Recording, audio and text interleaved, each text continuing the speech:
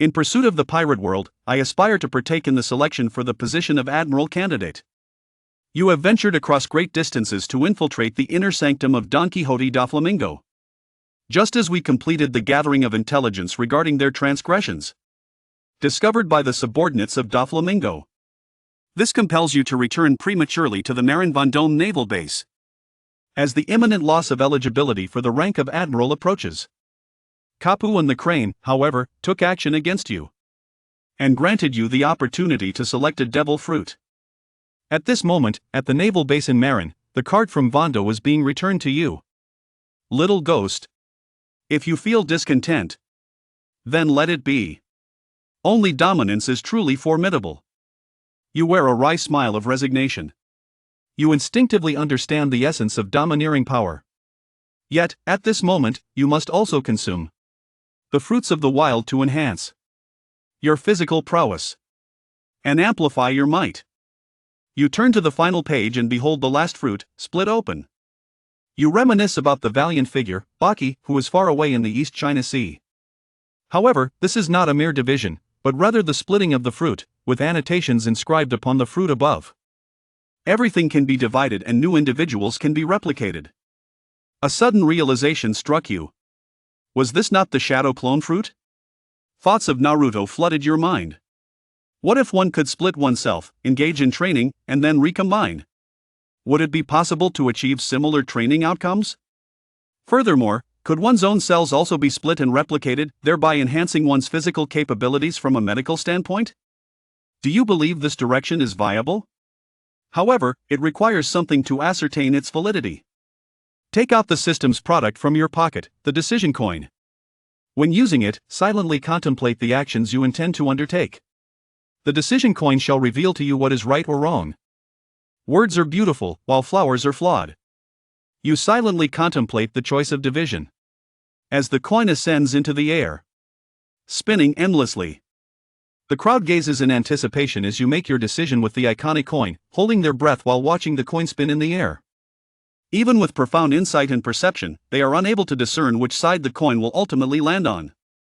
This is the force derived from the law of causality, obscuring the judgment of the masses. Only at the moment when it strikes the ground with a resounding thud does everyone realize what the coin truly is? The Crane General gazed at the hard ground and spoke, "Is it the character? Have you made your decision?" A smile from you, holding the final page of the list. "This is it. The fruit has split open." Kapu then directed his attention towards the fruit of your choice. The curious Peach Rabbit and Tea Pig gathered around, eager to discover what fruit had captured your discerning eye. After contemplating the explanation of the fruit, both individuals came to a profound understanding of your inner self. This may indeed be the most suitable path for you. Moreover, what they remain unaware of is that if one truly possesses the ability to split and create a second self, that entity would be capable of transferring the power of the system. You have selectively chosen the mainstream body cultivation system, with skills and resources configured primarily for the enhancement of physical cultivation. Yet, within the system, there exists a plethora of formidable frameworks awaiting his exploration. The Crane shall report the results, while in the office, warring states also receive the information. Behold the choices you have made, laid out before you in the form of the mission notification. Even if you become a substitute, you still have your own responsibilities to fulfill. However, the appointment letter in the hands of the warring states was bestowed by the 5 elders. The warring states sensed an unusual odor.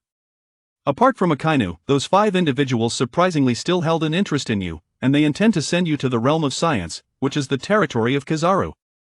In contemplating the warring states period, one might consider serving under the Yellow Ape, collaborating with the scientific battalions in their development endeavors, which presents itself as an admirable choice.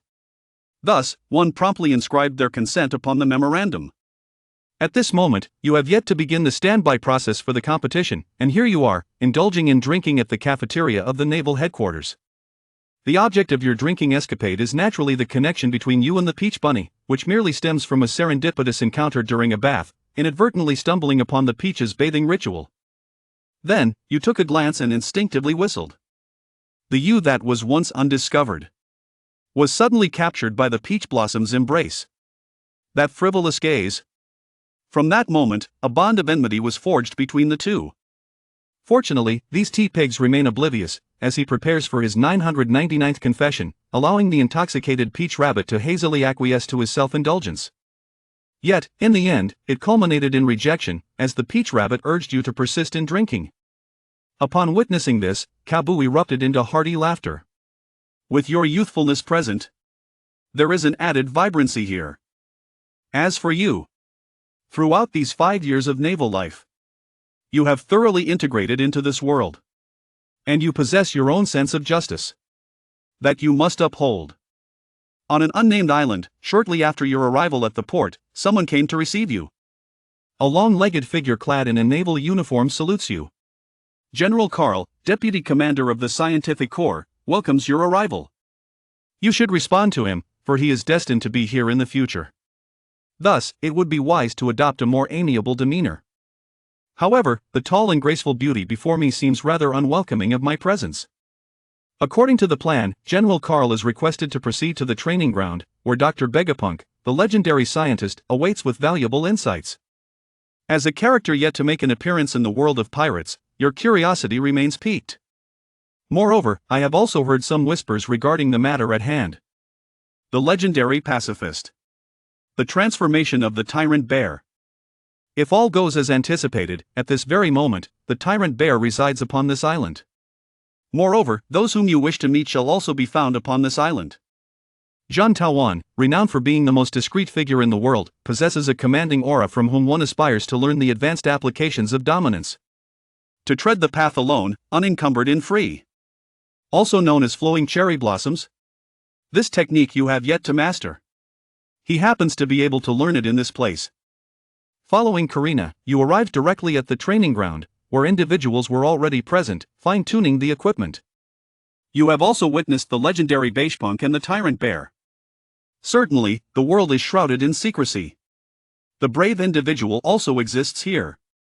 You cast a glance at Jean Taoan, who is destined to be the one he aims to conquer in the future.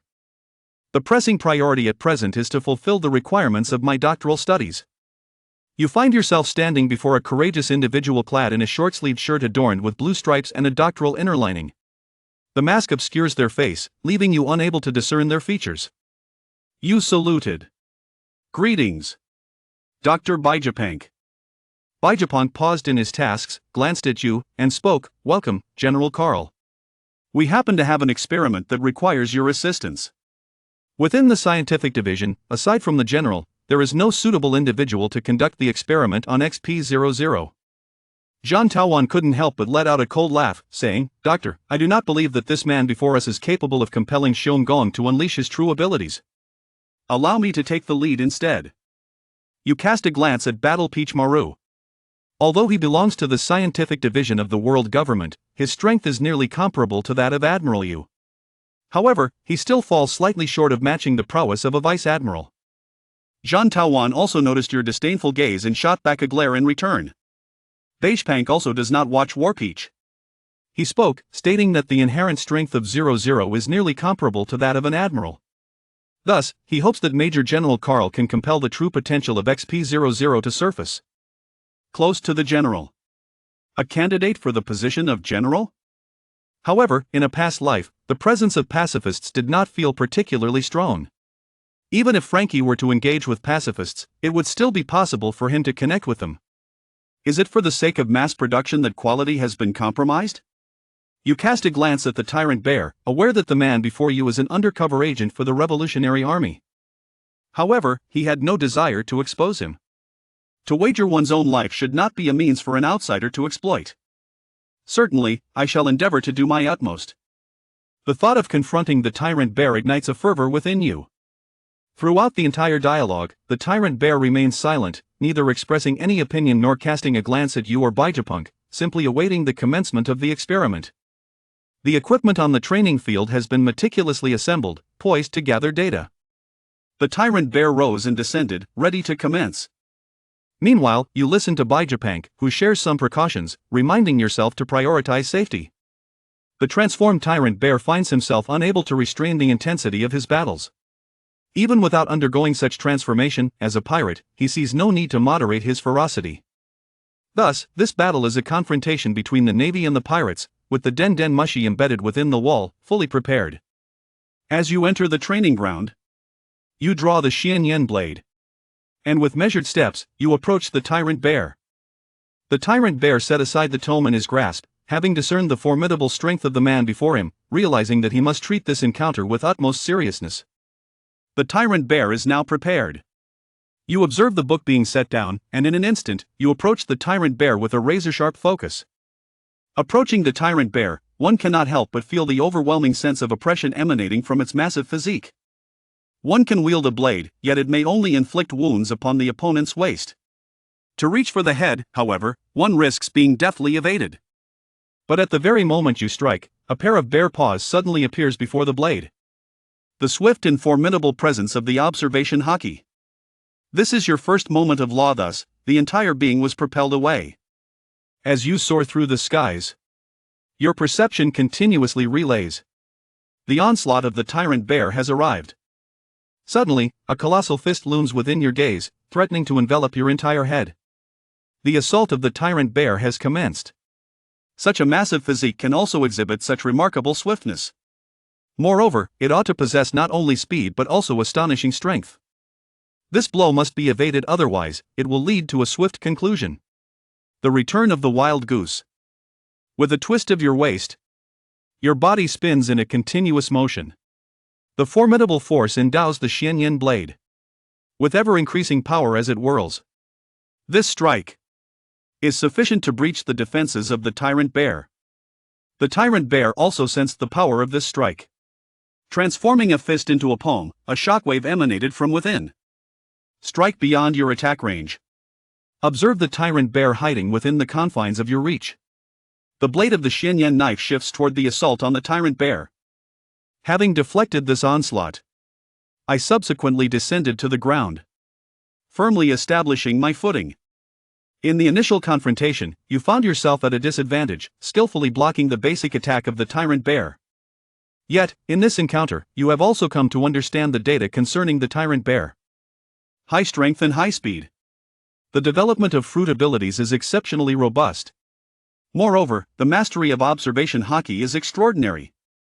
Thus, there is hardly any opportunity to discern weaknesses.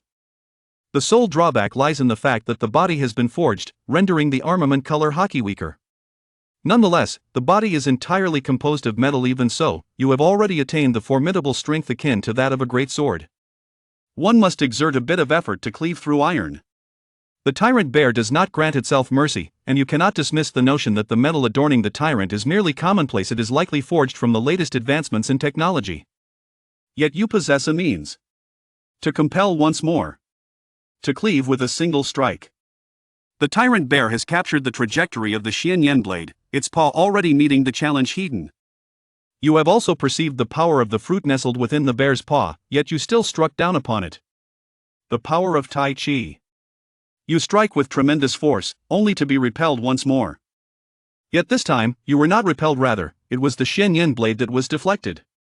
You spun gracefully, harnessing the power of Tai Chi, using a mere 4 ounces to deflect 1,000 pounds, thereby exploiting the Tyrant Bear's fruit ability to your advantage. With a swift, reverse strike, I cleaved down upon the Tyrant Bear's machinery.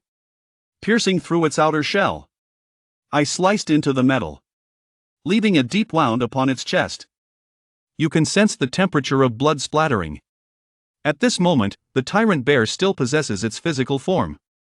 You have unraveled the fruit power of the Tyrant Bear. How is it possible? How could he possibly injure a bear? Zhang Taowan exclaimed outside the battlefield, fully aware of the formidable strength of the Tyrant Bear. He could scarcely believe that a young general such as yourself could inflict harm upon the mighty creature. Vegapunk gazed upon the battlefield, observing the fierce combat, though he could not comprehend the intricacies of the struggle. In the arena, your assault has already overcome the powers of the fruit, yet relying solely on your armament color is insufficient to breach the Tyrant Bear's mechanical form fortified by the armament color's dominion. Armament Haki belongs to the realm of human power. Logically speaking, Bartholomew Kuma, having been completely transformed into a cyborg, should no longer possess armament Haki. However, Vegapunk is orchestrating the balance between flesh and metal, ensuring the most efficient ratio of armament Haki and metal. With your presence, the future can serve as a template, allowing for repeated reference to corresponding proportions. Vegapunk is quite pleased with you. The armed color of the Shenyan blade clashes against the metallic form of the tyrant bear, leaving behind only faint wounds. The tyrant bear is utterly unaffected by Ren'Yi. Instead, after each successful assault, it reveals its own vulnerabilities, ultimately falling prey to the attacks of the tyrant bear. Fortunately, it is your relatively petite physique and agile movements that enable you to evade attacks. A single strike may prevent a multitude of blows. You are aware that if this continues, it is only a matter of time before an error occurs, allowing the opponent to seize the opportunity to deliver a devastating blow. This battle is one where each side stakes their very lives. You must change your tactics. The swift strike of the wild goose targets the tyrant bear's eyes. This attack strikes at its vulnerability, compelling the tyrant bear to evade. In a moment of urgency, the ability to teleport using the fruit power was swiftly employed. This was also the reckless display of the tyrant bear as it engaged in combat with you. Your assaults bear little consequence upon him, while your own attacks pose a significant threat. As long as your strikes remain perilous, the tyrant bear can withdraw at any moment, creating distance between itself and you. It was also within your expectations that he could conveniently unleash his abilities. The dark goose and the heavy blade. With a gentle stroke of the fingers upon the Shenyan, the armed color of the Haki flows into the blade. In an instant, the Shenyan knife transforms, expanding in size. From a standardized goosefeather knife to. But such a cumbersome blade. How can one strike the tyrannical bear that can teleport? You close your eyes, preparing to unleash your second skill. In the realm of absolute tranquility, you find yourself immersed. Your perception and aura dominate within a radius of 5 meters, capturing all that transpires within this domain. The tyrant bear has also perceived your current state of formidable strength, particularly the obsidian broad blade, which it believes is sufficient to breach its defenses. And this is also your most formidable weapon, swiftly approaching the tyrant bear in an instant. Under the looming threat of death, the tyrant bear evades its peril, instantly shifting to escape. Yet the tyrant bear has already entered your domain. A mere instance of teleportation is nothing more than a maneuver utilizing elasticity. It is not a spatial transition. Thus, you have discerned the location of the tyrant bear. Come to a halt and sprint towards the point where the tyrant bear has landed. You have already grasped the pattern from the moment he engaged in combat. During the act of teleportation, one must inevitably make contact with the ground, and there must also be a requisite duration for exertion. Thus, the moment the tyrant bear makes its appearance is your opportunity to strike. The tyrant bear sensed the formidable strike before him. Unable to evade the impending force, he could only brace himself to endure it. The entirety of the armament Haki converges within his palms. With a forceful thrust of both hands, his colossal physique, augmented by mechanical strength, unleashes the formidable power of the tyrant bear. You sense the blade's edge approach. Sliding downwards, the blade cleaves through the tyrant bear's form. The enhancement of armament Haki upon flesh and blood is significantly greater, and a substantial portion of this Haki is utilized to shield the palm. At this moment, the defensive capability of Bartholomew Kuma's hand surpasses that of other parts of his body. Your offensive power has already dissipated. Now it is the tyrant bear's turn to unleash its strength. The elasticity bestowed by the fruit's ability is beginning to awaken. The tyrant bear perceives your strength waning, preparing to repel you. However, with its keen observation, it detects your movements and promptly retracts its fruit-based abilities, then swiftly teleports away. But I have already forgotten. As you wield the force of the spring, the broad blade in your hand whirls around, continuously tracking the tyrant bear's position. In the state of the empty mirror, you possess an intimate understanding of the tyrant bear's whereabouts. Moreover, the power of Taiji is categorized under the realm of cosmic techniques rather than conventional skills, thus allowing it to coexist harmoniously with other abilities. A swift strike, like a fleeting swallow, anticipated the position of the tyrant bear. The blade sliced through the air, producing a piercing whistle as it passed. In the astonished gaze of Jontameru, the blade struck violently against the tyrant bear, sending it soaring through the air. Jontameru beheld for the first time the ferocious tyrant bear, now sprawled upon the ground, with 2 deep gashes marring its form and the metallic components adorned with delicate traces of blade marks. The mysterious wild goose disperses the power of his armament color, which can only be sustained for 30 seconds. After utilizing it for 10 seconds, he relinquishes it. This represents the utmost limit for ordinary individuals, possessing the ability to inflict harm upon sea monsters within a brief span of time. Yet, this proves to be of little consequence. Before me stands this creature, a being forged in the crucible of creation, its form wrought of iron and steel. You have left behind two rather formidable challenges, both of which were thwarted by metal barriers. At most, you have merely expended some durability of your equipment and a modicum of physical resources. In comparison to your formidable mastery of the advanced Haki and physical prowess, you possess no other semblance of hope for victory. This may indeed be the prowess of the esteemed general in waiting. Furthermore, if one is familiar with him, simply avoiding his period of explosive power will significantly mitigate the damage in battle. You are prepared to suspend the experiment. Continuing further may lead to personal embarrassment. However, the tyrant on the opposite side, Bear, showed no signs of relenting. You could only cast your gaze towards Vegapunk. Vegapunk grasped the microphone. General Carl. The experiment has yet to reach its conclusion. Please, continue. Furthermore, XP00 has already entered. Additionally, XP00 has made its entrance. Moreover, XP00 has arrived. Exercise caution, please. You lack the time to ponder. Yet the overwhelming aura of your presence is swiftly perceived. As you arrive in all your might. Countless waves of bear claws surged forth, as you were taken aback by the response of Beishpank, leading you to withdraw from the Kongming mirror. A perilous moment approaches, as the bear's paw shockwave engulfs you in an instant. The training ground erupted with a cacophony of explosions. The smoke and dust envelop you in an instant. This is no mere haze. You have truly endured the impact of the bear's paw shockwave. Prostrate upon the ground. Mitigating explosions in other locations. Seeing that this situation cannot improve, and having just expended a significant amount of one's Haki, one cannot allow the tyrant to continue to deplete one's strength from a distance. Yet the tyrant bear gave no thought to the matter, for upon its paw there coalesced a compressed shockwave, poised yet unlaunched, clinging to the bear's mighty claw. You recalled the individual from the neighboring set who was crafting dumplings, but there was no time for further contemplation. The tyrant had already materialized behind you, his bare paw descending ominously, while the other hand steadied itself upon you, poised to deliver a forceful strike.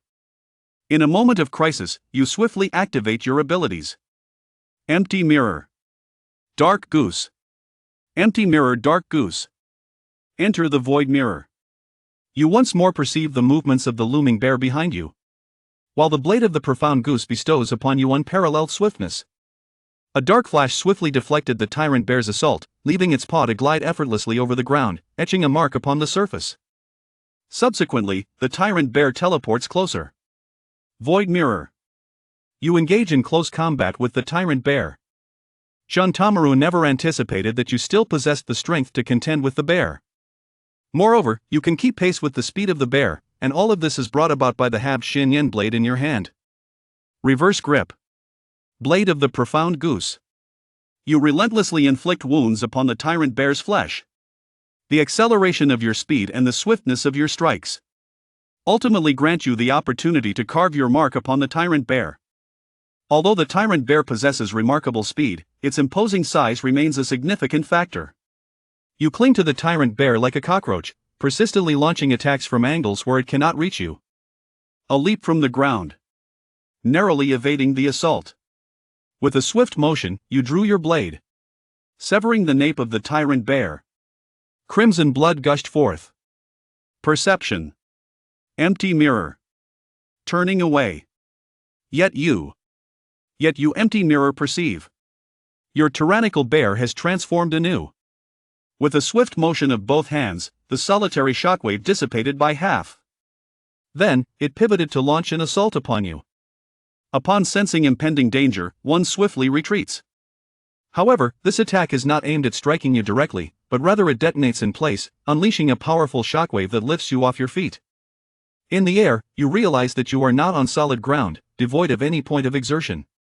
The tyrant bear seizes this moment, instantaneously teleporting before you, poised to strike.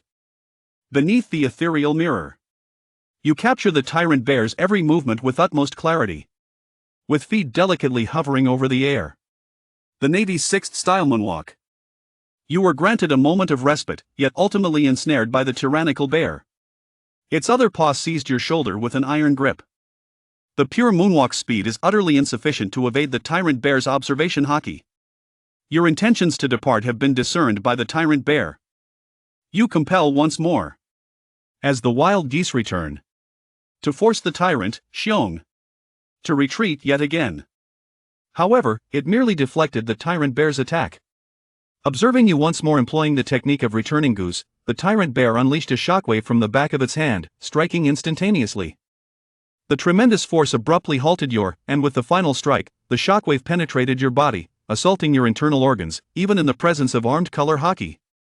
You fall heavily to the ground with but a single blow. These creatures can render you incapacitated. This is the stark distinction between ordinary humans and monsters. This is also one of your shortcomings. An excessive pursuit of aggression and speed has resulted in a deficiency in your own defense.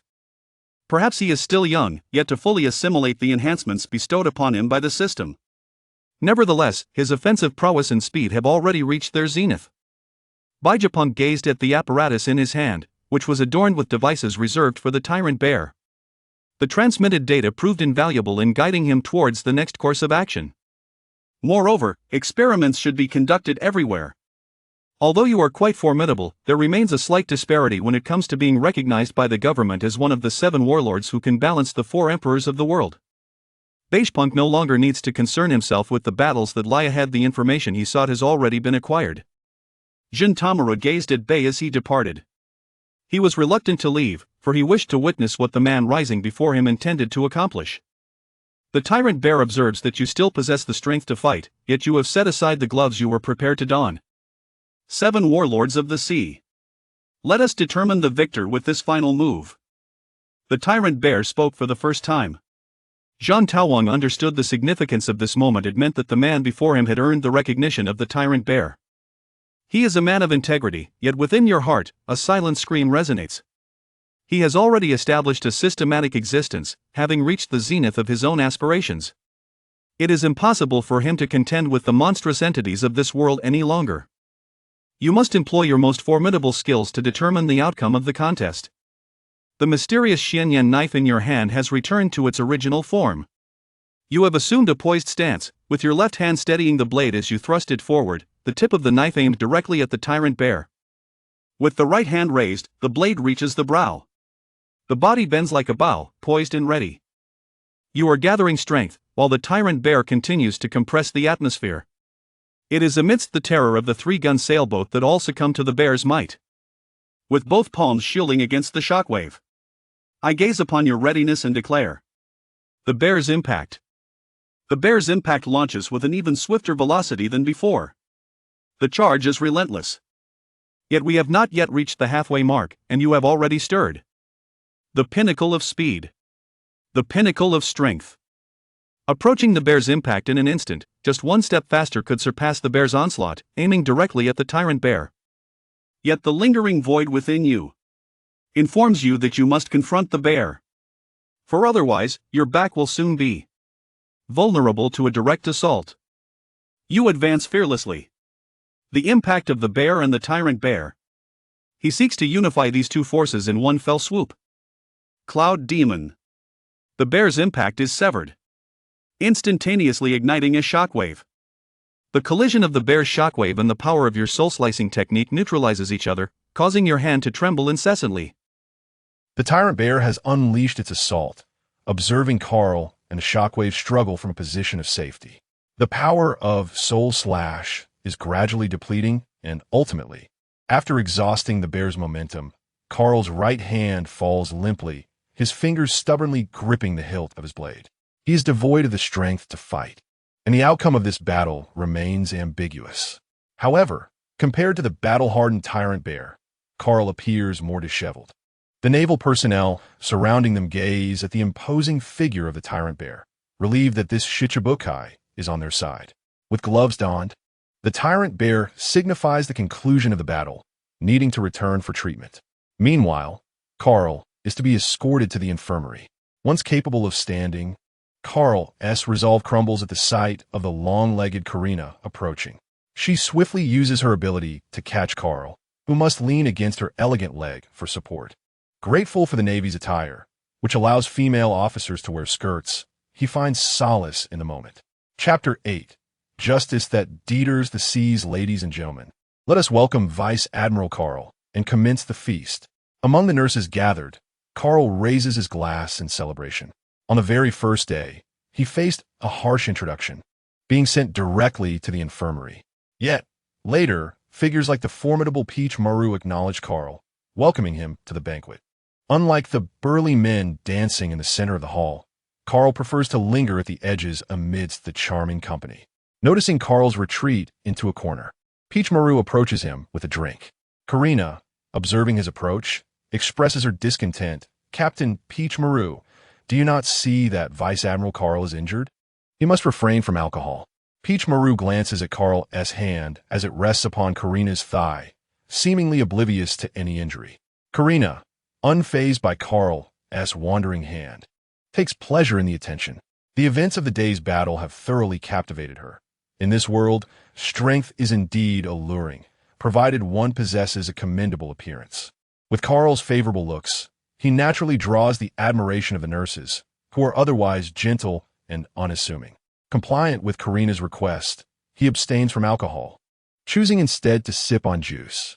Peach Maru then declares, "How can a man drink juice at a banquet? Carl, I admire you. Allow me to toast to you."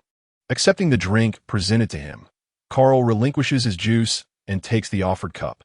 Peach Maru beams, and the surrounding ladies gaze at Carl in rapture, enchanted by his charm and charisma.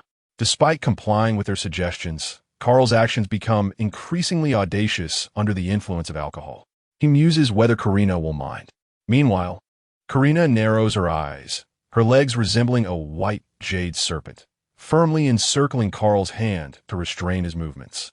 This drink proves to be quite intriguing. The full moon hung high in the sky as the revelry faded and the guests dispersed.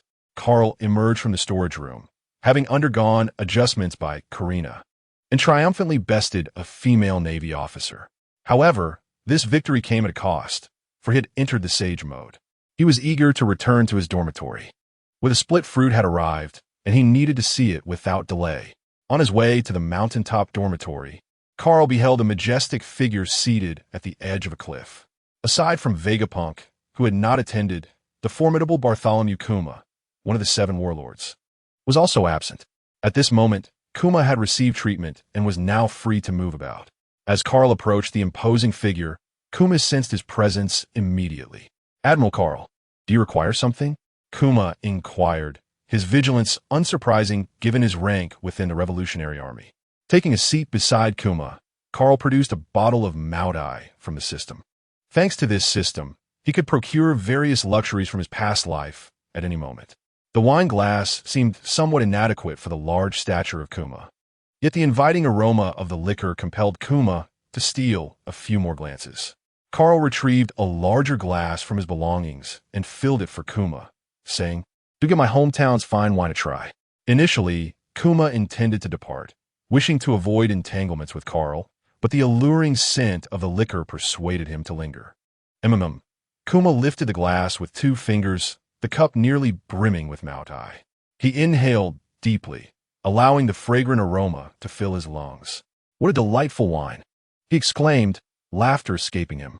Not only fragrant, but also quite potent. Carl, holding a standard wine glass, downed his drink in one swift motion. Kuma, emulating Carl, attempted to do the same, only to find the alcohol burning as it coursed through him, prompting a gentle cough to ease the awkwardness. Noticing Kuma's discomfort, Carl couldn't help but chuckle softly. "Mr. Kuma, it appears you quite enjoy it," Carl remarked as he refilled Kuma's glass. He held a deep admiration for this man who sacrificed so much for the Revolutionary Army's cause and intended to foster camaraderie rather than expose him. This time, Kuma took a small sip, savoring the flavors as they unfolded on his palate. "Admiral Carl appears youthful, yet he is quite remarkable," Kuma mused. Recalling his first meeting with Garp, those possessing the ability of observation, Haki truly were formidable. "It's manageable. Perhaps I have simply endured much. But tell me, Mr. Kuma, what compels you to cooperate with our Navy? Do you perhaps harbor a sense of justice?" Carl's words grazed the surface of Kuma's plans, prompting him to scrutinize Carl more closely. Yet he discerned no ulterior motives. merely a candid conversation. With this realization, Kuma lowered his guard, recognizing through today as confrontation that Carl was indeed a forthright individual. However, this did not imply he would divulge the Revolutionary Army strategies. Kuma countered, "What is your notion of justice, Admiral Carl?" He deftly sidestepped the topic while posing a question of his own. Carl, unperturbed, found himself pondering Kuma's inquiry for a moment. Arriving in the world of pirates, his own family had perished at the hands of these rogues. In the course of his missions, the so-called pirates were unequivocally criminals, as depicted on the bounty posters. Life and death were of no consequence. However, there exists a minority of pirates who engage in adventurous endeavors under the guise of piracy, much like the Straw Hat Pirates will do 2 years hence. Carl has consistently encountered those who wreak havoc on the lives of ordinary people, indulging in arson, plunder, and murder, embodying every conceivable vice. Naturally, he is also aware that the world government is not composed of virtuous beings. The exorbitant fees imposed by the celestial entities have driven countless nations to the brink of bankruptcy, forcing many civilians to abandon their homelands and turn to piracy. Thus, Carl refrains from judging justice through the lens of allegiance. In his view, the world government, which accepts payment yet fails to safeguard the common folk, bears no distinction from pirates. Their blade merely strikes the innocent first. The so-called justice is nothing more than a weapon wielded by those fools. Upon hearing Carl's words, Bartholomew Kuma's pupils dilated slightly beneath his glasses. As a high-ranking member of the Revolutionary Army, he has long sought an opportunity to find a partner within the Navy, and Carl before him exhibited signs of potential collaboration. However, Kuma felt it prudent to observe further, to ascertain the true nature of Carl. This world is vast, rendering it impossible to prevent the occurrences we find objectionable. Yet, if one possesses sufficient strength, they can achieve more and radiate further. Carl's assertions were not mere folly. One must acknowledge that Garp has realized such a dream. The East Blue, where Garp resides, is often dubbed the weakest sea. Yet it is precisely Garp's formidable reputation that serves to instill fear in that realm. The night's libations were still plentiful, and Kuma listened intently as Carl articulated his vision of justice. Chapter 9. The Battle of Consciousness. Carl returned to his quarters in a daze. As a Vice Admiral's lodgings, it was well furnished, with a living room, bedroom, and bathroom, all adequately equipped. He sipped a cup of hot tea to alleviate the fog clouding his mind. His gaze fell upon a chest in the living room. If all went as anticipated, it would contain the splitting fruit he desired. The judgment of the decision coin was never erroneous, prompting Carl to unlock the chest. This was one of the advantages of serving in the Navy. With a sufficiently high rank, one could leverage such a platform to acquire more. Upon opening it, a yellow fruit adorned with spiral patterns lay before him on the table. Carl, staring at the fruit reminiscent of a cantaloupe, felt uncertain about how to proceed. In the 9th installment, Kamifa consumed it peeled, while Monkey D. Luffy devoured it whole, skin and all. Having never tasted a devil fruit before, Carl found himself at a loss, gazing at the fruit for some time. Ultimately, he resolved to treat it as if he were eating a cantaloupe, slicing it open and consuming it as one would a normal fruit. The moment it touched his tongue, Carl felt a wave of nausea wash over him. The combination of various foods and alcohol surged within him, threatening to expel the contents of his stomach. Fortunately, he managed to suppress the urge. In a previous life, he had encountered analyses on forums suggesting that merely a bite of a devil fruit sufficed, while others claimed that consuming it entirely could enhance the likelihood of obtaining a superior fruit. Uncertain of the veracity of such rumors, Carl endured the discomfort and swallowed the entire fruit. In that instant, he was fully awakened, acutely aware of the transformations the fruit instigated. The first changes occurred in his mind, where he sensed fundamental information about the fruit beginning to emerge, as if the devil was whispering, revealing its capabilities. Awakening from a brief stupor, Carl once again felt the heaviness clouding his mind. In the fleeting moment before his collapse, he heard the system issue a warning. An unknown force was intruding, and the system was undergoing an update. The alarm echoed thrice, yet Carl remained oblivious, succumbing to unconsciousness as he lay sprawled on the sofa. His awareness retreated into the realm of consciousness, where he beheld a representation of his soul, being permeated by a force that caused a division within. Entering this realm for the first time, Carl witnessed his own fragmentation and initially assumed it was a normal occurrence. However, he soon sensed something amiss as two distinct voices began to manifest within his consciousness. The power of the devil fruit was cleaving his soul along the fissures of his fused essence, between the Carl of Earth and the Carl of the pirate world. Over the past 5 years, although Carl had grown accustomed to this duality, the two souls had yet to fully merge. The influences of their respective worlds clashed. The soul nurtured in a society governed by peace and law against that forged in turmoil and chaos. This clash of worldviews ultimately culminated in the being that was now Carl.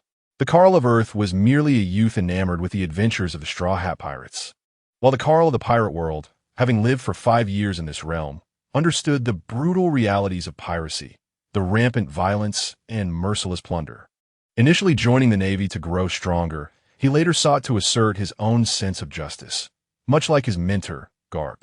At this moment, the devil fruit was actively delineating the conflicting aspects of his soul, separating them further. Realizing the gravity of the situation, Carl found himself powerless to halt the fruit's influence. He could only watch helplessly as he split apart, the two halves collapsing to the ground, locked in a stare. The Carl on the right scrutinized his counterpart on the left, reminiscing about the events of the past 5 years. How astonishing! He marveled at the capabilities of the devil fruit. The left Carl, with an unkind expression, recognized the imbalance. Their souls and mental prowess had been halved, implying that even his observation Haki was now diminished. If this fragmentation of essence occurred, his physical form would likewise be compromised, raising concerns about his aspirations to become a vice admiral or even an admiral. As his consciousness became wholly divided, the left Carl, influenced by the experiences of Pirate Carl and his own principles of justice, grew increasingly concerned about the Navy. Conversely, the right Carl found himself reminiscing about the past years, as if he had just arrived in the pirate world, more reminiscent of his previous life. The left Carl, with a disapproving gaze upon his counterpart, felt the emergence of two conflicting consciousnesses within him, unwilling to yield to the other. In a sudden burst of action, the left Carl charged forward and kicked the right Carl aside. Yet, both were manifestations of the same consciousness. Whatever the left Carl could do, the right Carl could replicate. In an instant, I grasped the significance of the situation, intercepting the left Carl's kick, then swiftly pulling back to disrupt his balance, executing a low whip kick aimed at his head. However, left Carl raised his elbow in defense, and right Carl's whip kick struck against the hard bone of his elbow, instantly eliciting a sharp pain, forcing him to retreat immediately. Left Carl, perceiving right Carl's sensitivity to pain, swiftly comprehended that any harm sustained within the realm of consciousness directly influenced awareness, thus intensifying the agony. Although left Carl would endure the same pain, he possessed a fierce resolve, relentlessly engaging right Carl in a reciprocal exchange of injuries. In that moment, right Carl found himself overwhelmed. The echoes of his past life weighed heavily upon him, instilling a burgeoning fear. Despite being two facets of the same individual, their divergence manifested subtle differences in temperament. Left Carl embodied the essence of a pure warrior, while right Carl resembled an ordinary person newly traversed into this realm. Though both wielded comparable fighting prowess, it was their willpower that delineated the disparity in their combat. Suddenly, left Carl conjured a mystical yin knife, intent on eliminating the Carl before him, striving for a singular consciousness. Recognizing left Carl's murderous intent, right Carl could no longer evade. "What you can do, I can do as well," he declared, summoning his own mystical yin knife. Armed with a weapon, right Carl felt a surge of confidence as he swung the massive blade toward left Carl. Yet, a crisp sound resonated as right Carl's knife shattered instantly, leaving him with a deep gash. Through the glimmer of the blade, right Carl glimpsed the murderous intent glimmering in left Carl's eyes. Left Carl resumed his assault, and this time, right Carl attempted to block with his newly manifested yin knife. Yet, it too was obliterated. Left Carl understood that the disparity between their blades stemmed from their respective willpower, yet he recognized the resilience of his counterpart, who had not yet yielded. Therefore, left Carl needed to find an opportunity to dismantle Right Carl's will. With a powerful downward strike, he shattered the yin knife. "You are merely a byproduct of a devil fruit, destined to fade away," Left Carl proclaimed. "Get lost. I have yet to experience the ocean, to savor freedom." Right Carl retorted, "We are, after all, the same person. Why must you hinder me?"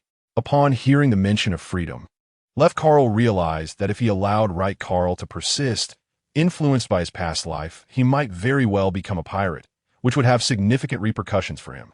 With renewed determination, he intensified his force, shattering the yin knife once more. Chapter 10. Motekaza. Left Carl's onslaught quickened, yet Right Carl's conjured yin knife matched the pace, successfully deflecting Left Carl's strikes. Left Carl recognized that no matter how fervently he attacked, his opponent's resilience kept pace. Thus, he understood that he must dismantle Right Carl's resolve from within. "Freedom?" Left Carl questioned. "Do you aspire to become a pirate, wreaking havoc and terrorizing the innocent? Have you forgotten the countless civilians you were unable to save over the years?" Triggered by the recollection, Right Carl recalled his first mission, where he was forced to watch as pirates brazenly oppressed the innocents before him, all to lure a bigger fish into the fray. For the greater good, for justice, for peace. Right Carl recalled his indifference towards those who cried for help, all for the sake of ethereal ideals. He exclaimed in anger, "Whether pirates exist or not is of no consequence. I simply refuse to be shackled. A man ought to be free." Upon hearing the word freedom again, Left Carl too was incensed.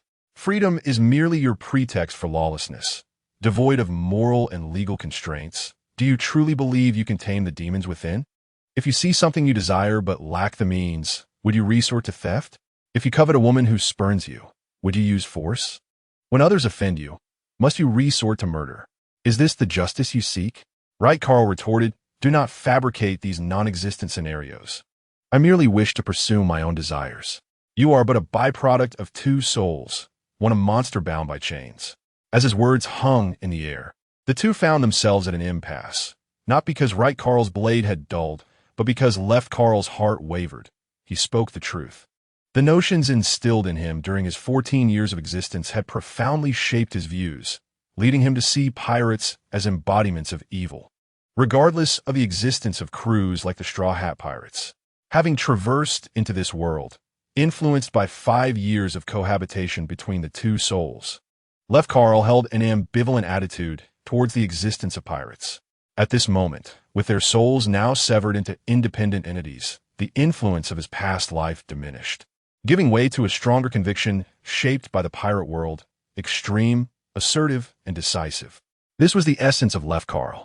Their standoff lasted only a brief moment, as Left Carl merely exerted himself, shattering Right Carl's blade. After forcing Right Carl back, Left Carl declared, "No matter how you argue, pirates are inherently malevolent. Do not be fooled by the romanticized portrayals of pirates in works like Pirates of the Caribbean or One Piece.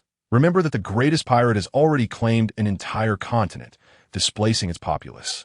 Therefore, recognize the reality, yield to me, and I will lead you to reign over these seas." Right Carl understood that the other spoke of the realities across the ocean of his past life, yet he found himself in the world of pirates. None of it pertained to him. He did not necessarily aspire to be a pirate.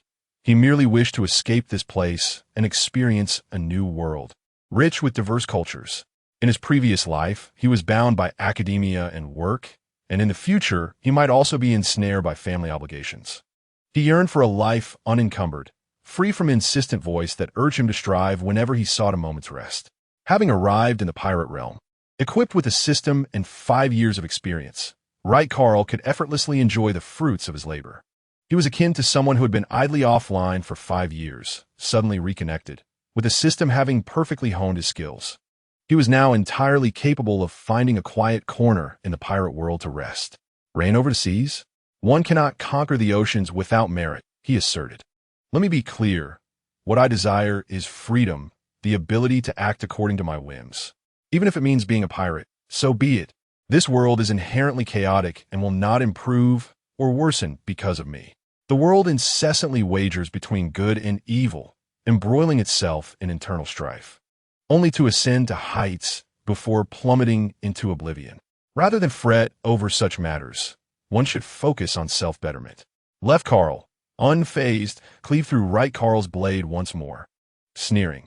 What gives your feeble will the authority to utter such words? This world is a realm of dreams. Those devoid of aspirations are pitifully fragile. My dream is to transform this world, a grand ambition that bestows upon me formidable strength. Right Carl, retreating steadily, found himself on the brink of collapse. Lacking any true dreams, he persisted solely on sheer willpower. The disparity between him and Left Carl lay solely in their resolve. If Left Carl could achieve it, so could he. Right Carl pondered his potential for retaliation, reflecting upon the past 5 years. He recalled Carp, the encounters with Luffy and Ace in Windmill Village, the iconic straw hat, the war atop the summit, Carp's regretful gaze, and the terrifying confrontation with the person that Dan had feared for a lifetime. Right Carl understood where his strength resided, the power of conviction. In the realm of consciousness, the two yin swords clashed with increasing intensity, and Right Carl began to proactively counter his opponent's assaults. With a powerful strike, the two swords shattered. Right Carl delivered a punch that felled Left Carl. Glaring at the fallen figure, he declared, Luffy is destined to be the pirate king, and Ace shall not perish. Countless souls in his past life had believed in Luffy's ascension to the throne, mourning Ace's demise. Even Right Carl, deeply influenced by his former existence, found no surprise in this. Left Carl remained impassive, for it was too late. A luminous membrane formed between the two Carls, separating them. Left Carl had been vigilant about his physical condition, which was undergoing the transformation brought about by the split fruit's powers, now fully ruptured. As their consciousnesses began to diverge, Left Carl would return to his original form, while Right Carl would enter the fractured body. They exchanged glances, aware that their paths would increasingly diverge. One would uphold his justice and reign supreme, while the other would seek to amend past regrets, positioned in opposition. Left Carl addressed Right Carl. From this moment forth, you shall no longer be Moat Carl or Moat Casa. We shall meet upon the vast seas. Subsequently, their consciousnesses re-entered their respective bodies. However, Carl's awareness within his original form recovered swiftly. Observing Casa still in the phase of merging consciousness and body, Carl refrained from executing him with the yin sword. He sensed that although his body bore the weakness of the rupture, it had slightly surpassed its limits. Drawing closer to those monstrous beings of the sea, the fruit's abilities remained with the original form, while the fractured doppelganger bore the side effects of the fruit without its powers. The gap between them would only widen. As for the events that were to unfold, he was aware. He wished to spare Carp any sorrow, and his own endeavors would not intersect with Casa's. Just as Carl contemplated how to deal with Casa, the phone bug in the living room rang. It was Karina, with whom he had shared a fleeting yet profound connection the previous night. Carl answered the call with an air of indifference. Hello. Karine was taken aback by Carl's aloofness, momentarily stunned, yet she proceeded to convey the matter at hand. General Kal, a supply ship has been seized by pirates, suspected to be the 9 Snake Pirates. Captain Mortomaru has yet to awaken, and I require assistance in terms of combat strength. Although Carl sensed that his body had yet to fully recover, he dismissed his concerns. Within the system, there were numerous potions capable of restoring him to peak condition. He could undertake this mission. Very well. I shall head to the port now. Without regard for the still fusing Casa, Carl departed. The living room was left with only more Casa. Chapter 11. The Path of Instrument Repair and the Mysterious Merchant. Suddenly, Mort Casa, who had been reclining in the living room, sat up to assess his physical condition. He had just regained consciousness, though his body remained in a state of slumber, akin to the sensation of being pinned down by a malevolent force. Thus, Casa was aware of the external circumstances and understood the words Carl had spoken to him. Instinctively, he summoned the system, and the familiar interface materialized before him. Casa exhaled in relief, but soon felt a disconcerting change. The name noted within his system had transformed into Mort Casa. Casa struck the sofa in frustration, exclaiming, "Why was my name changed?" The alteration of his name was a source of great humiliation for Casa. Recalling Carl's condescending demeanor in the realm of thought, a fire of resentment ignited within him. A rift had been established. Casa began to scrutinize his physical state. Just as Carl had surmised, his body had indeed consumed a devil fruit, acquiring its side effects, yet lacking the requisite abilities. Furthermore, his physical limits had become fixed, leaving no opportunity to surpass Carl. The realization chilled Cass's spirit. He could not match Carl in combat. Whatever skills he possessed, Carl shared. Moreover, bolstered by the Navy's might, Carl was far superior to Kassa. Well-versed in the narrative, Kassa found himself devoid of the events that transpired during this time frame. There remained over 2 years until Luffy set sail, and Ace would also embark this very year. Thus, Kassa's advantages dissipated. However, he noticed his balance. Berries, 95, 060. Soul coins, 3, 626. The initial situation appeared promising, and this figure was evidently half of his previous balance. Following the system's rupture, his balance had been partitioned, leaving Kassa a glimmer of opportunity. Yet, to surpass Carl, he would require soul coins. In the circulating market of berries, all items were shared: weapon upgrade stones, yacht fuel, white and blue skill books, as well as white and blue items. The products within the shop system were categorized by color: white, blue, purple, gold, and red, corresponding to the ordinary weaponry of the pirate world, fine blades of 50 craftsmanship, great swords of 21 craftsmanship, supreme great swords of 12 craftsmanship, and levels beyond the supreme great sword. While the pirate world had yet to define a level surpassing the supreme great sword, Kassa surmised it would be akin to the stature of the underworld king. Furthermore, to acquire weapons and skills that transcended blue weapons within the shop system, one would need to seek out the mysterious merchant, whose wares refresh perpetually, thus presenting an opportunity to outmatch Carl. However, Kassa has already acknowledged that he cannot surpass Carl in physical prowess.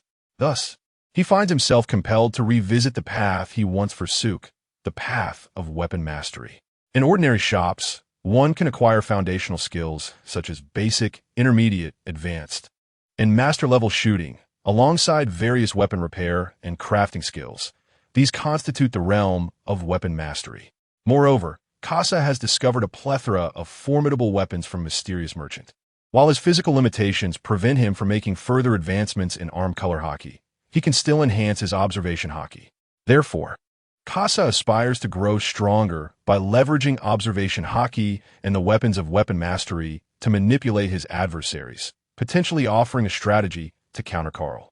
Upon clarifying his thoughts, Kassa hastily devised a training regimen. Although he still possesses Carl's skill set, his physical limitations and weakened state confine his strength to that of a mere colonel. His financial resources are insufficient to procure the 9-turn recovery pill necessary for rejuvenation.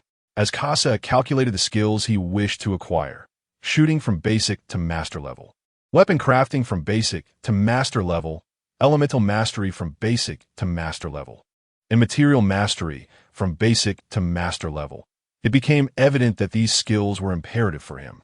Shooting skills directly influence combat effectiveness, while weapon crafting pertains to Kassa's future offensive capabilities and combat agility.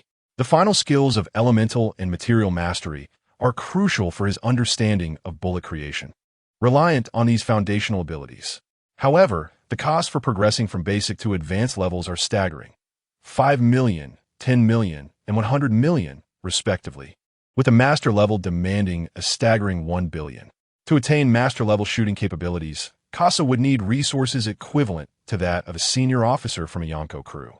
Furthermore, elemental mastery is particularly exorbitant, priced at 10 million, 50 million, and 500 million, with a master level costing 20 billion. With only 90 million berries at his disposal, Kassa finds himself woefully short of the necessary funds to elevate these skills. Just as he feels despondent, the system alerts him. The mysterious merchant has appeared this month. Please seek out the mysterious merchant on the island to discover this month's exquisite offerings. Unlike the items in ordinary shops, which can be purchased with sufficient currency, the wares of the mysterious merchant hinge on a degree of fortune. Kassa resolves to first visit the mysterious merchant, aware that he possesses a considerable amount of soul coins, ample enough for extravagant spending. In the shop system, berries must be converted into system berries, while soul coins are obtained by vanquishing enemies and transforming their souls into soul coins. Based on his observations over the past few years, and according to the bounties issued by the Navy, Casa deduces the following values. For pirates with bounties under 10 million berries, their souls are worth 124 soul coins. For those with bounties between 10 million and 100 million, the worth is between 300 and 500 soul coins.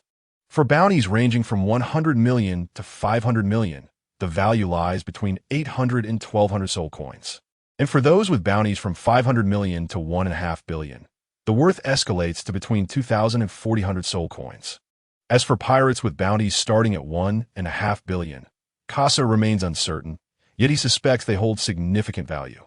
Fortunately, when Carl departed, Karina only informed him, leaving others oblivious to Carl's voyage. As Casa meandered alone upon the ocean, he felt no sense of dissonance. While searching for the enigmatic merchant, he devised a plan and located the naval treasury.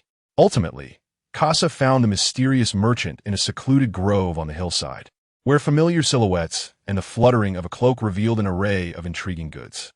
The wares shimmered in shades of blue and purple, with blue predominating and purple comprising merely a quarter of the offerings. Casa possessed enough soul coins to procure a purple weapon and skill as he perused the merchandise, contemplating his future path in weapon mastery. The paths of weapon mastery were manifold, categorized by offensive attributes into elemental and ballistic types, by combat style into melee and ranged, and by operational complexity into mechs and various firearms. With only 2 years remaining, Casa was determined to alter the course of the world during the Marineford War and rectify past regrets. Thus, he needed to swiftly enhance his combat prowess and hunt pirates upon the high seas, continually amassing soul coins to seize opportunities that transcended Carl. Casa oscillated between two items, confronted with a choice. To the left lay the blue weapon, the twin guns of the Wind Falcon, which could be upgraded. Elemental ammunition would generate automatically, with a maximum reserve of 30 rounds, a firing rate of 2 rounds per second, and no recoil. It could also be loaded with standard magazines, achieving a firing rate of 4 rounds per second, albeit with recoil. To the right was the purple weapon, the Tech Maniac's hand cannon, incompatible with elemental ammunition. It boasted 6 rounds, immense power, and considerable recoil. After a moment contemplation, Casa opted for the twin guns of the Wind Falcon, appreciating its affordability and potential for growth. With his remaining funds, he decided to acquire another item, the lock pin, the only fixed item on the merchant's shelf, priced at 200 soul coins, serving solely to secure an item and prevent its refresh. The item Casa chose to lock was indeed the Tech Maniac's hand cannon. Upon acquiring the twin guns, Casa's soul coin balance dwindled to 996, a sum insufficient for any worthwhile item, prompting him to withdraw from this shopping endeavor. Observing Casa's lack of purchasing power, the mysterious merchant emitted a chilling, disdainful laugh and withdrew his cloak. Casa regarded the twin guns of the Wind Falcon as his inaugural weapon for weapon mastery, a tool he would wield against Carl in future confrontations. The thought of Carl ignited a fierce bitterness within Casa, compelling him to contemplate leaving a thorn in Carl's side upon his departure. Chapter 12. The frenzied Bailey. As Casa journeyed toward the treasury, he chanced upon Tyrant Bear, who scrutinized him momentarily, sensing something amiss. Casa felt a twinge of anxiety, yet recalling that he was no longer part of the Navy, he reassured himself that Tyrant Bear was an ally, not an adversary, and approached him with a greeting. General Cal, did you not depart the base this morning? Casa's heart raced. Perhaps he would not be discovered by others. However, as an undercover agent of the Revolutionary Army, Tyrant Bear could hardly overlook the movements of pivotal figures on the island. Thus, he was well aware of Carl's weakened departure from the island that very morning. Casa was acutely aware that his forthcoming actions would inevitably unveil his true identity. Rather than conceal it, he opted for sincerity. After all, the Tyrant Bear was backed by a formidable force, the Revolutionary Army. I am but a clone born of the split fruit. Today, I depart as my original self. The split fruit? The original? Indeed, but I am not well acquainted with Carl. You may refer to me as Motekaza. Then, Motekaza, what is your purpose on this island? The Tyrant Bear's tone was inquisitive, yet devoid of menace. Casa's observation Haki remained intact, allowing him to sense the underlying tension. Nothing of great consequence, Mr. Tyrant Bear. While we shall not disclose your identity, I urge you to remain cautious of Carl. The Tyrant Bear's heart tightened at Cass's subtle warning regarding his identity, especially the caution concerning Carl, the original. I have had a falling out with Carl, so should the opportunity arise, we could collaborate. Farewell, Mr. Tyrant Bear. Kassa departed, lost in his thoughts. For a fleeting moment, the Tyrant Bear contemplated eliminating Kassa, but he hesitated, knowing that the latter was merely a clone. He feared that any aggressive action might provoke Carl into taking further measures. However, Kassa's warning inspired the Tyrant Bear to devise a different plan. Meanwhile, Kassa, guided by several naval officers, arrived at the treasury. Although he bore Carl's identity, he was still under close surveillance, with the Din Mushi overhead monitoring everyone within a vault. Kassa accepted the naval officer's inventory, having just informed them that he was conducting a surprise inspection of the treasury stock at the behest of Admiral Sengoku. With Sengoku as a pretext, Kassa successfully acquired the treasure inventory from a vault. Apart from cash allocated from military salaries, the treasury housed numerous treasures from nearby pirates. However, Kassa had no use for those riches. His sole focus was on the belly. He instructed the Navy to escort him to the belly vault, ensuring the authenticity of the funds without any deceit involved. Under Kassa's commanding presence, the naval officers complied, while the Din Mushi on the wall continued to observe Kassa and his entourage. Kassa remained vigilant of the Din Mushi, mindful of his first operation, which required careful consideration of his escape timing. After completely igniting the belly, he would need to remain on-site for an additional minute to allow for the replenishment of the belly. Thus, he had a mere 5 minutes. Regardless of how much belly he burned, he must leave promptly. With Bartholomew still present on the island, lingering too long could potentially expose his hidden agenda. Kassa was reluctant to confront Kizaru before he had fully matured, as the latter could be considered his nemesis. Kassa had already procured potent fire oil, incendiary bombs, and smoke bombs from a common store. Upon arriving at the treasury housing the belly, Kassa observed the heavy iron door and realized that the interior was likely sealed, potentially lacking oxygen. He had purchased an oxygen tank from a regular shop, the size of a potion, which would release a substantial amount of oxygen upon activation. Pushing open the vault door, Kassa was immediately struck by the arid atmosphere within. Stacks of bills, each representing 100,000 belly, lay upon the iron shelves. The Navy was instructed by Kassa to wait outside for an inspection, while Kassa, during the examination, released oxygen tanks and powerful kerosene. The sailors stationed outside the vault merely sensed a gust of wind emanating from within, as the oxygen from Kassa's tanks displaced the stale air inside. Kassa estimated that there was approximately 2 billion within the vault. Should he fully recharge, most of his skills could be upgraded to advanced levels, with a couple reaching mastery. He spread kerosene throughout the entire vault, and the sailors outside finally detected something amiss. Admiral Carl, there seems to be a peculiar odor, one noted. The potent kerosene chosen by Kassa bore a subtle hint of lemon, prompting the sailors outside to take note of this strange scent. It's all clear on my end. We can leave now, Kassa declared. He set a timed device and knew he had to remain within a 20-meter radius of the ignition point to receive Bailey's recharge. Upon exiting the vault, Kassa addressed the sailors at the door, "Take me to inspect other vaults to ensure nothing is overlooked." Just as the iron door behind him closed, a flash of fire erupted within the vault, igniting it entirely. The oxygen tanks Kassa left behind continually supplied oxygen, fueling the flames. Bailey flowed through the ashes into another realm. Kassa awaited the Navy's opening of another vault, which housed an array of exquisite high-level weapons and materials, all of which were essential to him. A minute later, Kassa received a notification from the system. "Congratulations, recharge successful." The continuous successful recharges reminded Kassa that his plan needed to be expedited. Soon, alarms blared throughout the vault, and everyone fell into a state of alert and confusion.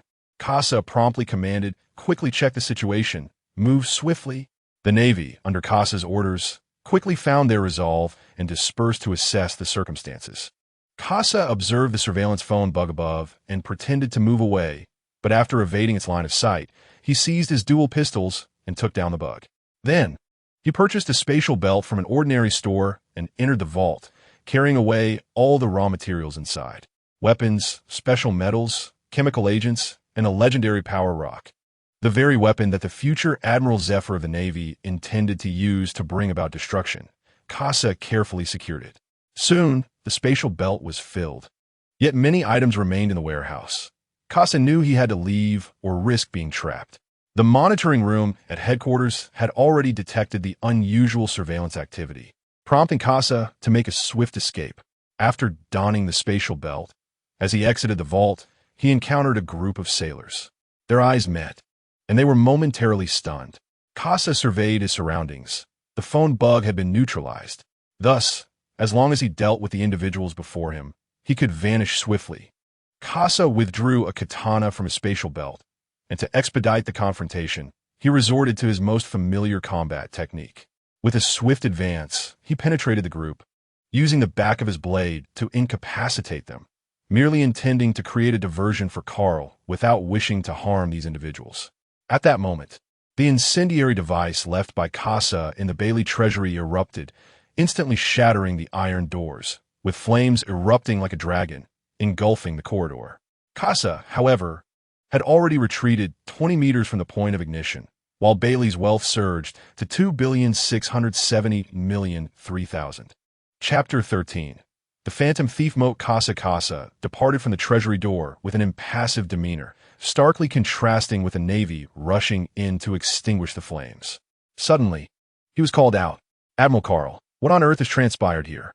Casa, already in the midst of his nefarious act, felt a surge of anxiety and tension, rendering him incapable of utilizing his observational prowess, and was thus detected by Momonosuke. Turning to face Momonosuke, Casa adopted Carl's tone, saying, "I heard there was a fire.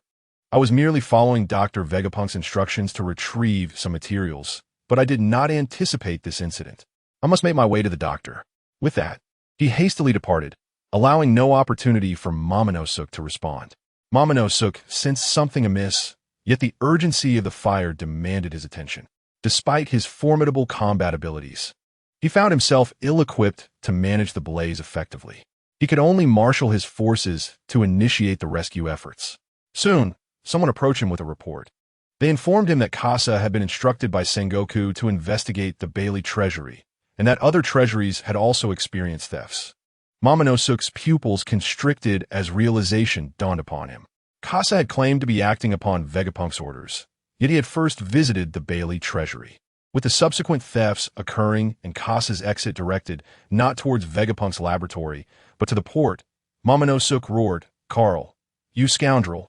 Everyone, quickly stop Admiral Carl. Prevent him from leaving the harbor." Meanwhile, Casa had already carved a white line across the ocean, departing from the port. As he gazed at the harbor, where alarms had just begun to sound and searchlights flickered to life, Casa wore a knowing smile, merging into the night. "Carl, do clean up my mess." On the other side, Carl found himself aboard Karina's warship, having just rescued the Navy personnel from a supply ship, though the supplies themselves had been lost. However, he had taken one person with him, a member of the Kuja pirates. In the ship's brig, before a woman bound and dressed scantily, Carl removed the gag from her mouth. Before he could speak, she erupted in anger. "Let me go at once, or else when the Empress arrives, you will all perish." Carl rubbed his temples, still recovering from a kick he had received from Empress Hancock. Yet she too seemed to have noticed a missing crew member from her ship. "Hold on, I am Carl. What is your name?" His calm demeanor subdued Chimera, the once ferocious little wild leopard, restoring a semblance of reason to her. "My name is Chimera, the vice captain of the Kuja pirates." "Vice captain? Then why were you so easily captured by Karina?" As this was mentioned, Chimera felt a tinge of shame. She had indulged in alcohol and subsequently collapsed among the hostages, returning alongside the unconscious Navy personnel. Once the Navy regained consciousness, they discovered a woman from the Nine Snake Pirates mixed in with them. They promptly restrained her, and when Chimera awoke, she found Carl before her. "Enough of your rambling. If you do not release me soon, the Empress will undoubtedly seek retribution," she warned. Carl waved his hand dismissively, dispersing the scent of alcohol that lingered around Chimera. "I will return you to your comrades, as you are still a member of the Shichibukai. However, you must wait a moment." "Wait until when?" she inquired. Until our ship docks, at which point arrangements will be made for your return, he replied. Oh, if that is the case, then very well. Carl could hardly believe that the fierce nine-snake pirate before him was so readily accepting of his words. Nevertheless, if that were the case, matters would be easily resolved. He untied Chimera, but his observation Haki sensed an imminent threat as she launched an attack. Indeed, it was not so simple. Without hesitation, Carl subdued her and locked her in a cell, disregarding her furious tirade from behind the bars. Upon reaching the deck, the warship was nearing the port. The imprisoned Navy personnel erupted in cheers, believing their maritime ordeal was drawing to a close, and they would soon return to familiar shores. However, the situation at the port seemed amiss, as a multitude of people had gathered to greet them. This unexpected reception filled the sailors with a sense of importance. Carl, observing the port, furrowed his brow as his observation Haki detected a hint of malice. Something was amiss. Karina stood beside Carl and inquired, "What is happening, Vice Admiral?" Carl had an inkling of the unfolding situation and responded, "It's nothing, but I may need your assistance shortly." Karina's head filled with question marks. Yet she refrained from pressing further. Soon, the ship docked, and before Carl could disembark, a furious roar echoed. "Carl, you bastard! You burned down the entire treasury." Following this, an axe descended from above, striking Carl's head with tremendous force. He raised his yin blade to block it, though still weakened from the recent ordeal with the split fruit. After deflecting the blow from Captain Waratomu, he retreated and spoke. "Captain Waratomu, let us discuss this calmly." "Calmly? How could I possibly be calm? You have incinerated an entire year's worth of military salaries and research funds. Over 100 billion berries. When Casa departed, he had only set fire to 20 billion. The remaining 80 billion had now turned to ash."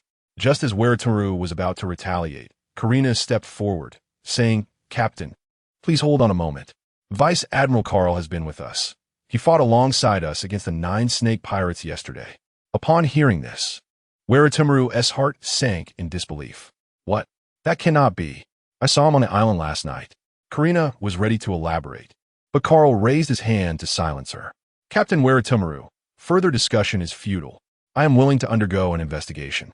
With that, Carl sheathed his yin blade and handed it to Karina, then proceeded to approach Waratomu. Observing Carl's apparent lack of resistance and Karina's assurance of him, Sabaody began to doubt whether the individual he encountered yesterday was indeed genuine. A small squad of Navy personnel in the infirmary had recently faced an assault, and Sabaody required their intelligence.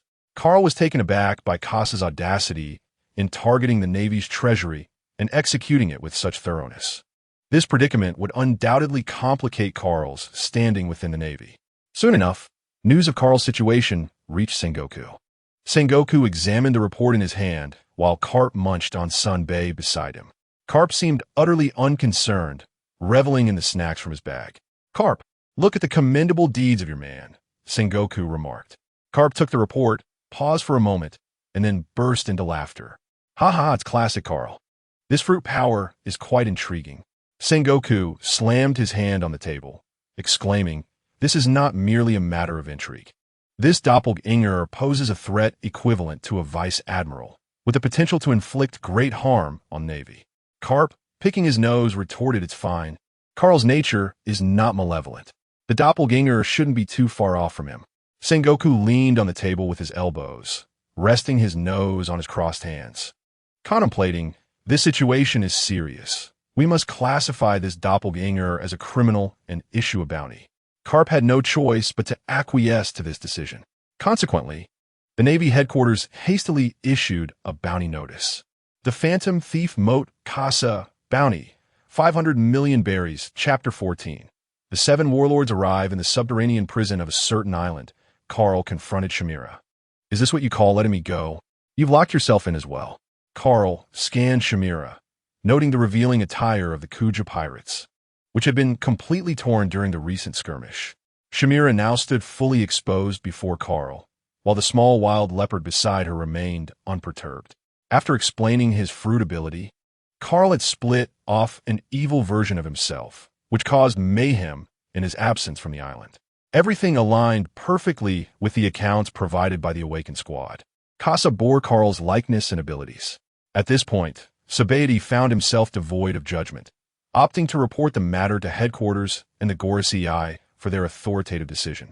Initially, the Gorosei advocated for Carl's execution, but later reconsidered, recognizing Carl's affiliation with Carp, who had previously aided the Celestial Dragons. Thus, the decision was delegated to Sengoku. Ultimately, a bounty was issued for a criminal valued an astonishing 500 million berries. Carl was astonished that Kasa's worth would be so high on his first bounty. Shortly thereafter, Karina arrived outside the cell, preparing to free Carl. Carl flexed his wrists and addressed the still prostrate Shamira. "Get up. I'm ready to take you back." Shamira was taken aback. She had always presumed Carl was deceiving her, but it appeared to be true. Carl turned to Karina and instructed, "Provide her with a set of clothing. This is rather indecent." Behind Karina, the Navy personnel displayed a sense of disappointment. Although the dimly lit cell obscured Shamira's features, her vague silhouette was enough to ignite their fervor.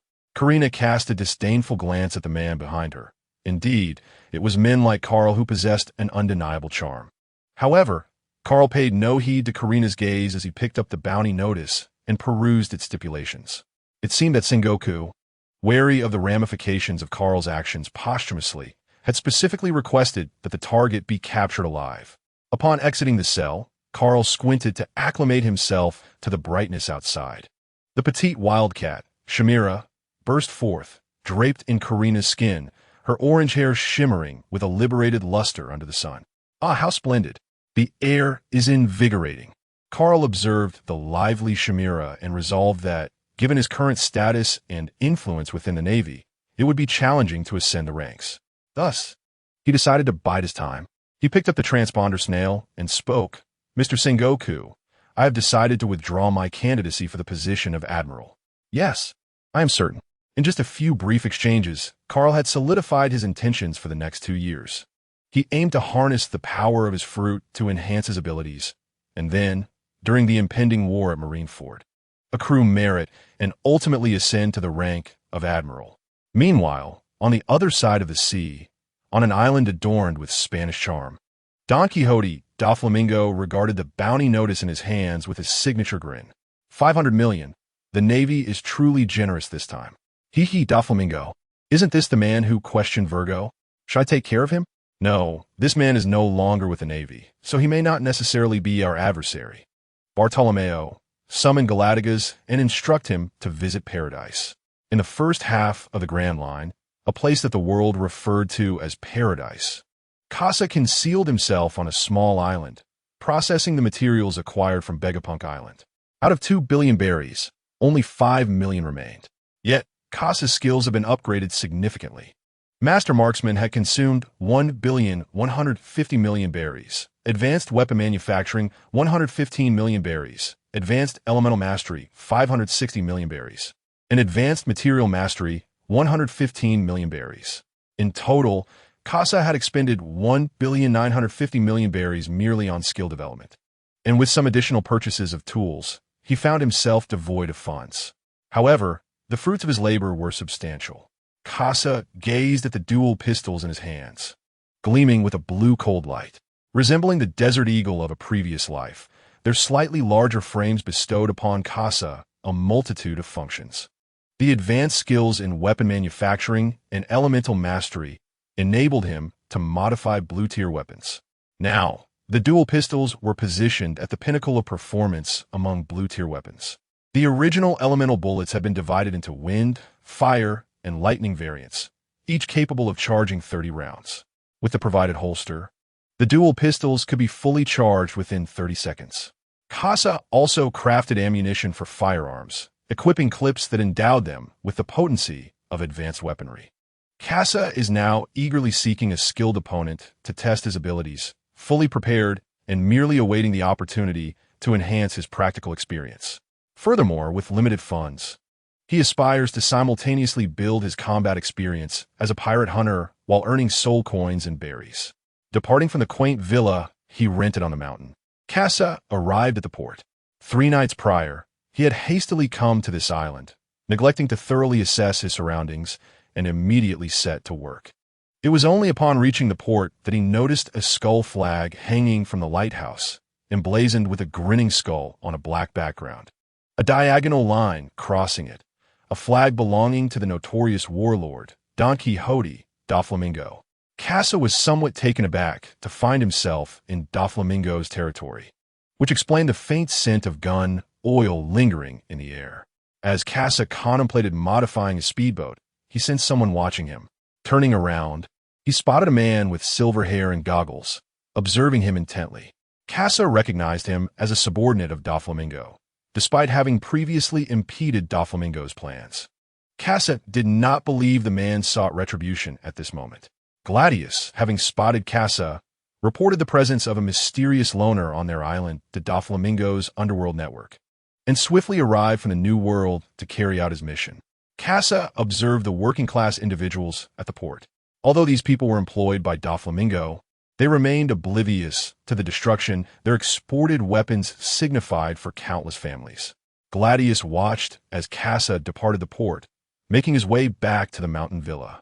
He followed discreetly, aware that Casa had sensed his presence, merely wishing to find a more suitable location for conversation. The two men arrived at the mountain villa, where the properties belonged to Doflamingo's followers. Thus, faced with the legendary subordinate, Gladius, the onlookers naturally displayed their respect, standing beside him in hopes of seizing an opportunity to venture into the New World. Chapter 15. The man with an 800 million bounty, the phantom thief Mort Casa. Our young master wishes to invite you to join our family. Please gather your belongings and accompany us. Casa had a vague recollection of this explosive man, limited to his fruit abilities. It soon became apparent that he was an ardent admirer of Doflamingo, mistakenly believing that Casa would comply simply because Doflamingo had spoken. Casa regarded Gladius with a cold glance as his entourage began to jeer. How dare you? Lord Gladius has made an offer, and you still hesitate to prepare. Curse it. I too wish to be invited. If I eliminate this individual before me, might I not also receive an invitation? Hey, hurry up and follow Gladius. Before the final words had left their lips, Casa had already drawn his gun and fired. In broad daylight, a single gunshot silenced the raucous assembly. Gladius felt a jolt of apprehension. He had not anticipated Casa's sudden aggression, nor that he would aim at one of his closest subordinates. The mask was splattered with the remnants of shattered brain matter. In an instant, the fiery blast seared the brain matter, filling the air with the acrid aroma of charred flesh. What was it? Merely a warlord of the sea. Even now, Doflamingo's bounty remains inferior to mine, yet he dares to seek my allegiance. When Doflamingo's bounty was a mere 340 million, the Navy already recognized his potential and invited him to join the ranks of the warlords. Gladiolus observed as Casa disparaged Doflamingo, crossing his arms and flexing his forearms. If that is the case, I shall bring back a broken foe. In an instant, the battlefield erupted in a tremendous explosion, but Casa evaded the onslaught. However, the henchmen surrounding Gladiolus had already fallen, and Casa, standing at a distance, found no need to close in for an attack. Rather, he aimed to keep his distance and exploit it. I am the bomb human who has consumed the bomb fruit, capable of transforming inorganic matter upon contact into explosives. Thus, I cannot guarantee the integrity of your body. Explosive projectiles. Several projectiles shot forth from Gladiolus's sleeves, enhanced by the powers of his fruit. Yet to Casa, they posed no threat. The projectiles detonated, but Casa's observation Haki allowed him to perceive every detail with clarity. He deftly leaped into the air, while Gladiolus likewise ascended, beginning to unleash his arsenal of explosives. Casa effortlessly evaded each of Gladiolus's attacks, leading him to form a rough estimation of Gladiolus's strength, likely around a bounty of 150 million. However, as a subordinate of Doflamingo, the Navy had long ceased to issue a bounty on him. This had no bearing on Casa, as he relied on strength to gauge the value of soul coins. Thus, he was equally capable of hunting Navy members to acquire them. Having grasped the extent of his opponent's prowess, Casa prepared to counterattack. This time, Casa did not retreat from the incoming explosive projectiles. Instead, he stood before them. With a gentle flick of his finger, he adjusted the indicator on his twin pistols, switching from fire to wind projectiles. Aiming at the explosive projectiles, he pulled the trigger, releasing a compressed hurricane that redirected the projectiles back toward Gladiolus. The explosive projectiles landed around Gladiolus, triggering a series of chain explosions, yet they had no impact. How could the bomb human be harmed by his own explosions? Navartalas, Gladiolus Sansacajas Provocation. The steel helmet atop his head swelled dramatically, amplifying the force of this explosion significantly compared to the previous ones. Helmet explosion. Casa did not shy away. He simply raised his twin pistols and fired twice in rapid succession. This time, no hurricane erupted from the barrels. Instead, a powerful ball of compressed wind detonated after a brief delay. The wind ball pierced through the sharp fragments of the exploding helmet. Casa tested his defensive capabilities, finding them remarkably effective. Gladiolus sensed something amiss. His tactics were utterly futile, and he felt a menacing aura.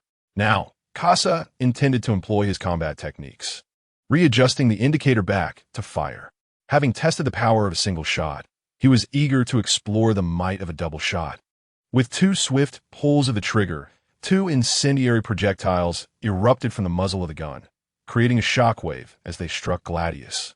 In that fleeting moment of contact, the compressed flames erupted violently, engulfing Gladius in a blazing inferno, transforming him into a fiery specter. A desperate scream echoed from Gladius as the charred areas of his body rendered him numb, yet an unbearable heat coursed through him. For an agonizing instant, he was enveloped in torment, his mind offering no respite as the flames consumed him for 2 eternal seconds. However, Gladius swiftly detonated the remnants of his clothing, utilizing the explosive winds to extinguish the flames that clung to him. Khazar, observing the half-living Gladius, prepared to fire once more, knowing that this shot would seal his fate. Gladius, fully aware of his impending doom, gazed at Khazar and uttered, "The young master will avenge me." Khazar adjusted the indicator, switching to the lightning round. Before Gladius could utter another word, a bolt of lightning pierced through his forehead with astonishing speed, leaving him only to hear the gunshot as his consciousness faded. Khazar received the system's notification, 820 soul coins acquired. He surmised that his initial assessment was accurate. Gladius possessed a strength exceeding 100 million berries, albeit not quite reaching 200 million, otherwise he would have earned 900 soul coins. At that moment, Khazar's soul coins had risen to 1650. Previously, his expenditure had been minimal due to his preference for blue weapons. Khazar had devised a plan for dealing with Doflamingo's subordinates. He sought not only to hunt formidable pirates for soul coins, but also to attract those from the New World, ensuring a sustained increase in his currency. Reflecting on the recent battle, Khazar recognized the impressive functionality of the wind round, while he had yet to unveil other combat techniques, such as augmenting the power of the fire round and executing displacement maneuvers. The fire round, while volatile, lacked speed, allowing those with keen observation to evade it. In contrast, the lightning round could catch opponents off guard, their reactions thwarted by its velocity, while also providing penetrating and paralyzing effects applicable in various combat scenarios.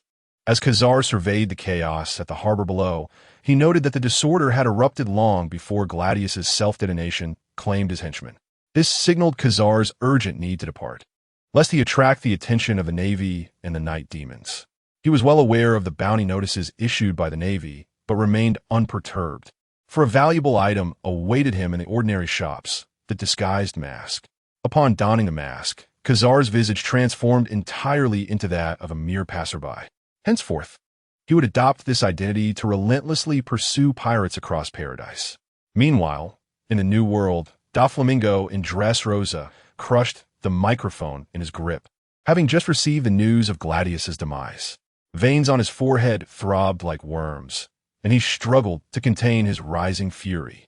Bafaro trembled beside him, and ultimately, Doflamingo could no longer suppress his wrath, unleashing his conqueror's Haki that shattered the glass around him. Motekiza was taken aback by the intensity of your hostility, culminating in a direct confrontation. Initially, Doflamingo merely believed that the other party had refrained from exposing Virgo, thinking it was merely an attempt to draw his attention. However, upon engagement, Doflamingo realized the grave miscalculation he had made. He issued a directive for the entire family in the dark underworld to pursue this man relentlessly, placing a bounty of 800 million on his head. Chapter 16.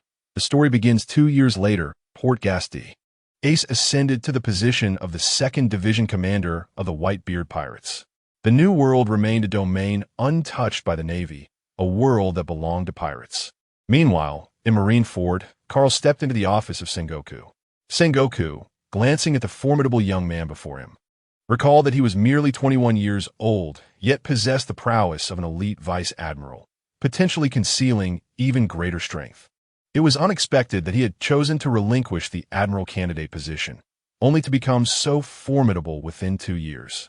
Carl regarded Sengoku, aware that he had surpassed his physical limits over the past 2 years, enhancing his physical capabilities through the powers of his devil fruit, achieving the strength of an elite vice admiral. However, he had now reached a bottleneck. Further training would yield minimal results. Admiral Sengoku, have you summoned me from a scientific corps for a specific directive? Sengoku handed over the documents in his possession to Carl, who scrutinized the intelligence received from Sabaody Archipelago. The influx of pirates arriving at Sabaody had significantly diminished over the past 2 years, and the Navy's intelligence network had already uncovered the emergence of a gun-wielding pirate hunter within the paradise, notorious for hunting pirates and exchanging their bounties for belly. Upon reading the report, Carl recognized the actions of Casa. A pirate hunter known as Peter Parker had surfaced in paradise, referred to as the Eye of Death, specializing in the extermination of powerful pirates. Moreover, some individuals from the New World who had arrived in paradise were rumored to be associated with him. The intelligence department had also deduced that this individual was likely the same man who had vanished 2 years ago, the doppelganger, Motekaza. Carl, upon hearing Sengoku's account, discerned that Casa's combat style had undergone a transformation, particularly with the incorporation of technologically advanced twin pistols, indicating a stark contrast to Carl's own approach to battle. I see. Are you suggesting I apprehend him? Sengoku furrowed his brows, contemplating. No, this is merely for your awareness. At the very least, he has managed to eliminate numerous pirates in paradise, bringing a semblance of stability, and many nations recognize him as a hero.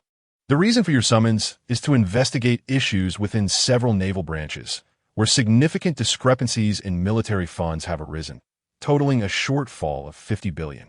I require your discreet investigation. Carl glanced through the reports from the naval branches in paradise, and, with a single look, understood that this situation was also orchestrated by Casa. A headache ensued as he pondered the whereabouts of such a substantial sum of money. At that moment, in the East Blue, Casa accelerated his modified speedboat, anchoring it at the floating restaurant Baratai. The remnants of a recent battle lingered, with the remnants of the Krieg pirates' ship still visible. The pirates had long been whisked away by Ajin in a small vessel.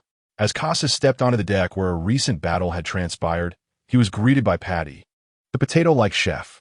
Mr. Casa, I apologize, but the restaurant is closed to guests today. How can that be? Didn't you say that as long as someone is hungry, you would serve them? Casa chuckled.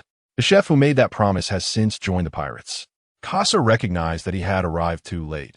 History had moved forward, and the Straw Hat crew had already made their way to Kokoyashi village. Nevertheless, Casa could head directly to Low Town, where he would encounter the Straw Hat crew. Observing the chefs bustling about, Casa entered the restaurant. At that moment, Redleg Zeph approached with a bowl of fried rice. This is all we have for now. Make do with it. Ah, the old man's cooking is a rare treat. It must taste far superior to Sanji's. Casa had been in the East Blue for over a month, frequently visiting this floating restaurant to resolve his dining dilemmas. Sometimes, he would bring Sea King meat for Sanji to prepare. Initially, Sanji was somewhat displeased whenever Casa requested his culinary services, especially when presented with a variety of fresh ingredients. However, as he grew accustomed to Casa's endless supply of ingredients, Sanji became more earnest in his cooking. Casa casually flattered Zeph, alleviating the sorrow of Sanji's recent departure. You and T have many opportunities left. Sanji is off to pursue his dreams. By the way, what ingredients have you brought this time? That sea beast meat from the calm belt was quite formidable and nearly caused a disaster. Siping there. Casa gestured toward the speedboat behind him. Today, I caught a coral fish from the West Sea, likely carried by the current.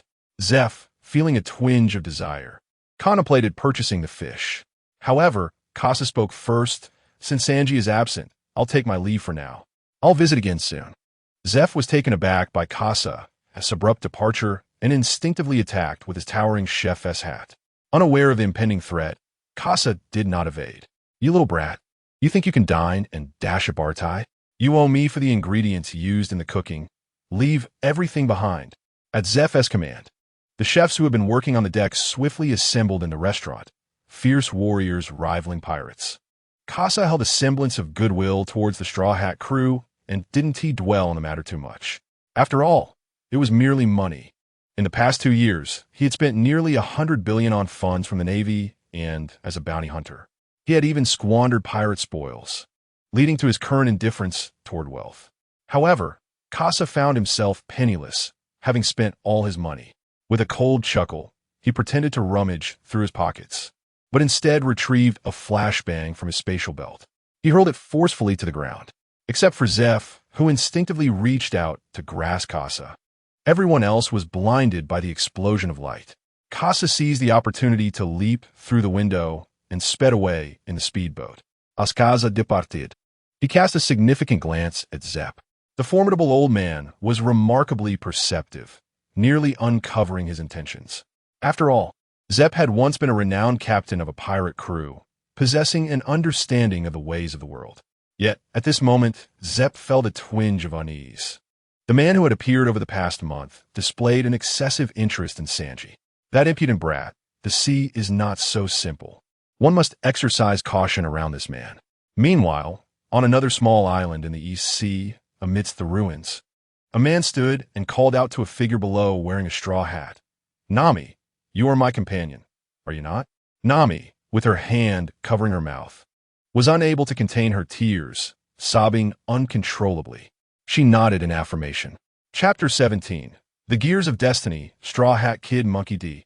Luffy, Bounty, 30,000,000. Having vanquished Arlong and his crew, Straw Hat Luffy was being sought for the first time, just as the narrative foretold. Casa had arrived in Low Town ahead of schedule, gazing at the familiar face on the bounty poster. A few years prior, under the guidance of Garp, he had encountered Luffy and Ace in Windmill Village. However, this time, Casa would not present himself as Carl, but rather as Mort Casa, the brother of Carl, to engage with the Straw Hat crew. He eagerly anticipated the arrival of the Straw Hat pirates. The storyline left uncertain how long it would take for the crew to reach Lowtown. Thus, Casa began to wander aimlessly about the island. If anything transpired, it would surely be instigated by the Straw Hats. In a chance encounter, Casa spotted Bartholomew, his signature green hair and tusks prompting Casa to gaze a moment longer. Hey kid, what is your deal? Do you have a problem with me? Bartholomew, the notorious gang leader of Lowtown, was brazen and arrogant, fixating on Casa after merely a lingering glance. In an instant, Casa found himself surrounded by several lackeys who draped their arms over his shoulders, demanding, "Hey, punk, cough up some cash, or you'll regret it." Casa chuckled lightly. They mistook his laughter for disdain. In truth, he held them in contempt, viewing them as mere nameless thugs, save for Bartholomew. With a swift shoulder throw, Casa sent the thug tumbling to the ground, subsequently employing his martial arts to dispatch the remaining ruffians. Bartholomew, unfazed, recognized that Casa's combat skills were at least of a Vice Admiral caliber and felt no pressure. As he gazed down at the furious Bartholomew on the ground, Casa could not suppress a sense of delight. We are all fans. Why should you have the privilege to idolize directly? Yet now, Casa had a similar opportunity to strike Bartholomew and release some pent-up frustration. Suddenly, commotion erupted around them, and Casa attentively listened to the murmurs of the crowd. Quick, look! There's a kid with a slingshot challenging Daddy, who's carrying a child, who was so foolish as to provoke Daddy, renowned for his exceptional marksmanship. Daddy with child? A slingshot? Fragments of memory flickered in Casa's mind, reminiscent of Usopp's duel over a pair of goggles. As Casa contemplated witnessing the duel, the system emitted a notification. The enigmatic merchant had arrived at Road Town. He was urged to seek out this mysterious figure to procure this month's remarkable goods. Casa raised an eyebrow, calculating the days. It was indeed the merchant's designated appearance. It appeared that he would not have the opportunity to behold the legendary Usopp's performance. Thus, Casa needed to swiftly locate the mysterious merchant and then board the Mary. Casa retrieved the reconnaissance drone, the Flying Swallow, from his spatial belt. The complete Flying Swallow drone system comprised 4 drones, and Casa programmed 3 of the sub-drones with automated patrol routes, launching them into the sky to survey the entirety of Road Town from above.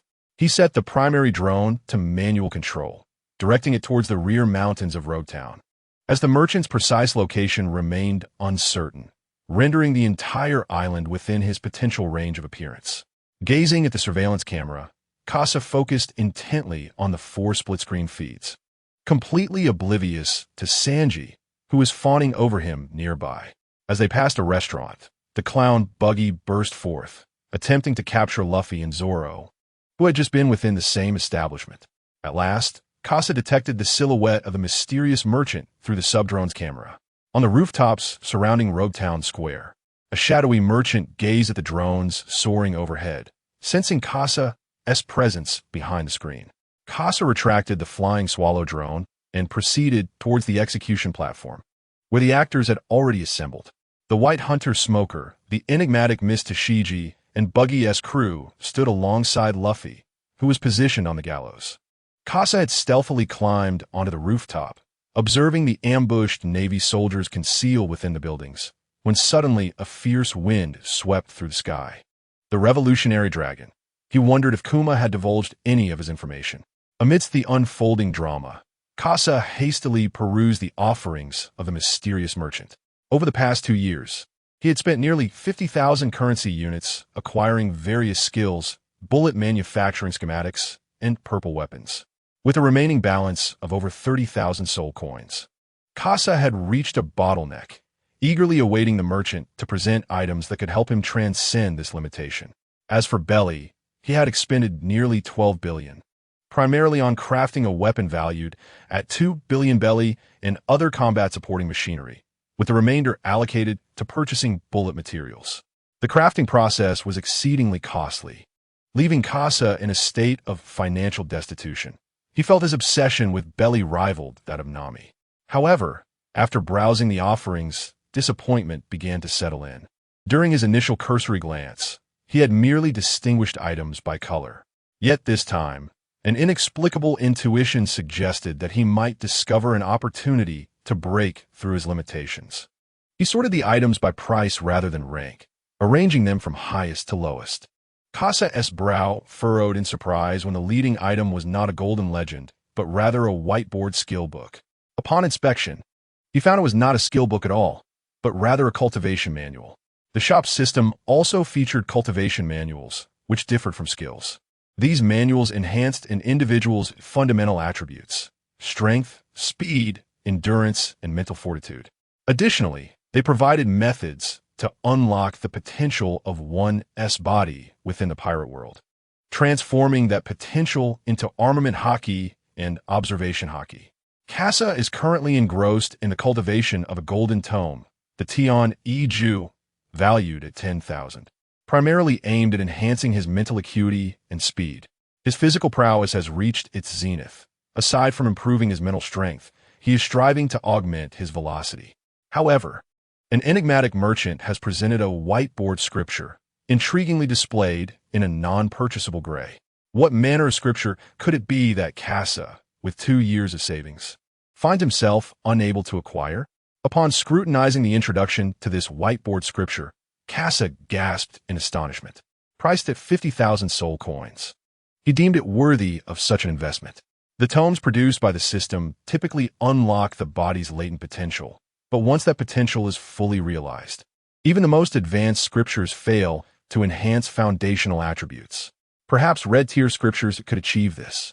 Yet even the golden-tier texts Casa has encountered offer no means to transcend the shackles of physical potential. The scripture before him, however, promises to shatter these constraints and harmonize with other texts during cultivation. The Feast of Gluttony states, devour flesh and blood, nurturing the foundation.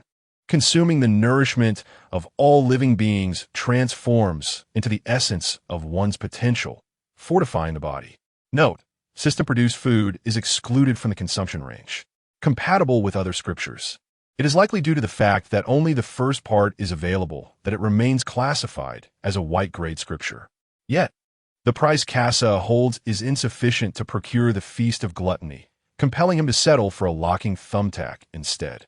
The mysterious merchant makes an appearance once a month, not merely on a cool-down basis, sometimes emerging at the end of September and the beginning of October, often merely a day apart. At times, there may be intervals of over 50 days between appearances. Casa must hasten to amass soul coins to secure this scripture. As Casa pondered, a sudden thunderclap reverberated through the square, followed by a hearty laugh. Ha ha! Lucky we're still alive. Hey Zoro, Sanji, you fools, run. The Navy is here. Idiot. It's time to set sail. Nami is still waiting for us. Chapter 18. Setting sail amidst the tempestuous weather, the townsfolk of Rogue Town hastily retreated indoors, leaving only the Navy and pirates in the streets. Straw Hat Brat, don't even think about escaping. Smoker's wrist emitted white smoke as he charged towards Luffy, seizing him by the neck and pulling him back. Luffy retaliated with a punch aimed at Smoker, but the latter had already elementalized, evading the blow. Luffy gazed in astonishment at the dissipating Smoker, who then pinned him to the ground, a sea-stone hand poised dangerously against Luffy's throat. In an instant, Luffy found himself utterly powerless to resist. Observing this, Zoro swiftly drew his sword in an attempt to rescue him, yet Smoker elementalized once more, dodging the strike entirely. Zoro felt no resistance against his blade, his expression darkening as he sensed the gravity of the situation. Sanji, cigarette clenched between his teeth, prepared to act. Suddenly, the crack of a gunshot rang out, and Smoker elementalized again to evade. A lightning bullet streaked past Smoker, the electric arcs cascading towards Luffy on the ground. Yet, Casa possessed another firearm. A wind bullet unleashed a fierce gale, propelling the elementalized Smoker away and liberating Luffy. At last, Luffy beheld Casa and, after a moment of contemplation, recalled memories from 7 years past. Carl, you insufferable fool. What are you doing here? Zoro, hearing the mention of two different names, inquired. Do you both refer to the same individual? Well, let's discuss this later. We should make our escape for now. Oh, brothers, let us flee. Luffy recognized the futility of confronting Smoker and, devoid of hesitation, took flight. Sanji and Zoro, witnessing their captain's swift departure, cursed under their breath, that foolish captain, before hastily following suit. As the trio passed Casa, Zoro cast a brief glance at the unfamiliar figure. Casa merely regarded Smoker and the formidable man lurking behind him, the revolutionary dragon. Smoker refrained from pursuing, aware that a powerful presence was observing him from the shadows. I never expected a man like you to appear here. What is your purpose, revolutionary dragon? Dragon, shrouded beneath his cloak, glanced at the departing Casa. He had learned of Casa and Carl from Kuma, and now Casa had come into contact with his son. Noticing that the Straw Hat crew had distanced themselves, Dragon decided to depart as well. Smoker, realizing that engaging would not yield the desired outcome, could only watch as they vanished. At that moment, a naval officer approached to report on the situation. Report. The clown buggy's crew has set sail, capturing only a few lackeys. Smoker's expression darkened. It marked the first time he had experienced such a failure during his prolonged stay in Logtown. Moreover, he sensed that he had inadvertently released individuals capable of stirring the world, and that mysterious man bore a striking resemblance to the bounty hunter from paradise. Was he the genuine article or merely an imitator? Resolute, Smoker prepared to set sail, intent on sending the Straw Hat crew to the underwater prison. Thus, the Navy's promising opportunity to eradicate the Yonko crew dissipated into thin air. As Smoker advanced, he encountered a disheartened Tashigi. Just moments earlier, Casa had witnessed Zoro conclude his business with Tashigi. Observing the endearing Tashigi, Casa felt a twinge of sympathy, yet chose to follow Luffy and the others. Wait for me a moment. I need to retrieve something. Upon hearing Cass's words, Luffy and the others turned back only to find him absent. Their ship was anchored by the shore, and Usopp and Nami had already dealt with Buggy's beast tamer and had set the merry-go in motion. The Navy by the seaside commenced their pursuit, prompting Zoro to speak up. Luffy, we can't wait for that guy. Do we flee or linger? Hey, Mosshead, what do you mean by that? Casa is my friend, and he just saved us. Shut it, Sea Kappa. This is a matter for the captain to decide. Luffy pondered, gazing at the retreating merry-go, aware that if he did not make a choice soon, the three of them would remain stranded in Logtown. Let us go. Carl is formidable. Just as Luffy prepared to depart, a piercing sound sliced through the air. A hook shot broke through the rain, striking the main mast of the merry-go. Hey, I'm off. Subsequently, Casa descended onto the Merry with the aid of a grappling hook. Luffy, witnessing this spectacle, erupted into laughter, finding it amusing. He then extended his arm, grasping the railing of the Merry, and pulled the still struggling Zoro and Sanji, launching them onto the ship like a rubber rocket. What are you ruffians doing to the Merry? And who are you? Why are you aboard the Merry? Usopp, peeking out from behind the mast, questioned the four newcomers, while Nami warily scrutinized Casa, sensing something amiss, preparing to push Usopp forward to confront him. Hey, Nami, why are you hiding behind me? Luffy laughed heartily. Everyone, let us make our escape. Bombs continued to rain down around the Merry, the situation growing increasingly dire. Sanji exclaimed, You fools, even in chaos, one must assess the situation. Nami-san, your knight has arrived, he added. Sanji, who is this person? How did he come aboard with you? Nami inquired, casting a glance at Casa, who was now present. Sanji, noticing Casa, asked, How did you track us down, Casa? Casa lifted the coral fish in his hand and replied, Oh, merely seeking you out to cook. It's a delicacy from the West Sea. A fine catch indeed. With the prospect of fresh ingredients, Sanji's interest piqued. He accepted the ingredients and asked Usopp, what about the West Sea's elephant fish? Recognizing Casa as a guest rather than an enemy, Usopp stepped out from behind the mast. So what is going on? Why can't we ever sail peacefully? Nami concurred exactly. At that moment, Luffy leaped from the upper deck, landing before Casa. Hey, you're not disregarding me, are you? Casa? He questioned, looking intently at Casa. Are you called Casa? Casa replied, Greetings, allow me to formally introduce myself. Iema Mordkaza. It is a pleasure to meet you, Captain Luffy. Huh? But you look just like Carl, Luffy remarked. He is my brother, Casa clarified. You two truly resemble each other, Luffy asserted, showing no suspicion. However, Zoro remained vigilant, sensing that the man before him possessed an extraordinary aura akin to that of a swordsman. Just then, a cannonball struck near the Merry, shaking the entire vessel. Nami lost her balance, but was quickly steadied by Casa, who received her gratitude before promptly taking command. Everyone, we must leave at once. This storm is peculiar. We must depart quickly. Chapter 19. Carl's investigation. Casa was also traveling alone at sea, confronting extreme weather by sheltering within his speedboat, entering a defensive mode as the tempest ravaged around him.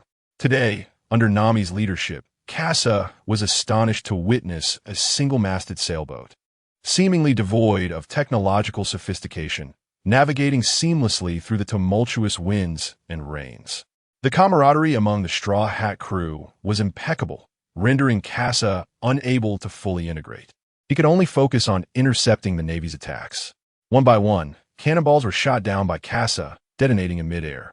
Smoker could only watch as the Merry sailed further away through the storm. The last chance had slipped away. He had no choice but to head toward the Grand Line to capture the Straw Hat crew. After ensuring their safety, the Straw Hat crew gathered as Luffy brought forth a barrel of sake, a ceremonial act marking their entry into the Grand Line.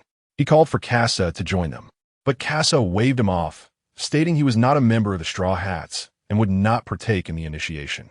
Respecting Casa's decision, Luffy ceased his invitation. Captivated by the two-dimensional scene unfolding before him, Casa retrieved his camera, capturing the moment to document his presence in this world and witness the birth of a legend.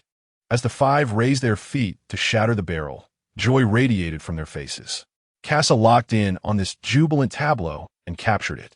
At this juncture, They were nearing the entrance to the Grand Line.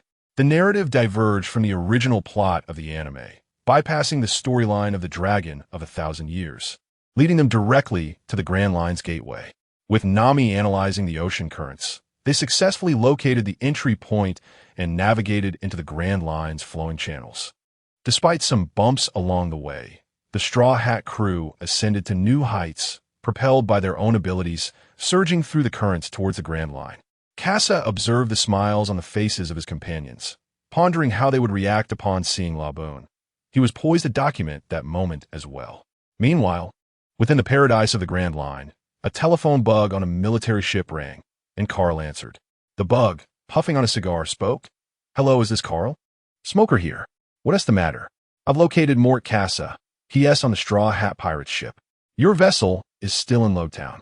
At that moment, Carl realized that Casa intended to leverage the strength of the protagonist crew to engage in the Battle of Marineford against him. I see. Are you planning to pursue the Straw Hats then? Indeed. I sense this group will stir a tempest, and I must thwart them. Very well. In that case, I shall await you in the Grand Line.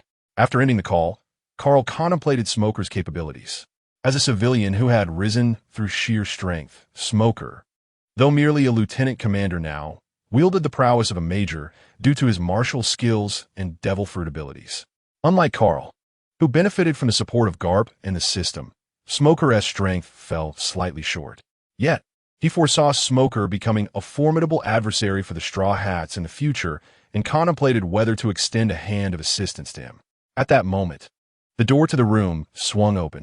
Hey, Carl, the ship has arrived at Branch 1. Shamira, didn't I tell you to knock before entering? As your Vice Admiral, why should I knock? Hurry up and finish. I want to go shopping. Carl regarded Shamira, adorned in her Navy uniform, with a quiver and bow slung across her back. 2 years prior, after taking her from the Nine Snake Pirates ship, he had invited her to join the Navy, perhaps drawn by the allure of the outside world. Shamira had accepted, committing to 5 years of service before returning to Amazon Lily. Carl ascended to the deck, gazing at one of the naval branches plagued by a staggering financial shortfall, amounting to nearly $2 billion. He felt compelled to ascertain how Casa had managed to discreetly abscond with such a substantial sum. The base commander of Naval Branch 1, General Squirrel, sported a mohawk hairstyle, with dark purple locks tied neatly at the back of his head. General Carl, it has been quite some time. I have received orders from Marshal Warlord to fully cooperate with your endeavors. Very well. Lead me to the prison. I wish to examine those naval officers responsible for the treasury. However, nearly a year has passed. I believe they should be in the clear. They were all rigorously vetted before being entrusted with the treasury's guardianship. General Squirrel, too, found the mysterious disappearance of the military funds a perplexing matter. Without uncovering the truth, these individuals remained under suspicion. Furthermore, the base was unable to provide any answers, leading the inspection team to conclude that the branch had been mismanaged, resulting in the funds depletion. They had not received salaries for several months, and with no money to disperse, these sailors could easily turn to piracy, plundering the wealth of others. It wasn't until similar incidents occurred in several other branches that the headquarters recognized the anomaly and dispatched Carl to investigate. The headquarters was also preparing to distribute military salaries. Yet they required justification. Otherwise, various branches could concoct excuses, leaving headquarters to bear the financial burden. However, Carl pondered further, realizing that the source of the problem lay with the very system itself. The Navy was merely an institution under the world government, and all funds were allocated by them, ultimately belonging to the Celestial Dragons. Thus, in the end, it would be the common people who bore the cost of these funds. If these issues remained unresolved, the military salaries for the branches in Paradise could not be distributed, and those sailors might become pirates, endangering their regions. Justice must manifest materially, otherwise, the mundane tribulations of life would erode these individuals' ideals of righteousness. Casa had presented Carl with a formidable dilemma. What was often deemed justice was, in reality, quite superficial. Carl understood that those who champion justice generally do not suffer from financial woes. Even in death, their families would be cared for, thus allowing them to pursue justice without hesitation. This was the duty of the Navy. Upon his arrival at the prison, Squirrel gestured towards 10 sailors sprawled on the floor within. These were the suspects, having languished in this prison for a year. The righteousness they once held had long been corroded by the darkness of their confinement. Let me go, please. I didn't do it. I beg you, sir. I am innocent. Carl retrieved a small bell from his pocket, a simple white prop purchased from an ordinary shop. With a clear, crisp chime, the bell resonated, calming the prisoners within the cage. Squirrel observed Carl, who continually produced the most peculiar items, a testament to his time in the scientific corps. Now, tell me what transpired on the day your funds disappeared. Over the past year, this matter has been raised repeatedly, leaving a profound impression on all involved, who subsequently recounted their experiences. Chapter 20, Princess Vivi. On a certain night a year ago, during a naval patrol, Navy A discovered Navy B deviating from their designated patrol area and approaching within their own patrol range. Sensing something amiss, Navy A approached to inquire. According to their internal patrol manual, any unauthorized presence within the patrol zone, without prior orders from superiors, necessitates heightened vigilance. Navy A, adhering to the manual, asked for the secret signal, but Navy B was unable to respond. Strangely, Navy A chose to let Navy B pass, permitting him to move freely within the patrol area. Navy B later claimed he had been diligently patrolling his designated route and had not strayed from his position. The surveillance record from the telephone bug should have captured this incident. However, on that day, the device malfunctioned due to illness, resulting in blurred footage. The 5 naval personnel in the monitoring room failed to report the anomalies or request technical assistance for repairs. They perceived all unusual occurrences as normal and did not report them until the money vanished, prompting them to inform their superiors, only to be subsequently detained. As for the keys to the treasury, Navy C and D were responsible. They asserted that the captain had instructed them to check the keys in their possession, leading them to directly open the door to the Bailey treasury as part of an experiment. Following this, both individuals lost memory of the events. The captain vehemently reprimanded them, asserting he had never been present at the Corps treasury, nor had he made such statements. When Carl heard this, he noticed the captain's unwavering gaze upon the 2 men, suspecting they were attempting to frame another. The treasury had a total of 3 keys, with 1 remaining in the commander's office. The Weasel stated that the key had always been secured in his office safe and had never gone missing. Throughout this incident, 7 individuals acknowledged their actions, while 2 denied any wrongdoing, with the contradictions centering on these 2, who then were Navy B and the captain of Navy C and D. Carl observed that both Navy B and the captain shared a common characteristic. Their physiques were similar, as was Carl's own. He began to piece together the situation. Over the past 2 years, Casa had evaded the Navy's pursuit using a disguise. Had he been in Carl's position, he would have done the same. However, the disguise could alter only the face, not the body shape. To avoid detection during infiltration, Casa opted for individuals with similar builds to Navy B and the captain. Yet, why did the remaining personnel fail to report the irregularities from that day? In the face of uncertainty, quantum mechanics came to mind. Carl contemplated the possibility that Casa had procured items from a mysterious shop, subsequently altering these individuals' wills. However, he could not disclose any information regarding the system in his report. Furthermore, how would the matter of the 3rd key be resolved? In truth, at this juncture, the actual truth had become inconsequential. It is imperative for Carl to uncover evidence that implicates Casa as the perpetrator, all while keeping the system's information confidential. Otherwise, their fates are intertwined. If one suffers, all shall suffer. The world government will not spare the system residing in Carl's mind, and a cranial examination could occur at any moment. This poses a significant dilemma. If not resolved adeptly, the naval forces of this paradise may be rendered ineffective, jeopardizing the assembly for the impending summit war. Casa's preemptive maneuvers could potentially dampen the morale of these sailors, leading to a diminished presence or lack of effort from the branches during the conflict, which could ultimately sway the war's outcome. Carl addressed General Mongoose, instructing him to visit their office, while suggesting that these brothers be transferred to another cell, ensuring they are not connected to the matter at hand, but rather to secure evidence. Mongoose inquired if Carl had any knowledge of the culprit. Carl responded that he had a general idea but lacked concrete proof, necessitating further investigation elsewhere. Mongoose acknowledged the request, expressing concern that their situation would become untenable without Carl's assistance. The condition of the branch was more severe than Carl had anticipated upon their arrival. He and his comrades were met with a distinct lack of respect, instead sensing an undercurrent of hostility. This perhaps stemmed from the branch's animosity towards the Central Command, branding them with a negative stigma and withholding military pay for months, prompting families to urge their loved ones to abandon the Navy. Danger loomed without reward. In Mongoose's office, Carl learned that, aside from the financial discrepancies, the boiler room of the base had been operational throughout the day. Armed with this information, Carl decided to investigate a branch where the military pay had vanished a month prior, hoping to find leads. Upon returning to the warship, Samira had just returned from her outing in town. Carl seized the opportunity to ask her to deliver a message to the small garden.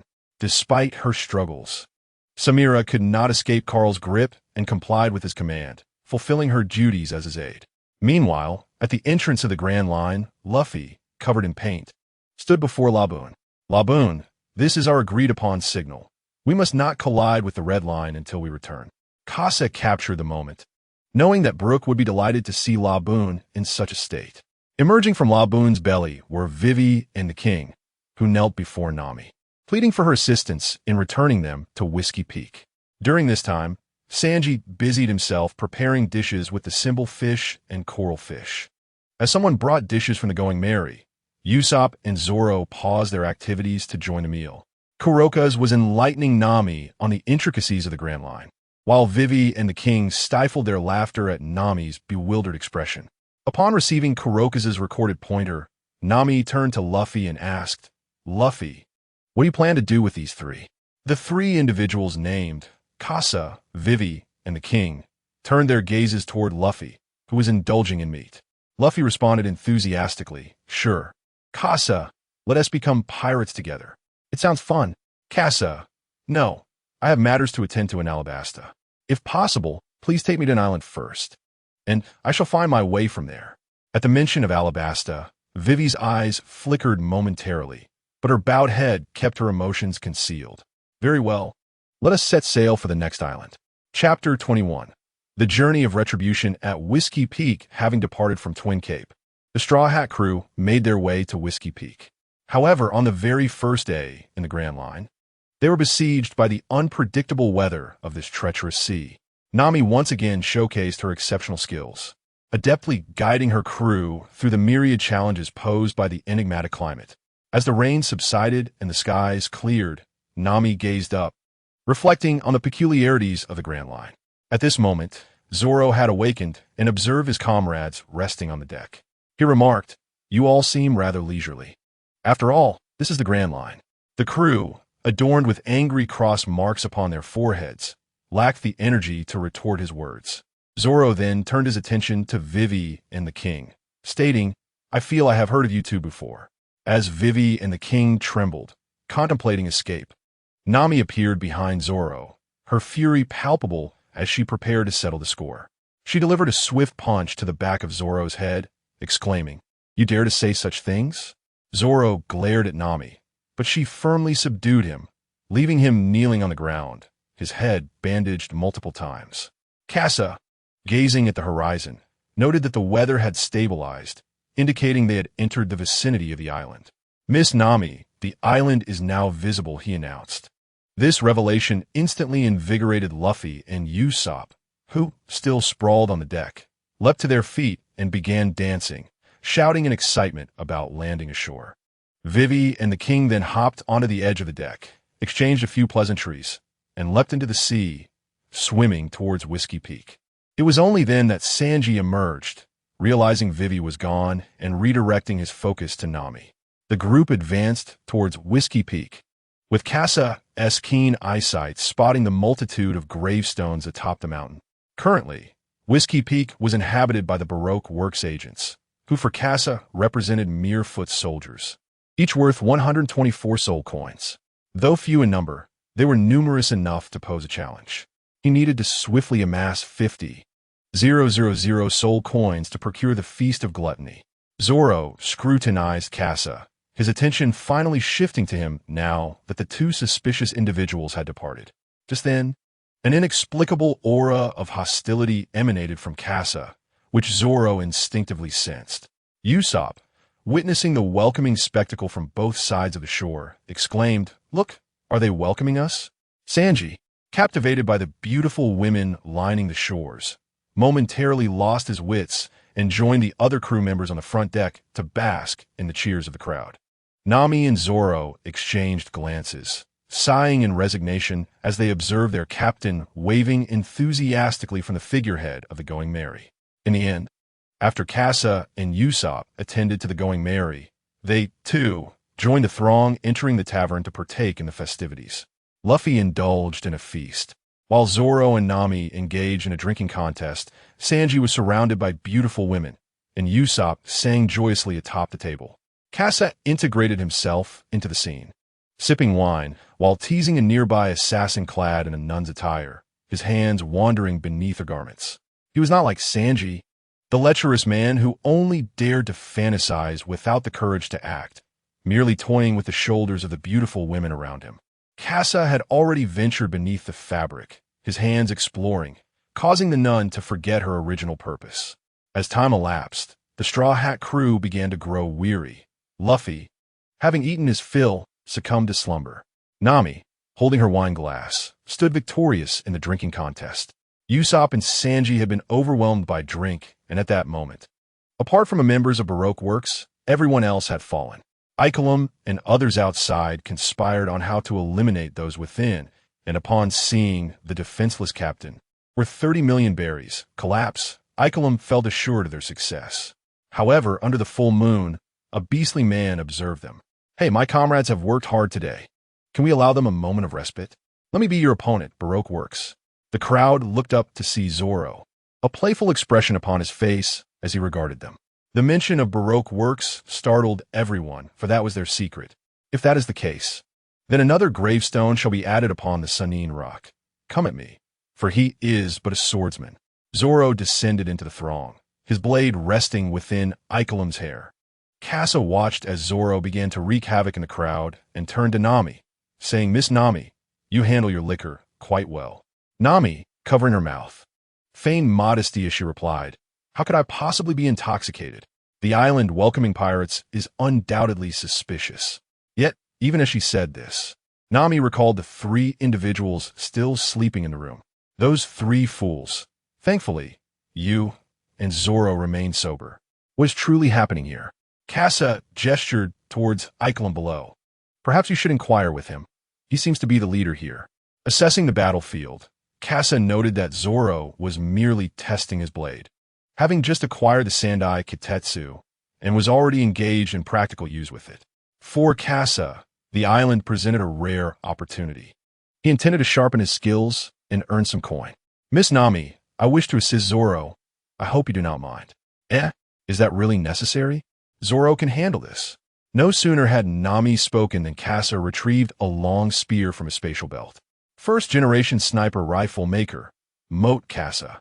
This was a weapon Casa had crafted himself, reminiscent of those from a past life, its quality reaching a blue level. Observing Nami's astonished expression, Casa explained, "This is a specialty from my homeland. This belt has an immense capacity, allowing for the storage of numerous items." Nami replied, "Impressive. That must be quite convenient." Casa then lifted the sniper rifle, equipping it with a blue silencer, capable of completely muffling sound. At this range, Casa did not even require scope. He simply aimed with his keen eye.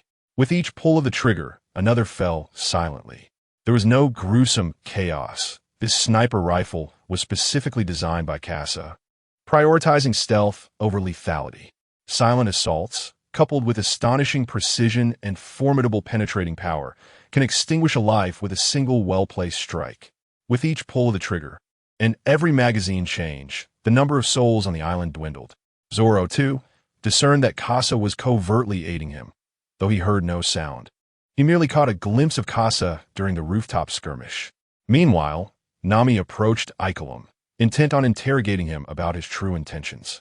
Casa observed Vivi as she rode atop the swift duck Karu, evading the threats posed by Five and Valentine from behind. He aimed his weapon at the pair, yet hesitated to pull the trigger, anticipating a moment of historical significance. In Chapter 22, The Dangerous Woman Nico Robin, Zoro descended from the heavens, cleaving through the projectiles launched by the explosive fruit user. Astonished, he stared at his blade, realizing it had just severed what he referred to as booger. Vivi, taken aback by Zoro's relentless pursuit, braced herself for battle.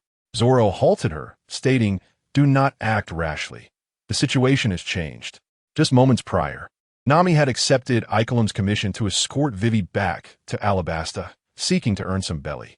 Initially dismissive, Zoro was compelled by Nami's claim that he owed her a debt, which prompted her insistence that he protect Vivi. Thus unfolded the earlier scene of Zoro slicing through the projectile. The dialogue between Vivi and Zoro disregarded the introductions of Five and Valentine entirely. In a fit of rage, Valentine proclaimed, "I am a light person, having consumed the fluffy fruit. Feel the weight of my executioner's blow."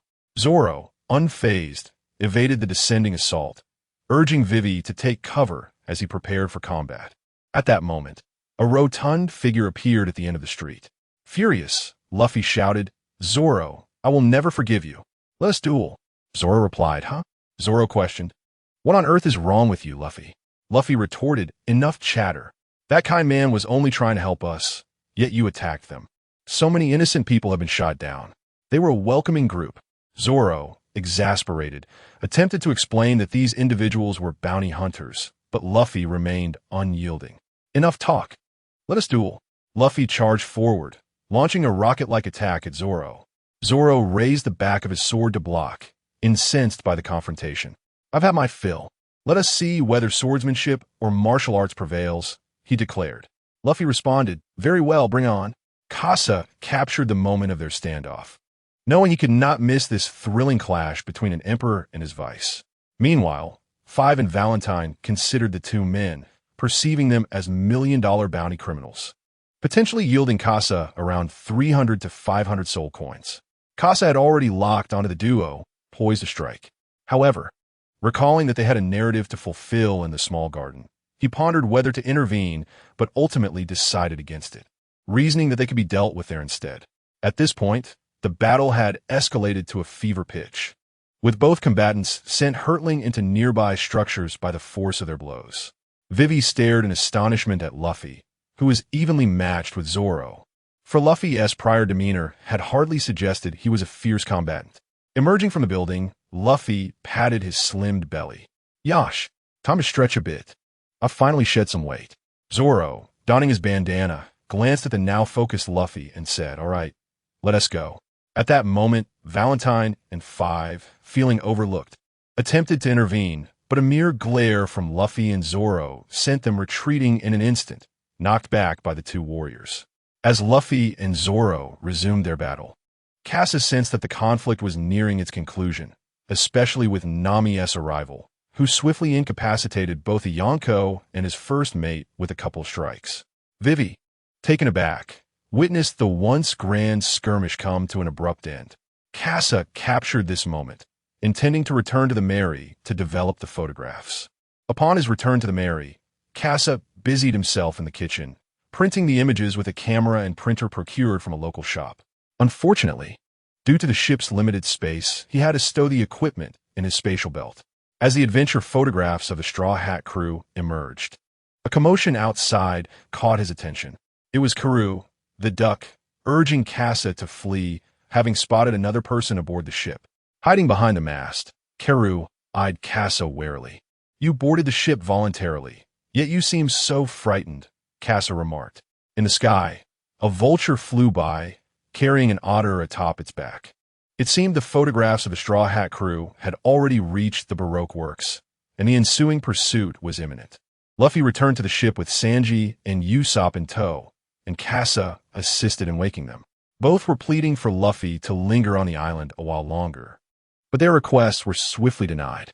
From the shore, Vivi's anxious voice called out, "Karoo, where are you?" Nami chimed in, "What is wrong, Vivi? I still have a companion." "Karoo, who is missing," Vivi replied. Usopp pointed to Karoo on the ship. "Is this the duck you're talking about?" "It has been with us since we arrived." "Ah, so you were here all along," Vivi said, relieved. The Straw Hat crew was ready to set sail, and Aikilam approached the shore to speak with Nami and the others. Princess Vivi, Baroque Works has dispatched assassins. I will act as bait to draw them away from you. Casa observed Aikilam dressed in Vivi's attire, adorned with a similar wig and clutching several dummies. Are you jesting? Casa thought. That is far too perilous. Aikilam, Vivi protested. No, Princess Vivi. It is you who are in danger. Please overcome all obstacles and reach Alabasta. Our people await your rescue, Aikilam insisted. Tears welled in Vivi's eyes as Luffy and Nami regarded her, prompting her to make a decision. Well, if that is the case, I entrust this to you. Luffy, let us set sail. Yash. Everyone, prepare to depart. Luffy declared. Casa exchanged a glance with Vivi, their eyes locking. Having previously mentioned a journey to Alabasta, Casa's intentions aligned with Vivi's, though his motives stemmed from a deeper understanding of the narrative from past life, seeking a reason to travel alongside the Straw Hat crew. However, Vivi recalled what Casa had said. She needed to find an opportunity to inquire about Casa's reasons for venturing to Alabasta. Following Aikilam's instructions, the Mary traversed the island's rivers and emerged from the mist into the sea. Casa sensed the arrival of an individual aboard the ship. It was Nico Robin. Everyone was still enveloped in the atmosphere of having just departed the island and failed to notice Robin's presence until she spoke, prompting them to realize that someone had infiltrated their vessel. Vivi stared at Robin in astonishment, exclaiming, Sunday. Robin, with a playful demeanor, observed the crew as they entered a state of alert, greeting, hello, Princess Vivi. Soon after, an explosion erupted at sea, marking Aikilam's departure. Vivi, in disbelief, gazed at the sight of the explosion, realizing that Aikilam had perished right before her eyes. Casa furrowed his brow, pondering that, according to the narrative, there should have been at least some verbal exchange before the explosion. Could his mere presence here have triggered a butterfly effect? Robin addressed the bewildered crew. Princess Vivi, do you genuinely believe that mere pirates, having just arrived at the Grand Line, can assist you in defeating Crocodile? I doubt you will even reach Alabasta. Luffy retorted furiously. Enough chatter. We have Nami on our ship. She can navigate us to Alabasta. Luffy's inexplicable confidence elicited a light chuckle from Robin. Sanji, upon realizing he was in the presence of a striking woman, discarded his weapon and began to flirt. Robin tossed a permanent log pose towards them, stating, This is a permanent log pose to Alabasta. Though I harbor doubts about your ability to return there, I am curious to see how far you can go. Vivi and Nami pondered Robin's intentions. However, considering that Robin had just slain Aikilam, could she truly be trusted? Yet, their contemplation was outpaced by Luffy's impulsive actions. He seized the permanent log pose from the ground and crushed it in his fist. Nami and Vivi gasped in shock, wide-eyed at Luffy's audacity. Luffy glared at Robin, asserting, Enough of your nonsense. This is my ship. I will go wherever I please. Chapter 23. The dominance beyond the timeline. Nico Robin departed, riding away on a turtle. Meanwhile, Nami aboard the ship berated Luffy. What if she is actually a good person? What if the permanent log pose is genuine? Have you considered Vivi's feelings? Luffy sees an opportunity to retort, I don't like her. She killed the curly-haired man. Vivi, witnessing the quarrel between the two because of her, hurriedly intervened, prompting Nami to release Luffy, though she remained irate. Everyone was acutely aware that they were about to confront the warlord of the sea, Crocodile, and turned their gazes towards Casa. Since Casa was not a member of their crew, he need not wade into these murky waters. Casa, noticing the attention on him, spoke up, speaking of which, do you all know the true nature of Crocodile? Luffy, Zoro, and Sanji stood in a row, heads tilted in confusion, their expressions revealing that they knew nothing about him. Casa sighed softly. Although he had long anticipated this, he had already experienced the world of the strong. He feared that his presence here might provoke unforeseen events, potentially hindering Luffy's ability to confront Crocodile. It is essential to recognize that Crocodile is formidable. He is not devoid of Haki. However, during the moment he learned that the Pirate King was not in Alabasta, he acted impulsively, rendering his observation Haki ineffective. Regarding Haki, his fruit ability is considerably more potent than the armament Haki. It is crucial to note that his desiccation can bypass defenses entirely, directly siphoning moisture. When faced with a brawler like Luffy, who challenged him several times to discover his weaknesses, it was only then that Crocodile was ultimately defeated. To ensure prudence, Casa decided to initiate Haki training here, aiming to enlighten the three main fighters before him regarding this power. Casa called out, "Luffy, come here for a moment." Luffy approached, his expression one of confusion. Without a moment's hesitation, Casa delivered a swift punch to Luffy's abdomen, the speed of which left Luffy utterly unprepared, sending him flying. Zoro, fingering the hilt of his sword, crouched in a defensive stance, aiming at Casa. Sanji, taken aback by Casa's sudden assault, exclaimed, "Hey, you jerk! What are you doing?" After being struck, Luffy cried out in pain. Usopp, hearing this, questioned, "How is that possible? You're a rubber man." Usopp's remarks jolted everyone to turn their gaze towards Casa, demanding a plausible explanation. Casa replied, "This is a power that must be mastered on the Grand Line, a strength possessed by the world's formidable warriors, Haki. Luffy and Zoro, you have both encountered those who wield this power." Casa's words resonated with them. Luffy recalled Carp, while Zoro thought of Mihawk. As for Sanji, his expression darkened as he remembered his past experiences within the Vinsmoke family, where he had observed similar phenomena. Haki serves as a weapon against those with abilities, allowing for direct confrontation with them. For instance, Luffy could be struck and, similarly, the smoke man you encountered in Lowtown could also be affected by Haki. Sanji inquired, "Does this relate to Crocodile? After all, he is a Logia-type user." Casa nodded, "Indeed, and he is a remarkably powerful user. Without Haki, you would only have a chance of defeating him by discovering his weaknesses." Casa looked at Luffy and spoke, "Mr. Carp must have trained you from a young age. Your body possesses the potential to awaken Haki.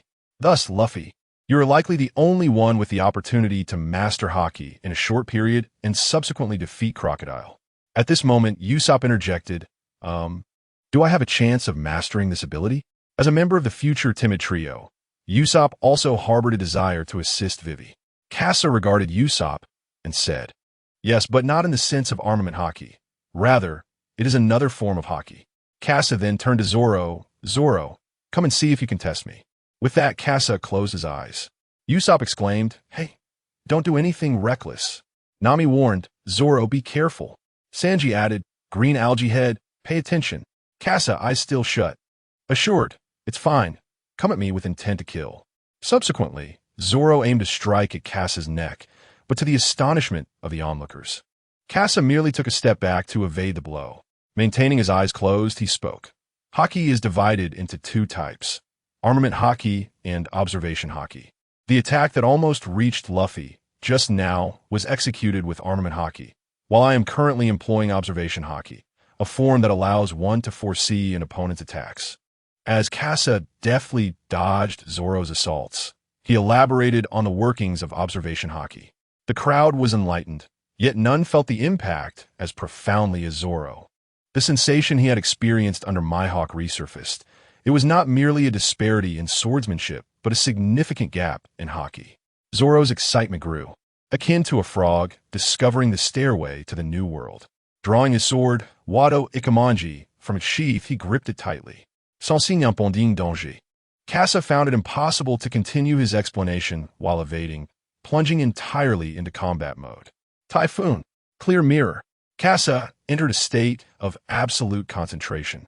Identifying the flaw in the whirling blade, his arm enveloped in armament Haki, bracing against the point of force. The formidable typhoon abruptly ceased, and silence enveloped the Going Merry. Zoro was taken aback. The sensation was reminiscent of Mihawk deflecting his attack with a mere knife. Observation Haki had seized upon a weakness, rendering Zoro's power ineffective. "This is Haki. If you wish to learn, I can teach you, as payment for my passage to Alabasta." Hearing Casa's willingness to join them on their journey to Alabasta, Luffy leaped with excitement. "That's fantastic. Sanji, prepare a feast. Casa is joining us." "Hey, I never said that," Casa retorted. "All right then, I shall prepare some food as well." "I am quite hungry," Usopp remarked, his interest in observation Haki surpassing that of armament Haki. As a sharpshooter, preserving one's life was paramount. Kase shared this sentiment. At the very least, those like Zoro, who approached him, must pay the price of their lives. Zoro retracted his 3 swords, his gaze burning intensely as he looked at Kase and implored, "Please, teach me Haki." Seeing Zoro devoid of hostility, only fervent eagerness for Haki remained. Truly, he was a figure willing to kneel before Mihawk to protect Luffy's dream. No problem. However, there is one more thing. Luffy, come here. You are the main force behind defeating Crocodile. Chapter 24. Reasoning from Janison. The weather was splendid today upon the seas. Under the blue sky and white clouds. A scream emanated from the Going Merry. Ouch. Hey, Kase, was that intentional? Stop your whining and focus. Every pirate on the vast ocean can wield Haki. Why can't you? Kase retorted. Be honest. With a resounding thud, Luffy was once again sent flying, crashing against the outer wall of the kitchen. Inside, Nami and Vivi listened to the commotion outside, questioning Sanji. Is Haki really that difficult? Sanji, busy cooking, pondered for a moment before responding. It is somewhat challenging, at least. I have yet to grasp it. What about you, Mosshead? Zoro, however, paid no heed to Sanji, having not partaken in Kase's training, instead holding on his Sandai Kitetsu, contemplating the advice Kase had given him. Kase, Zoro, do you understand the distinction between a swordsman and others? Zoro gazed at the 3 blades at his waist, each embodying the aspirations of himself and another. Zoro, is it the weight? Kase tapped Zoro's head. Nonsense about weight. I asked you to explain the difference, not to speak of your dreams. Kase, opting not to guide him further, stated plainly, the sword is the essence of the swordsman. Everything else serves as supplementary. To master Haki, first you must truly grasp your sword. As Zoro practiced with his blades atop Whiskey Peak, he discerned the differences between Sandai Kitetsu and Shusui. One was sharp yet restless, while the other was nimble and obedient. Each blade possessed its own distinct characteristics. Moreover, Zoro keenly sensed another kind of power within Sandai Kitetsu. Kase deliberately refrained from allowing Zoro to grasp Haki too soon. Instead, he encouraged Zoro to first comprehend the weapons in his hands. Being a swordsman of Vice Admiral caliber himself, Kase understood the path a swordsman must tread. Zoro's gaze fell upon a volume of the 300 Tang poems, which Kase had suggested could enhance the potency of his techniques. Curiously, he opened the book, and a majestic aura surged forth. Noticing Zoro's silence regarding Sanji's query, Nami approached Usopp, who was engrossed in examining the spatial pouch that Kase had given him. Nami, hey Usopp, I'd like to assist Vivi. Could you help me create a weapon? Vivi, carrying a tray, made her way to the aft deck. Kase was instructing Luffy on how to learn armament Haki, guiding him to use the Haki-infused fist to directly feel the essence of Haki. However, this approach proved taxing for Luffy. After receiving a punch that knocked the breath out of him, one where Kase had tempered his strength, employing just a hint of Haki, Kase inquired, how does it feel this time? Luffy gathered his thoughts. It feels like your punch isn't as hard anymore. Kase, precisely. Imagine armament Haki as an invisible armor. My reduced Haki signifies diminished armor and lower defense. Vivi approached the two from behind and said, thank you both for your hard work. Come and enjoy some juice to rest a bit. Luffy glanced at Kase, mindful of the learning process and respecting Kase's judgment. Kase nodded, casually grabbing a cup of juice, only to find Luffy had already finished his. Luffy then asked, this is delicious. Vivi, do you have more? Vivi, yes, Sanji prepared quite a bit. Luffy, then I'll go have a few more cups. On the aft deck, only Kase and Vivi remained. Vivi turned to Kase and expressed, thank you, Mr. Kase. Kase took a sip of juice and replied, no problem. I'll be parting ways once we reach Alabasta, so be cautious then. Vivi nodded, indeed, but I must thank you regardless. Without you, we wouldn't know how to deal with Crocodile. Kase grinned. It's nothing. Luffy will prevail. Kase's confidence in Luffy eased Vivi's mind just a bit. Meanwhile, Luffy, having quenched his thirst, was unceremoniously kicked out of the kitchen by Sanji. Spotting the horizon ahead, he shouted, everyone, I see an island. Drawn by the captivating voice of Luffy, Everyone gravitated towards the foredeck, their eyes fixed upon an island adorned with two towering peaks. Luffy greedily inhaled the island's primal essence, exclaiming, "I sense the thrill of adventure. Sanji, prepare me a pirate's bento. I am set to embark on a quest." Sanji, still occupied with the dishes, glanced at the eager Luffy and replied, all right. Just give me a moment." The others were also preparing to set foot on the island, oblivious to the unfolding events that awaited them. In the jungle, giants and lurking assassins continued to observe the woman from Casa. "At last, we have awaited your arrival, Mo Casa." In the Grand Line, at the Navy's 8th Division, Baron's Fortress, Carl sat in Commander Jonathan's office, sipping hot tea as he watched Jonathan unveil a report. This report pertained to the theft of the treasury that occurred a month prior. Unlike the patrol team's assessment, Jonathan unequivocally classified the incident as theft, with the prime suspect being the notorious phantom thief, Mo Casa. "Admiral Carl," Jonathan remarked, "peruse these reports. There are several ambiguities that perhaps you, as the core of this matter, might elucidate regarding how the phantom thief executed this heist." As Carl flipped to the last page of the report, he noted the remnants of ash from the boiler room, within which lay several partially charred berries. The stolen 30 billion berries had never left the fortress. If all went as expected, they had been incinerated. This bore the hallmark of the phantom thief's modus operandi from 2 years prior, leading Carl to suspect that this was indeed the thief's doing, though he remained puzzled by the motive and the means by which their comrades had been transformed. Jonathan, taking a sip of his red tea, continued, "It is plausible that the thief possesses the ability to disguise themselves, transforming into someone we recognize to infiltrate, which explains why the Navy has failed to apprehend him. Furthermore, concerning the keys, they might be linked either to a devil fruit ability or to the technological advancements within the scientific division. If we can resolve the issue surrounding the keys, we may finally uncover the causes of those anomalous behaviors among our Navy personnel." Understanding that Jonathan had nearly articulated his own conclusions, Carl recognized how to frame his report. The interplay of devil fruit abilities and technological prowess could be seamlessly woven into his narrative. Carl interjected, guiding Jonathan, "Perhaps it is the ability of hypnosis. Tina recently recruited an individual with such powers, and I suspect it might be connected." Jonathan's eyes lit up with realization, acknowledging this new angle. He turned to Carl and remarked, "That would indeed clarify matters. All of this can be attributed to that phantom thief. Thus the patrol team need not linger here any longer." Jonathan then regarded Carl, anticipating his affirmation. In truth, the actual facts had become secondary. They all understood the necessity of a scapegoat to restore the faith of the lower ranks in the headquarters.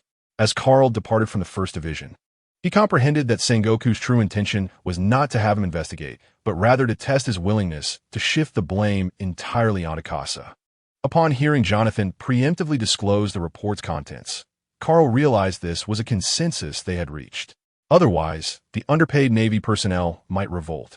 Stowing the report away, Carl knew that the remaining unburned berries could serve as grounds for conviction, even if those berries were not the ones incinerated on that fateful day. "I comprehend, and I shall return with the knowledge of how to compose." "Thank you, Admiral Jonathan." Chapter 25. The Battle of Casa in the Grand Line's little garden. Luffy floated amidst the herd of Brontosaurus, while Vivi and the swift-running duo gazed in astonishment at Luffy's relentless provocations in the sky.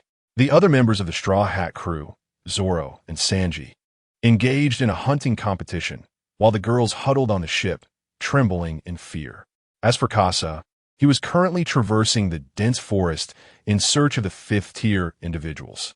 However, Casa sensed something amiss. The whispers of insects around him had abruptly ceased, and the beasts scurried away with their tails between their legs.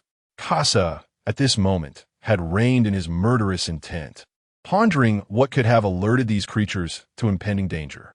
Utilizing his observation Haki, he scanned the vicinity when suddenly an arrow surged forth from the shadows. The attack was exceedingly covert, devoid of the sound of slicing air, yet it traveled with remarkable speed, forcing Casa to narrowly evade the strike. His gaze sharpened. The adversary possessed formidable strength, and the silent arrow's force was potent. Yet, Casa had already entered a combat mindset, leaving no opportunity for the assailant to locate him again. As he extended his observation haki to trace the opponent's position, he became acutely aware of the sensitivity of his haki to the aura of hostility, realizing that the closer the distance, the clearer the information received. At present, Kasa's observation haki could extend up to 500 meters, with a high degree of precision reaching 50 meters. Although the haki radiated outwards for 500 meters, the arrow materialized suddenly from within the 50-meter range, crossing the distance in less than a second, aimed straight at Kasa. Fortunately, this 50-meter buffer granted him sufficient reaction time, allowing him to easily dodge the projectile. Following the trajectory of the arrow, Kasa retaliated with a thunderous shot, faster than the arrow itself, yet he missed his mark. Kasa understood that the adversary had shifted their target, and another attack was imminent, this time from a different position, with the enemy concealed and him exposed. Kasa could only counterattack based on the opponent's strikes. However, the foe was an experienced hunter, adept at evading and repositioning. As Kasa dashed while shooting, striving to escape the thicket, arrows once again pursued him from behind. This time, however, they did not advance in a straight line, but rather danced through the air like a drifting dragon. Such behavior typically relates to the arrow shaft. Stiffer shafts exhibit minimal deformation during flight, ensuring stability, while softer arrows bend considerably during the draw, causing erratic trajectories. Kasa anticipated the incoming assault but was utterly unprepared for the subsequent volley. As the arrows drew near within a 5-meter range, the lower arrows collided with the upper ones, altering their course and targeting the evasive Kasa. He sensed the danger, yet the 5-meter distance proved too short for him to react adequately. In a desperate bid for survival, he fortified himself with armament haki, bracing for impact. The mother arrow struck him, sending him flying into the underbrush. Seizing the opportunity, Shamila unleashed a barrage of arrows. A torrential downpour of projectiles surged toward Kasa, stirring up dust and obscuring his presence. Shamila poured forth her energy for 10 seconds, depleting her quiver. As she awaited a brief respite, Carl provided Shamila with a pouch of infinite ordinary arrows, though it required a 10-second cooldown. Kasa raised the arm guard adorned with an activated magical array, its energy now expended. Yet despite the smoke, he remained unscathed, successfully deflecting Shamira's onslaught. In doing so, Shamira's position was compromised, losing the initiative. Kasa adjusted the dual pistols, the wind and flame, firing in succession. The fiery projectile surged forth first, followed closely by the wind-infused shot, striking the flame bullet. The scattered fireballs enveloped Shamira's position, drawing strength from the wind. The area of avoidance was consumed by these fireballs, leaving Shamira with no choice but to retreat into the air. As she ascended with the moon step, Kasa felt a flicker of confusion. Although she employed the archery techniques of the 9 serpents, she was utilizing the Navy's moon step. He had never heard of such an individual in the Navy, especially not one who should not exist within the original narrative. Recognizing her as one of Carl's associates, Kasa resolved to abandon restraint and prepare for a full-on assault. While the moon step allowed for aerial movement, it was not without its limitations, rendering Shamira a target. Kasa switched to the lightning bullet, aiming at her airborne form. Sensing imminent danger through her observation haki, Shamira activated her ability, the hummingbird fruit, a zoan-type devil fruit. Wings sprouted from her naval attire, deflecting the swiftest of lightning projectiles as she executed an improbable retreat. Kasa unleashed a barrage of firepower, but Shamira deftly evaded, maintaining a distance of 100 meters. Utilizing the agility of the hummingbird, she continued to dodge Kasa's attacks. Shamira had secured a positional advantage. In conventional combat, the ground favored her, as standard shooting was merely a planar engagement. However, aerial combat transformed into a 3-dimensional battleground, requiring Kasa to account for myriad evasive maneuvers, especially considering Shamira's unique ability as the only bird capable of flying backward.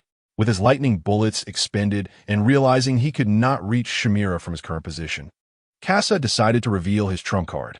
The spatial belt illuminated, and 4 flying swords emerged beneath and behind him, Kasa standing firmly upon the most substantial of them. This mechanized device, crafted at a cost nearing 2 billion berries, appeared akin to a mystical sword, yet was imbued with advanced technology. The magnetic levitation system, enhanced by wind propulsion, coupled with 3 fully charged subswords, elevated Kasa's aerial combat prowess to unprecedented heights. Upon witnessing Kasa poised on the flying sword, Shamira was taken aback. Sensing the surge of danger, she retreated instantaneously, seeking refuge within the Skull Peak. Kasa accelerated, swiftly closing the distance to within 50 meters of Shamira. Within this range, every move she made fell within Kasa's predictions. Even the evasive patterns of a hummingbird could not elude his assault. With a double trigger pull, he unleashed the wind shot, directing a gusting cannonade towards Shamira. She narrowly evaded the initial blast, yet the wind cannon detonated before her, propelling her directly into Kasa's path. After being swept away by the fierce winds, Shamira found herself unable to control her body amidst the tempest, helplessly watching as Kasa aimed his gun at her. With a light squeeze of the trigger, he unleashed a rhythmic barrage of fiery projectiles, relentlessly pressing her downward. Shamira attempted to shield herself with her wings. Yet even the feathers imbued with armed color Haki could not withstand the assault of the flames, beginning to melt away. As she descended, she continuously absorbed the impact of the fiery onslaught. Kasa, perched upon his flying sword, approached her and pointed the gun at her head, demanding, "Who are you, really?" Shamira raised her hands in surrender and replied, "Carl sent me to deliver a message to you." Chapter 26. Luffy's Haki. The commotion from Kasa's battle was considerable, yet the Straw Hat crew was wholly preoccupied. According to the unfolding narrative, Luffy was presently entranced by the vibrant hues of Golden Week. Seated on a picnic blanket sipping tea, Zoro, Nami, and the others, illuminated by a candelabra, had already succumbed to a waxen state. Usopp and Karu were being pursued by Five and Valentine. Suddenly, a stray bullet from Kasa struck Usopp in the back, a flame erupting to thwart their pursuers, allowing Usopp and Karu to hastily retreat to the candelabra. There, they beheld the immobile trio and the idle Luffy. In a fit of anger, Usopp exclaimed, "Hey, Luffy, what are you doing? Everyone is in dire straits, and you're still drinking tea." Unable to hear Luffy's explanations, Usopp recalled the flame that had just saved him, and an idea sparked in his mind. He realized how to rescue Zoro and the others. Kasa had bestowed upon Usopp a spatial pouch, enabling him to carry more items. Usopp dashed around the candelabra, pouring oil directly onto it. At that moment, the candelabra stood unguarded, with no one to hinder Usopp's actions. A flame ignited the candelabra, unleashing the beasts contained within. Five and Valentine, arriving fashionably late, encountered Zoro, who had previously bested them soundly, and foolishly stepped forward. Five declared, "This time, let us see how you fare against the explosive fruit." He produced a firearm, took a deep breath, and filled it with explosive gas, targeting Nami and Vivi. Sensing the imminent danger, they swiftly sought cover. The explosive eruption of gunpowder momentarily captured Five's attention, redirecting his aim towards Usopp. Usopp, taken aback, shouted, "Zoro, it's up to you." Suddenly, Five felt time freeze before him, and he collapsed. With a swift kick, Nami sent the still tea-drinking Luffy flying. Breaking him free from the hypnotic trance, Golden Week had already fled. "You idiot. We almost perished," Nami scolded. Luffy quickly apologized, relieved that Usopp was present. At that moment, Three made his entrance, having just utilized his powers to fully wax himself. Luffy, momentarily dazzled, was jolted back to reality by Nami's punch. "Hurry up and take him down," Nami urged. "All right, this time I'll shatter his wax," Luffy resolved. In a previous skirmish, his ordinary strikes had failed to break the wax produced by Three, compelling him to use the wax against itself. Yet now, Luffy understood how to dismantle the opponent's waxen armor. He recalled the transformation Kasa underwent while employing armed color Haki, which instigated a notable change within him. Zoro observed the subtle transformation occurring within Luffy, his gaze sharpening as he discerned the act of clandestine learning, the mastery of Haki in secrecy. With a series of relentless punches, he leveled the ground, charging directly towards Luffy. Meanwhile, Luffy was still attuning himself to the sensation of Haki, his fists beginning to undergo a gradual metamorphosis. With the armament Haki hardening his rubbery fists, Luffy unleashed a punch that shattered the waxen armor, scattering debris and causing 3 streams of blood to erupt from his mouth. Gazing at his own fist, Luffy realized he had indeed manifested this power, and its potency had significantly escalated. According to Kasa, armament Haki merely functions as a protective layer, augmenting defensive capabilities. The body possesses a protective mechanism that regulates its strength, preventing the full exertion of power. Under normal circumstances, humans can only utilize 70% of their strength, while those who have undergone training in combat can tap into 85%. However, with the implementation of armament Haki, the body is safeguarded, allowing the protective mechanism to be released, thus enabling the full expression of one's power. This explains the enhanced offensive capability following the use of armament Haki. Luffy felt the might of Haki, reminiscent of the impact from Garp's punch. At this moment, Kasa emerged, casually dispatching the fallen figure of 5, who had recently encountered Valentine in the forest. Observing that all were now at peace, Kasa noticed only the alarming injury on Zoro's ankle. Kasa remarked, "Well, it appears everyone is faring well." Usopp retorted, "Not at all. I nearly met my end." With that, Usopp collapsed. Kasa approached Luffy, advising, "Remember this sensation. You must endeavor to experience it more frequently." Zoro stumbled towards Kasa, on the verge of voicing his thoughts, when Kasa bent down to grasp Zoro's foot. Lifting him with one hand, Zoro exclaimed in anger, "Hey, what do you think you're doing?" Kasa replied, "Hold still. I need to bandage you." Kasa retrieved bandages from his spatial belt, wrapping Zoro's wounds with a system-produced hemostatic bandage that expedited clotting. After securing the bandage, Kasa stated, "I understand what you wish to convey, but the intent to cut through iron is not difficult. You merely need to attune yourself to the sword in your hand." Kasa then withdrew, as the giant had begun to awaken. Meanwhile, aboard a naval vessel in the Grand Line, Carl had completed his report and was preparing to return to headquarters. At that moment, the transponder snail rang, revealing Shamira on the other end. Carl inquired, "So, how is Kasa faring?" Shamira retorted angrily, "Could you not concern yourself with me first? I nearly perished." Carl responded, "Is he truly that formidable now? You possess the strength of a rear admiral." Shamira replied, "You have no idea how terrifying your clone is. One cannot fight, nor can one escape." Carl recalled that Shamira was a user of the hummingbird fruit, a power he had acquired during his training on a pirate ship, granting her remarkable mobility in the air. Yet, he was astounded that Shamira still fell short against Kasa in this regard. Carl mused, "That was something I had not anticipated. Has the message been conveyed?" What was his reaction? Shamira snapped, "Why should I care?" Carl replied, "Huh?" Realizing Carl's displeasure, Shamira hastily corrected herself. That is precisely how he responded.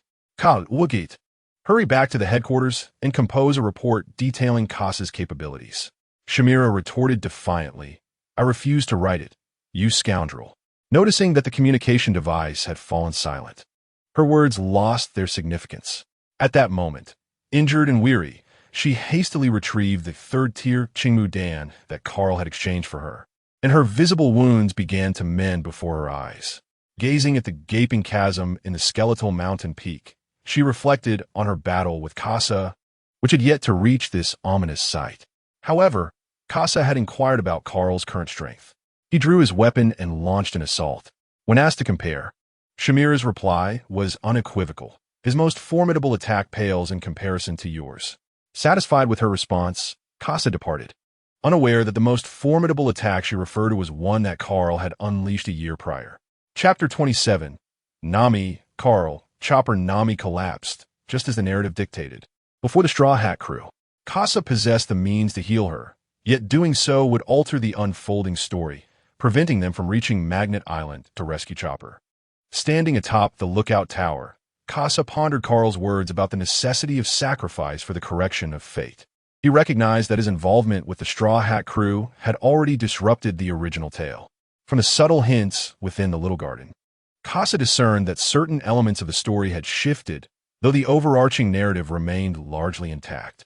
Nevertheless, he committed Carl's words to memory and chose to release Sanji, believing his future contributions would be invaluable, especially in the impending war at Marineford. At that moment, a figure emerged upon the waves, causing a stir on the deck. Casa realized that Walpole was making his entrance. A submarine surfaced, and Walpole leapt onto the Mary, preparing to engulf it. Casa descended from above, delivering a swift kick that sent Walpole sprawling. This was an event that had not transpired in the original storyline, yet Casa took it upon himself to intervene.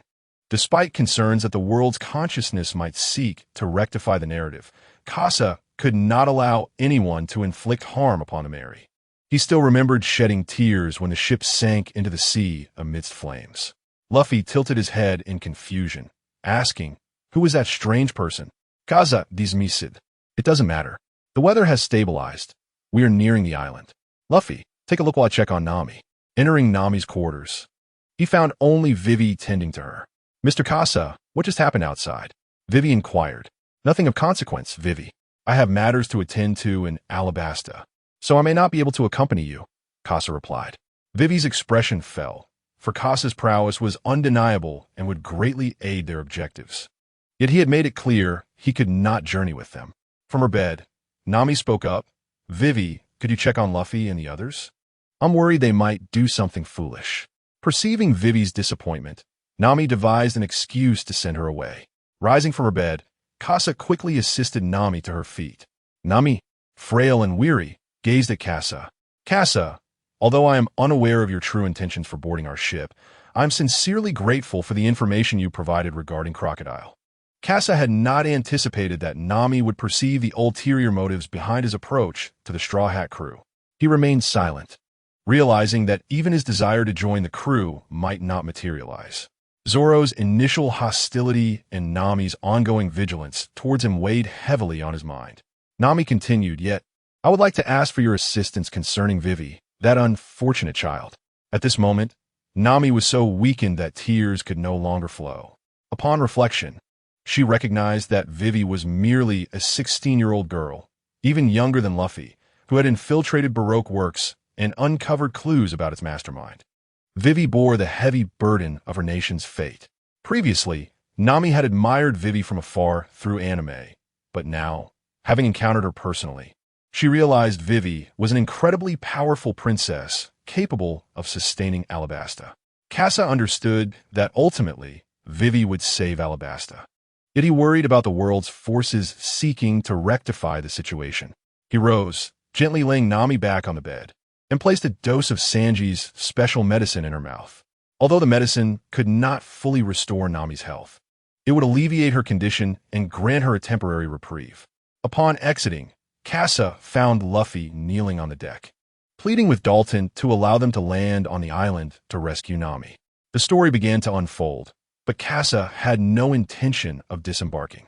The individuals set to go ashore were determined, mirroring the original plot, save for Usopp taking Zoro's place, while Casa remained behind as well. With Casa present, Usopp felt reassured to guard the ship, and Nami's climate baton could receive enhancements with Casa's support. Usopp's skill tree was peculiar. He excelled in marksmanship, possessed nimble hands, and had a robust health pool. Casa had once considered ways to bolster Usopp's offensive capabilities, but the Straw Hat's output was already sufficient, necessitating Usopp's role as a support. Moreover, Usopp had a remarkable talent for material combinations, crafting incendiary chili stars and enormous smoke bombs, showcasing his innate gifts. With the potential to awaken an expansive Kinbunchika Haki in the future, Usopp could serve as the command tower for the Straw Hats, consistently providing resources to his comrades. The two began to modify the climate baton according to Nami's characteristics. Meanwhile, in the Grand Line, Marine Headquarters, Carl had returned to the base and submitted his report to Sengoku. After a brief glance, Sengoku accepted it with satisfaction and announced the resolution of the misunderstanding regarding the branch offices receiving empty salaries. However, this time, Sengoku did not intend to raise Casa's bounty, as family disgrace should remain concealed, and doing so would adversely affect Carl's career. Sengoku turned to Carl and remarked, "The results are in." The Eye of Death has confirmed that the Phantom Thief Kasa indeed possesses the ability to disguise himself. Carl responded, indeed, and the report indicates that Kasa's strength has now reached that of an elite Vice Admiral. Upon hearing Carl's assessment, Kasa's threat level in Sengoku's eyes escalated further. Kasa's existence represented not merely a combat force, but also an acute intelligence regarding the Navy, posing a significant risk. Over the past 2 years, while Kasa has maintained tranquility on the side of the Paradise, it has simultaneously exerted a tremendous impact on the various branches. Sengoku remarked, Carl, we can no longer allow Kasa to continue in this manner. He must be swiftly sent to Advance City. Upon receiving the new orders, Carl departed from Sengoku's office. At that moment, Shamira had just arrived outside the office, guided by the hummingbird fruit and life paper, enabling her to return to Marineford in the shortest distance and the quickest time. Shamira spoke, Old man, he wants you to come over there for some senbei. It seemed that Carl recalled something, and after a moment of contemplation, he replied, No, I am heading to Sakazuki's. Prepare yourself. We shall set sail. Shamira, displeased, responded, Huh? Where now? Off to the old man's for some fun? Carl maintained his tone, stating, To Alabasta to avenge you. Shamira exclaimed in excitement, Hooray! Meanwhile, outside of Drum Island, Kasa and Usopp had finally succeeded in creating Nami's scientific climate baton. Kasa optimized the initial version of the climate baton, advancing directly to climate baton 20. Suddenly, a series of explosions erupted on the island, prompting Kasa to glance over and capture the moment with his camera. The cherry blossoms danced on the island, where Tony Chopper joined the crew. On the Mary, Kasa continuously pinched Chopper's cheeks. Achievement unlocked. Pinch Chopper's cheeks. Chopper pushed Kasa's hand away, feeling somewhat unaccustomed to Kasa's exuberant welcome upon boarding.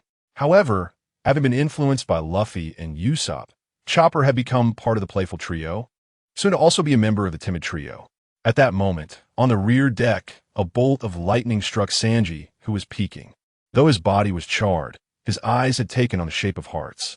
With Kasa's advanced green dew and Chopper's healing, Nami had already recovered and was familiarizing herself with the climate baton.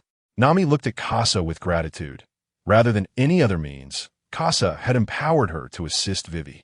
Usopp shouted, Doctor, we need a doctor, quick. Sanji has collapsed. Chopper, in a panic, echoed the call for a doctor. Before Chopper could fully process the situation, Kasa placed a hand on his hat and said, You are the doctor. Chopper suddenly understood and hurriedly grabbed the medical kit to treat Sanji. Zoro, seemingly having gained some insight atop the snowy mountains, returned to the Mary and has been wielding Enma ever since. Kasa could sense a different aura emanating from Zoro, a demonic energy. Meanwhile, Luffy began to reminisce about the feeling of using armament Haki in the Little Garden.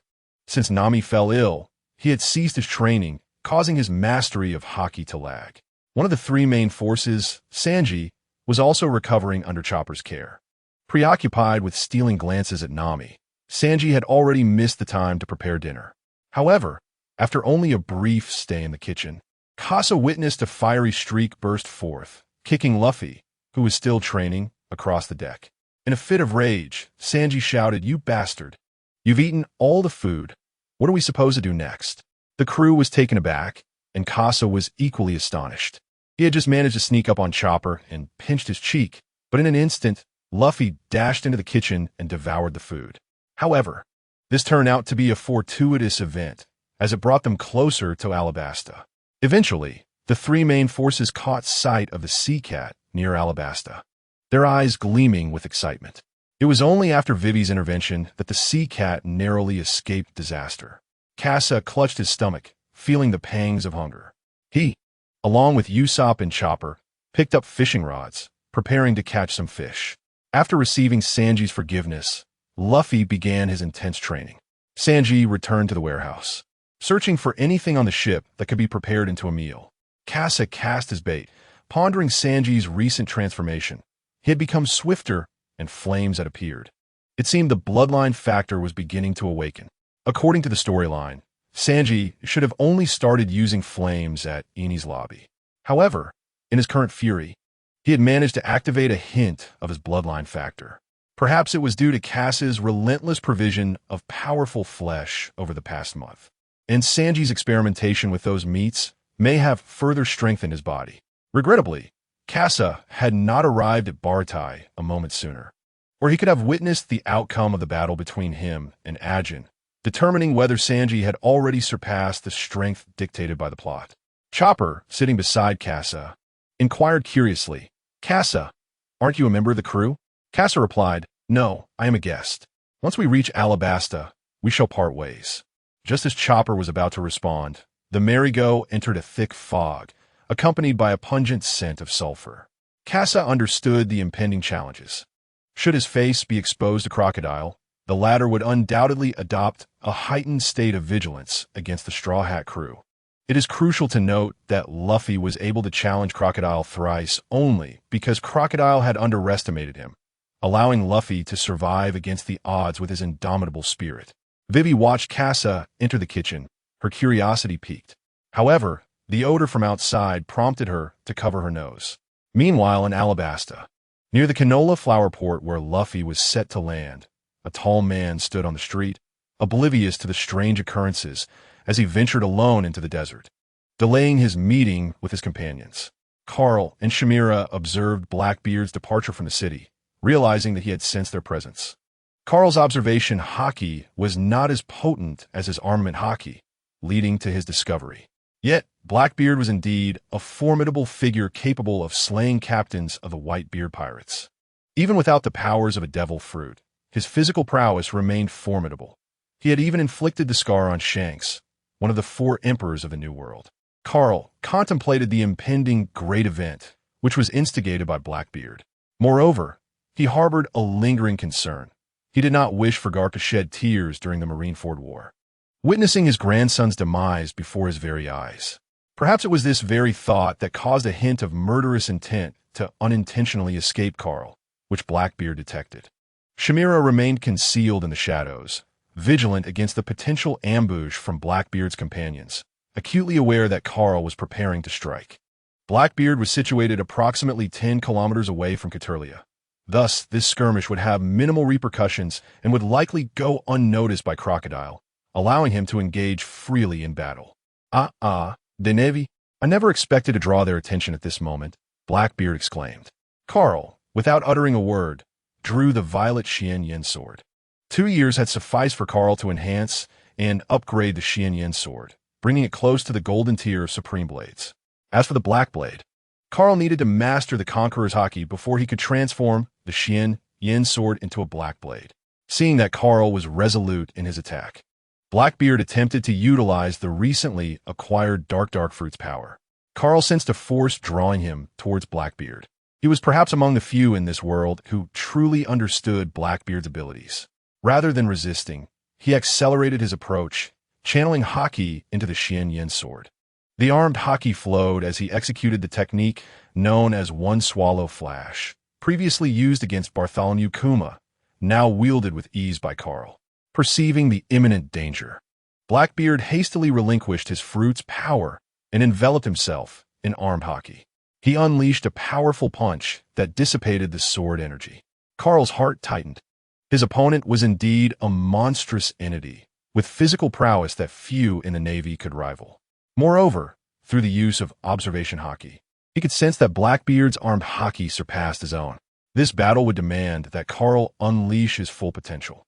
As Blackbeard regarded Carl, he sensed the overwhelming hostility emanating from the Navy officer before him. Fortunately, he had chosen a desolate wilderness to engage in this confrontation, allowing Carl to serve as a benchmark for assessing the Navy's strength. Young Navy officer, come fort. Chapter 29. The fierce battle with Blackbeard. The wind howled, and the desert was alive with the clash of 2 figures. The flying sand and gravel were capable of piercing through the flesh of an ordinary person, rendering any approach nearly impossible. Carl deftly evaded Blackbeard's powerful punches, recognizing that he had no need to endure such force directly. Meanwhile, Blackbeard maneuvered to avoid the blade of the Xian Yin sword, already marked by several wounds. The side effects of the dark fruit doubled his pain sensation, leaving him increasingly frustrated. Carl's assault once again breached Blackbeard's defenses, inflicting wounds that, while superficial, did not hinder Blackbeard's movements. The pirate clutched his injuries, howling in agony. The repercussions of the dark fruit were severe, causing even minor wounds to inflict significant discomfort. Blackbeard initiated a technique, causing black mist to spread beneath his feet. Drawing in the sand below, Carl surged forward, launching an attack against Blackbeard. Release. Countless grains of sand were instantly unleashed, raining down like shotgun pellets. Carl found himself enveloped in sand, his vision obscured. However, his observation Haki provided clarity, revealing that he remained unharmed. Ka zenzit an unusual shift. Both he and Blackbeard utilized observation Haki, yet Blackbeard had no reason to resort to such tactics. Carl, fully engaged in defense, manifested the form of the black tortoise, enveloping himself in a mystical shield adorned with a hazy black tortoise spiraling above him. From the swirling sands emerged Blackbeard, launching a seemingly ordinary yet deceptively lethal punch directed at the black tortoise form. Despite not utilizing Haki and concealing his aura, the force behind Blackbeard's unrestrained strike was formidable.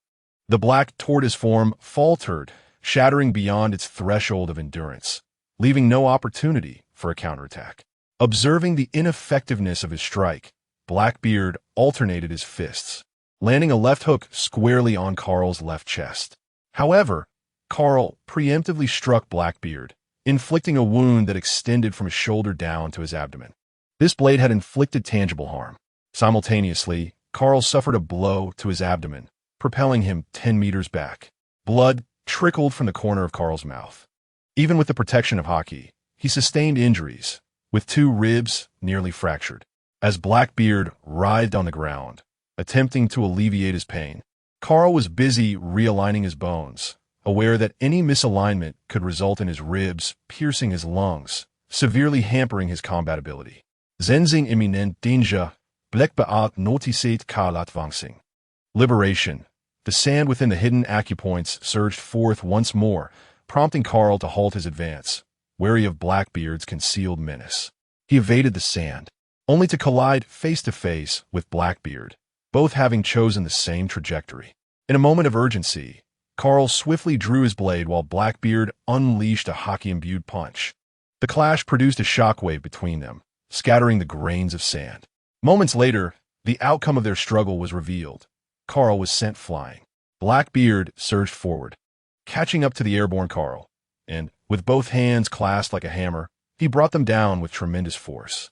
Heavy blade of the Black Goose, the collision of his fist with the broad blade resonated with a deafening roar. Carl managed to deflect the attack. Yet Blackbeard's might penetrated the blade, striking Carl directly. He was driven deep into the sandy terrain, creating a gaping pit in the desert, where Carl found himself ensconced. Blackbeard, relentless in his assault, descended with his knee aimed at Carl's head. This strike, even with the defense of the heavy blade, was beyond Carl's capacity to withstand. However, Carl was no stranger to counterattacks.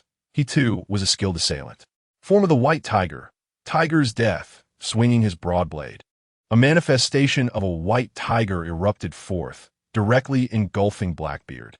The combined force of the blade's impact, the weight of the descending strike, and Blackbeard's own strength led to a momentary stalemate in midair. Carl took a moment to gather his strength, utilizing the muscle soreness from Tiger's Death, and gracefully navigated through the air.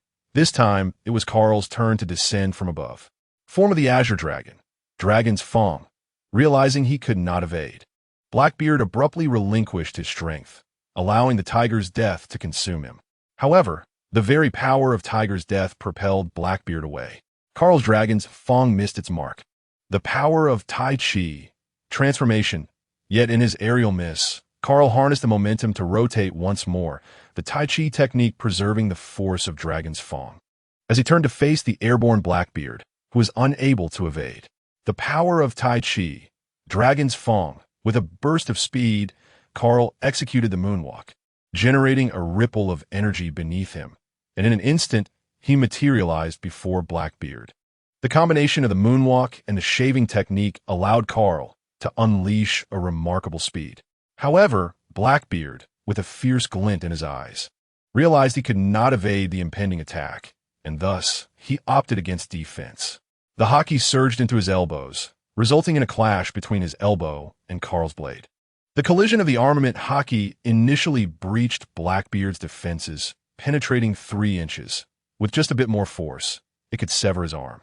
Yet, Blackbeard's physical strength was formidable, enabling him to clamp down on the descending force of Carl's heavy blade. Ha ha ha. Ultimately, I'm a stronger one, Blackbeard boasted. At this moment, Carl wielded 2 blades while Blackbeard still possessed 1 arm. The tide shifted as Blackbeard flung aside the heavy blade, blood gushing from a deep wound that revealed bone. Carl's weapon was cast aside, leaving him entirely exposed before Blackbeard. Blackbeard seized Carl, exerting control over him, as blood flowed from his arm, muscles tightening, and raw power surged forth. This was sheer physical strength, yet Carl remained undaunted, retrieving the blade. Blackbeard had endured Carl's assault, paving the way for a counterattack. Carl, unyielding, similarly chose to withstand the onslaught, the blade emanating a chilling light as it lunged towards Blackbeard's heart. Goose flash, the speed was astonishing, leaving Blackbeard alarmed. He could not afford to have his heart pierced, for that was his secret, the cornerstone of his aspiration to become the Pirate King. Transforming his grasp into a palm, he forcefully repulsed Carl. Carl's strike only managed to penetrate the muscle, not reaching the vital organs, before being thrust away by Blackbeard. Yet Blackbeard's massive form afforded him a longer reach. His powerful arm collided with Carl. Carl raised his knee to block, countering the attack effectively. The 2 men distanced themselves once more. Chilin's posture breathing, Carl sat cross-legged on the ground, palms facing upward, visibly recovering from his injuries at an impressive pace. Blackbeard's expression darkened at this sight. His strength surpassed Carl's, and his combat experience was commendable. He had often exchanged injuries to gain the upper hand. However, Carl's skills proved too agile, leaving him in a reactive position. In terms of pure physical combat, Carl's style countered Blackbeard's. He was swift, and though his strength was somewhat inferior, Blackbeard's fruit ability intensified his suffering. Thus, Carl maintained an advantage. Had Blackbeard fully mastered the powers of the dark fruit and integrated them seamlessly, Carl might have met his demise that day. Understanding that he could not defeat Blackbeard, perhaps he could manage it with effort, but the world would not permit his victory, and unforeseen circumstances might lead to his own death. Carl cautiously sheathed his blade, preparing to depart. Observing Carl's retreat, Blackbeard finally succumbed, allowing himself to collapse and alleviate his pain. Chapter 30. The 3 brothers Carl returned to Katlia, changed his attire, and met with Shamira at a tavern. Shamira, sipping her drink, inquired about the origins of that formidable pirate. Carl refrained from directly addressing the background of Blackbeard, stating that the opponent's strength might have reached the level of a vice-emperor, perhaps fully mastering the powers of his devil fruit, making him a formidable presence among the vice-emperors. Based on his recent combat experience, Carl assessed Blackbeard's might. Over the past 2 years, he had enhanced his own abilities through the development of his fruit, reaching a similar level of power. Yet, he still fell short of Blackbeard's brutal strength. The prodigies of this world were utterly terrifying. Carl found himself at a bottleneck, as 2 years of fruit development had caused his cells to rupture, thereby enhancing his physical prowess. Looking ahead, he contemplated the awakening of his fruit, for perhaps this would elevate him to the strength of an admiral. However, in regard to the 4 emperors, Carl was uncertain how much further he would need to progress. Meanwhile, outside, a camel passed by the bar, heading towards the desert. Casa and the Straw Hat crew, having parted ways with the canola flowers, began to idly wander the port. They soon encountered a disheveled figure, who, upon noticing them, darted toward the ship. Casa, recognizing the distinctive 3-skull flag, pondered to himself, Blackbeard, how has he been so thoroughly beaten? It seems Alabasta is not as simple as it appears. As he turned to leave, Casa caught sight of another figure, astonished internally. What was she doing here? It was the revolutionary Korra, sporting a red cap adorned with goggles. Originally expected to be seen in Dressrosa, she unexpectedly appeared in Alabasta 2 years prior.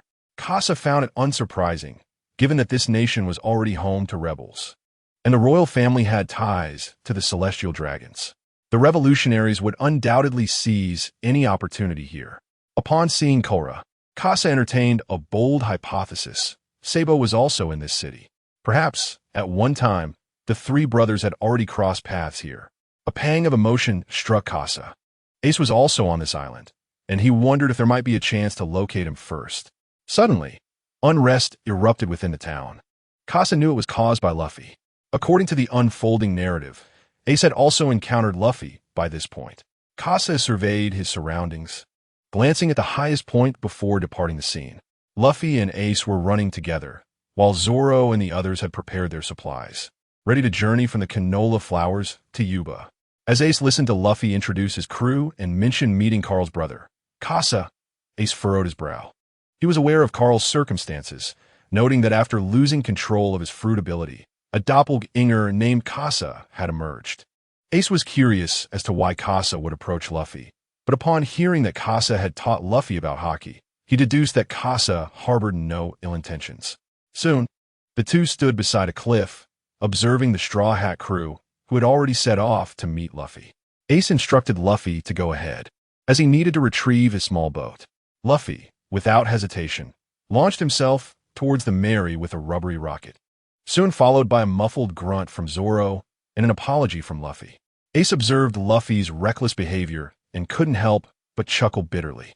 This brother of mine, wouldn't you agree, Kasa? Just then, Kasa emerged from behind, surprised to encounter Ace. He had originally intended to merely see them off while discreetly aiding them in eliminating the Baroque Works pursuers. Kasa remarked, "Please disregard Dana, Ace. Just call me Kasa." Ace turned around, crossing his arms as he scrutinized Kasa, attempting to discern something deeper. Kasa met Ace, fully aware that despite his intention to rescue him during the Marineford War, it did not imply he would indulge in flattery. Moreover, Ace and Luffy were equally obstinate, impossible to sway. If even Whitebeard could not persuade them, Kasa felt equally powerless. Kasa continued, "So, you've come to paradise due to the affairs of the Whitebeard pirates, correct?" Ace's expression darkened. "That scoundrel Teach has brought disgrace upon the Whitebeard pirates. I will find him," noting Ace's unwavering conviction. Kasa decided against revealing his encounter with Blackbeard at the port or that Sabo was still alive. He remembered Carl's words and wished to avoid altering the plot too drastically, maintaining his grip on the unfolding narrative. At least for now, Kasa felt assured everything remained within his control. Kasa replied, "Luffy has seen him, and you have too. Next, we shall see Old Man Garp. Best of luck." As Kasa ascended further, he noticed the fleet behind the Straw Hat crew beginning their assault. Ace, seeing the crew under attack, quickly departed to lend his support. On the rear deck, Luffy and his primary allies tirelessly intercepted cannonballs aimed at the Mary. However, the projectiles detonated near the Mary, hampering her speed as the pursuing fleet drew ever closer, their cannon fire becoming increasingly relentless. Sanji kicked away another cannonball, landing on the deck. "Damn it, if only Kasa were here," he grumbled. Zoro retorted, "Don't be foolish. He is not one of us, and there's no need for him to accompany us." Luffy, frustrated, exclaimed, "Damn it, when will it end?" Suddenly, a laser beam appeared along the coastline, swiftly piercing through a ship and averting the Mary's crisis. Luffy glanced towards the shoreline and faintly saw Kasa waving at him, returning the gesture in kind. Kasa lowered his hand, astonished that Luffy could see him. It was indeed Kasa's attack. Thunderbolt Laser. Each of Kasa's twin guns, the Wuyuan, was equipped with 15 elemental and live rounds. However, thanks to 2 years of modifications and the assistance of crystal upgrades, the Wuyuan had attained a violet level, equivalent to an unparalleled blade. Each elemental round now boasted 3 firing modes: a single thunderbolt shot, a double thunderclap burst, and a sustained laser barrage, initiating at 5 rounds and capping at 15. The recent laser strike could obliterate a ship with a single shot, and the Wuyuan could recharge in its holster for 10 seconds before firing again. Other elemental projectiles include the single-fire flame bullet, the dual-fire blazing flame bullet, the charged fire extreme destruction bullet, the single-fire wind bullet, the dual-fire wind cannon, and the charged destructive wind. Kasa seized another pair of dual pistols, aiming at a different vessel to take aim. Instantly, a laser re-emerged on the sea surface, obliterating another ship. Casa observed the skyrocketing amount of soul coins within the system. 5 soul coins, 18 soul coins, 1 soul coin, 9 soul coins. Suddenly, Casa's soul coins surpassed 40,000, reaching a total of 43,325. He charged the dual pistols, then retrieved a first-generation sniper rifle, spotting Baroque members with life signs through the blue scope. He began to eliminate them one by one, a presence that had instilled dread among pirates in the Paradise, which had lain dormant for over a month, now resurfaced. Chapter 31. A reunion of brothers. Casa was inevitably influenced by Carl, showing no mercy towards those wicked pirates, even reaching a level of utter ruthlessness. Each life extinguished transformed into a number of soul coins. Casa eradicated all ships on the sea except for the Mary, with his soul coin balance rising to 46,803. Though they were merely foot soldiers, their sheer numbers proved overwhelming. Casa's combat style was characterized by destructive area attacks, coupled with an inescapable sniping prowess, leading to the annihilation of the countless elders of the Baroque works. Casa's actions attracted the attention of Smoker, who remained at the port. Smoker faced a dilemma. On one side was the notorious Casa, with a bounty of 500 million, and on the other, the seemingly threatening, yet only 30 million bounty Straw Hat Luffy. Just then, a man appeared at the port, addressing Smoker. Smoker, pursue the Straw Hat Kid. Casa has sent me. Upon seeing the newcomer, Smoker felt relieved, instructing his companions to board the warship and commence the pursuit of Luffy's crew. However, by the time they set off, Luffy and his companions had already distanced themselves. Carl observed Casa from the hilltop. He and Blackbeard had already restored their injuries using the 5th transformation Blood Dragon pill and were back in prime condition. Sensing a powerful presence at the port, exceeding 500 meters, Casa utilized the sniper scope for a closer inspection. It was Carl. The two were intrinsically linked, and upon seeing Carl, Casa recognized that his counterpart had surpassed his previous physical limitations, reaching a new pinnacle. Carl, too, sensed Casa's gaze, while his physical prowess remained at 2 years prior. His observation Haki had significantly improved. Had it not been for the disturbances caused by Casa's attacks at sea, Carl might not have noticed him. Casa's observation Haki extended to a 50-meter all-knowing domain, a 500-meter combat domain, and a 2,000-meter detection domain, far surpassing Carl's 5-meter clear mirror. However, Casa had to tread carefully around Carl's Conqueror's Haki, as Carl's physical capabilities had reached their limits, yet his Conqueror's Haki was still developing, indicating he had further potential for growth. In the moment their eyes met, the system issued a notification. A mysterious merchant had appeared. Players were advised to seek out the mysterious merchant to purchase this month's exquisite goods. The expressions of the two individuals shifted slightly, both uncertain whether the enigmatic merchant permitted only one to purchase. Thus, they found themselves in a competitive relationship. Casa felt a sense of urgency.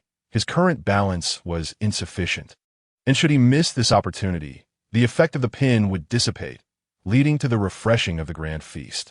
Therefore, even with insufficient funds, Casa was determined to locate the mysterious merchant and procure the locking pin, thereby re-establishing the grand feast. On the other hand, Carl conceived a simpler strategy, to capture Casa and then gradually seek out the merchant. It is noteworthy that the island of Sainting, where Alabasta is situated, is vast, making the search for the merchant a daunting task. Casa had already dispatched the swift crane drones, which could scout a 10-kilometer radius around him. However, he soon sensed something amiss. Carl had transformed into a shadowy streak, charging up the mountain. Casa mused, is he aiming to eliminate me first? Though my direct combat prowess may not match his, my combat techniques certainly surpass his. With 6 divine armaments, Casa held his ground against a relatively slow-moving swordmaster. The spatial belt summoned flying swords, with 3 circling behind him as Casa soared into the sky, just as Carl reached the mountain summit. One was airborne, the other grounded. Casa maintained a distance of 300 meters, remaining within the combat zone, while Carl's aerial speed could not match Casa's, rendering him vulnerable to being outmaneuvered and ultimately defeated. This tactic had been Casa's initial strategy, Not only Carl, but the majority of formidable figures within the pirate world would fall victim to Kasa's relentless pursuit. Except, of course, for those with peculiar devil fruit abilities. Carl, sensing Kasa's method of combat, recognized that a reckless approach would lead to his demise. Thus, he began to browse the marketplace, purchasing the item Ability Report from a common store. He inscribed Kasa's name on the report, which would reveal his current abilities and equipment status. Motivated, Kasa activated dual pistols of the Martial Kite, in purple, Swift Crane Drone, in blue, Sci-Fi Flying Sword 20 in blue, and Spatial Belt 20 in blue. Kasa had yet to unveil all his capabilities, but the information he possessed was already exposed. Kasa had not anticipated this aspect. He had forgotten that he too possessed a system capable of utilizing various peculiar items. However, Kasa felt no need for the ability report, as he had already employed another item, Remnant of the Pen Spirit, which informed him of Carl's current powers, the four symbols and the Chilean powers, both of purple caliber. Kasa remained cautious of his opponent, but as long as he maintained the right distance, he felt invulnerable. Carl, in turn, was not hasty to act, allowing Kasa to retreat into the skies. He had learned from the report that Kasa's Sci-Fi Flying Sword had a flight duration of merely half an hour. Exercising patience, Carl awaited Kasa's descent to the ground, knowing that then his opportunity would arise. Kasa, pleased with the current situation, could exploit the advantage of the Swift Crane drones to locate the mysterious merchant first. Kasa decided to first search the coastal areas, yet he found himself lacking a few soul coins. Alabasta was rife with pirates, all potential prey for Kasa. Additionally, there were members of the Baroque Works and the Revolutionary Army. If all else failed, Kasa would have to turn his gaze towards another formidable force, the Navy. Meanwhile, as the two were still in pursuit, in the rain-soaked casino, Crocodile summoned all his subordinates, making his first appearance before them. Leveraging his reputation as a warlord of the sea, he unveiled a plan dubbed Utopia. The crowd was taken aback, promptly aligning themselves in formation. At that moment, they also learned that Princess Vivi was still among the Straw Hat Pirates, and one of their members had utilized the Devil Fruit power to mimic the faces of the crew, with the exception of Sanji and the concealed Kasa. Crocodile remained unfazed. He did not believe that a wandering princess could disrupt his meticulously devised plans over the years by merely locating a pirate crew. His primary concern was the annihilation of the billions of elders from the canola flower, the entire army decimated. In Crocodile's scheme, these individuals held little value. Yet the emergence of such a powerful figure on the island introduced unforeseen variables, compelling him to investigate. Chapter 32. The Tyrannosaurus shotgun Kasa soared through the skies towards a port city, just as pirates invaded. Carl was suspended a kilometer away from Kasa, still within his reconnaissance range. Kasa had only a minute to deal with the pirates below. Otherwise, when Carl arrived, he would have to compete with him for the minions. Kasa accelerated instantaneously, descending into the city. Upon witnessing Kasa's movements, Carl furrowed his brow. Concealed within the bustling crowd, Kasa would be difficult to locate. Carl too surged forward, soon hearing a rumble from within the city. It was Kasa's attack. Kasa struck the pirate ship's armory, triggering an explosion that obliterated the entire vessel.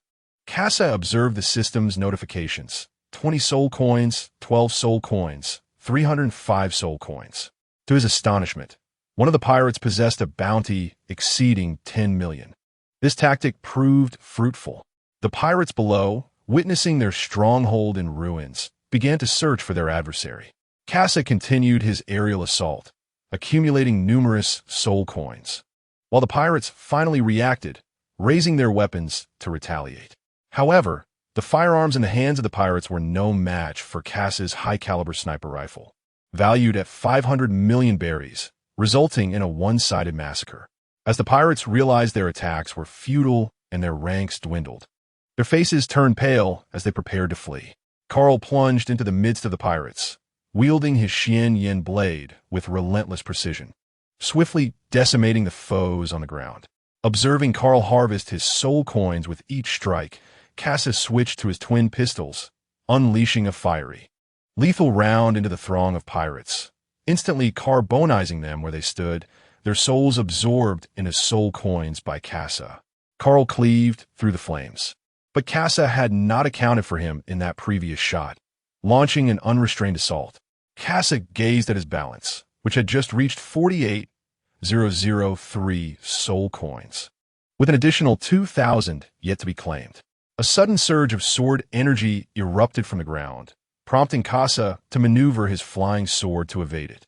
Carl summoned his true energy, while Kasa, feeling somewhat irritable, pointed towards the desert, where he had been persistently pursued by Carl. Carl instructed Shamira to manage the aftermath and search for nearby civilians before following Kasa into the expanse of the desert.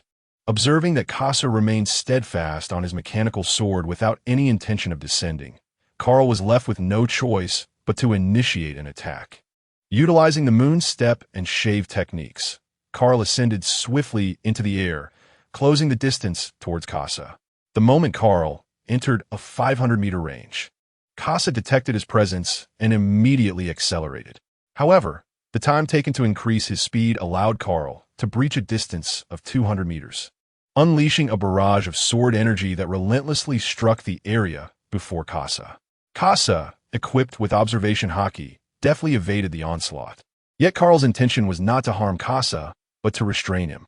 Carl's efforts bore fruit as he managed to draw within 100 meters.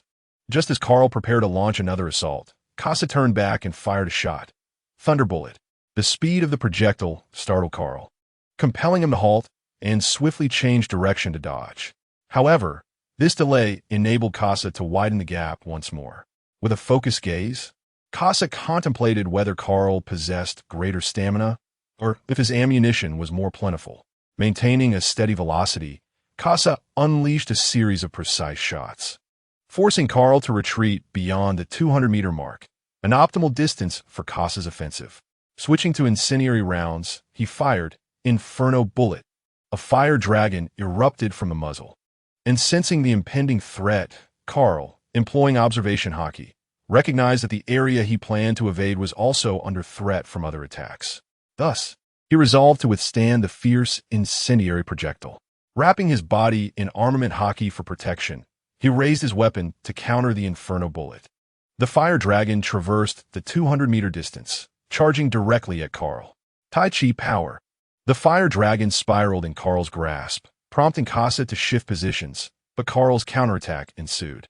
The Inferno Bullet was sent hurtling back, its trajectory faster than its initial approach. Kasa had no choice but to swiftly evade. Yet this momentary lapse allowed Carl to once again close the distance.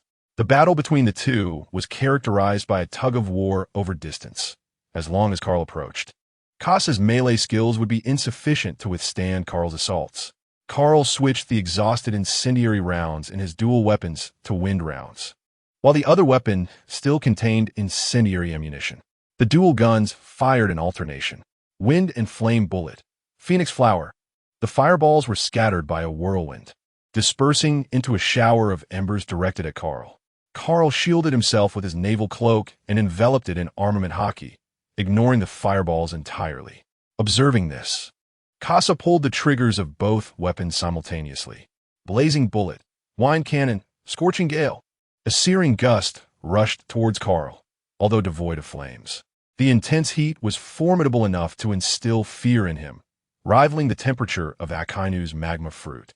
Carl could not afford to evade any longer. Otherwise, the distance would perpetually increase. He flung aside his cloak and struck downwards with his sword. The sword energy cleaved through the scorching wind, allowing Carl to surge forward through the opening. The intense heat radiating from both sides began to take its toll on Carl, causing his hair to curl and emit a scent of singed strands. Carl, undeterred, aimed at Kasa and executed a swift thrust. With a flash of brilliance, he crossed the scant distance of less than 100 meters, and a surge of sword energy pierced through Kasa's waist. Kasa managed a desperate twist at the last moment. Otherwise, he would have been struck in the abdomen, ending the battle. Kasa continued to fire while Carl maintained his distance, meticulously calculating Kasa's shooting frequency. With the fireballs depleted, Kasa switched to lightning projectiles, which traveled at an astonishing speed, prompting Carl to retreat to avoid them. The distance widened to 150 meters, but an opportunity arose for Carl.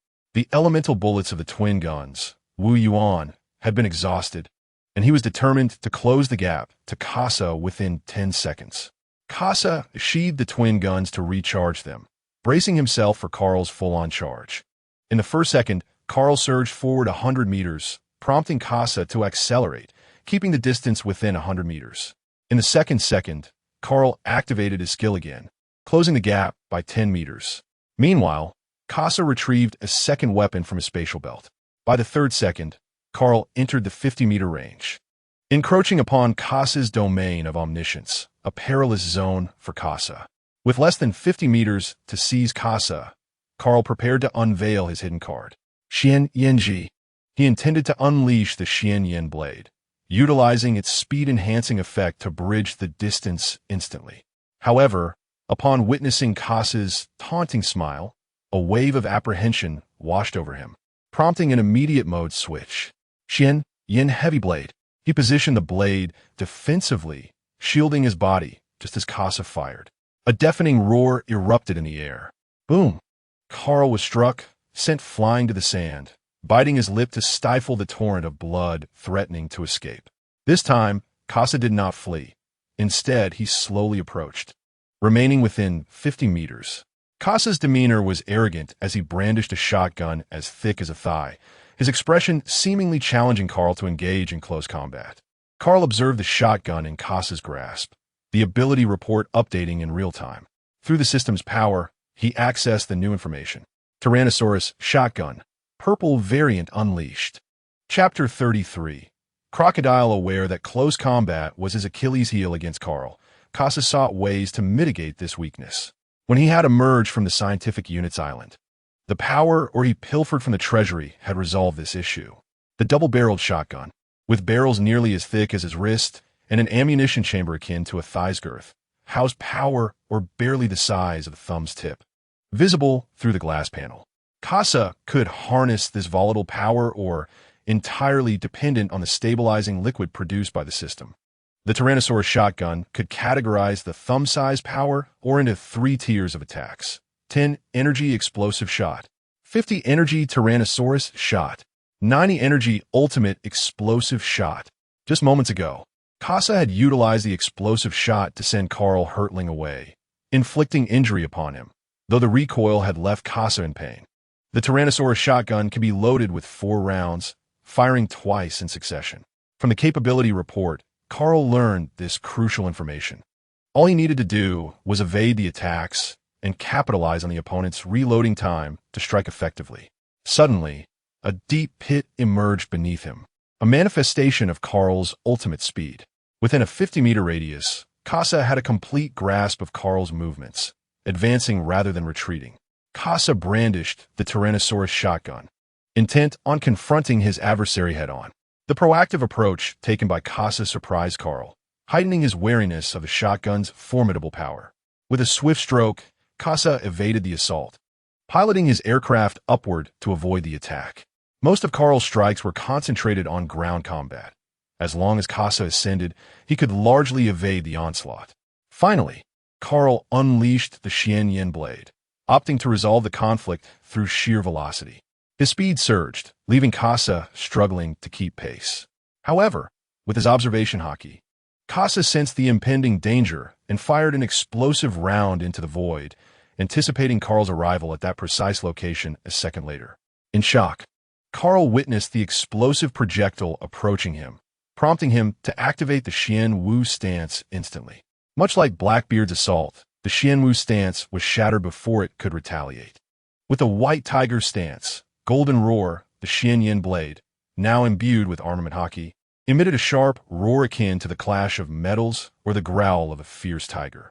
Sensing something amiss, Casa swiftly began charging his weapon. The Tyrannosaurus round roared from the muzzle as 2 shockwaves collided, momentarily pushing both combatants apart. Casa tactically retreated, while Carl braced himself against the impact, refusing to allow any distance to grow between them. Preparing to switch weapons, Casa recalled that the Tyrannosaurus round had been showcased to Shamira in the small garden. He had assumed that this shot would decisively eliminate Carl, but to his surprise, it resulted in a stalemate. Such was the power of wealth. A single Tyrannosaurus round cost nearly 100,000 berries, not to mention the staggering research cost of 2 billion berries for the shotgun itself. Stowing the Tyrannosaurus shotgun in his spatial belt, Kasa drew the fully charged Wu Yin dual pistols. With a vermilion bird stance, Godspeed, a silhouette emerged from the smoke.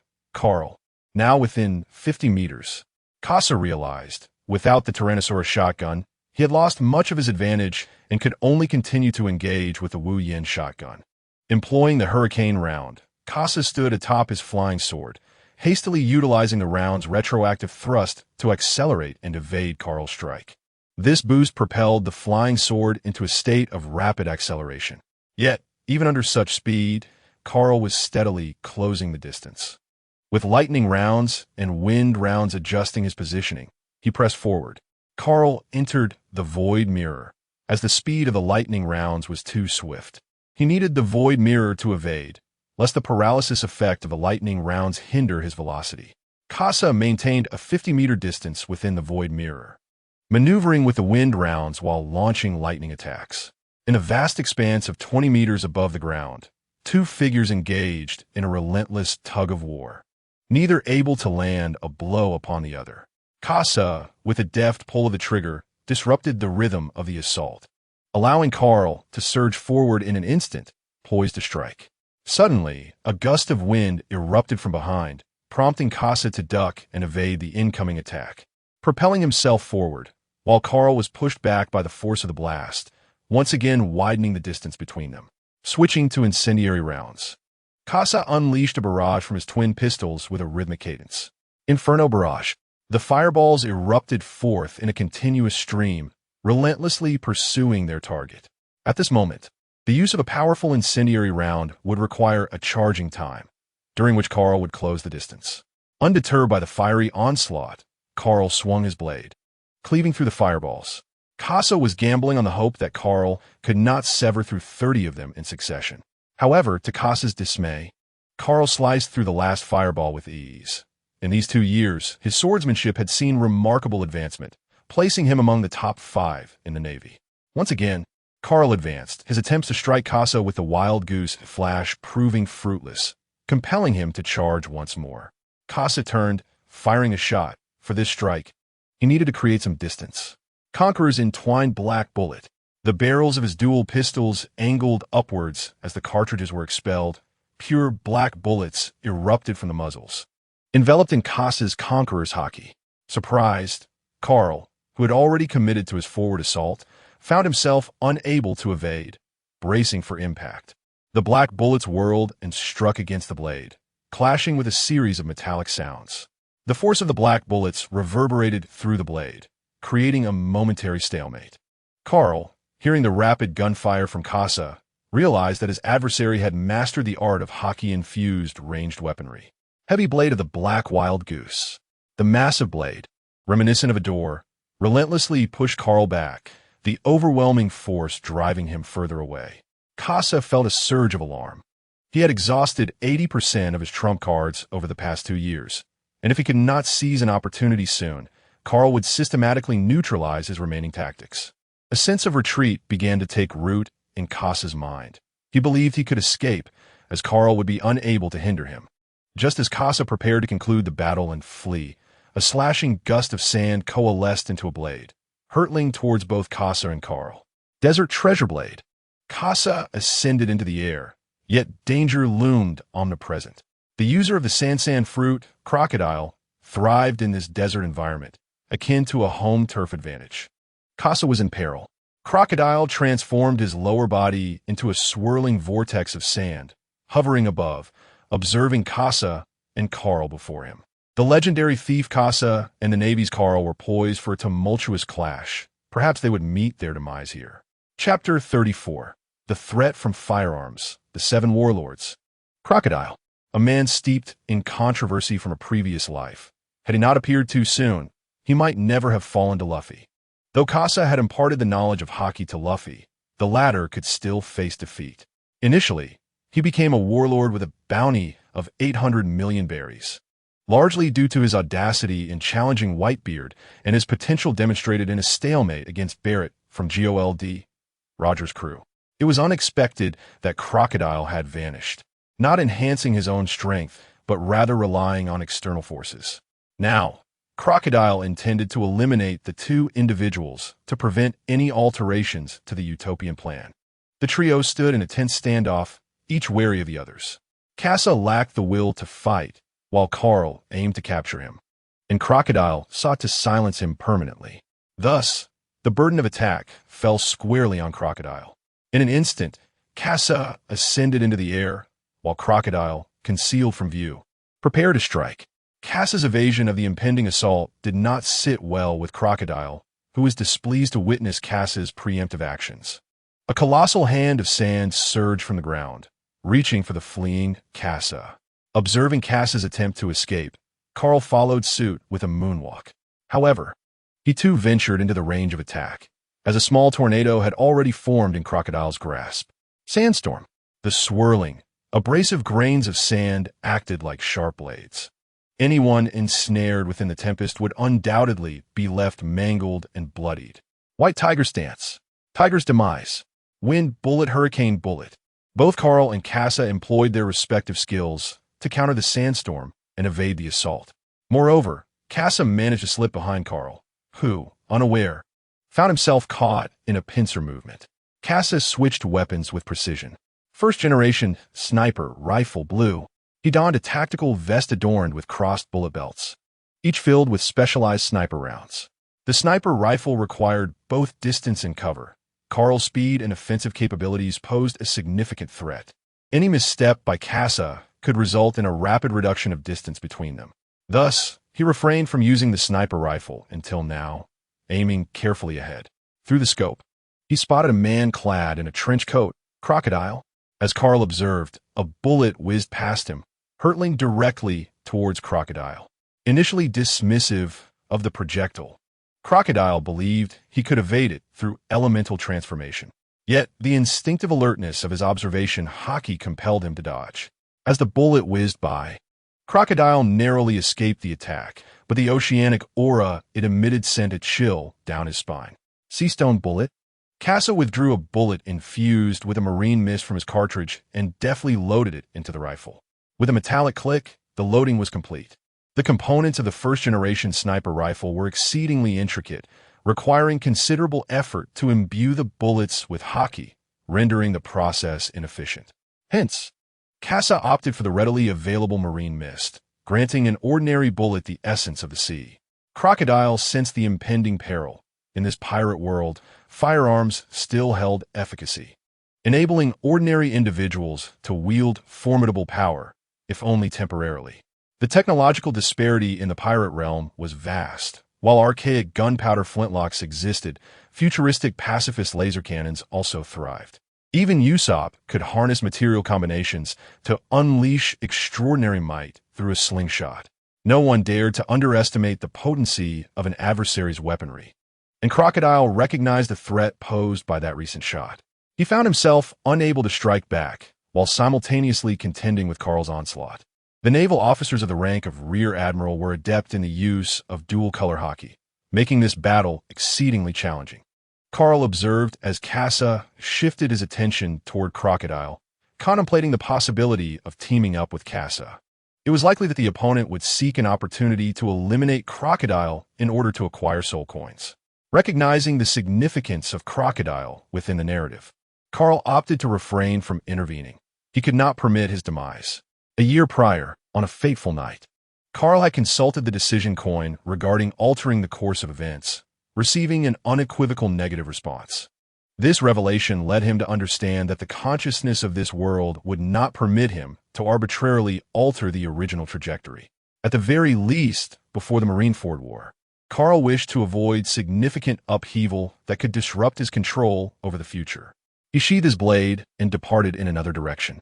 Crocodile and Casa exchanged glances, and as a sinister smile gradually crept across Crocodile's face, Casa had already turned to flee toward the sea. Casa had no desire to engage Crocodile in battle. He still intended for Crocodile to become a valuable experience for Luffy.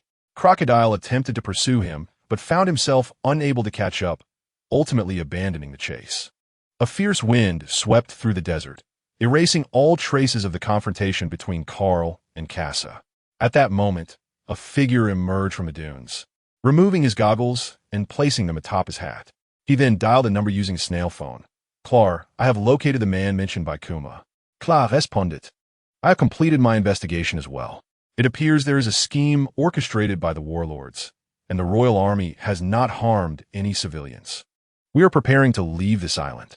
The revolutionary army was active in several suffering nations, yet the news of the sea was sparse.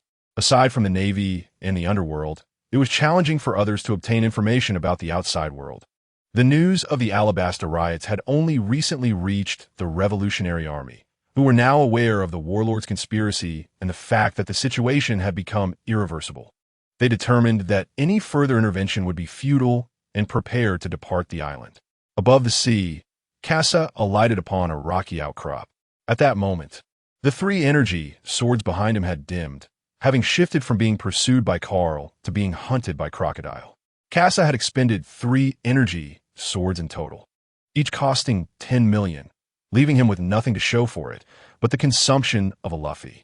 Fortunately, Casa had ample ammunition in his belt, though he lacked belly. He needed to find a way to acquire some funds. After some contemplation, Casa recalled a certain location that was sure to yield wealth: Rain Base, Crocodile's stronghold. However, the thought of infiltrating Crocodile's domain carried a significant risk. Furthermore, there were mysterious merchants on the island. Casa resolved to venture to Rain Base, intending to hunt down some members of Baroque Works to replenish his soul coins. With a newfound determination, Casa devised a plan. He was going to seek out some dance powder. Chapter 35. Luffy's confrontation with Crocodile the following day. Casa finally located the dance powder that Crocodile intended to use to frame the king at a port. After securing a bag of it, he made his way toward Rain Base. Meanwhile, Luffy and his crew, having just emerged from Yuba, had already parted ways with Ace.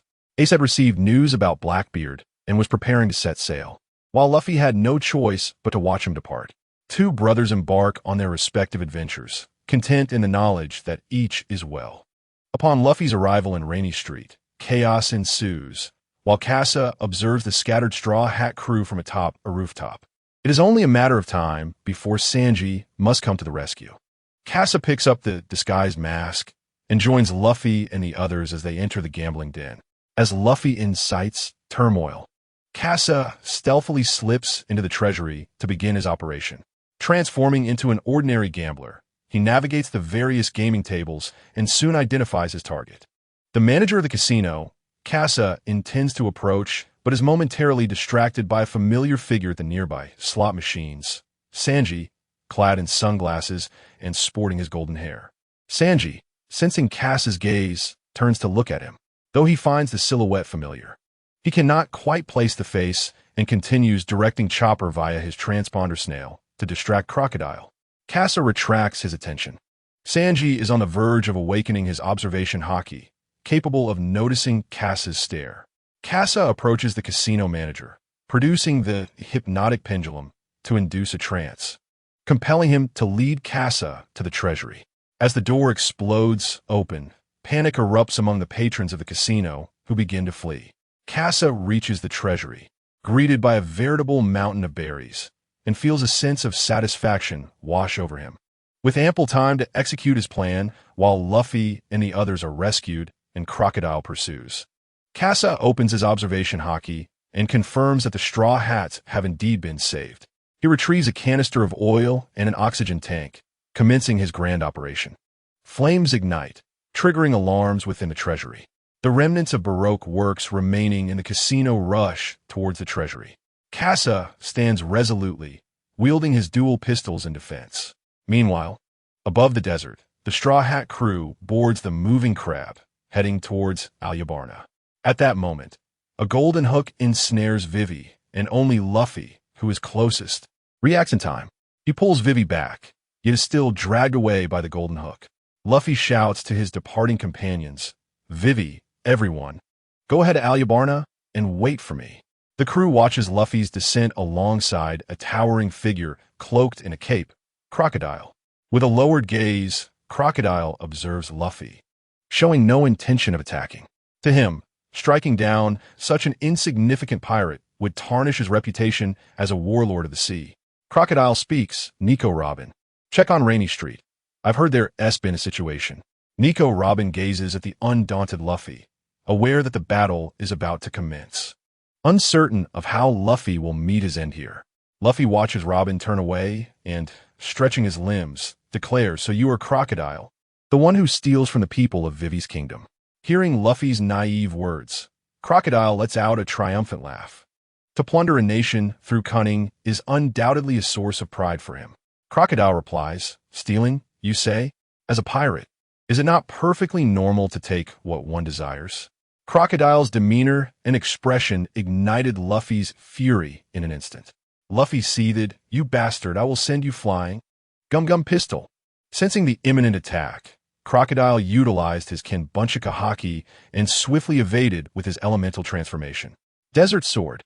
A vertical blade of energy surged from the ground towards Luffy, who adeptly performed a backflip to evade. Gum Gum Machine Gun. Sandstorm. Luffy's assault proved futile as Crocodile unleashed a gust of wind. However, the gritty tempest had no effect on Luffy's rubbery form. Crescent Sand Dune. A sand blade emerged from Crocodile's left wrist, targeting Luffy in midair. Armored Gum Gum Pistol. Luffy maintained his striking momentum even while airborne, and this time, he detected a flaw in Crocodile's attack, landing a punch squarely on Crocodile's face. Crocodile's counterattack struck Luffy simultaneously, but thanks to Luffy's powerful blow landing first, the impact of the sand blade diminished, though it still pierced Luffy's abdomen. Blood gushed forth as Luffy clutched his wound, his rubbery body instinctively sealing the injury. Crocodile was sent crashing to the ground, his expression ashen. He had not anticipated encountering someone wielding Haki in the paradise of the Grand Line, especially not this inexperienced youth before him. This time, he retracted his underestimation. It is worth noting that it was only during their last encounter that Crocodile began to regard Luffy as an equal adversary, having previously dismissed him as an inferior pirate, inadvertently granting Luffy the opportunity to exploit the weaknesses of the Sand fruit and Crocodile's combat style. Luffy also sensed Crocodile's seriousness. He was no longer the ineffectual opponent he had faced against Smoker. He had begun to grasp the fundamentals of armament Haki. Gum Gum Shotgun. Extending his arm, Luffy twisted his fist, causing the previously straight trajectory of his punch to become erratic, producing several phantom fists in thin air. Crocodile narrowed his eyes, unable to discern the direction of the strikes, as even Luffy was uncertain. Sandstorm. The sandstorm whisked away Luffy's fists, forcing him to retract his attack, and he launched a Gum Gum rocket, headbutting through the storm towards Crocodile's midsection. Crocodile was taken aback by Luffy's reckless approach, charging directly at him, yet transforming into sand. Crocodile furrowed his brow, realizing that this time he had not used Haki. Luffy, perplexed, looked at the unscathed Crocodile and exclaimed, "Huh? Why didn't that work this time? I clearly intended to use Haki just now." Crocodile found himself once again outwitted. He had not expected to be struck in the face by a novice. With his right hand directed at Luffy, he declared, "Desert Prison." Crocodile advanced towards Luffy, reaching out to grasp him. Caught off guard, Luffy was seized by his right arm. Amidst Crocodile's triumphant grin and Luffy's terrified gaze, his right arm began to wither away. After breaking free, Luffy quickly drank water to replenish his fluids, and his arm miraculously restored itself to its former state. Crocodile. The abilities granted by the fruits vary from person to person. The disparity between the natural and superhuman fruits is vast. What gives you, a mere child, the right to compete with me? Luffy shouted in anger. Enough with the prattle. Return Vivi's kingdom. In the rain-soaked casino vault, Casa dispatched the last of his foes. His soul coin balance surged to 48,853, and now he could begin his search for the mysterious merchant, while also replenishing his remaining soul coins. Casa sensed someone approaching. It was Nico Robin, detecting Neudintent. He remarked, "Nico Robin, it seems you are here to cooperate with me. Otherwise, you would have informed me of your presence on the Straw Hat's ship long ago." Chapter 36. Prelude to Alyabarna. Nico Robin had known since her time on Whiskey Peak that Casa was aboard the Straw Hat's vessel. Yet she chose to withhold that information. This led Crocodile to misjudge the strength of the Straw Hat crew. Had he known, he might have sought to eliminate them the moment they landed. Observing the pile of corpses surrounding Casa, who remained unfazed and jovial, Robin's heart branded him as a remorseless demon. Nico Robin, the gentleman thief is indeed perceptive. I wonder how I might assist you. Casa pondered for a moment. After all, Robin was destined to join the Straw Hat crew. Although he found her beauty captivating, he could not act against her, as it might alter the course of events too significantly. Casa, no, simply attend to your own affairs. Pretend you haven't seen me. With that, Casa turned away, oblivious to Robin's true intentions. He recalled something. If she was here, what was happening with Luffy? Presumably, he was already engaged in battle with Crocodile. In the storyline, it was Robin who saved Luffy. If she was present now, then who would come to his aid? His act of robbing the vault had disrupted the original narrative. As Robin watched Casa depart, she mused, "It has been 20 years. Perhaps it is time for my demise." Being taken by a Navy Admiral might simply be the culmination of what was fated to occur 2 decades ago. After Casa left, he glanced at the system, noting that his balance of berries had been replenished. 2,300,000,000. Quite a sum, surpassing even Luffy's share. Suddenly, Crocodile appeared before him, and they locked eyes. Crocodile prepared for battle. His recent skirmish with Luffy had not significantly affected his condition. Upon noticing Crocodile's presence, Casa produced a packet of dance powder. Crocodile's expression shifted as he recognized his vulnerability. Otherwise, Casa would not resort to threatening him with such a substance. Under the rain, Crocodile felt his resolve wane. Crocodile glared at Casa, who continued to brandish the dance powder, his intentions unmistakable. Weighing his options, Crocodile inquired, "Are you going to rescue that boy lying in the desert?" Casa maintained a stoic demeanor. He could not reveal his motives to Crocodile yet. He needed to break through his defenses first. "Casa, no, I am heading to Alyabarna. I wonder, Mr. Crocodile, would you care to accompany me? Aruba is the final destination of the idealistic plan. However, Casa's astute observation reveals the inherent flaws within. Crocodile harbors suspicions of internal betrayal. With the recent dispatch of Nico Robin, Crocodile's intuition compels him to disregard Casa and hasten towards the rain-soaked terrain. Casa remains vigilant, watching Crocodile until a safe distance is established before he himself takes flight. Despite the narrative suggesting that Luffy has faced defeat, the current circumstances are drastically altered. Luffy's formidable Haki could provoke Crocodile to unleash lethal force. Casa must reach him swiftly. At last, Casa discovers a sand pit in the desert, within which lies a piece of red clothing. Without hesitation, he leaps into the sandy depths and retrieves Luffy, who is grievously injured. Luffy's body is battered, with wounds on his abdomen, and his arms are withered. A poison hook has pierced his shoulder, leaving the flesh and muscle in a state of decay. Fortunately, Casa is present. Without him, Luffy would surely succumb to the poison.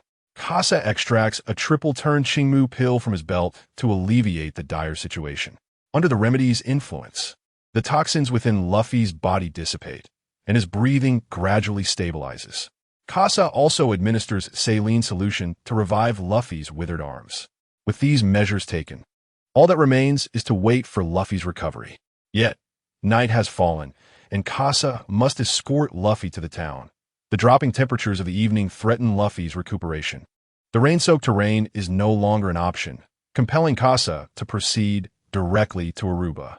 Meanwhile, Zoro and the others are traversing the Santora River. Aside from fending off attacks from the river's massive catfish, they successfully cross. Nami comforts a troubled Vivi. Ever since Luffy awakened her in the desert, she has wagered her life alongside the Straw Hat crew to prevent warfare. The bond between Vivi and the Straw Hats deepens, and Nami senses Vivi's concern for Luffy. Nami reassures her, stating that Luffy will defeat Crocodile and wait for them in Aruba. Outside Aruba, King Cobra has been abducted by high-ranking members of the Baroque Works. Chaos ensues within the city. Bella's gone silent after heading to the rain-soaked area, leaving only Gaul to maintain order. The rebel forces have now arrived at Aruba, poised for the final confrontation. Meanwhile, Carl conceals himself within a civilian dwelling as the townspeople have been evacuated, aware that this location is the site of the ultimate battle. He refrains from informing Smoker of this critical information. Smoker, preoccupied with other matters, has ceased the pursuit of Luffy, delegating the task to Tashigi to assess the nation's fate. Carl establishes a connection with Shamira through a transponder snail. Before he speaks, he is met with a barrage of expletives from her end. After leisurely sipping tea, he allows Shamira to address the pressing matters. She has been monitoring the situation in the rain-soaked area, reporting Kasa's theft and Crocodile's victory over Luffy, as well as Kasa's rescue of Luffy. Kasa has become inextricably entangled with the Straw Hat crew. Should Carl choose to remove Kasa now, the ensuing butterfly effect could only be resolved by the Straw Hats, potentially leading to greater repercussions. Carl can no longer take Kasa away. He must remain to witness the conclusion of Alabasta and observe the extent of the plot's alterations. Chapter 37. The Opening of Alyabarna. In the desolate wilderness, the Running Duck Brigade leaves a yellow trail across the sands. The members of the Baroque Works, observing the dispersing brigade, also choose to act independently. Carl watches as the Straw Hat crew continues to follow the unfolding narrative, escorting Vivi to Alyabarna. Gazing at the rising yellow dust in the distance, he reflects on how he once viewed the climactic battle from behind a screen, but now stands amidst the scene. He feels the temperature, humidity, and scent of gunpowder, as well as the impending stench of bloodshed and warfare. Choosing to remain an indifferent spectator, he acknowledges that everything has already been predetermined. Meanwhile, within the palace of Alyabarna, Kasa, Luffy, and the vice commander of the Royal Guard, Bell, convene. After rescuing Luffy, Bell swoops down from above, prompting Kasa to intercept him, expressing his identity as Vivi's ally in search of assistance. However, Bell remains skeptical, intent on returning to Alyabarna without regard for Kasa's pleas. As Kasa follows closely behind, matching Bell's speed, the latter grows wary, seeking to eliminate Kasa, only to be subdued by him. Luffy, enjoying a hearty meal, turns to the bound Bell, who resembles a rice dumpling, and says, "Thank you for the meal." In a fit of rage, Bell retorts, "Release me at once. Do you understand the crime you have committed? Kidnapping a member of the Royal Guard, infiltrating the palace, and theft." Seeing Bell devoid of the gentle demeanor typical of anime characters, Kasa understands his fury. After all, he's been kidnapped right at his doorstep. While they feast on his family's food, Kasa pats Bell on the head, saying, "You'll be released shortly. Gaul has already gone to prepare for war. Aside from us, there is no one else in the palace." At that moment, Kasa's observation Haki detects 3 intruders within the palace: Crocodile, Nico Robin, and the controlled Cobra. Kasa contemplates his next move, realizing he must depart. Robin's presence on the ship is due to Luffy's act of saving her. Kasa decides to let events unfold naturally, guiding Luffy and Crocodile's battlefield toward the historical narrative. Turning to the still-focused Luffy, Kasa advises, "Luffy, finish your meal quickly. Crocodile is approaching." Luffy and Bell are taken aback. Luffy hastens his eating, while Bell struggles even more. Kasa swiftly cuts the ropes binding Bell, who immediately springs back, brandishing his knife at Kasa and Luffy with heightened vigilance. Kasa asserts, "Forget it. Crocodile is Luffy's responsibility, and you and I will find Vivi." Bell challenges, "Why should I trust you?" Kasa, hand resting on his twin pistols, threatens, "Because I can easily end your life." Bell senses Kasa's strength, yet he is perplexed as to why it is Kasa, rather than Crocodile, who has come to resolve this situation, especially given the presence of the seemingly insignificant boy. Observing Luffy, who has finished his meal, Bell notices a subtle change in him. It seems his belly has grown slightly larger. As Luffy spotted an intriguing object in the kitchen, he hurriedly seized it. Kasa, upon glancing at the item, recognized it as a water bucket from the storyline. Indeed, during their initial confrontation, Luffy had discerned Crocodile's fear of water. However, Crocodile was already aware of Luffy's strength and would not confront him directly. Instead, he would utilize his observation Haki to evade attacks by elemental transformation. At this moment, Luffy's observation Haki had yet to awaken, making his chances of defeating Crocodile more daunting than in the original narrative. After equipping himself, Luffy declared, "All right, once I'm full, I'll be ready. That scoundrel Crocodile, this time I will surely knock him away." Bell, observing Luffy's peculiar appearance, found it somewhat perplexing. Meanwhile, the sound of explosions echoed from outside, signaling the commencement of battle. Bell cast a worried glance outside. Casa spoke up, "Let us find Vivi. I have other matters to attend to." Bell looked at Casa with a complex expression, hoping that his words were genuine, that they were indeed allies of Princess Vivi. Subsequently, Bell transformed into a divine hawk and soared out of the palace. However, this commotion alerted Crocodile in the front hall, who had just pinned Cobra against the wall. Assuming it was merely other guards from the palace, he paid little heed. Sensing Crocodile's lack of action, Casa flew out from another angle, leaving Luffy to confront Crocodile alone. The flying swallow drone was already operational, and Aruba had transformed into a battleground where Casa could amass his final soul coins. Although they were innocent, death is an inevitable fate. It was better to become Casa's soul coins than to perish at the hands of others. The drone detected a skirmish on the street, where Nami was engaged in combat with the hands of the pointer. Compared to the chaotic scenes of the storyline, Nami had familiarized herself with the climate baton in advance. Coupled with the overconfidence of the hands of the pointer, she delivered a decisive blow. Mirage tempo, Thunder Lance tempo. Perfectly dispatching one foe, she became the first among the Straw Hat crew to conclude a battle. Observing the fallen hands of the pointer, who still clung to a faint breath, Nami chose to disregard him and prepared to search for Vivi. Meanwhile, Casa, witnessing this scene from the sky, picked up his sniper rifle and finished off the remaining foe with a single shot. Soul coin, 350. His balance now soared to 49,203, aside from Eustace and Frankie. He could eliminate anyone else, potentially reaching the desired 50,000 soul coins for the grand feast. The drone had dispersed to locate the battles of the Straw Hat crew and had found Zoro and Sanji engaged in combat, while Chopper and Usopp remained outside the city. Suddenly, Casa pondered a crucial detail. If the palace engaged in battle early on, denying Crocodile the opportunity for his monologues, the bombs in the square would remain unresolved. A chill ran down Casa's spine as he realized the worlds will awaited him. If he altered the storyline and the bombs detonated, resulting in more casualties, it was conceivable that some members of the Straw Hat crew could perish as well. Casa sought the clock tower, noting 2 Baroque members near the bombs. That would be an additional source of income. Carl watched Casa's audacious flight through the air, momentarily envious of Casa's technological flying sword.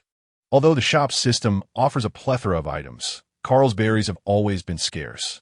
Aside from hunting pirates and using their treasures to replenish his funds, Carl has no other means of acquiring more. Unlike Casa, who is rather reckless, Carl possesses a considerable amount of soul coins, as even a minor foe in the New World yields at least 300 soul coins. However, Carl frequently purchases decision coins and causality-related items, and the costly skill package worth 100,000 berries leaves him with little to spare for other acquisitions. Most of Casa's weapons are self-developed, requiring only sufficient berries to buy the raw materials. Unbeknownst to Carl, Casa's expenditure on raw materials has already approached the staggering sum of 10 billion berries. Chapter 38. The War Against Crocodile. As Casa disassembled the bomb, he monitored the feed from the drone. 2 members of the Baroque works had perished, contributing 350 soul coins to Casa's balance, which now stood at 49,553. At that moment, Zoro concluded his battle. La Quincasa's Guidanza. Zoro could only rely on his understanding of the concept of cutting iron to achieve victory. Fortunately, with Casa's reminders, Zoro did not find himself on the brink of death as in the original story before comprehending the essence of cutting iron. After engaging in several rounds, he dispatched his opponent with a single strike of Enma. Zoro, exhilarated, gazed at his third-generation Enma, sensing the ominous aura emanating from it affecting him. Sanji, who finished his fight later, appeared to have awakened his bloodline factor, yet he failed to employ the diable jam during the skirmish. Moreover, Frankie, continuously assuming Nami's form to control Sanji, caused him to sustain additional injuries. Nevertheless, Sanji emerged victorious, and the focus now shifted to Chopper and Usopp. Casa had eliminated 2 foes, each yielding 350 soul coins. He believed that by capturing Chopper and Usopp's adversaries, he would meet the necessary conditions. At that moment, a tempest erupted within the palace, signaling the commencement of the battle. Just moments prior, Vivi, Bell, and Gakka arrived at the palace's entrance, witnessing Cobra pinned against the wall. Driven by a desire to protect, Gakka transformed and rushed forward to rescue the king, only to be struck down by Crocodile's sand attack, sustaining internal injuries and bleeding from his mouth. Vivi and Bell looked on in shock at Crocodile. Bell had already informed them that Luffy was handling Crocodile, but Crocodile's appearance indicated that Luffy had failed. As Vivi, overwhelmed with shock, contemplated inquiring about Luffy's condition, a cry echoed from deep within the palace. "Crocodile, where are you?" Vivi's worry transformed into joy as she turned toward the source of the voice, seeing Luffy burst through the window. Spotting Crocodile and Vivi in the palace courtyard, he landed deftly before her, grasping the wall for support. Vivi exclaimed in delight, "Luffy, are you all right?" Luffy replied, "Oh, I'm fine." "Vivi, how is everyone?" Vivi responded, "Everyone is safe, but they are all entangled with the higher-ups." "What about Mr. Casa?" Bale interjected at an opportune moment. "No. Where have you been during this time? Weren't you supposed to defeat Crocodile? We thought you had perished." Luffy, with a serious expression, glanced at Bale and replied, "Well, I got lost." Crocodile, extending his arms, remarked on the vastness of the palace, and lamented why Bale and Casa had not taken him along to confront Crocodile. Understanding the entire situation, Crocodile realized that Casa was the true mastermind behind the scenes. Even the Straw Hat Kid before him was merely a foolish captain pushed forward by the other. Crocodile spoke in a low voice, "Thief Casa, I should have known that I must eliminate you at all costs." As Luffy observed Crocodile, filled with murderous intent, he sensed the fury emanating from him. Meanwhile, Bale witnessed Luffy's resolute gaze directed at Crocodile, and the determined expression on Luffy's face instilled in him a belief that Luffy could indeed defeat Crocodile. Luffy turned his back to Vivi and said, "Vivi, go stop the war. I will handle things here." Vivi, filled with concern, glanced at Cobra, who was against the wall, and exclaimed, but she remained anxious for her father. Cobra, noticing Vivi's worried gaze, mustered his strength and urged, "Vivi, go save our people. Hurry." Biting her lip, Vivi turned to leave, while Bale observed Vivi's determination and urged Gakka to join him in ending the conflict. Crocodile looked at the futile struggles of those before him, realizing that the war had become meaningless. No matter what, the bombs in the square would bring everything to an end. Crocodile addressed Nico Robin behind him, saying, "Nico Robin, go find the king of the underworld. I will join you shortly. Allow me to play with this little brat a while longer." Luffy clenched his fist and unleashed a powerful punch. Gomu Gomu no Piste. In his filled state, Luffy's speed had increased. Yet, Crocodile simply transformed into sand and evaded the attack, while Luffy's hand grasped the wall, propelling him forward. Gomu Gomu no Rocket. Goma Goma no Whip. Luffy delivered a flurry of blows, only to disperse Crocodile into grains of sand. Searching for Crocodile's whereabouts, Luffy saw him reappear where he had originally stood. The two switched positions, and Crocodile hurled his hook at Luffy, the sand morphing into a rope that entangled him. As Luffy became ensnared by the hook, Crocodile yanked it, delivering a powerful, Haki-infused punch to Luffy's head. Luffy winced in pain, sent flying by the blow. Crocodile looked down at Luffy with disdain. "Kid, let me show you what the gap in strength truly means." However, as Crocodile moved, Luffy reacted swiftly. He understood that creating distance would only alert his opponent to his attacks, so he opted for close-range combat. Goma Goma no Gatling. Crocodile dismissait Luffy's repeatedly exécuted technique, convinced he would not fall prey to such predictable moves. Yet, as Luffy charged forward, retracting his fist, he executed a sweeping kick aimed at Crocodile. Armament Haki wrapped Goma Whip. Crocodile, caught off guard, was struck once again, collapsing to the ground. Luffy seized the opportunity, hurling a water barrel at Crocodile. The barrel exploded, drenching Crocodile completely. His slick back hair fell limp, and Luffy roared, Goma Goma no Gatling. This time, Luffy did not contemplate the use of Haki, reverting instead to his most familiar method of throwing punches. His speed was astonishing, leaving Crocodile unable to react in time. Crocodile braced himself against the onslaught with his physical strength, each blow landing with force. With a final, powerful strike, Luffy sent Crocodile flying, crashing against the wall. Panting heavily, Luffy fixed his gaze on Crocodile, aware that while this assault had concluded, the battle was far from over. Crocodile regarded Luffy with an expression devoid of any hint of defeat. He coldly remarked, "So, it was that old man, Casa, who informed you." Luffy clenched his fist, declaring, "That dry old man's water allowed me to find you. At that moment, I realized your weakness is water." Crocodile recalled the man who had tirelessly dug wells amidst the sandstorm and erupted into laughter. He slicked back his hair and replied, "If that's the case, let me see how you counter this. The gap in our devil fruit abilities is one you will never bridge." Desertification. Chapter 39. The assault from Casa. Casa peered through his binoculars, observing the battle unfolding at the palace. Following the use of his withering abilities, Crocodile absorbed the moisture from his own body, once again putting Luffy in peril. Haki was unreliable, and Crocodile's attacks posed a significant threat, causing Luffy to collapse before him once more. Yet this time, there were no falling water bombs to rescue Luffy. Casa, unable to locate Casa, reluctantly stepped out of the civilian quarters. Only he could save Luffy, enabling him to undertake the third challenge. Meanwhile, Casa had already dealt with the members of Baroque Works outside the city. He had traversed the ground rather than the air, engaging in self-defense along the way and accumulating some soul coins. At this moment, Casa's soul coins had reached 50,630, allowing him to seek out the mysterious merchant. At this juncture, the Falcon drone detected Crocodile heading towards the royal cemetery. Casa instructed the drone to investigate, unexpectedly spotting a familiar figure within the cemetery. The mysterious merchant had been located. Vivi and the Straw Hat crew were attempting to halt the conflict, yet everyone was blinded by fury, paying little heed to the attempts at mediation on the battlefield.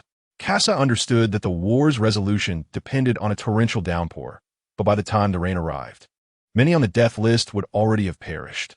Casa took flight, soaring across Alyabarna, and as he passed the palace, he deliberately observed the situation below. Noticing Casa rescuing the beleaguered Luffy, he turned resolutely towards the cemetery. In terms of narrative development, Casa and Casa shared the same objective: to see Luffy triumph over Crocodile. Furthermore, Casa needed to arrive at the mysterious merchant ahead of time to purchase the Feast of the Gluttonous. Casa unexpectedly found himself before the mysterious merchant, carrying a substantial sum of 50,000 soul coins, and exchanged pleasantries with the enigmatic figure. The merchant unveiled his cloak, revealing the coveted first volume of the gourmet feast technique.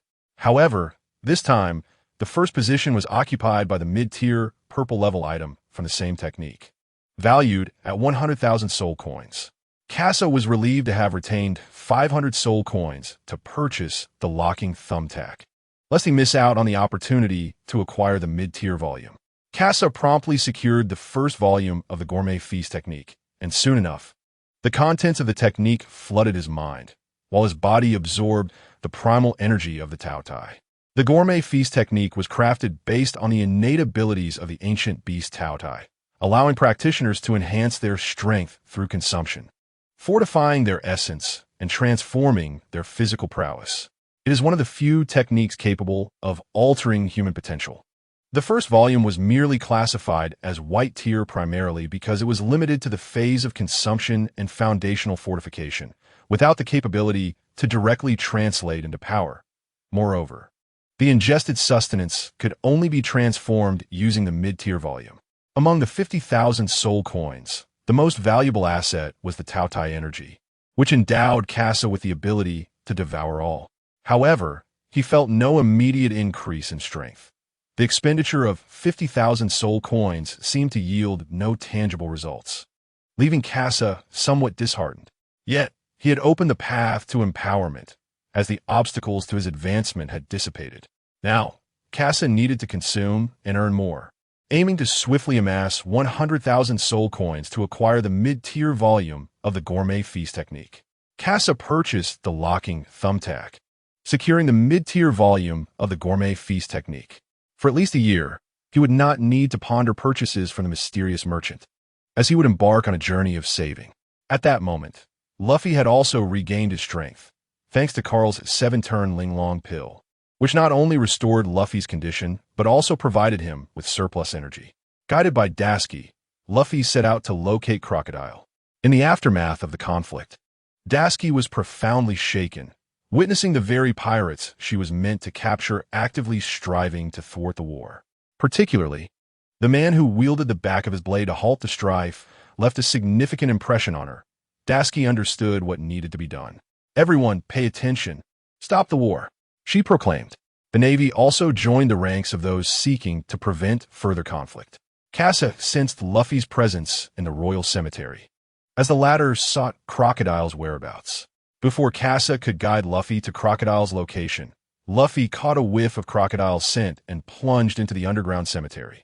Kasa desired to follow, eager to witness how Luffy would triumph over Crocodile. However, a figure appeared behind Kasa, prompting him to turn and meet Carl's gaze. Kasa inquired, "Are you not concerned about the outcome? What if Luffy were to perish?" Carl replied confidently, "That will not happen. Fate will realign itself, and Luffy will prevail. Ace will be captured, and the war at the top will commence." Kasa, slightly irked by Carl's unwavering assurance, retorted, "What if I were to take the Straw Hat crew to the underwater prison to rescue Ace?" Carl chuckled, undeterred. "In my full strength, along with Warden Magellan. I no longer require the generals near headquarters. Which of them do you believe you can defeat? Are you eager to hasten the end of the Pirate King?" It was evident that the current Straw Hat pirates stood no chance against the 3 formidable foes Carl mentioned. Cass's had previously clashed with Carl, and in an all-out effort, the odds were barely in his favor. Cass's firepower was amassed through wealth. Carl merely needed to deplete his stamina and then replenish it with ordinary stamina potions from the local shops, leaving Cass's in despair. Cass's, resigned, raised his hands. "Fine. What do you intend to do? Capture me, perhaps? Regardless, I can escape." Carl shook his head. "No, you have altered the fate of the Straw Hat crew, and all corrections fall upon your shoulders. Moreover, I've left you a gift in Water 7. I hope you can complete the quest there with them." With that, Carl prepared to depart. He had not disclosed his visit to Arabasta, so he needed to return to reunite with Shamira. As for this place, he entrusted it to Daz Bones. Smoker would follow the narrative as well, ascending from captain to commodore. Cassis observed Carl's retreat, pondering their shared past. He understood the trouble Carl had left him in Water 7, a predicament he himself had once created. At that moment, the ground trembled. The battle between Luffy and Crocodile raged on. Cassis had no desire to witness the outcome. The conclusion was already predetermined. The war was just beginning, and he needed to assist Vivi and the others in bringing it to an end. Chapter 40. Beyond Time's Constraints in the Underground Tomb, Dust's World. Stalhut boy, why do you persistently cling to me? What do you desire? I can provide it all. Treasure? Territory? Or women? I can offer it all. Crocodile's voice, laced with suppressed fury, echoed through the chamber. Nico, Robin, and Cobra were cast into a corner. Robin had just attempted to strike Crocodile, who retaliated and brought her down. Their alliance had come to a definitive end, and Crocodile, aware that the king of the underworld was absent from Arabasta, let his repressed anger drive him to finally turn on Robin. "I demand you return this nation to me." Luffy landed a punch to Crocodile's abdomen, devoid of water or blood, relying solely on his Haki to make contact. Crocodile regarded Luffy in their 2 life-or-death encounters. This man in the straw hat had evolved from an inconsistent wielder of Haki to a master of armament Haki. Crocodile removed his golden hook, revealing the poisoned blade beneath. "Kid, if that's the case, let us fight as pirates." Luffy resolutely responded, "All right." Crocodile charged forward, engaging in close combat. The poison hook aimed for Luffy, during their initial encounter, had already grasped the peril of the poisoned weapon and deftly evaded its sting. Half Moon Dune. Crocodile's poison hook was merely a feint. His true strike lay in the power of his right hand. Luffy braced with both hands, Haki enveloping them to bolster his defense. The assault merely grazed Luffy's flesh, inflicting minimal damage. The combination of Haki and Luffy's inherently resilient physique rendered Crocodile's attacks ineffective. Aware of this, Crocodile gritted his teeth as he observed Luffy, realizing that his Haki had not yet entwined with his devil fruit powers, resulting in insufficient offensive capability. Rubber Spear. Luffy delivered a powerful kick, disrupting Crocodile's stance, who anticipated the attack and elementalized himself in advance. However, Luffy's assault was still perceived by Crocodile, the disparity in observation Haki being strikingly apparent. Luffy's physical prowess, enhanced by his devil fruit abilities, surpassed Crocodile's attacks, leaving Crocodile unable to breach Luffy's defenses. Crocodile's mastery of observation Haki, combined with his familiarity with his powers, allowed him to outpace Luffy, who continually struggled to land a hit. Nevertheless, Crocodile had a trick up his sleeve, his desiccating ability, which could bypass defenses altogether. Assuming a solid stance, Luffy reminisced about the Navy Six styles demonstrated by Casa during their training aboard the ship. Gazing at Crocodile, he proclaimed, "I am grateful to encounter you here, for it reveals the limitless potential of the rubber fruit." Entering second gear, Luffy's body radiated a crimson hue, his heart pumping blood like a pressure pump, steam erupting from him and dispersing Crocodile's sandstorm. Crocodile, alarmed, could no longer predict Luffy's speed. Pistol. The clash of fists and elbows resonated as Haki collided. Crocodile dared not underestimate Luffy and braced himself. Yet, Luffy's strength proved superior, sending Crocodile flying backward. As Crocodile retreated, a red figure suddenly emerged from the wall. Spear. Crocodile was forcefully kicked away, crashing into the wall. Heavy sandstorm. Within the confines of a sealed graveyard, a tempest of sand erupted with even greater ferocity, threatening to topple the very pillars that supported the structure. Rocket. Luffy sought to capitalize on his momentum and deliver a decisive blow to Crocodile. However, the heavy sandstorm hindered Luffy's speed, allowing Crocodile to evade once more by elementalizing, with Luffy's attack striking the column behind Crocodile, causing it to shatter. As danger approached, even without the aid of observation Haki, Luffy sensed Crocodile's looming attack. With swift precision, he propelled himself away from his original position. Yet a sudden sand rope ensnared his waist, stifling his velocity. Upon glancing sideways, Luffy spotted a glimmer of danger. Crocodile's poisoned hook. In a moment of crisis, Luffy showcased the flexibility of rubber, contorting his body to stomp down on the poisonous hook, snapping it in two. "You underestimate me, little one. How will you counter this?" Desert Prison. Crocodile's hand seized Luffy, intent on draining the moisture from him with all his might. Arm and Haki. Luffy enveloped the captured hand with his Haki, a strategic decision that slowed Crocodile's absorption of his moisture. Crocodile's eyes widened in shock. He had not anticipated Luffy's rapid response. Seizing this opportunity to buy time, Luffy launched his counterattack. Spiral Bullet. It may seem that Crocodile has gained the upper hand over Luffy, yet in reality, Crocodile has revealed a flaw, granting Luffy the opportunity to strike. With a resounding crash, Crocodile's grip failed to contain Luffy, sending him crashing against the ceiling. In that moment, Crocodile finally realized the impending defeat that awaited him. Consumed by rage, he bellowed, "Straw Hat Rat, why do you persist in thwarting me?" With a fierce determination, he unleashed his final attack, the Desert Golden Blade. Luffy crouched low, gathering his strength, inhaling deeply to expand his body and rotating to amplify his force, aiming at Crocodile, suspended in midair. "I vowed to defeat you and reclaim Vivi's kingdom." With a fist enshrouded in Haki, he struck with the ferocity of a tempest upon the Desert Golden Blade, sending sand flying. Aya! With Luffy's furious roar, his fist shattered through the sand blade, landing powerful blows on Crocodile. On the ground, Casa held onto Koza, dragging him before Vivi. Upon seeing his former friend Vivi, Koza ceased his resistance. After Vivi unveiled the conspiracy behind Crocodile, Koza realized the futility of this war and prepared to halt the conflict. At that moment, near the two, the battlefield erupted, the ground shattering as wind and sand swirled, and Crocodile was sent flying into the air by a single punch. Vivi and Koza watched as the mastermind Crocodile was propelled into the air, crashing to the ground, motionless, signifying Luffy's victory over him. Nearby, Kasa had already raised his camera to capture the scene of Crocodile's defeat. The attention of everyone on the battlefield was captivated. Disbelief etched upon their faces as they gazed at the fallen Crocodile.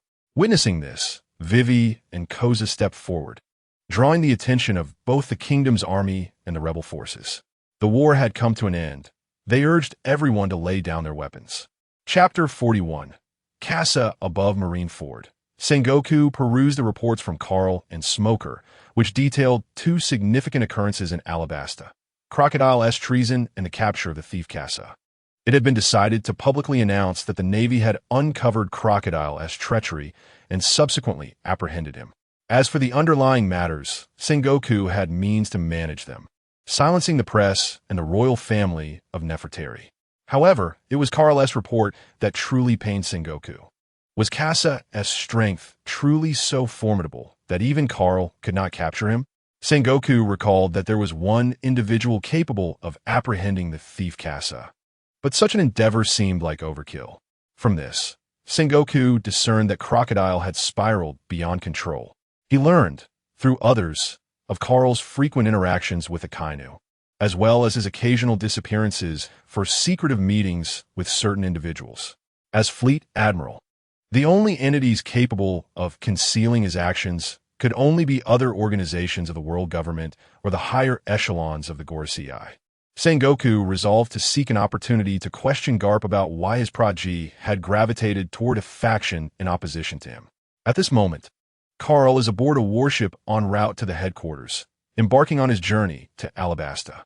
He has encountered Blackbeard and clashed with Kasa, gaining insight into the disparity between himself and the monsters, as well as the distinctions among weapon masters. Although Carl's swordsmanship has surpassed that of Kasa's weapon mastery, Kasa possesses ample room for growth. He can infinitely enhance his attack power, fortify his observation Haki, and augment his speed. As a melee swordsman, Carl must elevate his overall capabilities. Strength, defense, and speed are all indispensable. His sense of justice does not permit him to appropriate funds that do not belong to him, resulting in the ineffective utilization of the shop system. Even with the mysterious merchant's arrival, which Kasa intercepted, Carl finds himself with a hoard of 100,000 that has remained unspent for over a year. His current prowess is insufficient. Carl must break through. He picks up the transponder snail and dials a number. Kasa, it's time to return. On a deserted island, a wild man clad in animal skins, bearing an uncanny resemblance to Carl, responds to the transponder snail. Received. Meanwhile, in Alabasta, Luffy rises from his bed. Food. Where's the food? How is Vivi? Where did Kasa go after saving me? Where is everyone? Usopp, waking up in the adjacent bed, strikes Luffy on the head with his hand. Hey, you idiot. Keep it down. Don't disturb others' sleep. Luffy surveys the room. Apart from Usopp, the others are absent. Usopp remarks, let us take it one at a time. You have too many questions. Luffy then turns to Usopp and says, Sanji, I want to eat. Usopp smacks Luffy's head with the back of his hand. So that's what's most important. Just then, Chopper and Sanji return. Upon seeing Luffy awake, Chopper hops onto the bed to check on him. Luffy, you're still not well. Lie down. Hey, Chopper. Long time no see. Sanji, I want to eat. All right. I'll have a feast ready soon. In the meantime, let me give you a little something to tide you over. After Luffy wakes up, the Straw Hat crew begins to radiate vitality. Inside the palace, Nami is accepting navigation books from the Royal Library of Vivi. She declines Vivi's offer of a monetary reward in berry and instead requests the navigational tomes. Vivi understands Nami's intentions. The nation is in dire need of funds for its revival. Although Vivi feels a twinge of guilt, she agrees for the sake of her country, her heart swelling with gratitude towards Nami. Reflecting on this, Vivi's gaze turns a bit melancholic as she contemplates her years of wandering and the fulfillment of her goals. She ponders her next steps. Nami pats Vivi on the shoulder. All right, Chopper says Luffy should be waking soon. Let us prepare for the banquet. That guy will be thrilled. By the way, where's Mr. Kasa? At this moment, Kasa remains within the palace, locking eyes with the recently awakened Nico Robin. the unfolding events have deviated considerably, and Casa is uncertain whether Robin will return to Luffy's ship. Nico, Robin, what are your plans moving forward? Do you intend to linger in the underworld? Robin replies, first, we need to leave this place. The world government will soon be arriving. Do you have any suggestions, Mr. Casa? Casa rose and exited the room, leaving behind the Straw Hat pirate ship still docked at the harbor. He trusted that Nico Robin's abilities would surely enable her to locate the Going Merry. As Casa departed, he was spotted by Luffy, who was on his way to the banquet. Casa, it's time to eat. Before Casa could fully react, Luffy enveloped him in a tight embrace. Thank you. If it weren't for your help on 2 occasions, I would likely have perished by now. Casa had saved him the first time, while the second rescue was the work of Carl. However, Luffy seemed to have mistaken him for someone else. Gently setting the exuberant Luffy down, Casa urged, all right, hurry up and go eat. Before he could finish his sentence, Luffy had already dashed away. Usopp, witnessing the scene, patted Casa on the shoulder, saying, that's just how Luffy is. You'll get used to it. Casa then noticed Chopper trailing behind, who, recalling Casa's peculiarities, ducked behind Usopp, peeking out with only half his head visible. Time to eat. The other members of the Straw Hat crew appeared, including Zoro, who had just finished his training, Nami and Vivi, who were tidying up, and Sanji, who was eagerly following Nami and Vivi. Finally, the Straw Hat crew and Casa gathered around the same table to share a meal once more. Chapter 42, the final chapter of Alyabarna, a lively banquet came to an end as the food reserves of the palace were exhausted.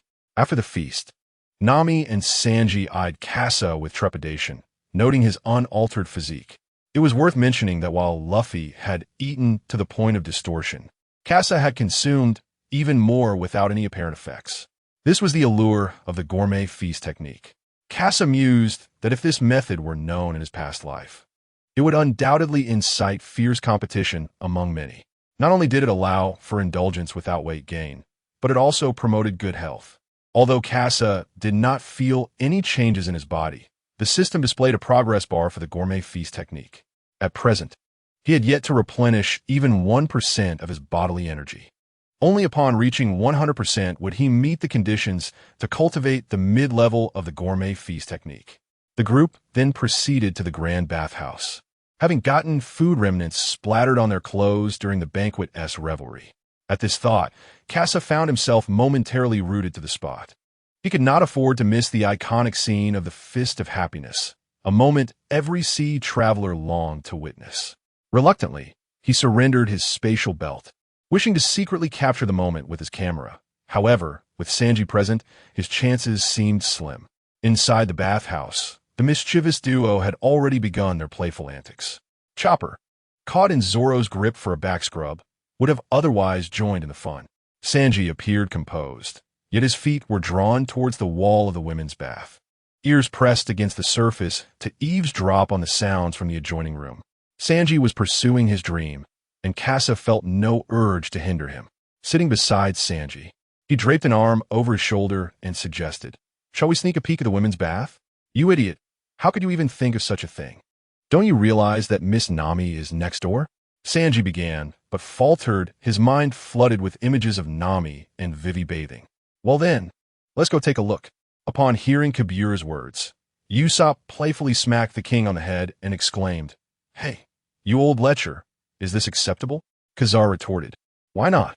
The king's enthusiastic invitation cannot be disregarded by us commoners." Thus, the men at the bathhouse lined up against the wall, peeking into the adjacent women's bath. Nami and Vivi were engaged in hushed conversation, and Vivi, preoccupied with her thoughts, remained oblivious to the row of men spying from the wall. It wasn't until Nami alerted her and unleashed her happy punch, sending the onlookers sprawling to the ground. Sanji, upon hearing Vivi's gasp and Nami's laughter, couldn't help but convulse on the floor, a spray of blood erupting from his nostrils. Khazar, covering his nose, remarked, "Goodness, the sight is indeed overwhelming, exquisite in its allure." Even Khazar, who had witnessed much in his previous life, found himself struck by Nami's happy punch. The price of 100,000 was a cost he could bear. The night's revelry continued, and the recording of the pointer was nearing completion as the time to set sail approached. by the time they returned to their quarters. It was nearly dawn. Sanji briefed them on the situation on the island. The Navy was actively searching for them, but thanks to the protection of the royal family, they had not dared to pursue further. However, everyone knew that the Straw Hat crew was within the palace, recognized as the heroes destined to save the nation. While the officer tasked with capturing them, Dashki, turned a blind eye. Yet, the Navy's later interventions remained uncertain. To prevent any repercussions for Vivi and the others, they resolved to depart. Luffy wished to host one final banquet before leaving, but was persuaded by Nami with a well-placed punch. Sporting a swollen head, Luffy began searching for Khazar, eager to invite him aboard. Meanwhile, Khazar was in Robin's room, where she had just finished packing her belongings. Over the past 3 days, Khazar had not been idle. He was upgrading his weapon, the first-generation sniper rifle 20, which had already cost him a staggering 1 billion. Distance is the lifeblood of a marksman, so Khazar was enhancing his range. Although 2,000 meters was the extent of his observation Haki, the upgraded first-generation sniper rifle 20 boasted a lethal range of 5,000 meters. Coupled with Khazar's master-level shooting skills, anything within that distance fell within his domain of attack. This modification had addressed the issues of range and compatibility of ammunition. In Khazar's design, the first-generation sniper rifle was limited to conventional weaponry and lacked the capacity to utilize elemental bullets. The upgrade to 20 merely introduced a selection of special ammunition, such as armor-piercing rounds, incendiary shells, dum-dum bullets, and explosive projectiles. Such formidable firepower would allow Khazar to eliminate Carl from a distance in their next encounter. With Usopp aboard, and prior to Frankie's joining the crew, Khazar was to be the Straw Hat's long-range artillery. Yet now, Khazar pondered a pressing question. How could he seamlessly and authentically integrate into the Straw Hat crew, having previously declined Luffy's invitations on several occasions without formally accepting? Casa suffered from a headache, as his presence had already begun to influence the narrative arc of the Straw Hat crew, compelling him to follow suit. Otherwise, by the time they reached Water 7, the troubles left by Carl would directly impact the Straw Hat pirates. As Casa pondered this predicament, a swift squad of ducks darted out from the city. Indeed, it was the Straw Hat crew who were preparing to set sail in accordance with the unfolding storyline. Luffy was still musing over Casa's absence, feeling disheartened, and Nami appeared equally despondent. Everyone assumed Nami was still grappling with the sorrow of parting from Vivi, and her close friend Usopp offered a few words of consolation. Then Nami spoke up. "Everyone, I have relinquished the reward of 1 billion berries for Vivi." The crew was taken aback, and Luffy emerged from his gloom. Chopper could not help but exclaim, "Are you a devil?" This immediately drew Nami's attention. "Chopper, you still owe me that 100,000. Chopper replied, "Huh, I'm merely a reindeer. I know nothing." Nami retorted, "Stop rambling, you all. Hurry and hand over the money." The crew fell silent, knowing that all the funds were with Nami. They could hardly afford to pay this fee for a moment of happiness. At this juncture, Sanji conceived a bold idea. Chapter 43. Departure from Alabasta. Amidst the cacophony of cannon fire, naval shells rained down near the Merry Go. Fonklai had already been subdued by Tina, while Casa observed Tina, with whom he had shared a history from a distance. It was not that he was unwilling to rescue Fonklai. Rather, Luffy needed him in the underwater prison. The underwater prison was a critical plot point, and if necessary, Casa would have to escort Luffy inside to extract several key figures and join the battle at Marineford. Casa captured the moment of Vivi's farewell to the Straw Hat crew. Despite his influence, the outcome remained unchanged. Vivi stayed in her homeland while the Straw Hats set sail. "Mr. Casa, why aren't you boarding the ship?" Vivi called, having assumed he would accompany Luffy and the others. Casa sighed deeply, realizing he should not have declined Luffy's invitation. His reluctance had caused unnecessary suffering. "Look here, Vivi, I have something for you," he said, as he produced a ring. Upon seeing it, Vivi seemed to recall something, her cheeks flushing. Casa recognized her misunderstanding and explained, "In times of peril, press the button on the ring. No matter where we are, we will come to your aid." He bent down to elucidate the usage of the emergency ring, an item bestowed upon Vivi that defied distance and possessed navigational capabilities. Vivi, touched by Casa's thoughtfulness even in their final moments, said, Thank you, Mr. Casa. Not at all. I must take my leave now. When we meet again, you will be a queen, Your Highness. At that moment, the Straw Hat crew, escaping the clutches of the Navy, leaned over the railing, wistfully gazing in Vivi's direction, collectively lamenting how lonely it is. Zoro, standing on the deck, could not resist making a sardonic remark. If you're so reluctant to part, why not just drag her onto the ship? Ah, babayon. What a poor attitude, Mosshead. Three-sword style. Hey, three-sword style is not an insult. The four-sword style, why is everyone so lively? Suddenly, Casa descended from the sky onto the Mary, leaving the onlookers astonished, albeit for various reasons. Sanji and Nami began to fret over the ship's provisions, while Chopper and Usopp gazed in awe at the flying swords, and Zoro contemplated the blades with a pensive expression. As for Luffy, he wore an excited grin, eagerly anticipating a feast with Casa. Casa had been waiting for Luffy to extend an invitation, and this time he would have readily accepted, but Luffy remained silent. Would his presence dampen the joyous atmosphere? Mr. Casa. Nicole Robin appeared, causing the timid trio and Zoro to enter a state of alertness. Sanji, smitten, circled around Robin, while Luffy regarded her with calm interest. Hey, Nicole Robin, you really came aboard, he remarked. Nami inquired, what is the matter, Casa? Why has this woman come onto our ship? Casa replied, she brought a treasure and wanted to come aboard, so I informed her of our location. Nami, twisting her waist, her eyes transforming into the shape of berries, exclaimed, oh, beautiful big sister. She was utterly captivated by the jewels Robin had displayed. Robin then added, if it weren't for Mr. Casa burning down the treasury, I could present even more treasures. Nami snapped back to reality, but quickly fell into confusion again. How could someone burn money? Feeling a surge of hostility, Casa was seized by the collar as he met Nami's fiery gaze. Why did you do that, Casa? She demanded. Casa swallowed hard. He dared not answer, knowing it could turn him into Nami's adversary. One adored wealth, while the other squandered it recklessly. Casa produced a stack of berries, stating, this is 100,000 berries, the price of the Fist of Happiness. Nami was taken aback that Casa would pay for the Fist of Happiness. She anticipated retrieving any money. With renewed vigor, she shouted to the others, did you see that? 100,000. At her exclamation, everyone busied themselves, avoiding eye contact with Nami. Robin turned to the captain of the Mary, saying, I initially intended to perish there, but now I have nowhere to go, so you must take responsibility. Luffy replied, is that so? Well, if that's the case, there's nothing we can do. Zoro remained vigilant, observing this newly appeared woman. Unlike Casa, the dangerous aura surrounding Robin was far more pronounced. Casa placed a hand on Zoro's shoulder, reassuring him, rest easy. Zoro glanced at Casa, who had just sheathed his flying swords. You must be a swordsman as well? He inquired. Casa's posture while sheathing his sword had not gone unnoticed, coupled with his evident swordsman demeanor, which solidified Zoro's conviction. I suppose so. My brother Carl is a master swordsman. I abandoned the sword for the gun because I couldn't measure up. To give up so easily, it's no wonder you would fail, Zoro remarked, his tone tinged with sarcasm, as Casa had indeed forsaken the very path Zoro held dear. Casa raised an eyebrow and replied, in that case, let us have a duel. Luffy observed two individuals on the verge of combat and eagerly urged Usopp to stoke the flames of conflict.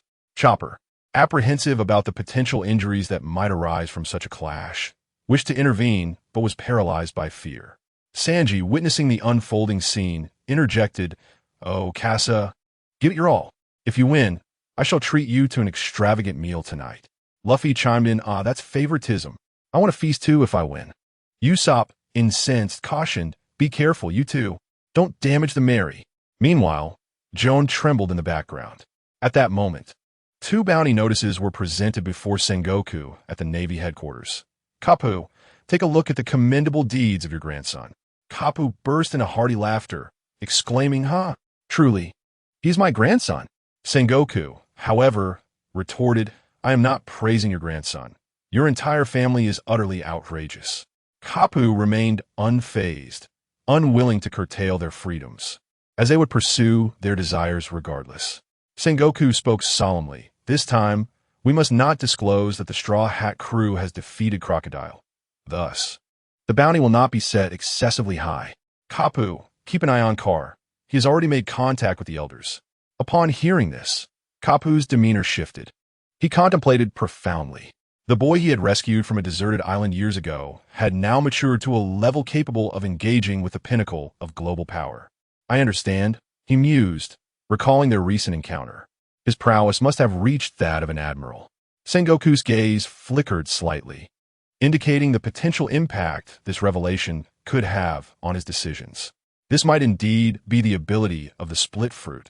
Aside from the clone Kasa, Kar had adeptly developed its powers.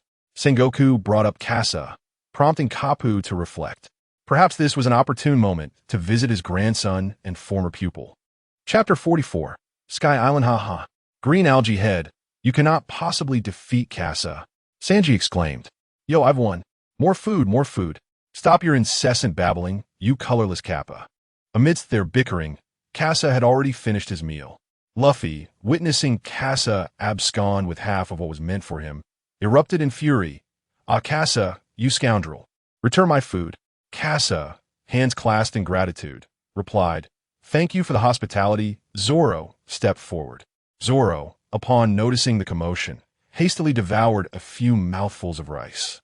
Sanji, displeased, admonished Green Algae Head, if you do not savor your food properly next time, then abstain from eating altogether. Zoro refrained from retorting, but shot a defiant glare at Sanji as he exited. Observing this interaction, Sanji grew increasingly concerned about their future meals, casting a glance at Chopper, who shivered involuntarily. Kasa and Zoro found themselves on the spacious rear deck. Previously, under Kasa's tutelage, Luffy had mastered Haki. Now it was Zoro's turn. Kasa produced a technologically advanced flying sword. Of the 3 flying swords at his back, 2 were energy swords, while the third was a blade Kasa wielded for close combat, a soft sword as delicate as a cicada's wing. Zoro, wary, understood the gravity of the situation, for he had recently been defeated by this very blade. Kasa swung the white sparrow, producing a resonant sound of the sword. Zoro, you have yet to attain the status of swordsman, correct? Indeed, I have not yet mastered the leap slash. In that case, observe closely. With a steady gaze toward the ocean, Kasa suddenly swung the white sparrow horizontally, unleashing a silent sword aura. Suddenly, a sea creature emerged from the depths, colliding with the sword aura. Before Zoro, a clean cut was made in half. Kasa flicked the white sparrow with his fingers. Sharpness is the hallmark of the white sparrow. Even without making contact with its blade, merely gazing upon its edge could evoke a sense of injury. This was Kasa's countermeasure to prevent being overpowered by Carl in close combat. Kasa possessed the melee prowess of a Vice Admiral, yet against the current Carl, it was evidently insufficient. Thus, Kasa exchanged for the Tai Chi sword technique, intending to employ this method of combat to gain the upper hand. In his recent battle with Zoro, Kasa had successfully utilized the Tai Chi sword technique to counter Zoro's aggressive swordsmanship. Zoro's fierce blade met Kasa's Tai Chi, finding no advantage. Instead, he inadvertently faced the consequences of his own attacks through the principle of reciprocity. Zoro, encountering such a sword technique for the first time, retracted his initial disdain. As for Haki, one must perceive it for oneself, but I can impart the essence of sword energy to you. Excellent. Kasa launched a rope to ensnare a half-drowned sea beast struggling on the surface. With provisions aboard running low, it was imperative to replenish the ship's supplies whenever possible. Meanwhile, in Dressrosa of the New World, Doflamingo observed the newspaper detailing Crocodile's capture by the underwater prison. Accompanying it was another piece of intelligence from the dark underworld, containing information on the Straw Hat crew and Kasa. More Kasa, I have finally found you. Kasa, using the transforming mask, had been evading the Navy and Doflamingo's pursuit. Over the past 2 years, Kasa had served as bait, luring numerous formidable pirates from the New World and accumulating a considerable fortune in soul coins. The snot-nosed Toripole approached, dragging a heap of mucus. Doff, the Navy has invited you to a meeting. Will you attend? Typically, Doflamingo would disdain such invitations. But with Crocodile stripped of his warlord title, curiosity compelled him to decide to attend. Toripole, I plan to go. I leave this to you. Simultaneously, The other warlords received invitations from the Navy, all of which were declined. At Marine headquarters in Marineford, Carl was preparing for the upcoming warlord meeting. This assembly would not only feature several veteran vice admirals and Sengoku, but also Carl himself. The two pirates attending the meeting had ties to Carl, the nightmarish Doflamingo and the tyrant Bartholomew Kuma. One was a calamity incited by Casa, which slightly hindered Carl's interactions with the Gorosei, while the other was a warlord Carl had been in contact with over the past 2 years, whose pacifist stance had diverged from the narrative under Carl's influence. At that moment, Carl was reporting to Sengoku. The military funds have been dispatched to all major branches, and their attention has shifted to the phantom thief Casa. Yes, that is good. We must stabilize their emotions. Their maintenance of order is essential. Moreover, the pirates of the paradise began to grow restless, as the phantom thief Casa had been absent for over 2 months. It was unacceptable to allow chaos to ensue across the seas due to a single criminal. Sengoku observed that following Casa's cessation of hunting pirates, unrest among the pirates in paradise had begun anew. It is evident that the stability observed over the past 2 years is not related to their navy, which undoubtedly serves as a slap in the face for the naval forces. Very well. Following this meeting, I shall embark on a patrol. Moreover, there is one more matter. You previously sent a doppelganger to Water 7. What was the purpose of that? Carl was taken aback by Sengoku's inquiry, as this matter pertained to his collaboration with the elders and must remain undisclosed to Sengoku. Carl replied, "The doppelganger is studying shipbuilding. Once integrated, I shall also master the art of ship construction." Sengoku cast a glance at Carl, clearly skeptical of this conclusion, yet he could not press further. "Very well. Prepare thoroughly for this meeting. Your strength has ascended to new heights. You shall preside over it." "Understood, Admiral." After Carl's departure, Sengoku could not help but rub his temples, feeling increasingly out of control as Carl had begun to develop his own ideas. Upon exiting Sengoku's chamber, Carl encountered Doberman. Doberman inquired, "Carl, do you intend to pay a visit to Admiral Akainu?" Carl responded, "Indeed, I have a matter to discuss with him. In that case, let us go together." Meanwhile, on the Grand Line, an ancient, weathered ship descended from the heavens. Thus commenced the Sky Island Arc, Chapter 45. Town of the Devil's Valley. Casa stood on the foredeck, observing as the 3 main forces gradually descended to the ocean floor to salvage sunken ships. Curiously, Casa was unable to fashion a diving suit, while Usopp managed to assemble a makeshift diving suit from several wooden barrels, enabling him to explore the depths below. Casa was perplexed and greatly astonished, pondering the seemingly wasted mastery of weapon crafting and resource acquisition. Yet, Usopp's peculiar little inventions occasionally proved effective, as exemplified by the current diving suit. Chopper gazed curiously at the surface of the sea, eagerly anticipating what treasures Luffy and the others might recover below. At that moment, a ship approached from a distance. Familiar with the storyline, Casa recognized it as the Salvage Brothers. Matters concerning interactions with others could be entrusted to Nami. Casa prepared to return to his quarters to refine some ammunition. Once inside, he activated the progress bar, transitioning from the tedious surroundings. Upon emerging, Casa witnessed Luffy and the others escaping, just in time to see Luffy and his companions kicking the Salvage Brothers away. Observing the scattered items on the ground, Casa noted that Luffy had already begun to play with them. Casa asked, "Nami, is the compass still pointing upward?" Nami replied with a frown, "Yes, but I'm not sure if it's broken." Robin, holding a bone, began her analysis, and Casa noticed the completely damaged Wibera. He approached to inspect it. Seeing that no one was paying attention to her, Nami was taken aback when Luffy, clad in armor, walked up to her and struck her down with a punch. The armor shattered, and Luffy sprang back up from the deck. "Nami, I wish to go to the Sky Island." Nami replied, "How do we get there?" "You tell me." Luffy proclaimed, "All right, everyone, turn the helm upward." Usopp, patting Luffy's head, retorted, "How could we possibly turn it upward?" Robin discovered the map of the Sky Island and presented it to Nami, stating that the only reliable guide through the Grand Line is the log pose, thus confirming the existence of an island in the heavens. Nami gazed at the historical map, momentarily unsure of how to navigate to the Sky Island.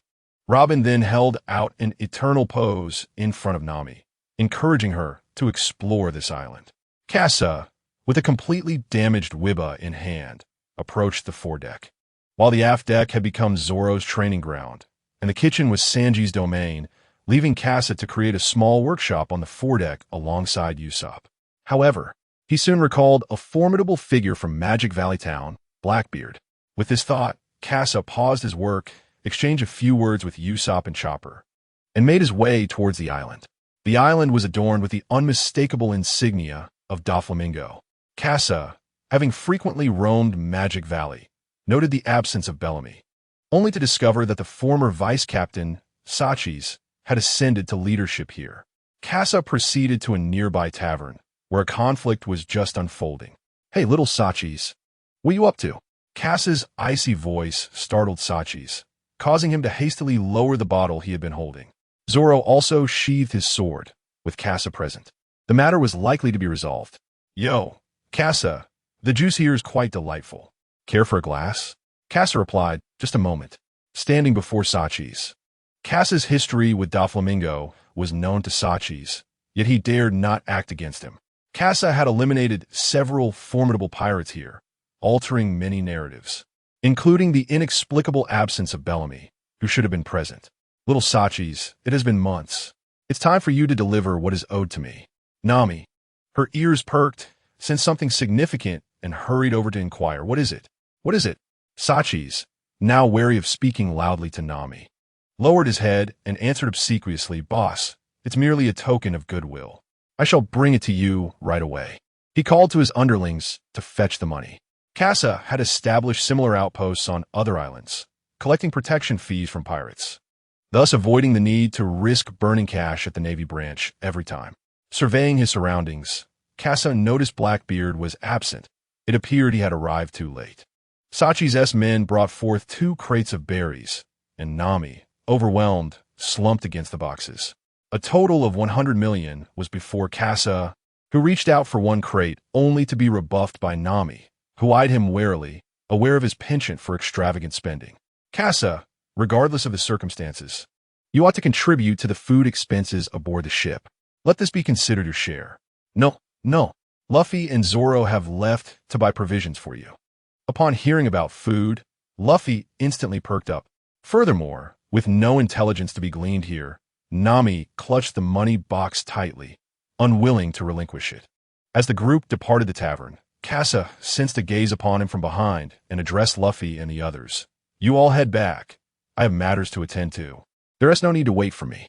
With that, Kasa left Luffy and the others behind, pursuing the figure that had been fleeing. As he ventured deeper into the location, Kasa realized he had been lured here. The combat champion Jito's Bagus, the sharpshooter Van Oka, and the infamous Blackbeard Marshal Teach. You must be the legendary cursed doppelganger, the phantom thief Kasa," Blackbeard proclaimed, stepping forward as his devil fruit powers activated, yet he could not grasp Kasa. Indeed, Kasa bore no devil fruit abilities, but he was burdened by a curse. "Phantom thief Kasa, would you care to join us in our quest to overthrow the world?" Blackbeard, reminiscent of Luffy in his direct approach, invited Kasa with unwavering boldness. Kasa, observing this man who epitomized the narrative of the pirate world, found himself encircled. Being a marksman trapped in a siege was indeed a precarious predicament, particularly with Blackbeard's threatening weaponry and the advancing Bagus, alongside Van Oka, whose gun was slightly elevated. "Blackbeard, there's a childish sentiment I must express. I truly despise your kind." A sudden explosion echoed through the forest as Kasa resolutely fired his weapon. Chapter 46. The Great Battle Against Blackbeard's Pirates. Kasa evaded Van Oka's shots. The latter's precision was extraordinarily high, a formidable adversary indeed. Kasa launched a surprise attack, creating some distance while assessing the current battlefield situation. He faced 2 short-legged warriors and a sharpshooter inferior to himself. Kasa understood his strategy, to first engage the 2 short-legged warriors, Bagus and Blackbeard, and then seek an opportunity to neutralize the truly threatening Van Oka. He sheathed his dual pistols and drew a first-generation sniper rifle. At this moment, ascending into the air with a technological flying sword was not an option, for it would render him a target. Both sides sought moments to strike within the dense forest, matching each other's masterful shooting skills. Kasa fired back, and a spark erupted in the thicket as two sniper rounds collided mid-air, neutralizing the assault. Van Oka evaded, concealing his presence. Kasa could not pinpoint his opponent's location, and the silence of Van Oka's movements made it impossible for Kasa to react within a 50-meter range. Moreover, his own position remained ensnared by Bagus and Blackbeard. Perpetually exposed, Kasa took a step forward and fired another shot behind him. Although he still did not detect Van Oka's whereabouts, the trajectory of that bullet, analyzed through the forest's intricacies, was the only potential threat to him. With a mindset of experimentation, Kasa retaliated. However, this attempt yielded no hit. A kilometer away, Van Oka gazed at a tree hollow barely 10 centimeters wide, narrowly escaping a shot that could have claimed him. Compelled to exert his full strength, Van Oka acknowledged the terrifying nature of his adversary.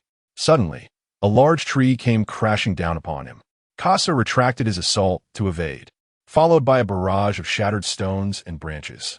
It was Blackbeard and Bagus. Ha ha ha!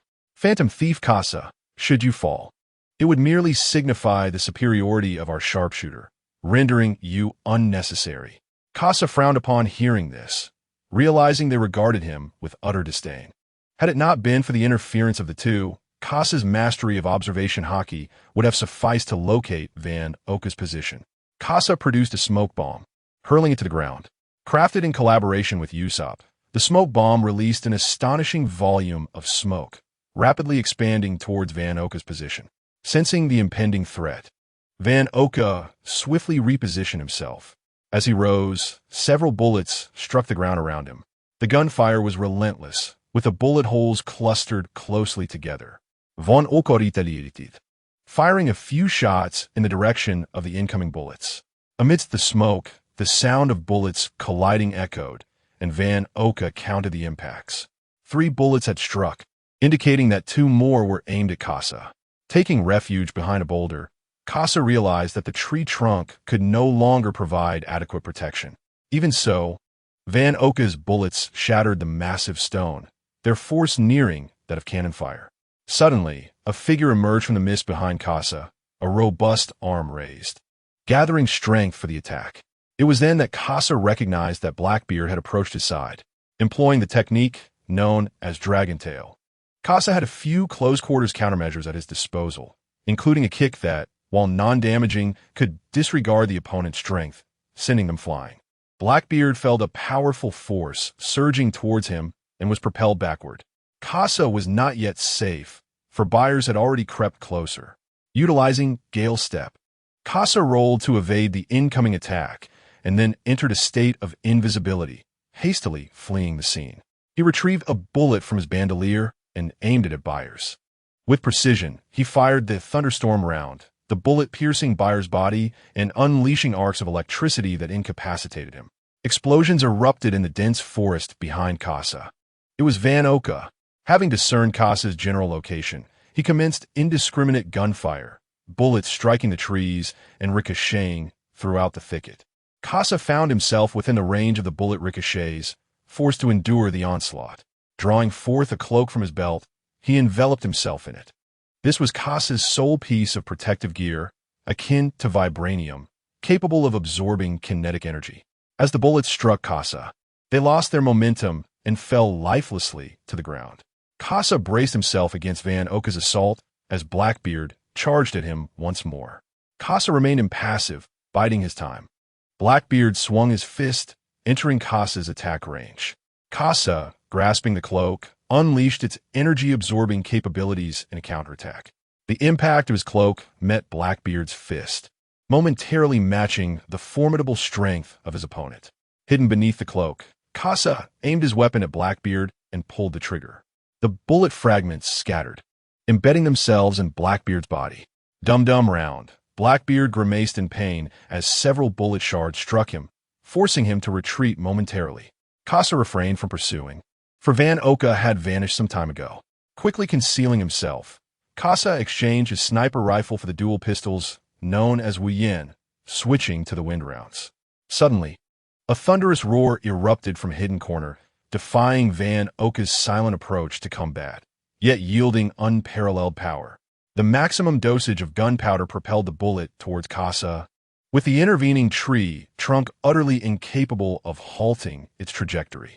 Seizing the opportunity, Kasa executed a moon step into the air, exposing himself and becoming a target for Van Oka. Observing Kasa's evasive maneuver, Van Oka recognized that this ascent rendered him vulnerable to his attack.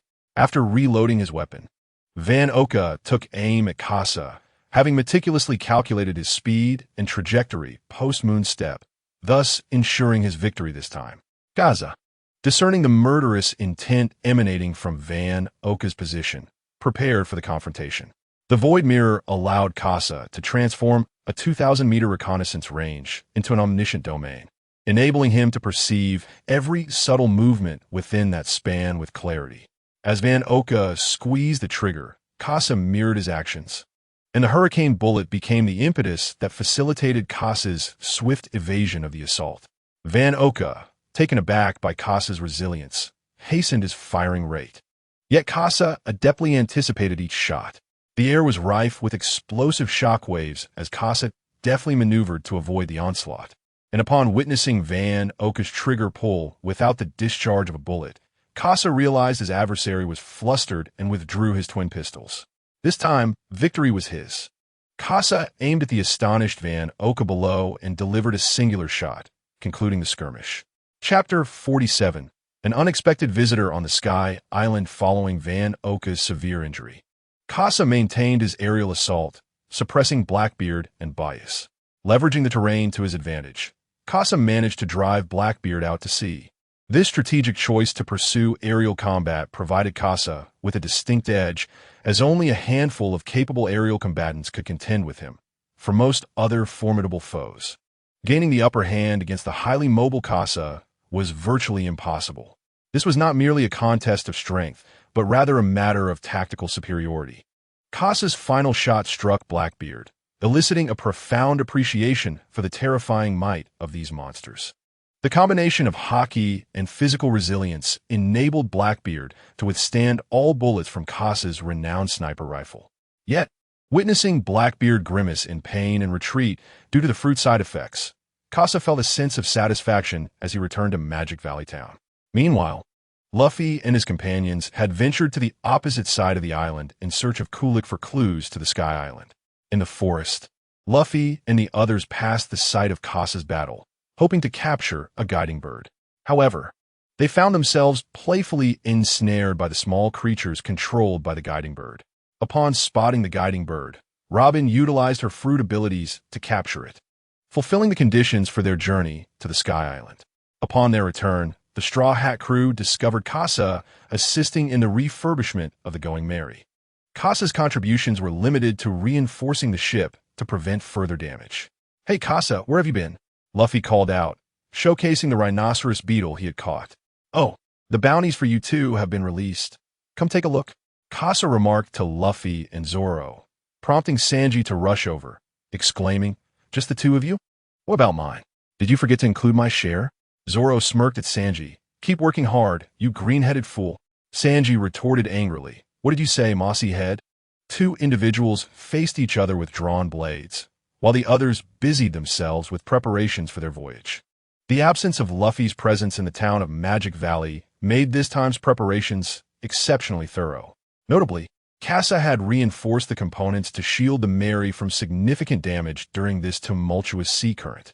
After fending off Blackbeard, Kasa took a moment to recuperate aboard the ship, confident that no further troubles would arise, allowing him to reorganize his ammunition supply. As Kasa adjusted his utility belt, he discovered a shriveled fruit within. There was another fruit in the belt, as he had previously utilized one. It had been entrusted to him by Carl's first mate, Shamira, during their time in Little Garden. This fruit was rumored to possess the ability to absorb the powers of devil fruits. However, Kasa had attempted to experiment with it in Little Garden, only to find that it could not absorb the explosive fruit's abilities. During his time in Alabasta, Kasa had dismissed the numerous fruits possessed by the members of Baroque Works, finding them unworthy of his attention. Yet now, as he prepared to venture to a locale rumored to harbor the most formidable of nature-type fruits, the thunder fruit. He recalled the evaluations regarding Enel's strength from his previous life. Many believe that upon reaching the Blue Sea, Enel would possess at least the strength of an admiral. However, Oda later clarified that Enel's strength was merely valued at 500 million berries. This level of power was manageable for Kasa, though the opponent combat style posed a challenge for him. Enel's swiftness, strength, and mastery of observation Haki, with a range exceeding Kasa's, made him a formidable adversary. Nevertheless, Kasa harbored a plan to hunt down Enel, motivated not only by the potential of the fruit's abilities, but also by the allure of Enel's gold, which could alleviate his concerns regarding ordinary expenses. Meanwhile, in the dense jungles of Sky Island, the Ballman Daigo patrolled the area. Over the past year, the repository for the Arc Maxim had frequently reported a significant depletion of gold. Despite Enel's diligent search of the entire island, no suspicious individuals had been detected. Consequently, the four priests occasionally patrolled the island, eager to capture the thief lurking within the forest. At that moment, a mysterious figure concealed underground was collecting gold into his utility belt. With only a few days remaining before Kabu's return, he received orders from Carl to cause some trouble for Kasa on Sky Island. Just then, a hummingbird flitted into the cave's entrance, delivering information to Kabu. The Straw Hat crew had arrived.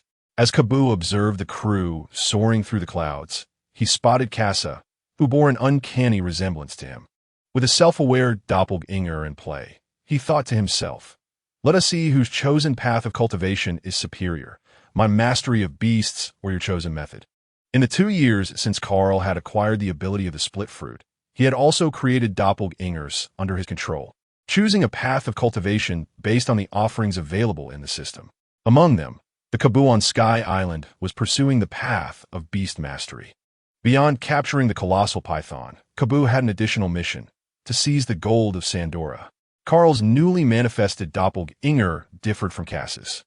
The system operated with Carl as the main system, while the other doppelgangers functioned as subsystems. The doppelgangers served only to recharge, to procure goods. Carl's authorization was required. The rights of the mysterious merchant are exclusively possessed by Carl, who merely needs to cover the expenses of any purchases. This time, Carl has amassed a considerable amount of gold within his spatial belt, ready to be exchanged in the world below at any moment. Meanwhile, as the Straw Hat crew ascended to the Sky Island, there was another individual who was aware of their presence: Enel, whose mind network enveloped the entire Sky Island. Kasa also sensed Enel's mental network. Despite the vast range of Enel's ability, the fluctuations caused by his fruit powers allowed Kasa to conceal his own aura and evade detection. With a mere brush of their powers, Kasa discerned the extent of Enel's observation Haki, remarkably wide-ranging, yet lacking the precision that Kasa possessed. The crew aboard the ship was still struggling with oxygen deprivation, their breathing becoming increasingly labored. Particularly affected were Nami and Usopp, while Chopper, being a Zoan fruit user, maintenait la strange constitution. However, if an attack were to occur, even the three main fighters would be at a disadvantage. It was imperative that they recover swiftly.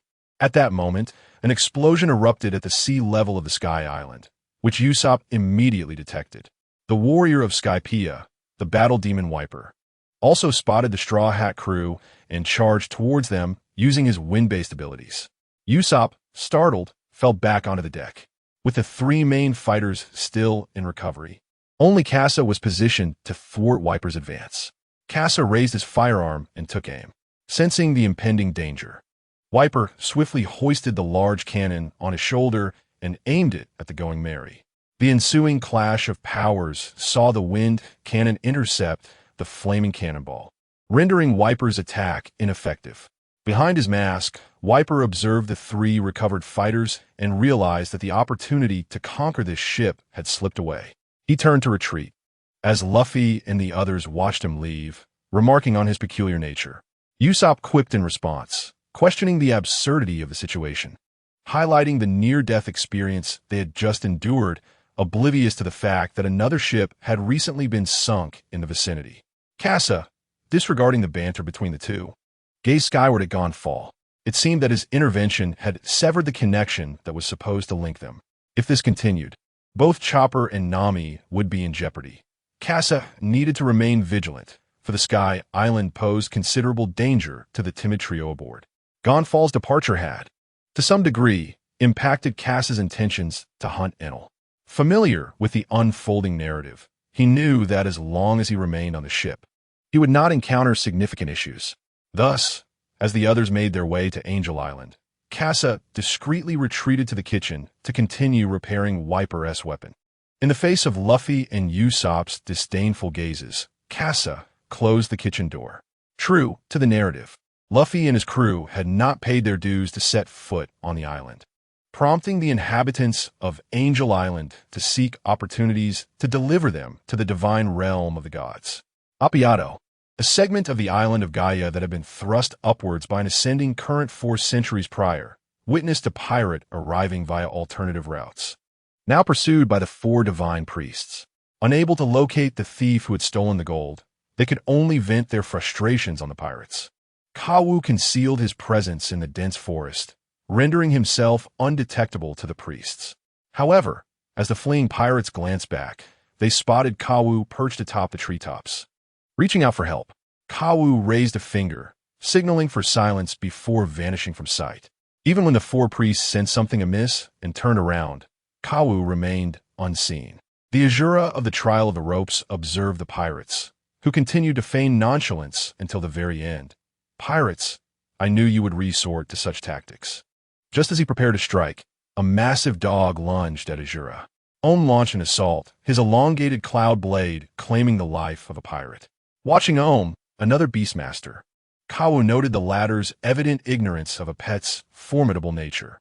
Kawu patted the chameleon on his shoulder and, utilizing the system's abilities, enhanced its camouflage capabilities, allowing it to blend seamlessly into the surroundings. Numerous wild beasts on the Sky Island were under Kawu's command, and he continued to monitor the Straw Hat crew as the plot unfolded. Zoro, Chopper, Nami, Robin, and Casa were all being taken to Appiato. At Angel Island, Sanji heard Nami's cries for help, instantly ceasing his plating and looking towards the sea. Luffy, following Sanji's gaze, saw Nami and the others who had already set sail. His temper flaring. "You idiot! Didn't you hear Miss Nami calling for help?" Sanji exclaimed. Usopp chimed in. "Hey, how can anyone possibly hear that?" In that moment, Sanji awakened his observation Haki, sensing the woman's distress. Cornus stepped forward, propelling the narrative forward once again. Casa emerged from the kitchen, prompting Zoro and the others to realize he was still aboard. "Casa, why are you still here?" Zoro asked, relieved that both he and Casa were present. Casa, eyeing the approaching Appiato, inquired, "What about Luffy and the others?" Zoro pointed a thumb towards Angel Island. "They're on the island. It seems we've incurred the judgment of the gods and are to be offered as sacrifices." Zoro's words dripped with sarcasm, but Nami did not share his sentiments. She had just returned from Appiato and was well aware of its terrors. "Zoro, this island is truly frightening. That pillar of lightning that fell from the sky obliterated part of it." As they entered the forest, Casa sensed numerous prying eyes watching them. Puzzled, he wondered why the animals in the forest were so curious, observing them intently. Nami, too, felt the eerie atmosphere, goosebumps rising on her skin. She leaned closer to Casa, seeking a sense of security. Casa, noticing the softness emanating from Nami, found his focus momentarily diverted. To alleviate the awkwardness, Casa produced a self-made item from his spatial belt, the protective ring. Crafted using elemental mastery, the item was of blue quality, capable of blocking a single attack. Casa briefly explained the item's use, but Zoro casually tossed it to Nami without a second thought. Such was the confidence of a true warrior. Chopper gazed at Zoro with admiration, yet he hesitated to return the ring he held. As the Mary finally descended upon the altar, the crew began to survey their surroundings. Casa glanced at the sea of clouds beneath the altar, where occasional sky sharks leapt into the air. Zoro spoke up. "Are you all waiting for Luffy?" "I intend to explore the island." Robin expressed her curiosity. "I too am intrigued by this island." Nami added, "Really? If you all are going, then I shall go as well." Her reasoning was simple. She wished to escape this ominous locale. Casa remarked, in that case, Chopper and I will remain with the ship while you venture forth. The five reached a consensus, and Zoro, with a rope in hand, soared across with a loud whistle. Chopper gazed enviously at the departing trio, but today was his duty to guard the ship. Curiously observing Casa, who was busy repairing the wibba, Chopper asked, Casa, why are you so focused on fixing that contraption? Casa replied, I feel it can still be salvaged. Chopper, could you pass me the screwdriver? Oh, sure. Chopper, hand me the hammer. Oh, sure. Chopper, could you pour me a cup of tea? Oh, sure. Rarely did Casa and Chopper evade a mundane afternoon. And as Casa surveyed the nearly repaired wibba, he felt a sense of satisfaction. Suddenly, a large bird soared overhead, carrying the figure of Shura, the master of ropes. When Chopper emerged, he saw Shura startled, causing the teacup in his hand to crash to the ground. Casa remarked, Chopper, if you break another cup, I shall inform Sanji. Please don't, Casa. I promise I won't do it again. Ignoring the two, Shura's anger ignited, prompting an attack. With a swift motion, Casa flew into the air, wielding his sword with finesse. Shura's lance missed its target as Casa danced through the air, evading the strike. If you're going to attack, do it away from the Mary, he advised. The force of Casa's Tai Chi swordplay sent Shura and his great bird soaring into the sky. Chapter 49. Chopper in peril. Having crashed into the forest, Shura was astonished. He had failed to perceive the intent behind the attack. Casa assessed Shura's strength, estimating it to be less than 100 million berries, likely around 80 million. While this was superior to Zoro, it was also due to the Straw Hat Crew's bounties being kept relatively low to avoid revealing their defeat of Crocodile. Meanwhile, Kawu observed that Casa had departed the Mary, leaving Chopper alone on board. This must be the Mary. It should have a ship's spirit. Utilizing his Beastmaster abilities, Kawu sensed the soul of the ship's spirit. Curiosity piqued, as it was his first encounter with such a spirit. Noticing only Chopper aboard, Kawu, as a Beastmaster, found himself fascinated by the peculiar creatures. Suddenly, Chopper's deer ears perked up as he heard a sound. A moment later, a flock of gigantic guide birds burst forth from the sky. The unique conditions of the pressure island had caused the flora and fauna to grow to enormous sizes. Chopper stared in terror at the colossal guide birds, perceiving their hostile intent. Meanwhile, Casa swiftly dealt with Shura amidst the dense forest. The soul coin 456 indeed matched his predictions in strength. Suddenly, Casa heard Chopper's agonizing scream emanating from the Thousand Sunny. Startled, Casa realized that his observation Haki had failed to detect any presence that could pose a threat to Chopper. Through the eyes of a beast he had summoned in the dense forest, Kawu saw that Casa had returned. As the duel arena dispersed, Casa noticed several colossal guide birds nearby the Thousand Sunny. On one of them stood a cloaked figure, wearing a spiral mask, who was binding Chopper with a whip in his right hand. The masked man? Obito? Casa dismissed this improbable thought. He was a character not meant to appear in this narrative. The only person Casa could think of was Carl. Gazing at the unconscious Chopper, Casa furiously demanded, What exactly are you planning to do? Kao, holding Chopper, replied with a shake, Nice to meet you, clone. I am Kao. Are you Kao? Ka's clone? Casa asked. Indeed, I am a clone, Kao affirmed. His words dragged Casa into the realm of clones as well. Casa recognized Kawa's acknowledgement of Carl's status. It seemed Carl had mastered the split fruit, allowing him to create usable clones. Then return Chopper to me. Isn't Carl's goal to avoid altering the plot? Kaza insisted. Yes, but I rather like Chopper. Besides, he can achieve much more in my care. I'm a Beastmaster, Kawa stated. Kasa's expression darkened. He was uncertain whether Kawa would harm Chopper, considering Kawa's title. The flying sword beneath him moved, and Kasa swiftly closed the distance to Kawa, raising his sword to seize Chopper. However, upon nearing Kawu, Kasa detected invisible threads surrounding him. Kawa noticed Kasa's movement, pulling the threads behind him to launch himself and the guide bird into the forest. Kasa severed the threads with his white sparrow and pursued them.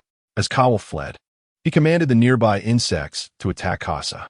Kasa found himself at a disadvantage against the feeble insects lacking in malice. Relying solely on his eyesight to judge their positions and continuously fend them off, creating a gap between them. He was reluctant to fire his gun for fear of injuring Chopper. Instead, he accelerated, wielding the White Sparrow to form a curtain of blades, slicing through obstructive branches as well. Kawu reached an open area where he could be pursued by Kasa, and, turning back, threw out a beast orb. "Go, Skylord!" A massive python emerged, its tail striking Kasa before he could evade. Kasa managed to draw his cloak for defense, absorbing the impact. The ground trembled as he was slammed down. Being an ordinary person, he could only retreat from the python's might. The serpent twisted through the forest, while Kawa stood at the vantage point of the Sky Lord's eye.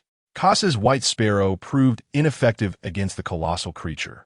As the White Sparrow hovered behind him, he retrieved the Tyrannosaurus shotgun from his space belt, ready to confront the monster. Kawa, sensing the threat of the Tyrannosaurus shotgun, directed the Sky Lord to charge at Kasa. Kasa, undeterred, directed his flying sword forward. The 50 Tyrannosaurus bullet propelled the sword ahead, counteracting the recoil, and the Sky Lord was struck down, blood spilling profusely onto the ground. The deafening sound reverberated throughout the entirety of Appiato, rousing Enel from his reverie. Having achieved his objective, Kabu hurled Chopper to the ground, reclaimed the Sky Lord, and vanished into the dense forest. Kasa caught Chopper, and, as he prepared to ascertain Kabu's whereabouts, he observed a flash of lightning in the air. With a single hand raised, Kasa aimed. Enel materialized. "The Qinghai person? You were the one who dispatched Azura, weren't you?" Kasa regarded Enel, the intended target of this hunt. Should he eliminate him? Kasa pondered the potential ramifications on the narrative. Moreover, with Chopper so close, an inadvertent mishap could endanger him, prompting Kasa to resolve to evade confrontation. Kasa replied, "You must be mistaken." Enel, taken aback by Kasa's response, was certain of his observations through the observation Haki, and their battle had not concealed their auras. "It matters not. However, I hope to see you on this island tomorrow. Wherever you are, I shall find you," Enel declared before dissipating into a flash of light. Kasa understood that Enel's mention of the following day referred to the divine trial, which required 5 individuals to remain on the island. Gazing at the unconscious Chopper, he hastily returned to the Mary, where the sole physician aboard had collapsed, leaving no one aware of Chopper's condition. Upon arrival, he found Zoro and the others had returned. The sight of Kasa cradling Chopper elicited shock and concern from his companions. "Chopper? What happened? How could this be? If Kasa is here, how could Chopper be in this state?" Chopper's breathing appeared stable, yet further observation was necessary. Robin and Nami looked on with worry. Robin even checked Chopper's heartbeat, which, though slightly rapid, remained otherwise normal. Kasa, bowing his head in remorse, said, "My apologies, everyone. It was my oversight." He recounted the events, explaining how he had been lured away, leading to Chopper's abduction and subsequent unconsciousness. Robin contemplated, "This suggests there are 2 factions on this island. One is the local priest, and the other is a mysterious individual interested in Chopper." Zoro inquired, "What is the strength of our adversaries?" Nami remarked, "This island is becoming increasingly complex. We must wait for Luffy to discuss our course of action." Kasa conceded, "That seems to be the only option," observing Chopper resting on the bed. Kasa was uncertain what Kabu had done to him. Enel's assassination plan was no longer in play. He needed to locate Kabu first. At that moment, the sound of a horn echoed from outside. Presumably, Luffy and the others had arrived. Chapter 50. The Divine Trial. To Kasa's astonishment, in addition to Luffy and the others, there was another person and a bird. God Gonfor had indeed begun to influence the narrative, facilitating Ganfor's interaction with the Straw Hat crew, ensuring his continued dominion over the Kingdom of God. He was a pivotal figure under the watchful gaze of a greater will. Several individuals recounted their respective experiences. During the trial of the ball, Gonfor descended from the heavens to aid Luffy and his companions in vanquishing the formidable Daegu. Kasa also shared how he first dealt with Shura, followed by the abduction of Chopper. Luffy, taken aback, promptly inquired about Chopper's condition. Gonfor, equally astonished, cast his gaze upon the forest where Shura had perished.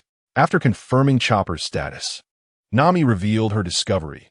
Appiato is a remnant of the pressured island that was thrust up by the ascending sea currents 4 centuries ago. The group was taken aback. The fabled golden country of Shandora lay upon this island. However, rather than the anticipated thrill of adventure, a somber atmosphere enveloped them, as one of their comrades remained unconscious, leaving them uncertain about how to proceed, their eyes turning towards Luffy. With arms crossed, Luffy declared, "I shall ring the golden bell, so that the old man with the chestnut head knows the Sky Island truly exists. Yet Chopper's safety is paramount, thus I must first seek out that mysterious individual." Sanji interjected, "Luffy, hold on a moment. The night has fallen, and the whereabouts of the mysterious person remain unknown." Luffy insisted, "Then we shall search, we will find them." Nami cautioned, "Wait, Luffy, do not rush. Who exactly is this old man? Please introduce him." Although her question seemed directed at Luffy, her gaze was fixed on Gonfor. Understanding her implication, Gonfor introduced himself. "Greetings, I am Gonfor, the former god." Upon hearing his identity, the group instinctively took a step back, their wariness piqued. "Fear not, I am merely the former god, unlike Inaru. Over the years in Appiato, I have heard tales of this mysterious individual." Nami inquired, "Could you elaborate on where this mysterious person might be?" Gonfor replied, "As for their exact location, I am uncertain. I only know they frequently visit a certain place, from which they abscond with considerable amounts of gold." Upon hearing the word gold, Nami's eyes sparkled with the shape of berries. Yet she posed another question. "So this place holds clues to the mysterious person's appearance?"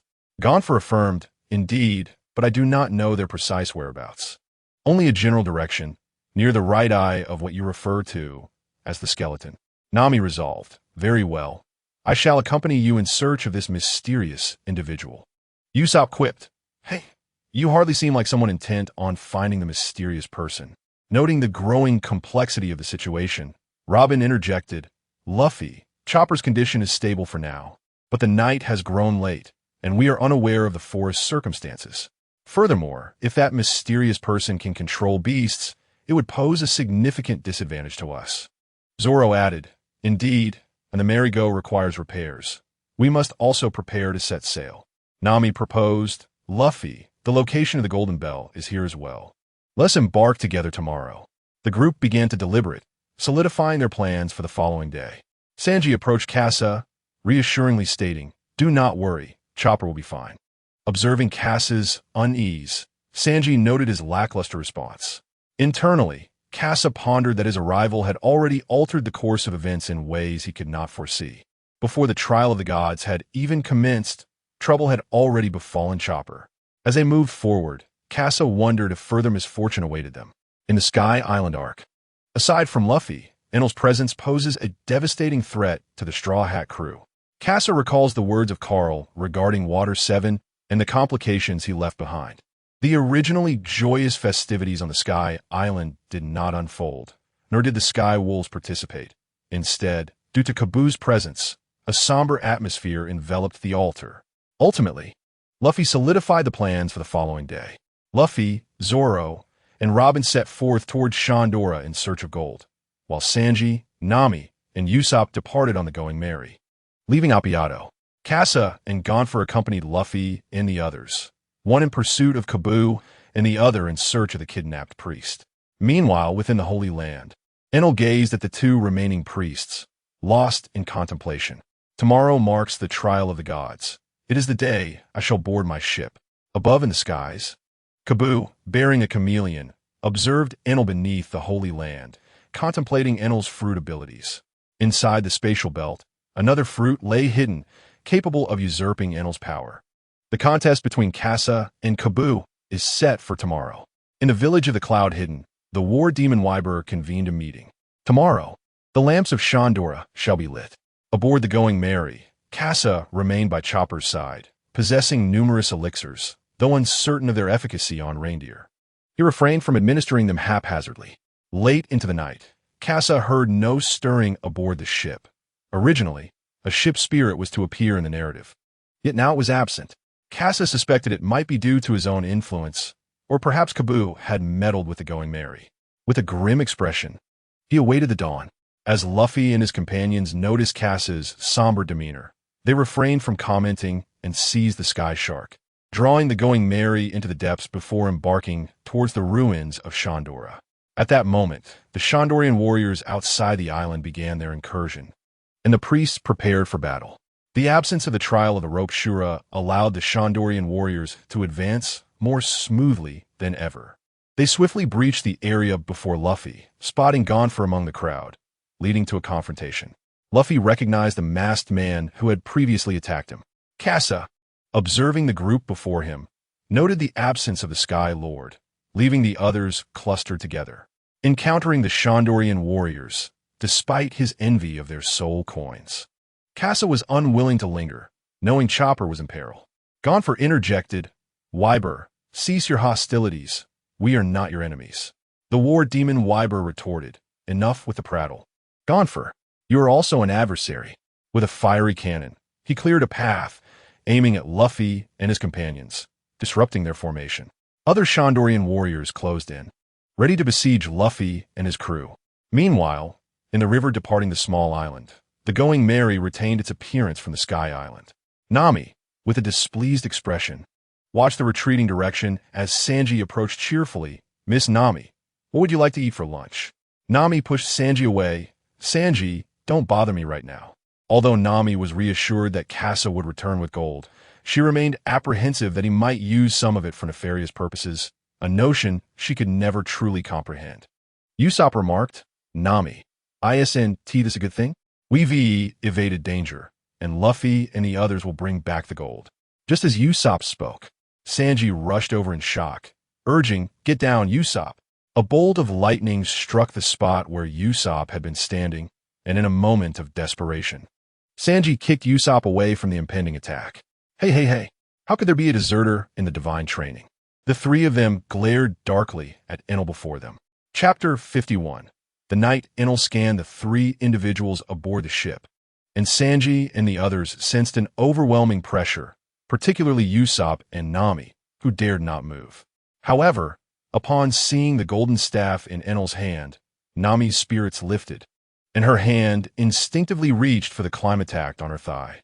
Enel noticed Nami's movement. "Electric shock. 1,000,000 volts, Miss Nami. Be careful." Sanji dashed in, blocking the strike aimed at Nami. Nami watched in horror as Sanji was electrocuted and collapsed to the ground. "Sanji, what's wrong? Pull yourself together," she cried. "You bastard. How could you do this to Sanji?" Usopp retaliated with his slingshot, but the projectiles were effortlessly evaded by Enel's elemental form. Ignoring Usopp, Enel pointed a finger at him. "Electric shock. 1,000,000 volts." Usopp fell to the ground, and Nami's eyes widened in shock as she witnessed her companion collapse before her. "You scoundrel."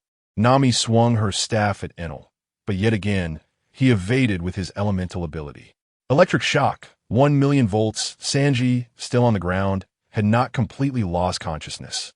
Instead, he was remarkably alert, various sounds echoing in his mind. He was awakening his observation Haki, but now was not the time. Miss Nami was in danger. Sanji sprang to his feet. Kick of the first meet. With a powerful kick aimed at Enel's forehead, his speed and instinctual concealment of his presence caught Enel off guard, sending him flying. "What do you intend to do to Miss Nami, you fiend?" Nami looked at the rejuvenated Sanji, tears welling in her eyes. Before Sanji could explain further, a voice echoed in his mind. "Electric shock. 20,000,000 volts." Enel transformed into a bolt of lightning, appearing beside Sanji and unleashing a devastating attack. Nami watched in despair as Sanji's figure was obliterated by the electric blast. Chess meet. Lightning. 30,000,000 volts. Thunderbird. Nami observed Sanji's afterimage flickering on the ship, with Enel's assaults landing on the Phantom. Realizing that she was merely a burden in this scenario, she seized Usopp and dashed toward the repaired Wibba on the deck, which Kasa had prepared before leaving. Now ready for action, Sanji noted that Nami had grasped his intent, allowing him to unleash his full power in the battle ahead. Enel materialized atop the Merry, chuckling with amusement. "How intriguing. I never anticipated that you could contend with me to such an extent. Your Haki is formidable. However, you are utterly incapable of inflicting harm upon me." Sanji, comprehending the dire situation, placed his hopes upon the potential awakening of his Busashoka Haki. Given that he had already awakened his Kin Bunchika Haki, he resolved not to relinquish his chance. Yet, Enel's next move plunged Sanji into despair. 6 million volt Raijin. This time, Enel's target was not Sanji, but the Mary itself. Damn it, Chopper is still aboard. Sanji sprinted towards the cabin, intent on rescuing Chopper. Enel, with a triumphant grin, declared, "Regrettably, there is no place for you among the 5, Blue Sea Dweller." Ultimate Atlas Comet. Enel detected Usopp's assault, but paid it no heed, continuing to charge his energy. Yet Usopp's face bore a grin, exclaiming, "You won't lay a finger on the Mary." Bullets, akin to the formidable Atlas Beetle, surged towards Enel from all directions. These were no ordinary projectiles. They had been treated with Usopp's ocean mist. As anticipated, the bullets struck Enel, momentarily startling him and causing his Raijin to dissipate. Usopp shouted to Sanji, "Sanji, look at the mist beside you. Quickly spray it on your feet." Sanji noticed the ocean mist nearby. Having been present when Usopp received it from Casa, he understood its purpose. "Thanks, Usopp." Enel, witnessing the blood oozing from his wounds, was astonished that a mere mortal could injure him. Glaring at Usopp hidden in the thicket, he snapped back, "Hey, what are you looking at?" Realizing there was still someone on the ship, Enel prepared for retaliation. Meet Cannon Kick. This time, Enel could not evade, and in his fury, his kin Bunchiko Haki proved futile. Sanji's kick sent Enel flying out of the thicket. Observing Enel's position, Sanji recognized the necessity of relocating the battlefield to avoid a repeat of the previous encounter. As he prepared to leap into the forest, Enel seized the opportunity. 30 million volt Raijin bird. A lightning bird streaked through the air, piercing Sanji. In midair, Sanji found himself unable to leverage any support and endured the strike with sheer will. Nami and Usopp cried out in alarm. Sanji, this outcry drew Enel's attention. These Blue Sea Dwellers are indeed troublesome, yet still far too weak. Lightning flash. Enel instantly appeared before Usopp, his wounds still throbbing. 200 million volt discharge. Enel was enraged this time. In an instant, Nami could only watch helplessly as Usopp collapsed before her. Enel, observing Nami, still standing resolutely, showed no intention of relenting. A bolt of lightning surged towards her. Nami wielded her climate baton to carve an arc of electricity, neutralizing Enel's attack. For the first time, Enel encountered such a cunning tactic, raising an eyebrow in intrigue. Once more, he unleashed his electric discharge, eager to ascertain the limits of Nami's endurance. Meanwhile, Nami valiantly persevered, meticulously calculating the intensity of his attacks and countering with her climate baton. Fortuitously, thanks to the enhancements from Usopp and Casa, the baton still had the capacity to endure a few more rounds. 100 million volts. Nami managed to block once again, but this time it was truly her limit. Gazing at the fallen Usopp, she positioned herself resolutely before him. Retreat was no longer an option. Eneru continued to gather electricity, intent on utilizing a decisive maneuver against Nami that would ensure Usopp's defeat. Sonic Bullet, Ocean Spray. Eneru sensed impending danger and swiftly retracted his attack, soaring into the air. Nami's heart soared with joy as she spotted Casa approaching from a distance, his presence radiating a palpable aura of intimidation, designed to divert Eneru's attention. The sonic bullet surged ahead, compelling Eneru to withdraw his assault. Chapter 52, The Chaos of Skypiea. Part 1. Eneru regarded Casa, seeing him as the final feast he had prepared, unwilling to resolve matters here. "It seemed you were quite serious earlier," Casa remarked, observing Eneru's disheveled state. Noting the most grievous wound was inflicted by Usopp. "To think you sustained such injuries. Had I arrived a moment later, would you have perished?" Casa's taunting words ignited a flicker of anger within Eneru. "I await you in the final confrontation, but keep a close watch on that woman below." In a flash of lightning, Eneru vanished. With the confrontation thwarted, Casa descended to assess the situation. Nami anxiously called to Casa. "Casa, please check on Usopp." Casa approached, giving Usopp a swift kick. Nami gasped in outrage. "What are you doing?" "Usopp is in such a state." Before she could finish, Usopp sprang up, laughing heartily. My plan succeeded.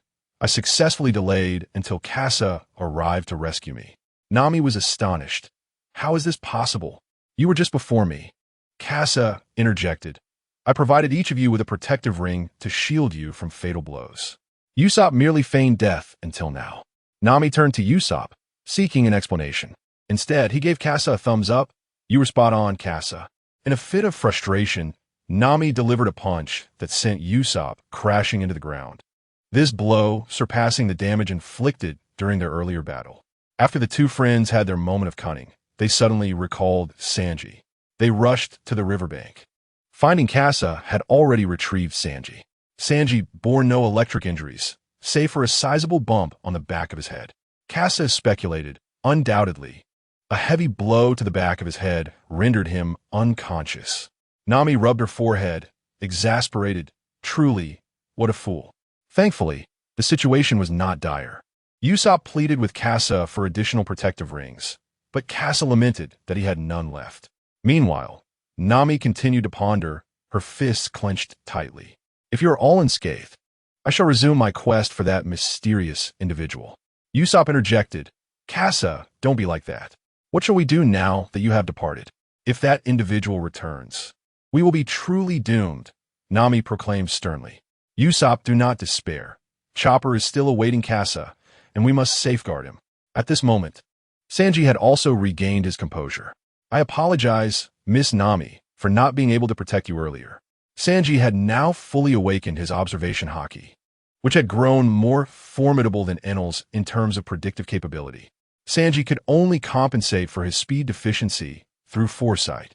He turned to Kasa and stated, Kasa, please provide me with a few more bottles of spray. This time I shall ensure that scoundrel does not return. Kasa, understanding the determination reflected in Sanji's gaze, recognized his desire to master armament Haki. However, the current circumstances rendered this aspiration unattainable, compelling him to settle for an alternative. Kasa set down several bottles of spray and mounted his flying sword. As he departed, he addressed Nami. Nami, what if one day you become a helpless swimmer? Nami looked at Kasa in confusion, pondering the question. Yet before she could respond, Kasa was already gone.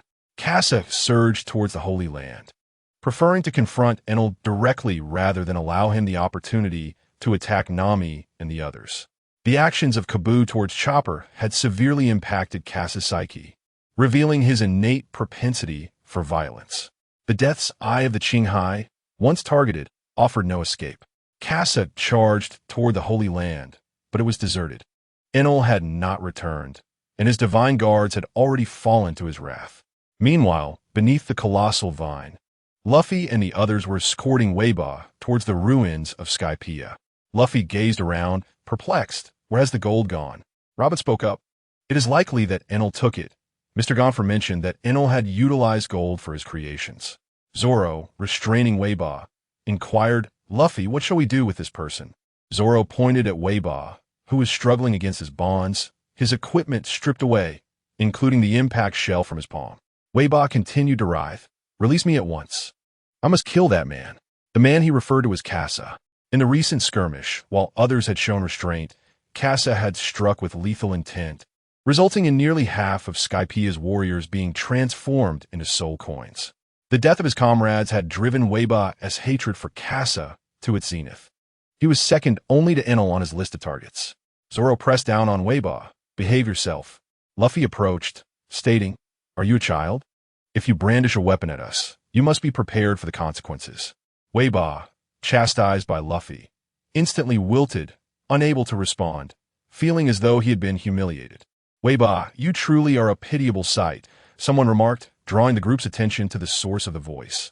The Iron Trial, and the Swamp Trial, Gadats.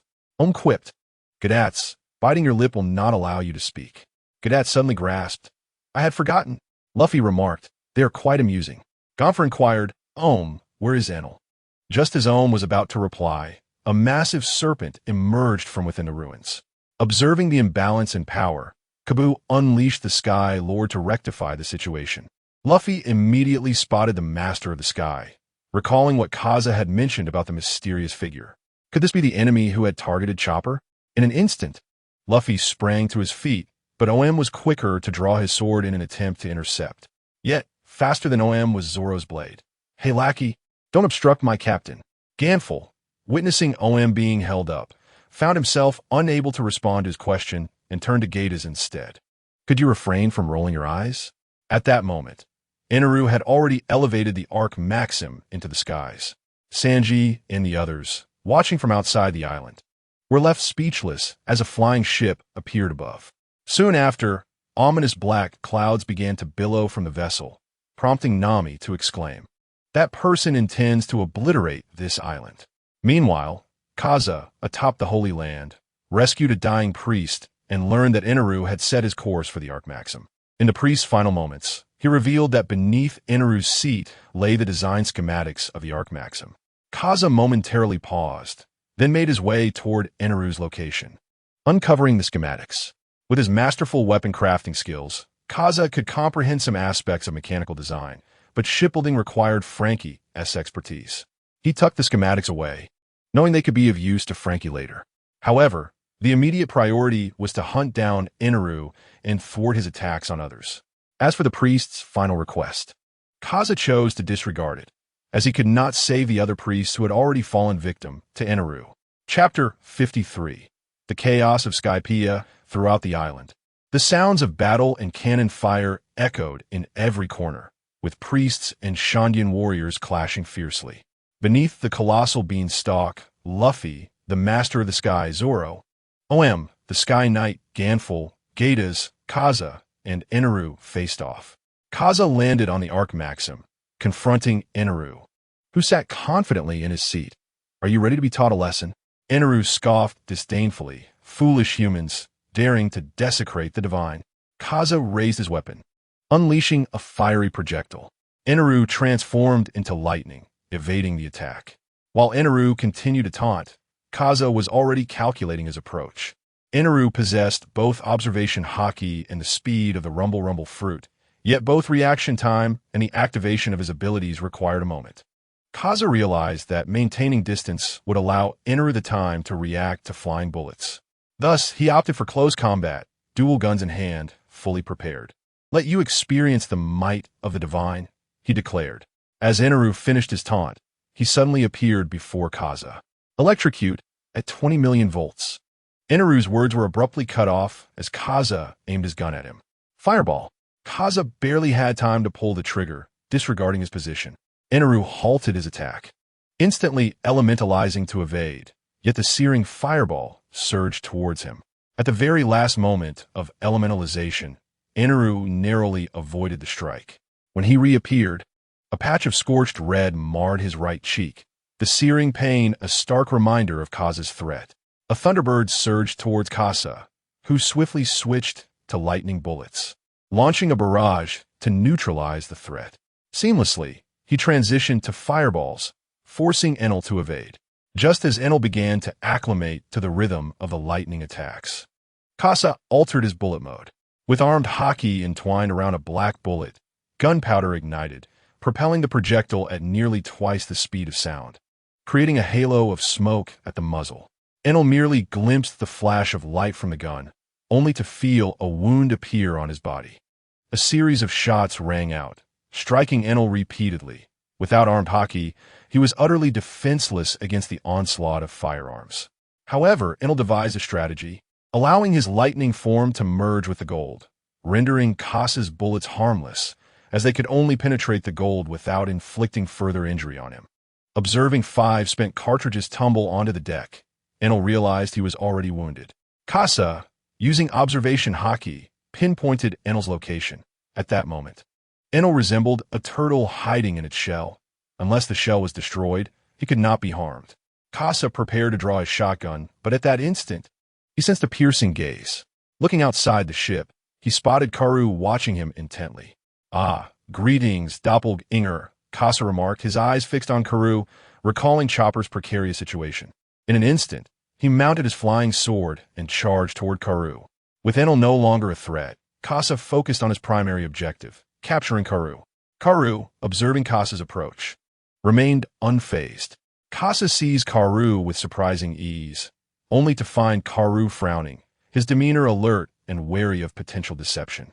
Karoo burst into laughter. "Ha, doppelgang. You look utterly ridiculous." Kaza remained composed, recognizing that Karoo, was attempting to disrupt his mental state, thereby rendering his observation Haki ineffective. As he noted the growing calmness in Kasa's eyes, Karoo understood that his taunts had lost their potency. TCH, how dull. Suddenly, Kasa felt the grip on Karoo's neck shift, and he witnessed Karoo gradually transform into an empty shell. This was the Beastmaster's skill, Soul Theft, capable of appropriating a creature's innate abilities for personal use. Though Kasa was unaware of Karoo's current location, he surmised that Karoo must be nearby. Otherwise, the effort to provoke him would be futile. Had he succumbed to anger, his observation Haki would have faltered, leaving him vulnerable to Karoo's assault, thus confirming that Karoo's true form was indeed close at hand. Beneath the clouds, Karoo awakened in a chamber within the ruins. The anchor point reserve in the ruins had allowed Karoo to teleport down through the vine. Absorbing the intelligence relayed by the birds, he noted that Kasa was currently descending. Searching for his trail, Karoo couldn't help but reflect on the disparity in his companion's combat abilities. Aside from Carl and Kasa, whose powers were systematically developed with minimal weaknesses, the other doppelgangers followed extreme paths. Karoo himself embodied one such extreme, relying solely on his systematic abilities, lacking even observation Haki. Relying on the abilities granted by the Beastmaster, Karoo found himself in peril upon discovery. Fortunately, the skill known as Soul Theft endowed him with an array of peculiar abilities, a skill Carl had purchased for 50,000 soul coins. It was this very skill that prompted Carl to create a Beastmaster of his own. Meanwhile, Kasai, diving downward, remained vigilant of the situation beneath the vine. Luffy, utilizing his second gear, engaged in battle with the Sky Sovereign, who had already undergone Beastmaster enhancements. His fists, imbued with armament Haki, struck the Sky Sovereign repeatedly, causing it to retreat, yet the blows inflicted no substantial harm. The Sovereign's colossal form rendered Luffy's might merely a slight annoyance, akin to a larger-than-usual needle. At this moment, Zoro concluded his own skirmish, his strength surpassing expectations. As he emerged unscathed, Kasai noted that Ganfu was still embroiled in combat, and, with a single shot, he executed Gata's, splattering Ganfu with a spray of brain matter. Recognizing the brutality of the encounter, Ganfu acknowledged it was Kasai's doing. "Mr. Kasai, how fares my troop?" he inquired. Kasai remained silent, for they had already fallen victim to Enel's treachery. The Sky Sovereign, having noticed Kasai's pursuit of Kawu, abruptly abandoned Luffy to charge at Kasai. Luffy attempted to pursue, but was halted by Kasai. "Luffy, do not concern yourself with me. Go thwart that ship above." Luffy, acknowledging the vessel known as the Archphronesis, decided against further engagement with the Sky Sovereign. After momentarily resting from his second gear, he sprinted toward the vine. Kasai, turning to face Kawu, realized that rather than aimlessly searching for him, it would be wiser to let Kawu seek him out. By revealing a weakness, Kawu's location would inevitably be compromised. Zoro, observing the ongoing conflict between the two, felt a surge of restlessness, yet found himself with little to do but watch Kasai contend with the Sky Sovereign. The Sky Sovereign, spiraling above the ground, coiled its massive body, shielding its head while wielding a thick and agile tail as a weapon. Kasai noted that the scales on the Sky Sovereign had been shattered by Luffy's blows, exposing the muscle beneath. The damage inflicted by his previous Dragon Blast had evidently healed, likely a testament to the Beastmaster's abilities. With a resounding crack, the colossal tail struck. The speed and power of such a strike were formidable. Kasai was no match for Luffy's extraordinary resilience and had to evade, positioning himself close to the Sky Sovereign's front. A blast aimed at the creature's head was met with its body as a shield, resulting in a gaping wound in Kasai's own flesh, a minor injury for the massive sovereign.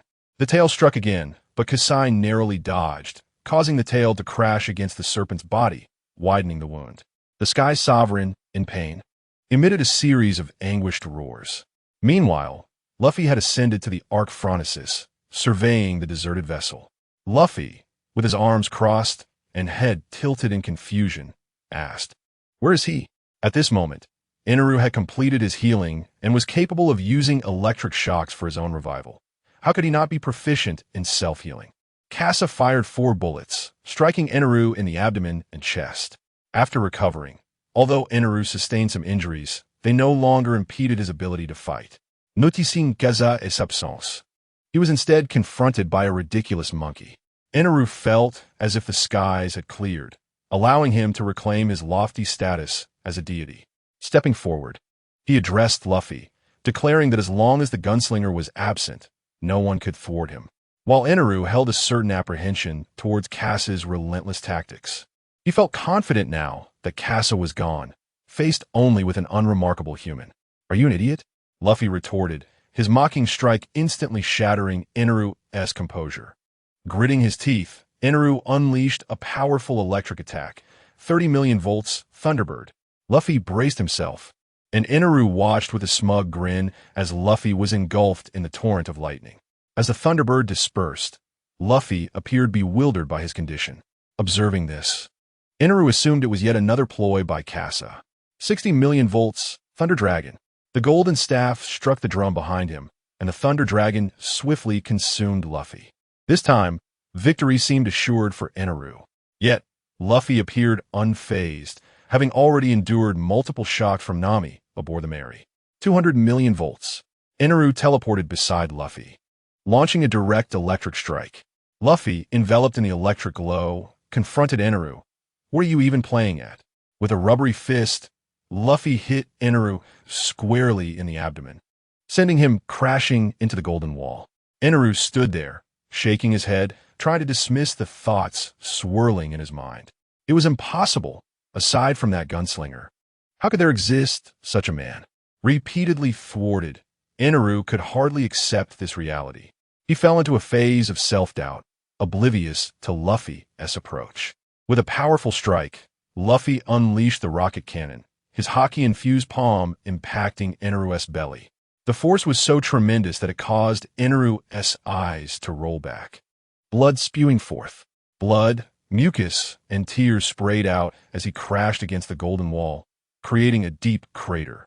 Witnessing Eneru's fall, Luffy raised his fist triumphantly, exclaiming, "Yes, I won." Subsequently, Luffy surveyed the environment of the Arc Maxim, curiosity driving him to wander around. He remained blissfully unaware that Eneru had burrowed into the gold. Recovering once more, Casa glanced up at the Arc Maxim, having felt Eneru's consciousness flicker out momentarily, only to swiftly return. In this moment of distraction, two attacks were launched. Casa evaded the tail swipe of the Sky Lord, but could not avoid the hidden assault. A needle struck his arm, leaving him wounded. The soul theft technique. Phantom Toad Venom.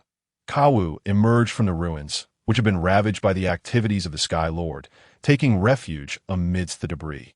Truly resilient. Just look at how grievously the little snake has been injured.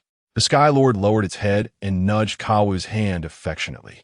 The snake's whiskers were severed, its scales nearly entirely destroyed, and the tail, which had been its primary weapon, was missing a significant portion, revealing the skeletal remains within. Casa's relentless assault was gradually dismantling the corporeal form of the Sky Lord. Kawu retrieved the Beast Master Pearl, ensnaring the Sky Lord within to facilitate its healing. He approached the unconscious Casa, intent on subduing him. The instant Kawa drew near, Casa's eyes snapped open, locking onto Kawa's presence. "At last, you wretched fiend have appeared." Kawa sighed in resignation, preparing to activate his powers. The soul theft technique. Golden cicada, 20 petals blooming capture, delicate arms sprouted from Kawa's joints, instantaneously restraining him and interrupting his release. A flicker of panic crossed Kawa's gaze as Casa seized him, pinning him firmly to the ground. With an unwavering stare, Casa demanded, "What have you done to Chopper?" Robin emerged as well, casting a sorrowful glance at the damaged ruins. "So this is the enigmatic figure. How strikingly similar you are to him." Casa refrained from disclosing his connection to Kawu, yet Robin had an inkling, being well acquainted with the secrets of the Dark World and the naval forces. Kawu glanced at Robin, surprised to find himself captured by such a beautiful lady. Casa gripped Kawu's throat, suppressing his fury. His voice lowered. "Speak quickly. What has happened to Chopper?" Robin intensified her hold, pulling Kawu's body backward, nearly dislocating his joints. Kawu inhaled sharply. "You see, I'm a beast master. I would never inflict mortal harm upon a beloved pet. Instead, I have bestowed upon him a boon. Meanwhile, aboard the Mary, Sanji and the others gazed at the ominous clouds that enveloped the entire Sky Island. Angel Island had also fallen under the shadow of the gathering storm, and Chopper suddenly sprang up from his bed. Realizing he was lying on Nami's bed, he immediately rose. However, in doing so, Chopper discovered his body felt remarkably agile. With the sensitivity of a doctor towards his own physiology, he sensed that all his bodily functions had increased by 10%. Filled with joy, Chopper prepared to share this news with everyone. Suddenly, lightning flashed across the sky, and in the main battlefield of the Vine, a figure plummeted from the Arc Maxim, dragging a golden orb behind. As expected, Luffy had once again fallen victim to Enel's schemes, descending from the Arc Maxim. The sharpshooter and the rubber man are no longer present. Who now can stand in my way? Enel pointed toward the darkened clouds. With less than 5 minutes remaining until the appointed time, what the gods have decreed shall surely come to pass. Divine retribution. Suddenly, the stormy clouds erupted with chaotic lightning, sending the inhabitants of the Sky Island into a frenzy as countless bolts of lightning descended. The warriors of Appiato and the divine attendants were swiftly eradicated. Zoro and the others began to evade the onslaught, while Nami aboard the Mary unleashed arcs of electricity to counter the lightning striking from above. Enel sensed that the sounds on the island had diminished, leaving only 5 voices beneath the Vine: Luffy, Zoro, Robin, Wiper, and Gonfer. Kawu had just broken free from his control and was fleeing the island, closely followed by Casa. A sinister smile crept across Enel's face. If he could eliminate just one, he would still be considered a god today. Chapter 55. Chaos on Sky Island 4. Casa piloted his flying sword in pursuit of Kawu, who commanded the giant bird to soar outward. Columns of lightning rained down from the sky, and Kawu utilized his beast mastery talent to evade the strikes, while Casa, relying on his observation Haki, also maneuvered to avoid danger. In a fleeting moment, Casa found himself unable to catch up to Kawu, reaching the edge of the island instead. The giant bird continued its flight, but Kawu leapt from its back, landing directly on the Mary. Sanji and the others were taken aback, witnessing Kawu's back turned towards them. Kawu locked eyes with Chopper, who, although startled by the masked figure, recognized the familiar gaze that sent shivers down his spine. Sanji sensed something was amiss and instinctively dashed behind Kawu, aiming a swift kick at his waist. However, at the moment of impact, Sanji felt an odd sensation, completely unlike striking a human body. Soul Thief Technique. Softening worm body. Kawu's form instantly softened, perfectly absorbing Sanji's kick. Casa had also descended, drawing his blade, the White Sparrow, and aimed to slash at Kawu's arm that was reaching for Chopper. The arm fell to the ground without a splash of blood. Soul Thief Technique. Golden Cicada shedding its shell. At that moment, Kawu had already returned to the back of the giant bird, flying away from Sky Island. Casa realized Kawu had escaped, but Chopper had regained his composure. "Chopper, are you all right?" Casa inquired. Chopper, watching Kawu depart, noticed a piece of paper that had fallen. "Sanji." "Chopper, what is wrong? Did that scoundrel do something to you?" Chopper regained his senses, replying, "No, I'm fine. Just a bit incredulous." What astonished Chopper was that the paper Kawu left behind contained his medical examination report along with data on the Rumble Ball. As a doctor, he understood the significance of the examination report, especially the Rumble Ball data, which could enable him to further refine the Rumble Ball based on his condition. Nami, noticing Casa's presence, grew concerned for the others. What about Luffy and the others? Casa reassured her. They should be all right, but Enel has gone too far this time. The thunderstorm has not only endangered Appiato, but also Angel Island, where many have perished due to the lightning. If it weren't for Nami using the climate baton to create a lightning arc for defense, the Mary would have been damaged as well. You all stay here. I must confront Enel. Chopper, since you have recovered, as a doctor, ensure you thoroughly examine your health. Chopper paused, then called out to Casa. "Casa, thank you." Chopper's gratitude alleviated Casa's anxious heart, and without a backward glance, he activated his flying sword. "Are we not comrades?" He then charged towards the Vine, and the rest on the Mary, hearing Casa's words, could not help but smile. The brooding Casa had finally returned to his former self. Beneath the bean vine, Enel continued to proclaim his divine declaration. Among the 6 individuals on the island, neither a nemesis nor a formidable ally could serve as his crew to embark towards the infinite continent. Thus, he could only endeavor to recruit the 4 before him. However, a bound captive and a former deity were unlikely to acquiesce to his summons. As for Zoro, he flashed a wicked grin. His hands had long itched for action, having already mastered the soaring slash, and during his skirmish with Ohm, he had vaguely grasped a new skill. The sudden appearance of Enel presented an ideal opponent for him. Observing Zoro stepping forward, brandishing 2 swords with unsheathed ease, Enel realized he had no choice but to venture alone to the infinite continent. Since none would accept the grace of a god, they would all meet their demise. Apologies, but I do not believe in gods, Zoro declared, biting down on the hilt of Sandai Kitetsu, launching his assault. 3-sword style, Ghost Slash.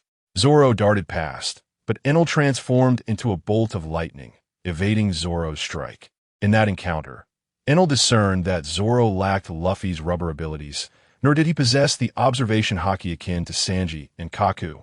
A proud smile crept upon Enel's face as Zoro furrowed his brow. Logia type? Thunderbolt, 10 million volts.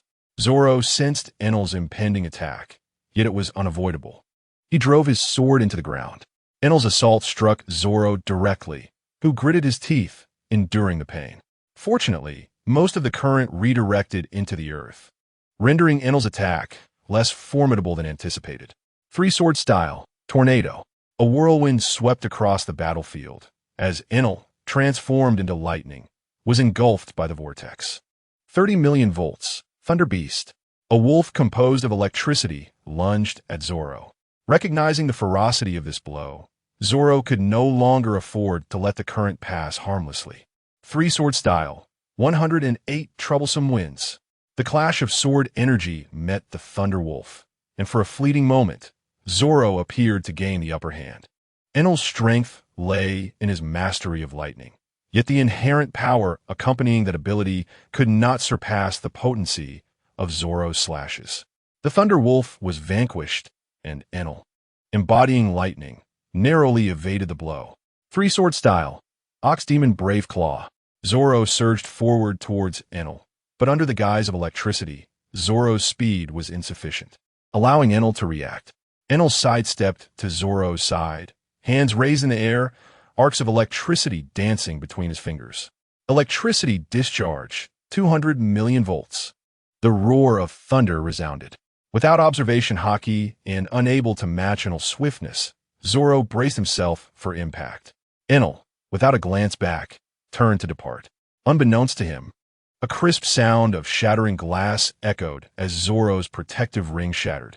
He recalled how Kaku had secretly circulated among them the previous day, bestowing upon each a protective ring. It was precisely this ring that had spared Zoro from calamity.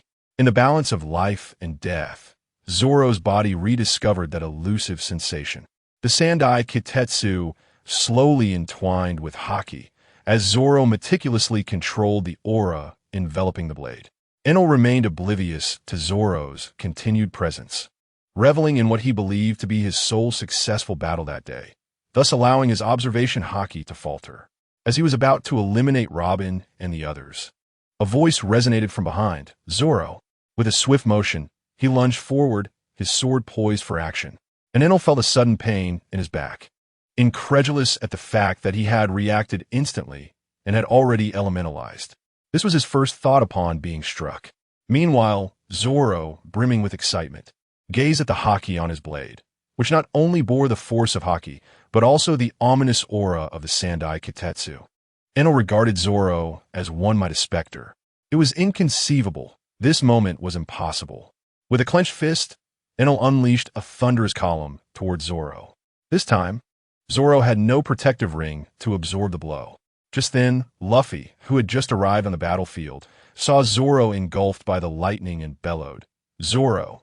Chapter 56, The Chaos of Skypiea.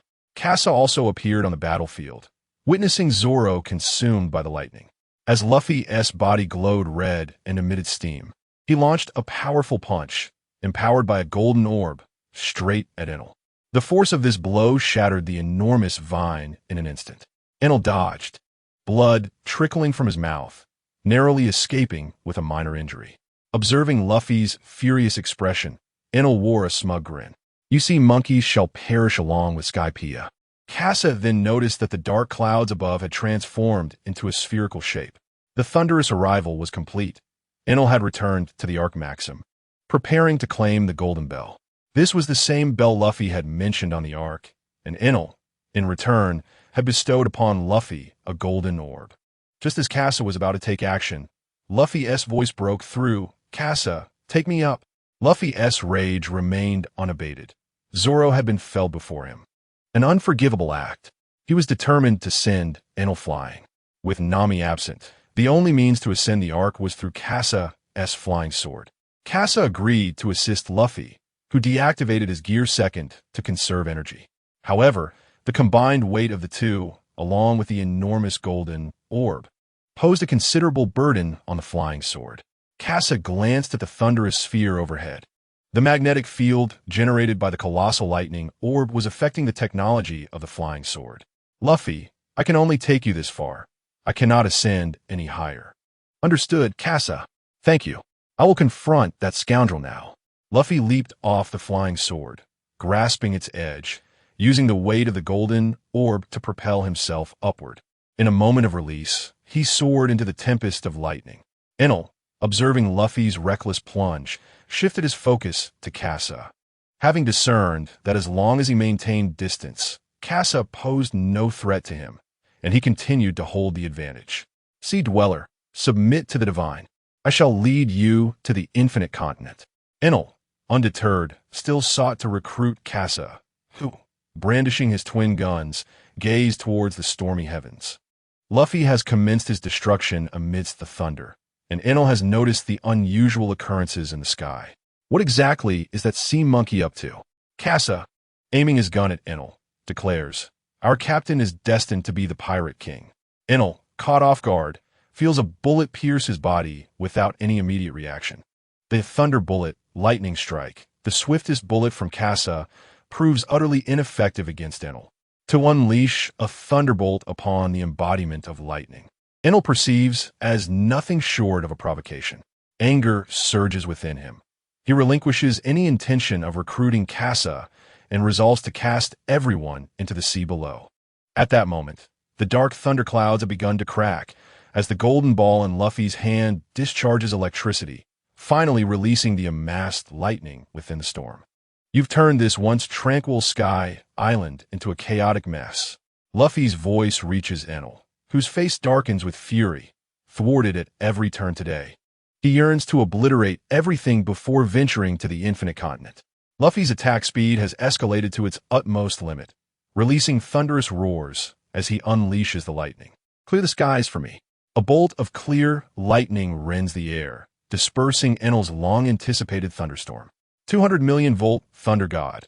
As Luffy descends from the sky, he beholds Enel transformed into a colossal thunder god beside the Arkansas. You ungrateful mortal, you must accept the grace of a deity. All of you descend to the ground. Enough prattle. Who do you think you are? Luffy, with no foothold in the air, cries out Casa. Understanding the cue, Casa deftly maneuvers his flying sword to catch Luffy.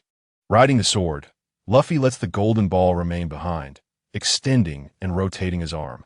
Enel, as the thunder god, wields two long tridents, radiating intense heat as they lunge toward Luffy.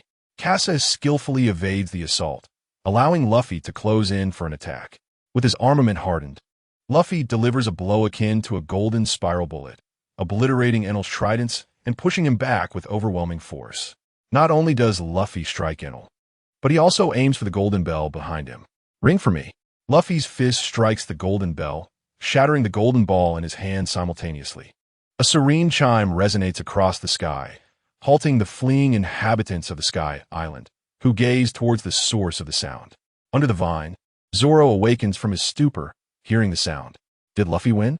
Robin, observing the unharmed Zoro, feels a surge of astonishment, yet her expression remains unchanged. It seems so. Casa is indeed up there. Zoro glances at the sky, where sunshine bathes the only ark in sight. "What splendid weather," he remarks, reclining once more. At this moment, Luffy collapses atop the ark, while Casa strides to the golden bell, gazing at it, which is yet to fully topple. Casa begins collecting the scattered golden fragments. The shards of Enel's tridents and Luffy's golden ball are worth at least 50 billion berries. Enel, barely clinging to life, has endured relentless assaults from the Straw Hat crew today. Usopp's Atlas Comet, Sanji's precious kick, Zoro's majestic lion song, and the damage inflicted during the battle between Casa and Luffy. Casa retrieved the fruit given by Carl and tossed it beside Enel. At that moment, as long as Enel perished, the demon residing within his soul would be drawn to the fruit. Casa aimed his gun at Enel's head, and Enel slowly extended his arm, pleading, "Please, spare me." Casa thought to himself, "Not a chance. Belly, soul coins, fruit powers. Enel is destined to die." Subsequently, a bullet imbued with Conqueror's Haki struck Enel, who struggled desperately. Yet before he could transform into lightning, he collapsed into a pool of blood. "Thank you, soul coins, 2,100. Astonishingly, Enel's strength surpassed 500 million. This time, Casa struck it rich, and his soul coin soared back to 10,086 after their journey in the Sky Island. At this moment, the fruit beside Enel began to change. The once shriveled, dark fruit became plump, its color lightening, and patterns representing its abilities emerged on the skin. Casa had succeeded in stealing the fruit's powers. With the soul coins and abilities secured, an abundance of belly awaited him. Casa turned his gaze towards the Ark Maxim, their hard-earned prize. Would the Straw Hat crew finally shed the title of the impoverished pirate crew? Chapter 57. The sea's uneased Nami, with a dazed expression, collapsed onto the Ark Maxim, her eyes entirely transformed into the shape of belly coins. Usopp assessed the Ark Maxim just as Luffy sprang forth. "Hey, let's take this ship." Usopp, taken aback, exclaimed, "You idiot! Do you want to abandon the Going Merry?" "Impossible. I intend to tie it to the Going Merry." At that moment, Casa emerged from the Ark, having already taken all the gold he could carry. The issue with the spatial belt was that it could not eliminate the weight of his belongings. Casa himself bore a significant number of weapons, limiting what he could take. Yet his rough estimate still amounted to a value of 2 to 300 billion belly. Observing Usopp and Luffy bickering over the ship, Casa couldn't help but glance at the Going Merry outside the Arkansas utilizing the blueprints. Casa mastered the operation of the Ark Maxim, employing its wind propulsion to descend onto the Sea of Clouds. Upon seeing Casa, Nami rushed over, grabbing him by the collar. "Casa, you're not allowed to touch that gold." Casa avoided Nami's gaze, having already taken action and planning to exchange it for money before incinerating it. Moreover, Casa would rely on Nami for his future expenses, compelling him to feign weakness and evade her stare. After securing Casa's promise, Nami began directing Sanji and Usopp to transport the gold. At this moment, Gonfer arrived at the Ark with Zoro, while Robin ventured alone towards the Golden Bell, seeking the last piece of historical text from the Sky Island, where she would also uncover Joel D. Roger's message. Luffy, still brimming with excitement, pulled Sanji and declared, "Sanji, let's hold a feast." Meanwhile, at Marineford, a man clad in a pink flamingo coat stepped into the naval port. Doflamingo gazed at the tyrannical Kuma, who had appeared at the port. Although he was aware that Kuma had undergone modifications by the Navy's scientific division, Doflamingo perceived no discernible changes in him. Instead, he sensed a looming threat. The defiant Doflamingo entered Mariewa alongside Kuma. Inside the conference hall, Carl awaited the arrival of the others. The recent failure of Crocodile had disrupted the balance of power among the three factions of the sea. Carl cast a glance at the seasoned vice admirals present, including the strategist, Tsuru. Suddenly, several fine threads embedded themselves into the napes of a few vice admirals. "Ah, long time no see, Admiral Carl," came the voice of Doflamingo, who leapt onto the balcony from outside, greeting Carl while his gaze involuntarily drifted towards Tsuru, the relentless pursuer from the Navy. At that moment, Kuma also entered, finding a seat to settle in. Typically, when the Navy convened the Shichibukai, the meeting commenced with just one participant. However, Carl knew another individual was yet to arrive. So he drew his sword, severing the threads from the necks of several Navy personnel. "Long time no see, Night Demon," he remarked. The bewildered Vice Admirals clutched their necks, entirely unaware of what had transpired. They were primarily responsible for administrative duties and possessed only basic combat skills, rendering them incapable of detecting Doflamingo's abilities. Doflamingo, noticing that Carl had seen through his ruse, disdainfully curled his lips and reclined in a chair, his gaze sweeping across the Navy officers in the conference hall as if appraising prey. Unable to contain themselves, the Navy personnel rose in indignation, exclaiming, "Doflamingo, do not presume that your status as a Shichibukai grants you the liberty to act arrogantly here. This is the Navy headquarters." Upon hearing this, Doflamingo's laughter grew even more boisterous. Tsuru raised her hand to calm the agitated officers, addressing Doflamingo, "You are as wicked as ever, little brat." "Ha, how could that be? Old hag Tsuru, I still recall how ruthlessly you pursued me back in the day." Doflamingo's increasing audacity was a growing humiliation for Tsuru, who had spent her life hunting pirates, only to see one of them now courted by the world government. At that moment, the grand doors of the conference hall swung open once more, revealing a man clad in a black trench coat, wielding a large black sword on his back. The countenance of the assembled individuals shifted dramatically. How could this man be here? "Ah, an unexpected guest, my hawk!" Doflamingo exclaimed. Hawkeye glanced at Doflamingo, but uttered not a word, instead directing his attention towards Kuma. "Now that everyone is present, let us commence the meeting. The purpose of this gathering is to address the situation regarding Crocodile. I hope you scoundrels can provide insight into who among the pirates might be fit to replace him." Doflamingo replied, "If that is the case, why not seek out the man who defeated Crocodile?" Hawkeye responded, "The Straw Hat crew possesses an extraordinary individual among them." Doflamingo inquired, "Are you referring to the captain with the straw hat, or the bounty hunter?" Hawkeye glanced at Carl and spoke, "It is that man worth 500 million. The phantom thief Casa." He reconsidered, casting a look at Doflamingo. "Actually, it should be 800 million. The man for whom you have issued bounty notices for 2 years without success." Upon hearing this, Doflamingo suddenly understood. So, that sand crocodile could not possibly be defeated by a newcomer. It was indeed him. Doflamingo rose to leave, having gained the information he sought. However, a large hand rested upon his shoulder. It was Sengoku. "The night is not yet over, old friend. Sit down and behave yourself." Sengoku's counsel compelled Doflamingo to remain seated for the time being. Sengoku glanced at Hawkeye, surprised to see him in attendance. The alliance between the Straw Hat crew and the red-haired pirates disrupted the balance, leaving it to others to take action. The purpose of the 7 warlords is to maintain equilibrium, not to increase the Navy's adversaries. Sengoku somewhat addressed the inquiries of others, yet certain matters remained unspoken. The identities of Casa, Nico Robin, and Luffy rendered the latter unfit for the position of 7 warlord. At that moment, a figure suddenly descended onto the balcony outside the conference hall. It was the Devil Sheriff Lafitte, also the navigator of the Blackbeard pirates.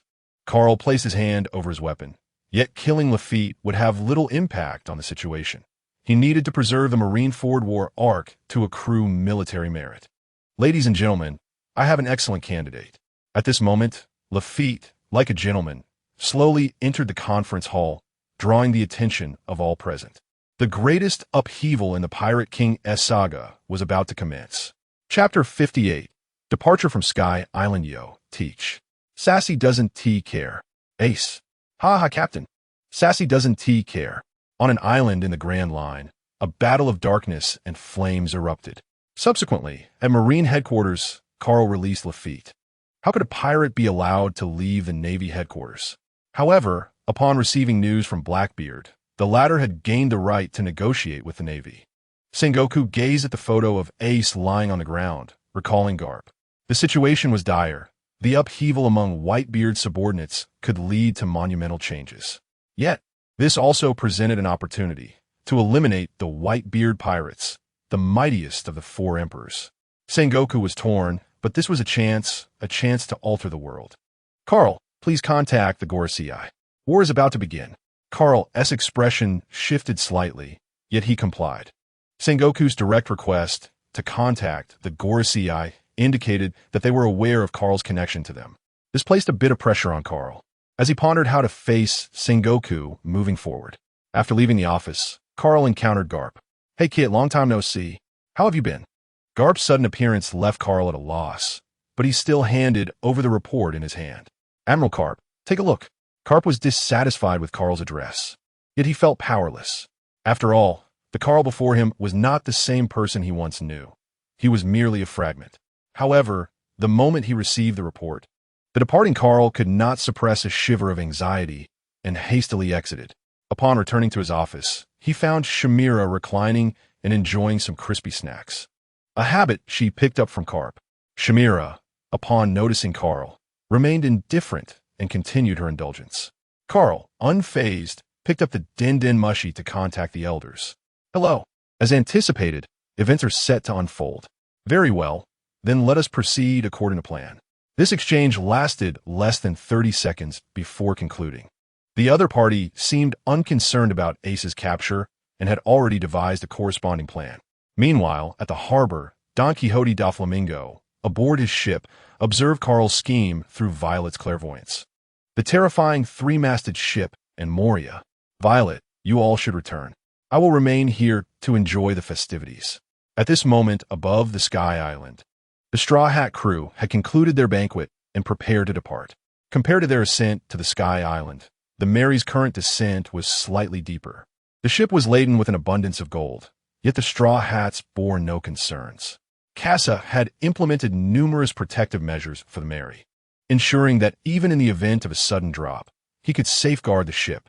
In many respects, Casa's presence had already fortified the Mary. At the very least, the main mast remained intact, the figurehead unbroken, and the protective boards undamaged. Nami, exhilarated in the storeroom, gazed at the gold. Through her rough calculations, she estimated the treasure's worth to be over 3 billion. Had Casa not informed her that no more could be added, Nami would have eagerly filled the ship with another 10 billion. In truth, Casa had a concealed artifact, the lightning charm. This charm enabled Casa to carry 300 billion berries while aboard the Mary. Luffy bid farewell to Sanji and the others atop the figurehead. After this banquet, they had grown familiar with one another. Luffy rang the golden bell. Zoro mastered the use of armament Haki. Sanji attained observation Haki. Nami acquired the thunder fruit. Usopp also exchanged for a considerable sum of berries. Chopper's body received enhancements, and Robin uncovered new clues. Casa, in turn, obtained over 300 billion berries along with the design blueprint for the Arc Maxim. The group, filled with excitement from their Sky Island adventure, reached the edge of the Cloud Sea. Conies had long awaited Luffy and the others at the terminus. Casa observed the colossal wind-blowing shells on either side of the Mary. These were Casa's protective measures. The Mary was now overweight, making it susceptible to damage from severe impacts. With preparations complete, the Mary burst forth from the Cloud Sea, plunging rapidly downward. Even Luffy was taken aback, as no one had anticipated departing the Sky Island in such a manner. Fortunately, a Sky Island octopus swiftly emerged, supporting the hot air balloon, which gradually slowed the Mary's descent. Usopp collapsed onto the ground, trembling and murmuring, "The Sky Island is so terrifying." Casa assessed the octopus's condition, finding its speed stable and the creature itself in good health. All was proceeding smoothly. "Sanji, I am hungry," he declared. "You imbecile, didn't we just eat this morning?" Sanji retorted, yet he dutifully made his way to the kitchen. Zoro, observing Casa, spoke up. "Casa, let's practice again." Casa cast a helpless glance at Zoro and turned to Chopper, saying, "Chopper, Zoro is being unruly again." Chopper replied, "Zoro, why are you unwrapping your bandages?" Casa, shifting the blame, handed Zoro over to Chopper for handling. He then approached Robin, remarking, "What a splendid view." Robin glanced at the sky outside the ship and the Straw Hat crew frolicking about, a smile creeping onto her lips. Indeed, the scenery was delightful. At that moment, Nami emerged from the storeroom, the scent of gold enticing her to linger a bit longer. Noticing the lingering gleam of belly in Nami's eyes, Casa playfully patted her shoulder. "Wake up, otherwise I shall incinerate the gold." His jest ignited Nami's fury, as she held a grudge against Kasa for such behavior. "Nami," she exclaimed, electricity crackling from her palm, catching Kasa off guard and sending him sprawling to the ground. The others, witnessing Nami's triumph over Kasa, erupted into cheers. For it was rare to see Kasa receive a lesson from her. Clenching her fists, Nami warned, "Kasa, you must never touch my gold, never." Faced with her threat, Kasa reluctantly acquiesced, further realizing that his secret of 300 million belly must remain undisclosed, lest he face dire consequences.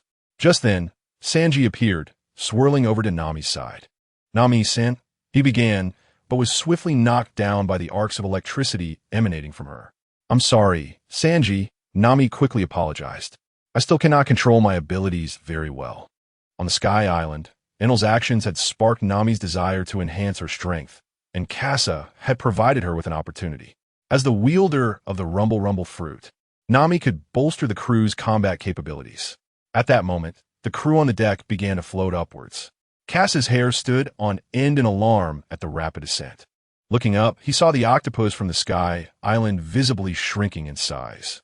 "Usopp," Kasa called, and Usopp understood immediately, swiftly activating the switches on the wind shells, which roared to life on either side.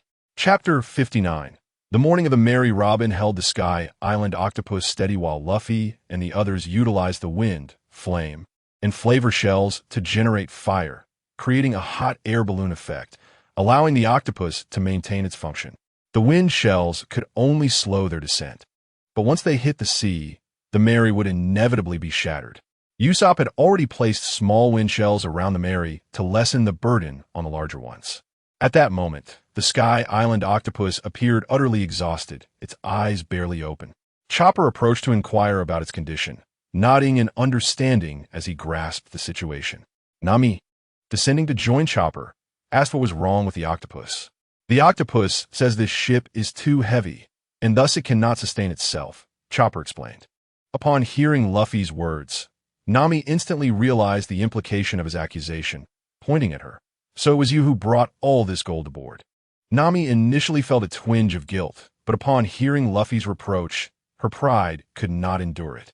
After all, it was gold. How could a pirate let such an opportunity slip away? Luffy, tapping his palm in sudden enlightenment, exclaimed, "Indeed, we are pirates." Observing Luffy's expression, Nami felt a sense of helplessness. After all, he was destined to become the Pirate King. She sighed, wishing their ship were larger. "Hey, Nami, I cannot simply disregard that remark. Are you implying that you find the going merry inadequate?" Usopp, who had overheard Nami's criticism upon boarding, reacted rather excessively. "Isn't it the truth? A bigger ship could carry more gold." Usopp's words left him momentarily speechless, and he retreated to the workshop, tools in hand. Chopper glanced worriedly at the two, sensing an underlying tension. Kasa exchanged a glance with Robin, who sensed that this could develop into a minor issue. Kasa was aware that Usopp would eventually clash with the crew over the Going Merry. He had been striving to avert this predicament, using their newfound wealth to ensure the ship's preservation. However, Kasa felt he had exhausted all means. Although the shop system offered a plethora of items, none could directly enlarge the Going Merry.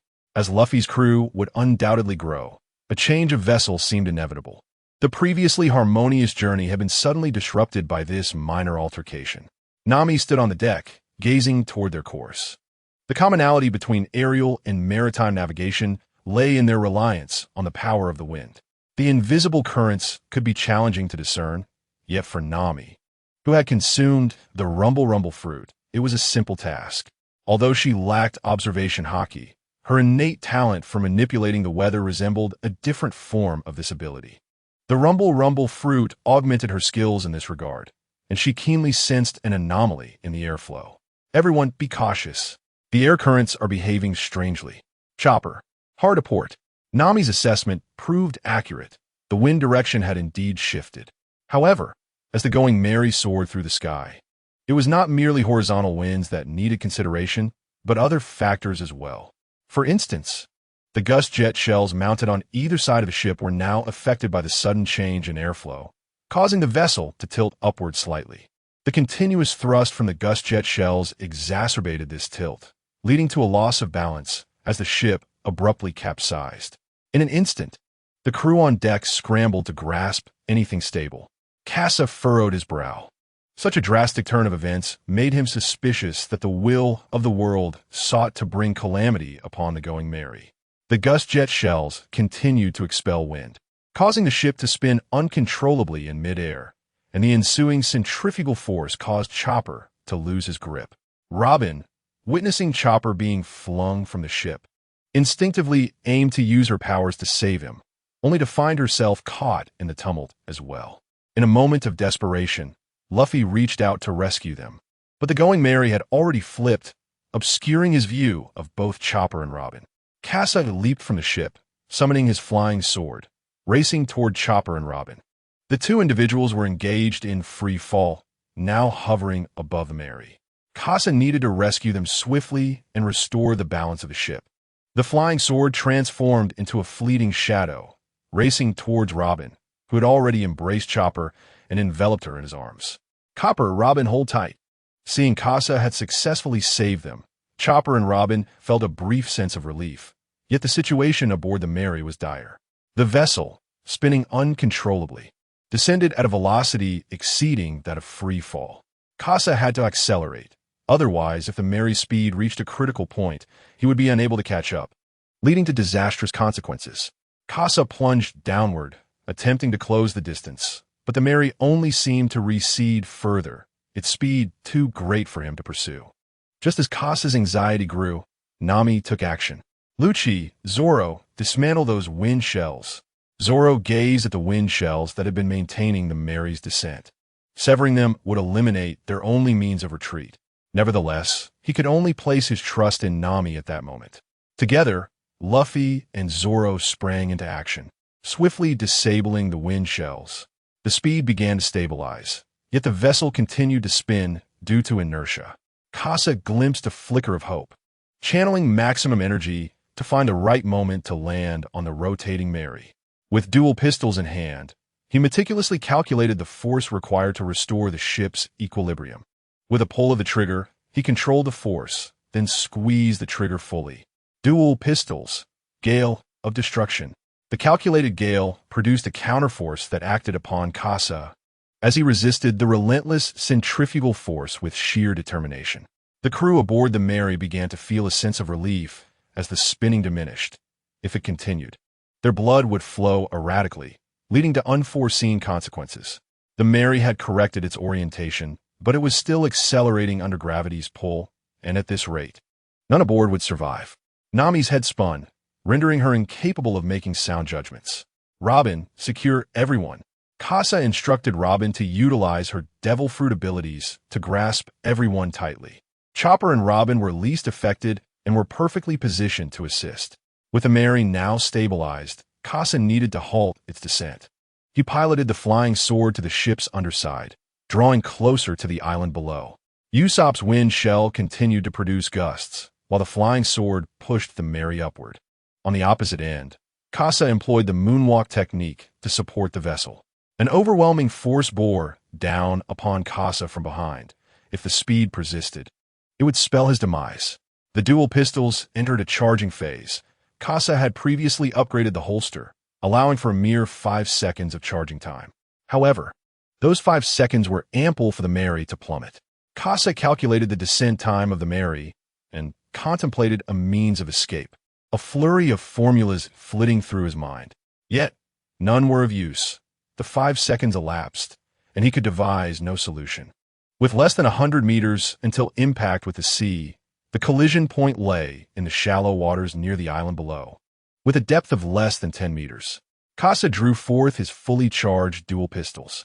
Dual pistols, baptism of the wind. With rhythmic precision, Khazar pulled the trigger, satisfying the wind cannon's criteria while efficiently delivering output.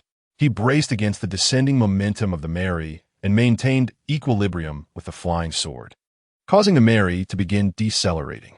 However, as the intermediary buffer, all the force was borne solely by Khazar, and ultimately his arm could no longer withstand strain. A sharp crack echoed as a bone fractured and muscles began to tear. Gritting his teeth, Khazar endeavored to stabilize his fingers for consistent output. Yet, an unexpected mishap occurred. This time, his trigger pull was slightly delayed. Initially, he intended to utilize the wind cannon for sustained deceleration, allowing the Mary to safely descend into the water.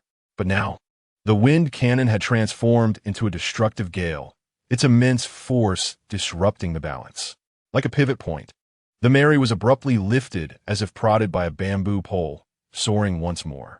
Khazar was thrust into the air, his arms hanging limply, helplessly watching the Mary hurtle towards the beach. Chapter 60.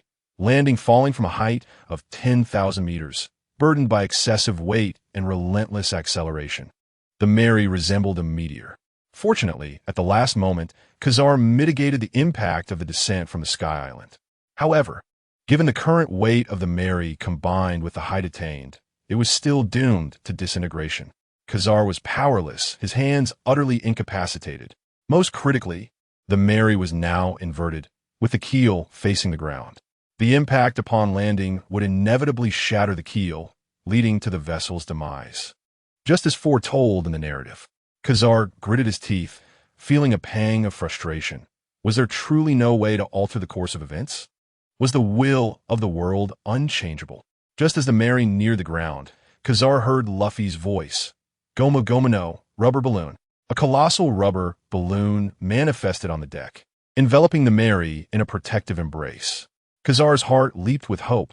Perhaps this could save the crew. Yet, the main mast still faced downward, meaning it would strike the ground first, and the Mary would still bear the brunt of the impact. Three-sword style, Oni slash. A decisive strike erupted on the ship, severing the main mast instantly. Zoro was promptly treated by Chopper, who quickly recognized the significance of the mast's presence. Khazar sat upon the flying sword, which had facilitated their emergency rescue as the Mary was preserved. Gradually, he descended from the sky to the beach, and the crew began to disembark from the tilted Mary. Sanji emerged from the kitchen, having rushed there at the onset of the chaos to secure everything. However, the tumultuous surroundings had inflicted considerable injuries upon him, making him the most severely wounded on board. Chopper hastily examined Sanji, discovering several broken ribs, and commenced urgent treatment. Khazar surveyed the broken mast and the figurehead, realizing that they would need to reinforce the Mary with some iron plating. Luffy rushed to the severed figurehead, exclaiming, "Ah, my special seat. What should we do?" Usopp, filled with fury, yelled, "Zoro, look at what you've done to the Mary." Zoro scratched his head dismissively and remarked, "Stop the chatter. Have you forgotten that if we don't cut down the going Mary, it will be rendered useless?" Suddenly, a piercing scream from Nami echoed through the air. The group rushed toward the sound, concerned for Nami's safety. Usopp lagged behind as they entered the warehouse, where they discovered a massive hole in the floor. Nami sat weakly on the ground, murmuring, "It's gone, all the gold is gone." It then became apparent that not only was the floor damaged, but several large holes had also formed in the ship's hull. Amidst the chaos, the gold had plummeted like cannonballs, crashing through the floor and falling into the abyss below. The repairs for the Mary, the new furniture, fresh clothes, and the living expenses for all of you, it's all vanished. Usopp, having overheard Nami's lament, was taken aback that the repairs to the Mary were her foremost concern. Trembling, he said, "Nami," and he embraced her, apologizing for his previous tone on Skypiea. Luffy, undeterred, peered into the gaping hole and ventured into the belly of the ship. "Nami, look," he exclaimed, emerging with 2 gold ingots in hand.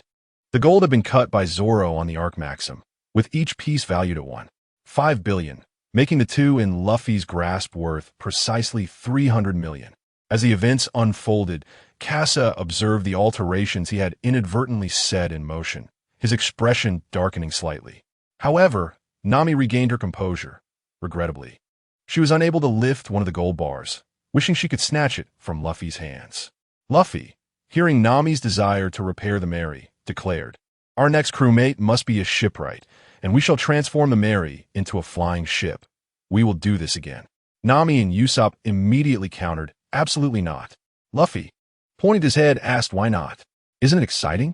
At that moment, Chopper had finished tending to Sanji's wounds and noticed Casa's bloodied arms.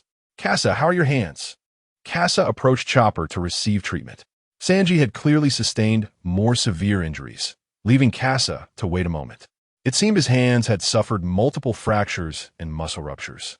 Chopper glanced at Casa, removing the twin pistols from his grasp. Casa's hands were too weak to relinquish his weapons, yet he clung tightly to his dual guns.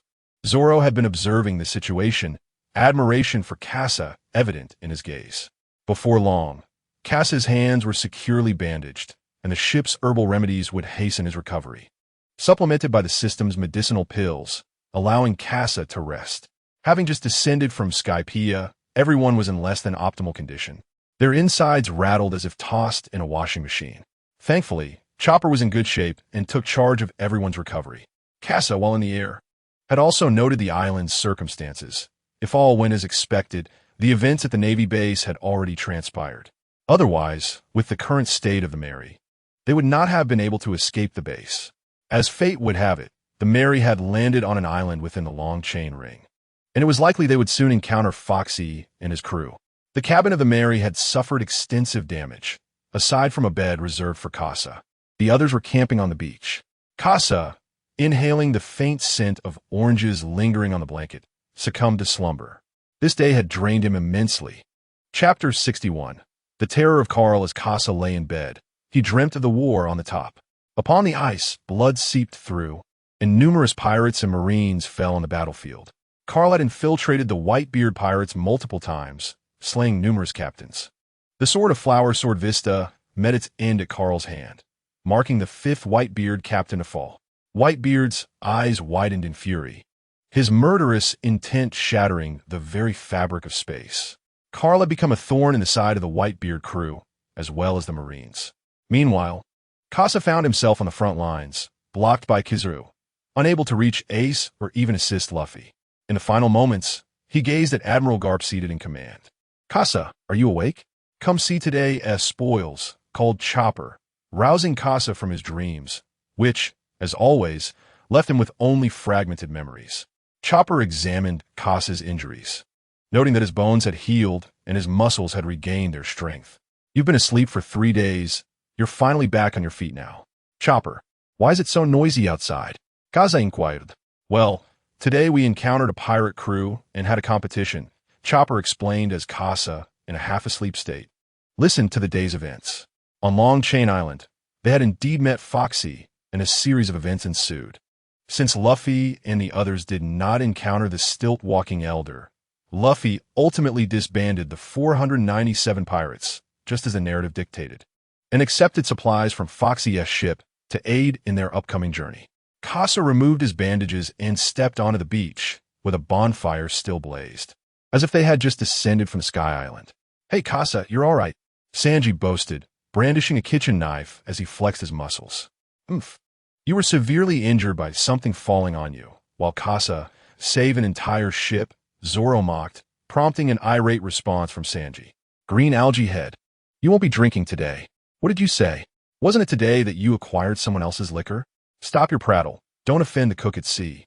Casa's appearance sparked a quarrel between the two, and Luffy soon noticed Casa's return.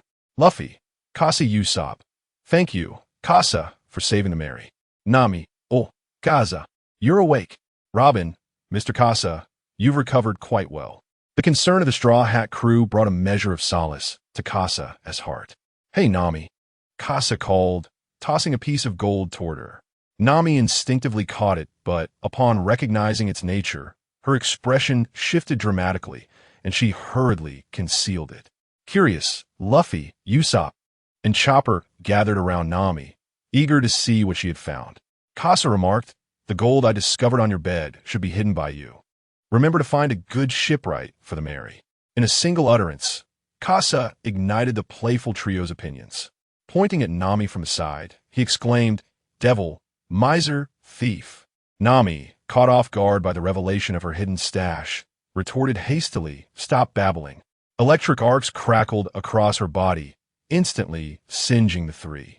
Usopp and Chopper fell in response, while Luffy, in his usual bewildered manner, scratched his head, oblivious to the unfolding events.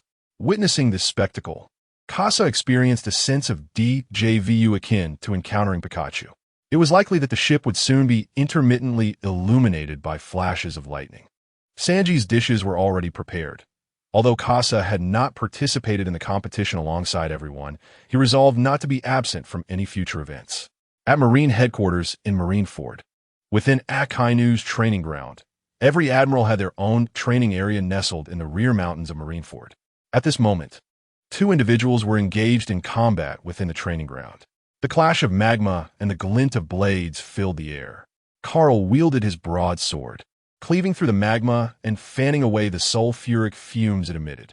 The magma fruit truly epitomized the pinnacle of offensive capabilities among the Logia-type devil fruits. Even the collateral effects imposed restrictions on those who dared to engage in battle with its user. From the billowing smoke emerged a burly man. Carl, with his broad sword drawn, addressed to Kainu. "Is this where it ends? I possess further means." Observing Carl's somewhat disheveled state, Akainu noted that, under normal circumstances, Carl's swordsmanship would surpass his own. Yet, once Akainu unleashed his devil fruit powers, the overwhelming force rendered Carl unable to withstand the onslaught. Despite Carl's formidable haki, he could not entirely evade injury under Akainu's relentless assault. "Kasa, you're somewhat hasty. Are you seeking to seize an opportunity in the impending war?" Akainu had already learned of the forthcoming plan for the Marineford War, aimed at annihilating the Whitebeard pirates and eradicating the last vestiges of the Pirate King's lineage. As Carl felt the surge of power coursing through him, having departed from Vegapunk's island, he reached a new limit, his strength now akin to that of a vice admiral. However, upon recalling his subordinates, Carl employed his initial conjecture regarding his devil fruit abilities.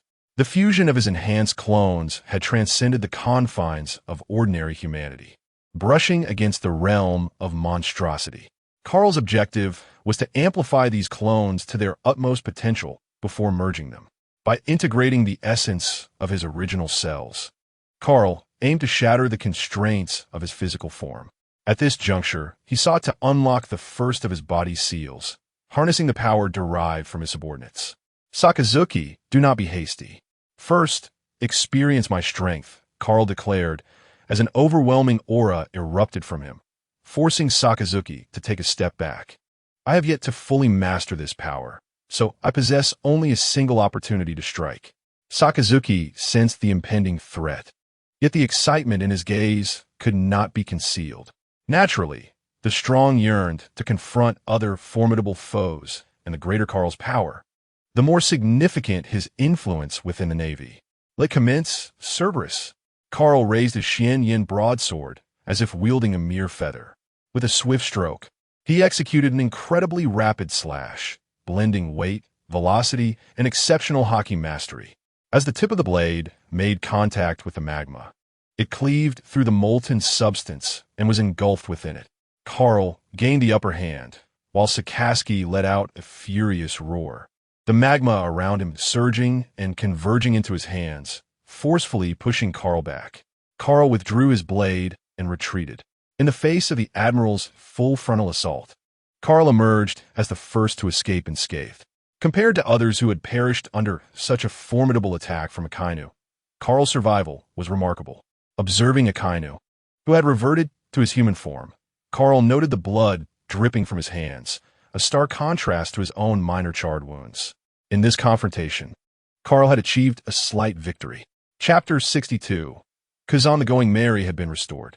With the collaborative efforts of Usopp and Kasa, the main mast and figurehead were reassembled, and despite the damage to the hull, the ship was sufficiently seaworthy for another voyage. However, Kasa was taken aback to discover that the primary force behind the Going Merry's launch was not the strongest members, Zoro and Luffy, but rather Robin. From the ship sprouted Robin's slender arms, appearing delicate and frail, yet abundant in number. The crew watched in astonishment as Robin guided the Going Merry smoothly into the sea. Without any unexpected occurrences, Luffy was the first to leap aboard, exhilarated to be back on the ocean after 5 days, exclaiming, "Brothers, let us set sail." The weather over the sea was relatively pleasant, likely due to remaining within the island's climatic influence, or perhaps thanks to Nami's abilities, which helped avert extreme weather. Kasa and Usopp busied themselves in the storeroom, examining various shells. With Kasa's technological enhancements, Nami's weather stick no longer required the support of shell technology. Thus, Their research aimed to bolster Usopp's strength. Quietly, Kasa slipped a barrage shell, an upgraded version of the impact shell, into Usopp's bag, an item Kasa had confiscated from Weber.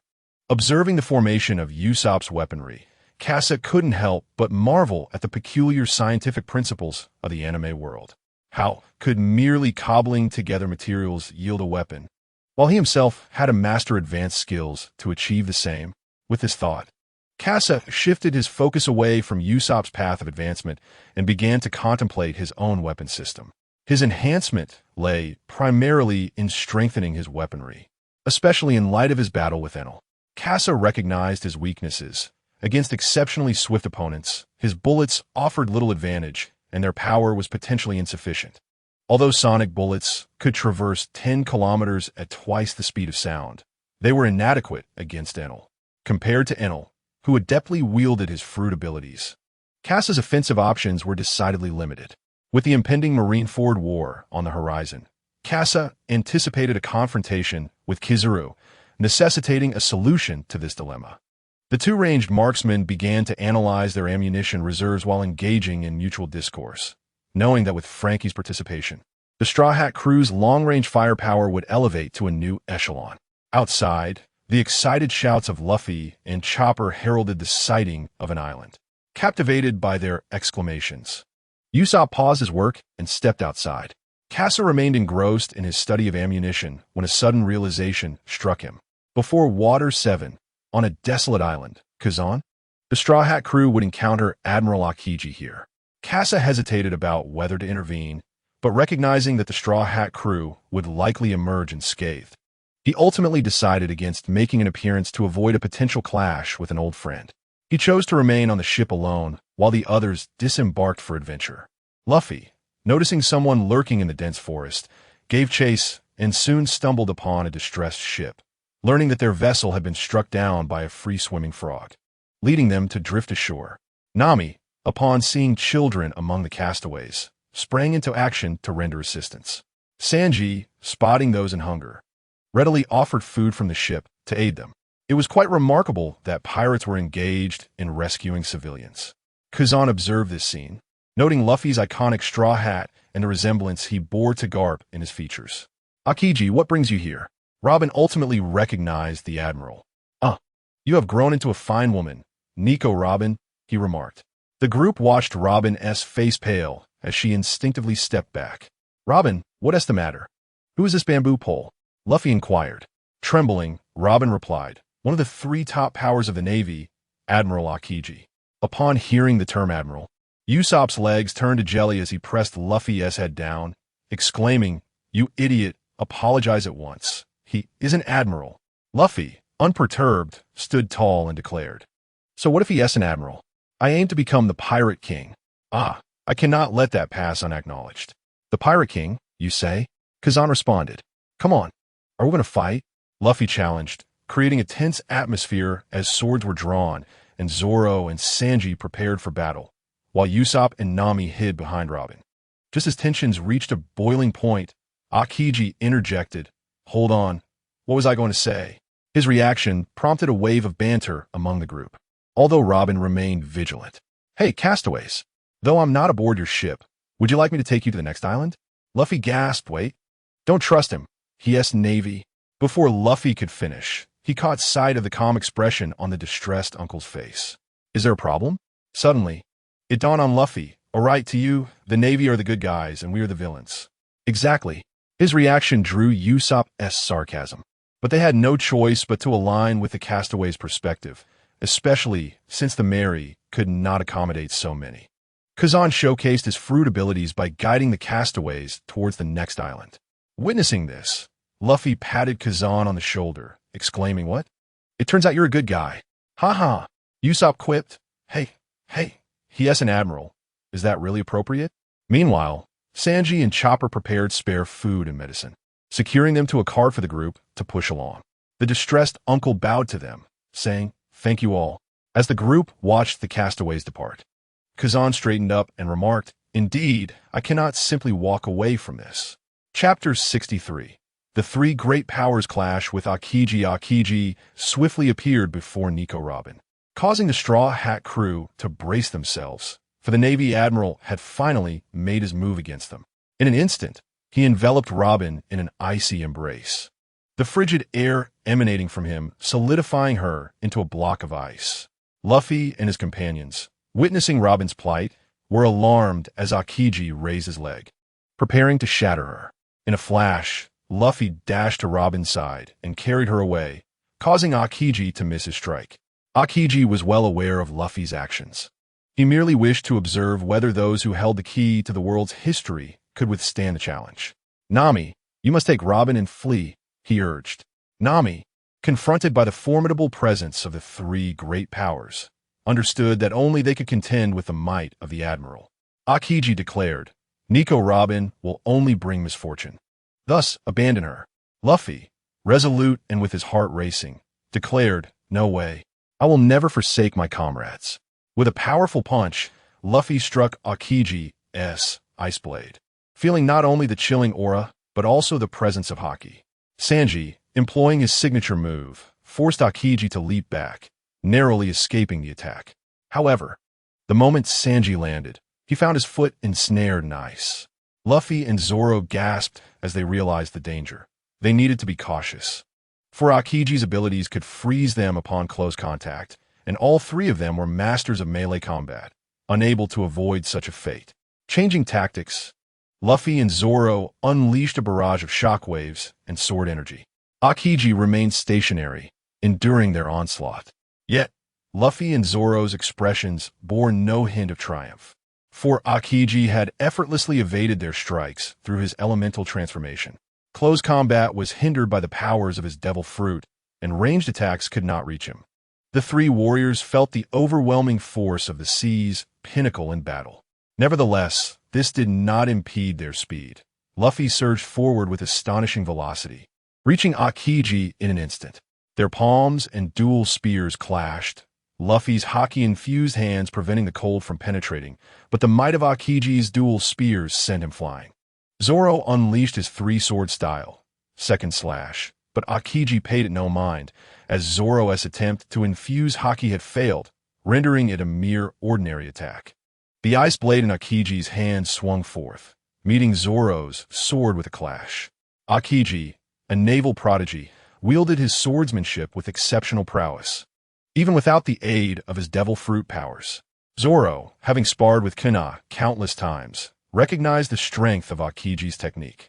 Despite being at a disadvantage, he managed to withstand Aokiji's onslaught. Observing Aokiji's movements, Zoro had grown familiar with his swordplay and awaited the opportune moment to counterattack. However, Aokiji's strike was unremarkable. Zoro had discerned the trajectory of the ice blade, yet his own sword could not keep pace. It was over. The chilling aura had ensnared Zoro, and only then did he realize that it was Aokiji's icy grip that had hindered his speed of attack. Green algae head, drop down. Zoro felt a gust of wind and warmth emanating from behind him, which instantly dispelled the cold enshrouding his body, allowing him to recover and swiftly crouch down. With a fervent kick, his right leg surged forth like a tempest aimed at Aokiji, who found himself unable to evade and could only brace against it with Haki. The intense heat radiating from Zoro's leg made it difficult for Aokiji to utilize his elemental transformation freely. Sanji's assault had dissipated the cold aura surrounding Aokiji, and the environmental effects had vanished. Zoro glared at the near miss of his hair from a kick and shouted, "Colorful river turtle, you almost kicked me." Sanji retreated, dodging Aokiji's counterattack. "Stop your prattling. Is this how you treat your savior? Don't think that simply awakening Haki makes you formidable. Hey, do you underestimate me by arguing so loudly in my presence?" A bird made of ice shot forth with remarkable speed, catching Zoro off guard, turning everything in its wake into solid ice. Hey, colorful river turtle, Aokiji's target was Sanji, yet had he aimed at Zoro, he might have succeeded. However, Sanji, with his kin Bunchiko Haki and remarkable speed, evaded the icy bird in a flash of red light. With a swift kick, he dispelled the encroaching cold and charged once more at Aokiji. As Aokiji unleashed another attack, Sanji found himself in a predicament. With only one leg employing the demon wind kick, he could only block one ice spear, while the other would inevitably pierce and freeze him. Just in time, Zoro intervened, deflecting the second ice spear.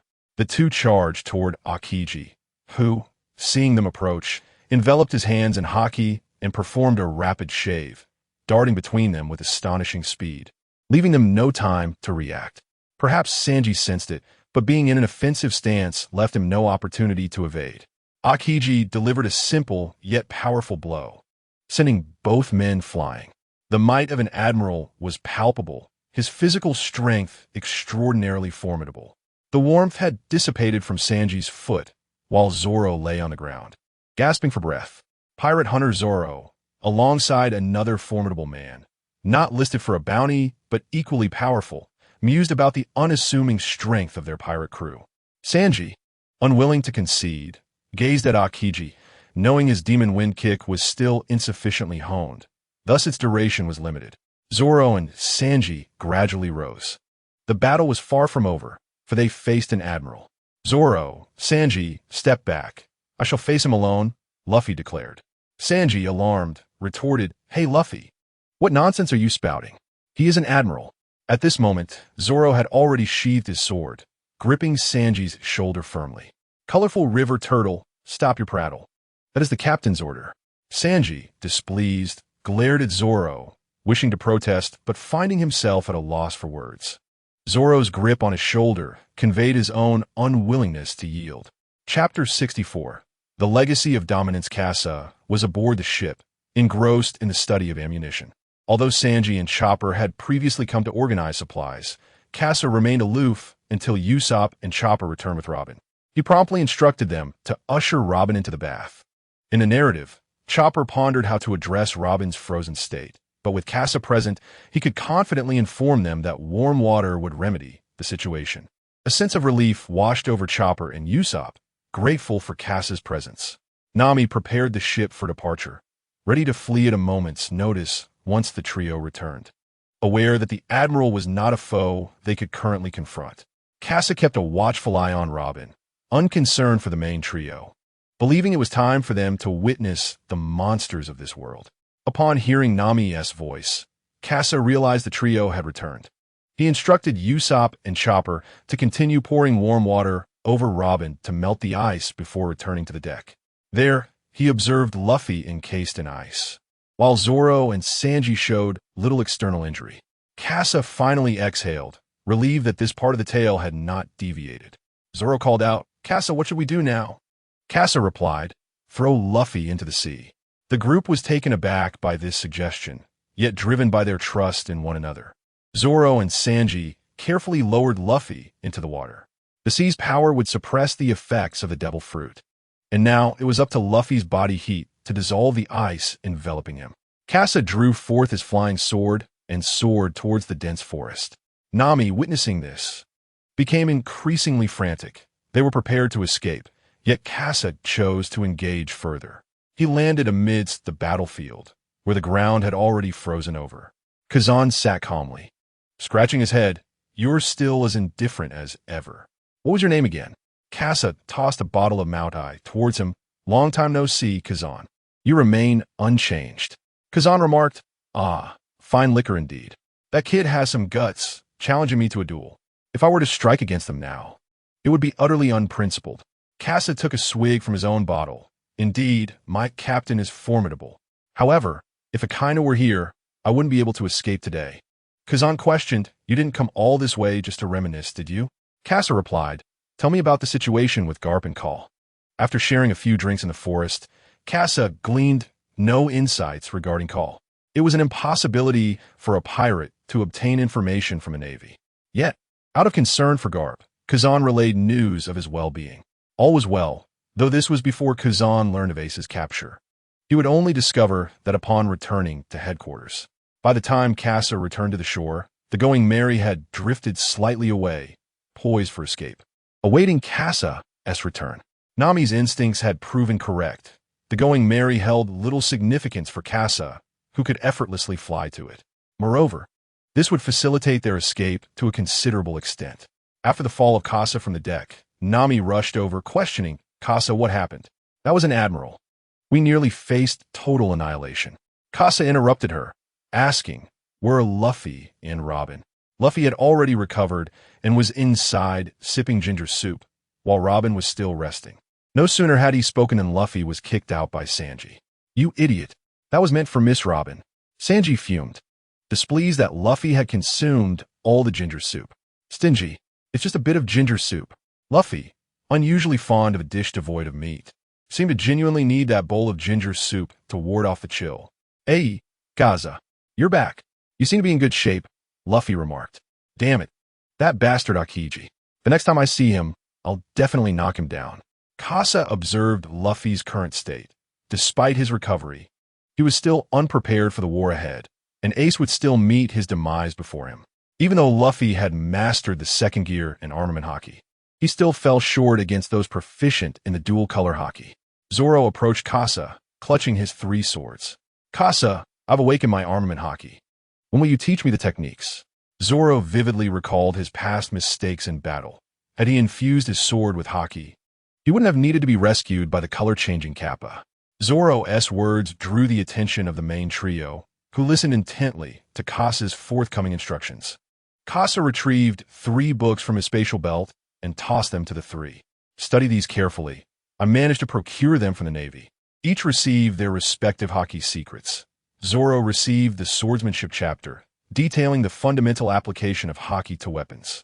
Sanji was given guidance on awakening Haki and methods for its cultivation, noting that observation Haki was more challenging to awaken than armament Haki.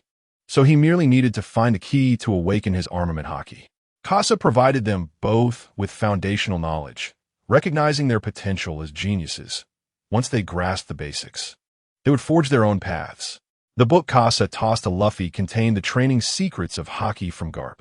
Having been trained by Garp since childhood, Luffy's renewed exposure to Garp's Haki training was akin to returning to the righteous path.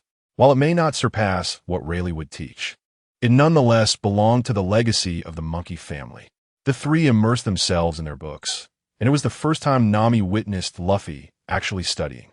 Yet Kasa understood the reason. After all, the modes of expression within a family are often alike. Outsiders might struggle to grasp Garp's Haki secrets, but Kasa had previously needed Garp's guidance to comprehend them. However, it appeared that Luffy could fully understand them on his own now. Chapter 65, Water 7. Luffy, perched on a ram's head, curiously gazed at the situation on the sea. The spirit of adventure remained etched in his soul. He would not squander time on excessive training. Each day, he adhered to the training schedule set by Kasa, while the rest of the time, he and the others enjoyed their freedom. Aside from Zoro, who engaged in additional training, particularly with his swordsmanship, he occasionally sparred with Kasa. It was precisely through his duels with Kasa that he was able to engage in a brief exchange of swordsmanship with Aokiji. "Usopp, come quickly. There's a frog swimming freely." "What? Impossible." Usopp halted his tools and beheld a frog gliding effortlessly on the sea's surface, instantly taken aback. Zoro and Chopper also witnessed this spectacle, their eyes wide with astonishment at the sight of a frog swimming so freely for the first time. "Come on, everyone, paddle faster. Let's catch that frog." As the crew grasped their oars and began to paddle with vigor, the sudden change in speed caught Nami's attention. With a resounding thud, the door slammed against the wall as Nami emerged from her quarters, noticing that the ship had veered off course. "Luffy, what are you doing?" Nami's voice carried a hint of irritation. Once again, Luffy was up to his antics. "Nami, look at that frog. I want to catch it and eat it." "You fool. You can't eat frogs." Kasa interjected. "Grilled bullfrog and spicy bullfrog are quite delectable." The mere mention of these dishes caused Luffy to drool. Nami sighed, exasperated that even Kasa had joined in. Suddenly, the ship jolted as if it had collided with something and run aground. Kasa's expression shifted. It was the sea train.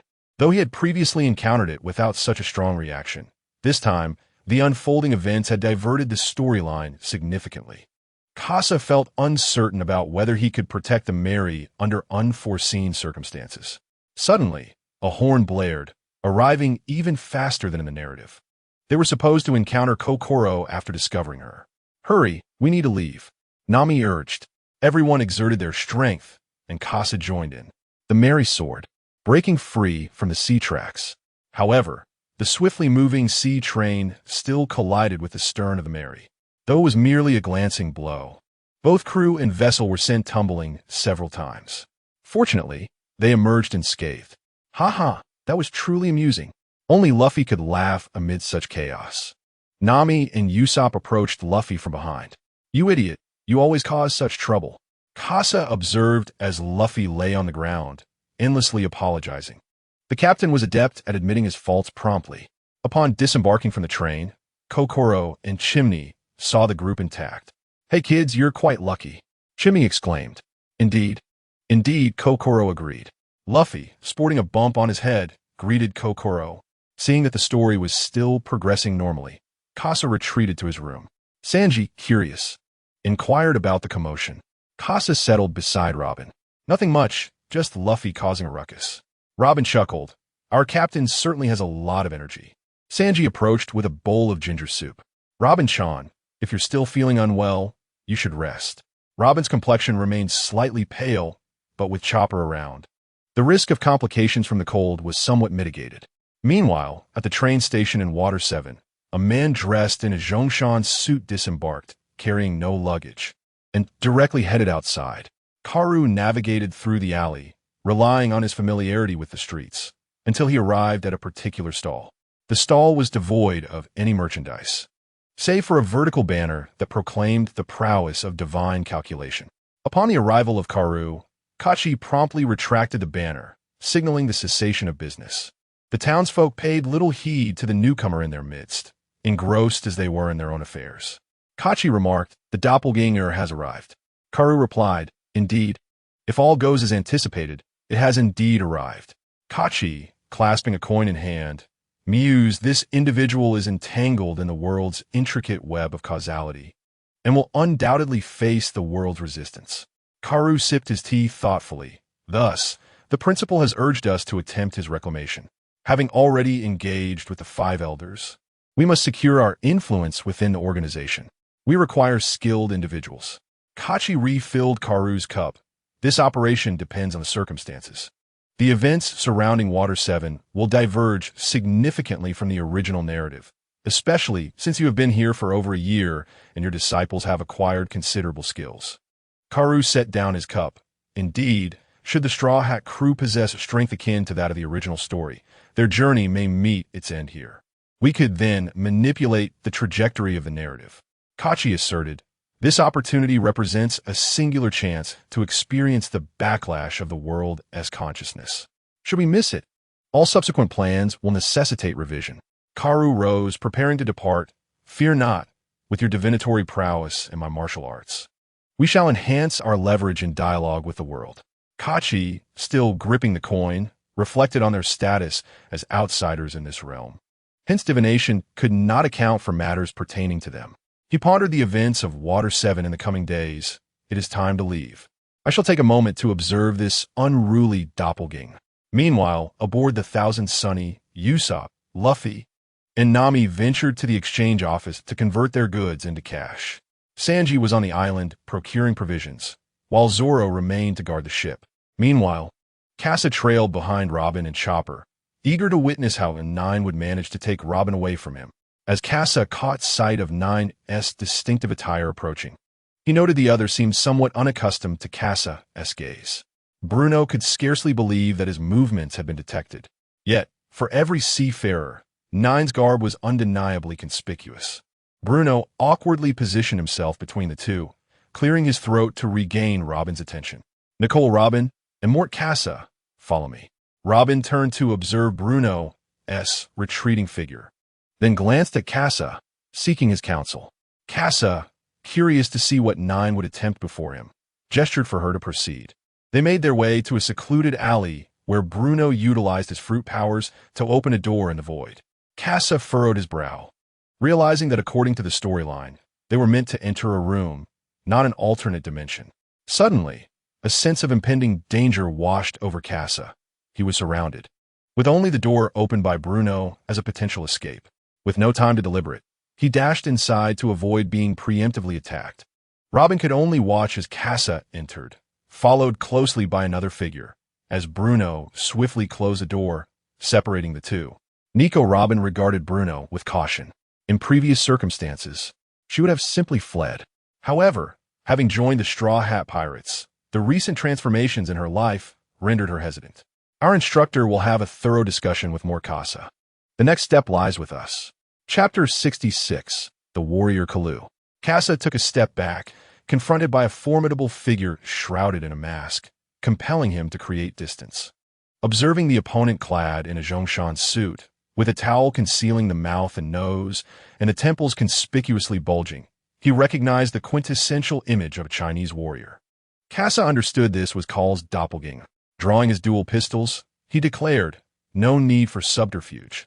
I know who you are." Kalu responded with robust vigor. "Is that so? The rebellious doppelganger?" Kasa felt a twinge of dissatisfaction. He possessed an independent consciousness, markedly different from those doppelgangers that solely obeyed Kaul. "So, this is how Kaul implants commands in you. It appears he fears your potential betrayal. Why not join me? I can offer you considerable freedom." Kalu removed the towel, revealing a visage strikingly similar to Kasa's, yet imbued with a greater resolve. "Enough with the trivialities. I've come merely to spar with you and gauge the extent of your unique system and its power." Discarding his Zhongshan suit, he revealed a vest beneath, transforming his appearance from that of Ip Man to Bruce Lee. Kasa realized he was in the presence of a martial artist, representing another occupational faction within the store system. Pointing his dual pistols at Kalu, Kasa asserted, "The times have changed. Beyond 7 paces, my gun is swift, and within 7 paces is both quick and precise." Flame bullet, scorching flame, golden bell shield, a golden bell silhouette emerged before Kalu, accompanied by the resonant chime and an eruption of flames, engulfing him entirely. Tiger fist, Kalu, shrouded in flames, fell to the ground like a tiger. A shockwave infused with fire surged towards Kasa. He did not evade, for Kalu's follow-up attack loomed. He could not afford to waste time in evasion. He squeezed the trigger at the flaming tiger. Flame bullet, baptism of fire under the barrage. The flaming tiger was vanquished, interrupting Kalu's charge and forcing him backward. In Bruno's world of the Dordor fruit, there were no obstructions, leaving Kalu with no refuge. Only the option of constant repositioning. The warnings from Kin Bunchiko Haki prompted Kalu to make anticipatory judgments. Kasa unleashed a gust cannon amidst the fireball baptism, directing it towards Kalu's position, resulting in a sudden explosion. The powerful blast hindered Kalu's movements, causing a momentary pause in his actions. Thunderbullet, lightning strike, a lightning bullet propelled at astonishing speed, aimed not only to inflict damage, but also to incapacitate Kalu. The electricity coursed through Kalu's body, rendering him momentarily numb, with Kin Bunchiko Haki issuing continual alerts. Kasa's subsequent attack arrived. Crane's fist, Kalu, danced on the spot, akin to an agile crane, deftly deflecting all the bullets with his arms. Kasa was taken aback as he realized the remarkable mastery of martial arts possessed by his opponent, who could even perceive the trajectory of his bullets. With no time to ponder, Kalu prepared to strike again. Wolf fist charged Kalu with his hands on the ground, surged forward like a wild wolf, significantly constraining Kasa's angles of attack. After several attempts, all of which were evaded by his adversary, Kasa found himself cornered within the range of attack. Elbow blade, Kalu sprang up from the ground, his elbow slicing through the air like a swift blade, aimed directly at Kasa's chin. Wind bullet backstep. Kasa switched to the wind bullet, merely pulling the trigger while retreating to evade the strike. It was the first time Kasa had been drawn into such close quarters so effortlessly. The long-absent thrill of life-and-death combat ignited Kasa's fighting spirit. Every part Kalu, fists, elbows, shoulders, knees, legs, and head, could serve as a weapon, while Kasa was forced to constantly reposition himself to find a shooting angle. In such proximity, Kalu's movements were remarkably agile. As soon as Kasa locked onto a position, Kalu would already have dodged, leaving Kasa with no choice but to fire blindly. Reluctantly, Kasa holstered one of his twin weapons, allowing Kalu to seize the opportunity to close in. Kasa, with his freed hand, surged forward, but Kalu, with a glint in his eye, met him head-on. Snake fist entwined, Kalu's arm coiled around Kasa's hand like a serpent, binding him tightly and keeping him under control. Yet in the next instant, Kasa pressed the other twin weapon against Kalu's chest, declaring, "Got you." Boom! The muzzle erupted with flames ignited by gunpowder, and the dark bullet shot forth, striking Kalu's south chest at close range. Kalu had already released Kasa, preparing to flee. At the moment Kasa fired, he had already retreated to mitigate the bullet's impact. Kalu was sent reeling by the black bullet, but managed to stand upright on the ground. Kasa observed that the black bullet had flattened into a disc, while a bullet hole marked Kalu's chest, merely breaking the skin without penetrating. Ironcloth shirt. Kalu had ultimately used the ironcloth shirt to block the blow. Kasa returned his twin weapons to their holster. The elemental bullets had just run out, and had the black bullet not taken him by surprise, it too would have been evaded. Noticing that Kasa had already set aside one card, Kalu revealed a hint of a smile.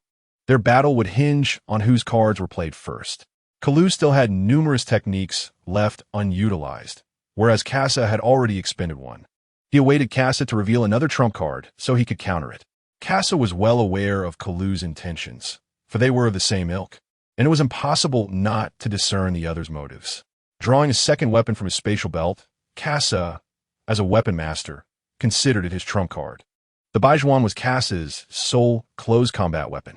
Kasa cupped his fists in a gesture of respect, proclaiming, "Master of Taiji swordsmanship." Kalu's expression shifted.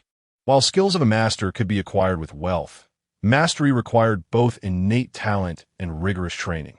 One could not exist without the other. Master-level swordsmanship indicated that Kasa's close combat prowess was on par with his own, and Kalu was acutely aware of Kasa's intent, prompting him to engage in close quarters. In some respects, he had already lost the battle of momentum.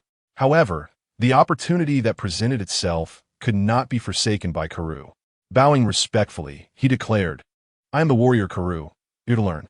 Chapter 67. The correction of the world. The collision between the Tai Chi sword technique and the 8 extremes fist saw Karu unleash the full force of his Iron Mountain strike. Shattering Kazae Tai Ki defenses.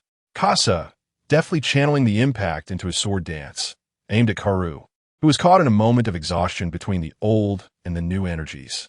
The sword's aura rippled, cleaving through the air as it surged towards Karu. With no choice to evade, he understood that the essence of a warrior is to advance unwaveringly. Retreating would only subject him to relentless pressure. Once more, Karu employed the Iron Mountain strike, this time breaking through Kasa's returning sword energy, yet he found himself devoid of the strength to retaliate. Kasa, having retracted his white bird, revealed a fracture in his left hand, a testament to the toll of enduring Karu's assault. Meanwhile, Karu began to feel the strain of fatigue, a result of Kasa's persistent tugging. Although Kasa's Tai Chi sword technique was primarily designed to disrupt and frustrate, its offensive power was relatively weak. In contrast, while Karu possessed a myriad of offensive techniques, he could only counter Tai Chi's intricacies with brute strength. Both warriors were constrained by the limitations of their physical forms, unable to gain the upper hand in sheer power. Dressed in a Zhongshan suit, Karu acknowledged that Kasa, even while employing only a portion of his power, had matched him in combat, thus accepting the reality of Kasa's exclusive access to the system. Kasa addressed Karu, stating, "Since our bout has concluded, allow me to take Robin with me. I find the storyline of Judicial Island quite disheartening and wish to avoid it." Karu replied, "That is unacceptable. This is a path you must traverse." Kasa inquired, "What do you mean? Do you wish to fight again?" Karu retrieved a thermos from his belt, pouring steaming tea into a cup and offering it to Kasa. Kasa glanced at it disdainfully, opting instead for a can of ice-cold cola exchanged from the system. Taking a sip, "This time, I wish to discuss matters with you. It is not solely a matter of the body. There is another reason," Karu said. Kasa sat on the ground, intrigued and eager to listen. Within the shop system, various skills from different professions were sold separately. There was little distinction among the physical, mechanical, and beast cultivation systems. With sufficient funds, anyone could pursue mastery. However, one particular profession was bundled and offered only once. Kasa recognized that it was the top-tier product within an ordinary store. The only skill capable of divining the secrets of destiny, valued at 100 billion berries, he noted. Familiar with the narrative of One Piece, Casa felt he had no need for such a skill. He interjected, "So you spent money on a seemingly useless skill?" Karu responded, "Each time the entity uses the decision coin, the outcome is merely yes or no. The conclusions are overly simplistic, and after your unexpected intervention, he no longer trusts the decision coin. Thus, he invested heavily in acquiring this skill." Casa mused silently, realizing that this young man had indeed misappropriated military funds. Otherwise, how could he possess such wealth? Karu continued, "Karu's dream is to become a figure like Cap, instilling stability across the seas. He sought to intimidate the vast ocean. Yet Kaji calculated that such an endeavor was futile. Thus, Karu relinquished his ambition." Upon hearing this, Casa emulated Usopp's sardonic tone. "Hey, aren't you giving up on your dream a tad too swiftly?" Kalu added, "This world is rife with monstrous entities, especially the four emperors. Along with the pirates who managed to survive in the cracks of their influence in the New World, they are not to be underestimated. Even Karl, it seems, cannot instill peace in a realm so tumultuous. For chaos would inevitably arise, and the 8th century reign of the world government would face upheaval, a recurring theme that Oda, the creator of One Piece, has consistently conveyed. The dominion of the world government shall ultimately be dismantled, and the celestial dragons will lose their esteemed position."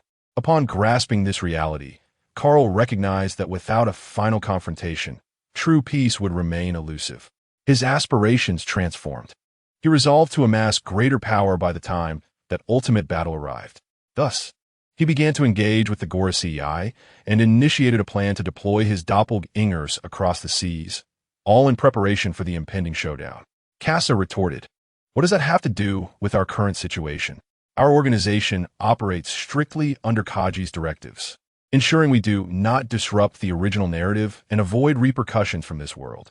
He continued, "As for you, Casa, you have already entwined yourself in too many causalities. You shall face the world's backlash, and any changes you attempt will ultimately be rectified. Surely, you have experienced this firsthand." Casa took a deep breath. The current predicament of the Mary was indeed as he described. Nevertheless, he clung to a flicker of hope, believing that outcomes could still shift. Kalu fixed his gaze upon Casa and spoke earnestly, "Casa, you are one of us, so lend us your aid. We promised to rescue Ace during the Marineford War." Kalu's words stirred something within Casa. He understood that pressuring too forcefully would be counterproductive. It was essential for Casa to contemplate his own existence and its potential ramifications for the Straw Hat crew. Suddenly, a door appeared in the air. It was Bruno. The dialogue between Nami and Robin had concluded. Casa observed Robin, who had made her choice, yet he found himself unable to take her away. The weight of her interconnected fates was too great. If the world's consciousness were to forcibly alter due to Casa's narrative changes, it would only result in harsher methods. After parting ways with Robin, Casa visited several exchange houses, burdened by the significant amount of gold he possessed. This very gold had weighed heavily upon him during his recent battle with Kalu. He decided to temporarily sell some of it to prevent a market influx that would devalue the precious metal. After traversing multiple exchange houses, he finally divested himself of all the gold he had. On his way, he encountered Frankie and his family, who bore 2 crates of berries, likely from Usopp. Casa hesitated, tempted to act, but he knew those berries were the operational funds for the Thousand Sunny. He could not interfere. Ultimately, Casa chose to pass by Frankie and his family. Chapter 68. The choice outside Dock 1. The shipwrights were engaged in discussions regarding the Straw Hat crew. Luffy and Nami have set off to find Usopp, engaging in casual discussions about the Straw Hat crew. Casa overhears Kaku's words, realizing that the Mary has been rendered incapable of sailing. Her keel remains damaged. Everything had appeared normal when departing from Long Ring Island. Thus, the world's correction manifested as the Mary being unable to evade the collision with the sea train, an incident that resulted in her keel's damage. Additionally, the previous fall from Skypiea had already sown the seeds of peril. Casa silently departed, as an explosion resonated from Scrap Island. The onlookers expressed their discontent towards the commotion. What scheme was Frankie's family concocting this time? An elder nearby cautioned, "Best to say little. If they set their sights on you, your shop will never open again.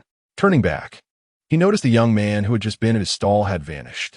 Casa had made his way to Scrap Island, standing atop a residential building, where he witnessed four figures emerging from the rubble: Luffy, Zoro, Sanji, and Chopper, having dismantled Frankie's family. Casa heard Luffy utter a poignant remark, as Sanji lit a cigarette, and Chopper reverted to his smaller form, weeping while clutching his hat. Casa understood Luffy's words all too well. Let us bid farewell to the merry here. Yet, more harshly, it was not only the merry but also Robin, Casa, and Usopp facing a similar fate. Casa's arrival felt fleeting, leaving nothing changed. The Straw Hat crew stood on the brink of collapse, unable to bear the unfolding scene. He wandered alone on the island, eventually locating Bruno's bar. Bruno's expression shifted upon seeing Casa, whose visage resembled that of his instructor. A year prior, a man had arrived on the island, claiming to be a mentor sent from above to guide their training, ensuring their strength would not falter in future battles. Initially, the members of the crew dismissed Kalu, until Rob Lucci fell before him, earning their belief in Kalu's prowess. Throughout the year, the strength of those on water seven soared, with Kalu occasionally returning to Judicial Island to instruct other members. Traveling between the two islands, Kalu had become a vital member of the crew, a part of the deal struck with the Five Elders, aiding their organization's missions. The retrieval of the ancient weapon Pluton's blueprints and the historian Nico Robin, capable of deciphering the true history, were also pivotal. Casa settled at the bar, requesting a drink that Kalu frequently enjoyed. Bruno scrutinized Casa momentarily before preparing a cup of tea, steeping the leaves, and pouring hot water, presenting Casa with a warm cup. The bar's patrons were unperturbed. Kalu had been a fixture there for a year, and everyone was aware of the peculiar individual who drank tea instead of alcohol, with the bar owner never rushing anyone. Soon, the foreman from the Carrera Company entered the bar, ordering drinks. Spotting Casa in his denim attire, Polly dashed over, exclaiming, "Kalu, what brings you here so early today? Care to place a bet?" Casa glanced back at Polly, surprised to see that Kalu had established his own circle here. And then he turned to meet the gaze of Lucci and Kaku. As he turned away from the bar and made his way to the back door, Polly remarked, "Today feels rather peculiar." Lucci, with a pigeon perched on his shoulder, retorted, "It's clearly Polly who is being rude." Enraged, Polly shot back, "What did you say?" "Lucci, I have yet to settle the score with you for today. That was 200 million Bailey." Still grumbling about Lucci's lack of cooperation earlier, Polly remained oblivious to the fact that Kaku had already departed with Casa. Lighting a cigarette, Casa, without turning around, sensed that Kaku was approaching. "Where's your instructor?" Kaku replied, "Instructor Kalu was right. You indeed came. I shall take you to see him." Casa turned and removed Kaku's hat, his movements considerably more agile now that he was free of the burden of gold. Kaku was taken aback by Casa's impudence, his brow furrowing involuntarily.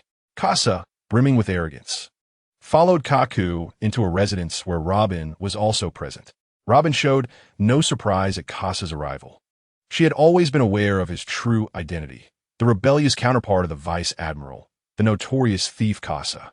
"You have finally made your decision." Kalu emerged from the kitchen, bearing a platter of beef. Observing Kalu in an apron, Casa could hardly contain his incredulity. How could a warrior maintain such a wholesome lifestyle? What was Carl thinking? Casa took the beef from Kalu's hands and began to eat without hesitation. "Let us see how this goes. If it doesn't suit me, I can always escape. And you can't do anything about it." Kalu, feeling helpless, acknowledged the truth in Casa's words. After all, Casa was an avatar of the exclusive system, and they could never truly hold him back. The disparity in their foundations was far too great. "In that case, tonight's mission will be left to you and Nico Robin." Casa glanced at Robin, astonished that he would be paired with her. Robin remained silent. This was the best outcome she could have hoped for. Chapter 69. Collapse and Disintegration. Breaking news. Mr. Acebug has been the target of an assassination attempt, and his current status remains unknown. On the streets of Water 7, a young newsboy began to announce the attack on Acebug that had occurred the previous night. Luffy and Nami, filled with concern, walked towards Dock 1, completely unaware of the challenges that lay ahead. Meanwhile, Zoro, Sanji, and Chopper searched the island for the whereabouts of Robin and Casa. Following Luffy's duel with Usopp the previous night, they were no longer connected to him. Yet Robin and Casa remained missing, and they were determined to find them.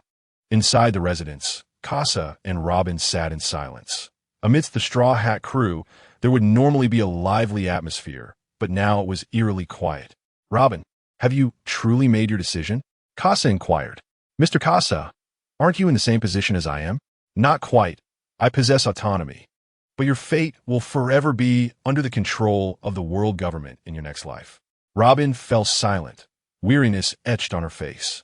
She had resolved to threaten the Straw Hat crew with her life, believing it to be the best outcome available. Casa rose. A figure of his strength merely collaborated with Nine. No one could restrain his freedom. "Do not drown in your sense of sacrifice. Luffy and the others will not accept it." With that, Casa closed the door behind him as he departed. In a moment of idleness, Casa found himself preoccupied with his own affairs, such as extravagantly spending wealth. 300 billion berries, akin to a small dwelling. Casa rented a warehouse, methodically stowing away boxes filled with riches, tirelessly working from dawn until dusk, ultimately achieving his financial replenishment. Congratulations, Casa, on accumulating 300 billion 60 million berries. Henceforth, Casa need not dwell on berries. His focus should solely be on earning soul coins, having already garnered nearly 20,000 on Sky Island. The forthcoming substantial earnings in soul coins will solely emanate from Judicial Island. Casa must prepare his arsenal, in addition to the materials stored within the system. He seeks another type of resource from the pirate world. The steel of the Navy, which Casa found to be the most convenient material for harnessing Haki, boasts commendable hardness. This time, leveraging collaboration, Casa plans to pilfer materials from the warehouse at Judicial Island. As for the matter concerning the number 9, that remains contingent upon Luffy and his crew. It serves as both a demonstration of their Haki training and an ideal testing ground. In the dead of night, a figure streaked across the sky. Nami and Zoro cursed, exclaiming, "What is that fool Luffy up to?" After being pursued during the day, Luffy and the others, guided by Zoro, endeavored to locate Casa and Robin at Ace's abode, eager to uncover the truth. Thus, in a manner akin to the unfolding narrative, Luffy took the initiative, compelled to act decisively. Zoro, Nami, and Chopper closely followed, rushing in behind Luffy. With Luffy leading the charge, the defenses at the main entrance would be drawn away, which was precisely Zoro and Nami's plan, to seize this opportunity to enter. However, upon reaching the main entrance, the shipwrights of Carrera were already prepared, displaying no signs of intrusion, but rather a vigilant demeanor towards Zoro and his companions, astonished by their audacity to enter through the front door. Inside the estate, Califa from Nine was systematically eliminating shipwrights, diverting attention from Ace's room. Within that room, only Lucci and Kaku remained as undercover operatives. The mustache man, Lulu, was dispatched by Califa, while the hulking Daz was subdued by Bruno. Lucci and Kaku seized 2 substitutes to replace themselves and don Nine's garb to confront the departing Polly. At this juncture, Luffy had freed himself from being wedged between walls, once again targeting the estate. Gomu no rocket. This time, Luffy unexpectedly burst into the room, which happened to be where Polly confronted Nine. Before he could fully comprehend the situation, he was captured and pinned to the floor by ship nails. Zoro also charged into the estate, but his navigational clumsiness nearly led him astray multiple times, fortunately rectified by Nami's guidance. Amidst the crowd, Zoro carved a path forward, emanating an aura of menace, compelling the shipwrights of Carrera to yield. Soon, they beheld Ace's room, with Nami directing Zoro to plunge inside. Meanwhile, Luffy was actively searching for Robin, punching through walls with fervor. Ultimately, Luffy and Zoro simultaneously breached the barriers, one breaking through a wall, the other slicing open a door, charging into Ace's chamber. Luffy, Nami, and Chopper caught sight of Robin and exclaimed, "Robin!" They were poised to inquire about the unfolding situation. Suddenly, a flash of steel appeared as Zoro dashed in front of Luffy, clashing swords with Kaku, successfully parrying the attack. "Luffy, be cautious. These foes are formidable." Luffy noticed the figure of Kaku outside the window, alongside the enigmatic presence of another. "Kasa, what brings you here?" Luffy exclaimed in astonishment. Nami discerned the distinction between Kaku and Kasa, interjecting, "Luffy, he is not Kaku." Before Nami could finish her sentence, Kasa leaped through the window, greeting Luffy with a casual, "Hey, Luffy." Zoro, taken aback, responded, "Kasa, how did you end up over there?" Kasa stood opposite Luffy, leaving Zoro momentarily in disbelief. The disparity in their strengths was glaring. Nami and Chopper instinctively recoiled. How is this possible? Even Kasa. Luffy, observing the striking resemblance between Kasa and Kaku, began to grasp the gravity of the situation. "Hey, Robin, did you assassinate Uncle Ace?" Luffy focused intently on Robin. She finally turned to him and stated, "It was I who did it. I wish to sever my ties with the Straw Hat crew." Upon hearing these words, the crew froze in shock. Zoro, momentarily distracted, fell victim to Kaku's opportunistic strike, resulting in several wounds across his body. Witnessing this, Luffy prepared to intervene. However, a figure suddenly appeared before him, Lucci, in his human form, poised for an attack. With a swift motion, Luffy was sent flying, landing near the entrance, where Chopper and Nami rushed to assist him. Robin's expression shifted subtly as she turned away from the scene, intent on departing. Luffy, witnessing this, surged forward but was abruptly halted as Lucci seized his arm, transforming instantaneously into his leopard form before the onlookers.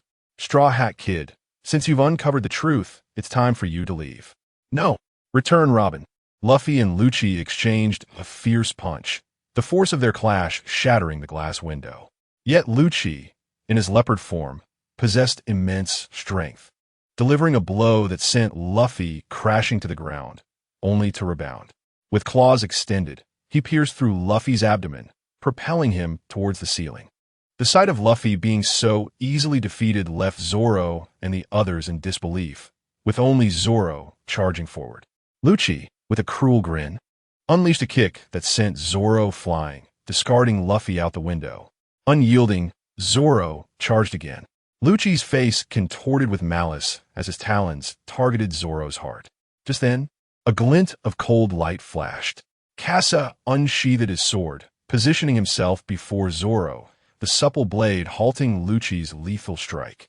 Gritting his teeth, Zoro questioned Kasa, "Are you truly going to stand against us?" Kasa, observing Zoro's dire predicament, could not relent.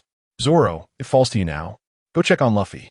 Kasa's words ignited a realization in Zoro, causing him to relax his grip as Kasa sheathed his sword. Turning away, Kasa urged, "Let us depart. Lingering here is futile." Lucci, somewhat displeased, scrutinized Kasa, who returned the gaze with equal intensity. The strength exhibited by the formidable Lucci has become strikingly close to that of an elite admiral. Upon reverting to his human form, Lucci now finds the mission to be of greater significance. Kasa departs alongside the members of the Nine, while Nami gazes at his retreating figure. At last, she speaks. "Kasa, is this your answer as well? Are you choosing to abandon us?" In Chapter 70, The Sea Train, Kasa does not respond to Nami's poignant inquiry. Accompanied by the Nine, he leaves, for with Kasa present, they cannot proceed with their assault on Luffy and his companions, including Ace Bug. Zoro escorts Ace Bug away from the blazing courtyard. Meanwhile, Kasa does not accompany them to Frankie's base. Instead, he returns to the sea train with Robin. They sit across from one another in silence, a far cry from the camaraderie expected aboard a vessel. Kasa studies blueprints, sketching designs for a new type of weapon. Kalu takes a seat opposite Robin and exchanges a glance with Kasa. Kasa then closes his notebook and strides towards the carriage exit. A cigarette pilfered from Sanji clenched between his teeth. "What is it? Do you have something to discuss?" he inquires. Kalu, hands clasped behind his back, responds, "Barring any unforeseen circumstances, the outcome at Judicial Island will mirror the narrative." Kasa furrows his brow. "What is your aim, then? Why enhance the strength of the Nine?" That Rob Lucci appears exceedingly menacing. Kalu explains, "Lucci's true potential will only manifest when he reaches zero." He continues, "Additionally, I need you to retrieve the designs for Pluton. Though the blueprints are with Frankie, we cannot ascertain whether he has implemented any security measures. Thus, I require your expertise as a craftsman to investigate. Casa agrees. I am willing, but I have one condition. Kalu prompts him to proceed. Casa asserts, I demand that Kachi grant me 3 revelations of the heavenly secrets. Kalu concedes, agreed. Furthermore, this time we must fail beneath the watchful eyes of the Gorosei, so you must exhibit the requisite capabilities. Casa raises an eyebrow, realizing the other's intentions. They wish to continue infiltrating the world government without disrupting the narrative. Significantly, Casa is intrigued by the designs of Pluton, as he possesses a blueprint for the Arc Maxim. At that moment, the members of the Nine return with Frankie and Usopp, the former struggling valiantly, brimming with vitality. Casa notices a flash of blonde hair in the corner of the train. It is Sanji. The plot has commenced. Having listened to Uncle Ace, Nami comprehends Robin's reasons for departing. Yet she's perplexed by Casa's motives as well. Chopper and Zoro have already set off to find Luffy. Nami steels herself, preparing to seek out Luffy and intercept Robin and Casa at the train station. However, this time Luffy has ventured further than in the narrative, causing Zoro and Chopper to realize his whereabouts from a considerable distance. The water gods are also poised to arrive. The sea train remains vigilant regarding the ebbing tides of the water gods, and seizing their last opportunity, it sets forth, transporting a contingent of world government members toward Judicial Island. Casa threw a smoke bomb into Frankie's compartment, swiftly rendering both Frankie and Usopp unconscious. Donning a gas mask, Casa entered and began to search for the location of the design for the Pluto. Inside, a switch connected to oil and an igniter posed the risk of incinerating the design within Frankie's body at the slightest misstep. However, being a master-level weapon manufacturer, Casa adeptly deciphered Frankie's mechanisms, even dedicating time to study his anatomical structure. One could only lament the absurdity. The technology depicted in anime is far from scientific. Casa, unable to voice his frustrations, utilized a high-definition scanner obtained from the system to scan all the blueprints before returning the original to Frankie's body. Casa's task was now complete. The next step involved negotiating with Cal and his clones. While regarding the members of the Nine, despite the enhancement from Cal, it was believed that the 3 main powers, having awakened their Haki, along with the world's corrections, would ensure Luffy's victory. It was merely a question of the form that victory would take. Casa opened the window to disperse the lingering smoke in the compartment before departing. Shortly thereafter, Sanji arrived at the same compartment, witnessing the unconscious Usopp and Frankie, and he needed to contact Luffy and the others without delay. Meanwhile, at the station, Nami discovered the message left by Sanji.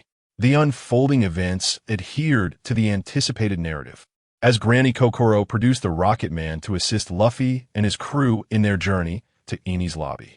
The 3 master shipwrights of the Frankie family were also lurking nearby.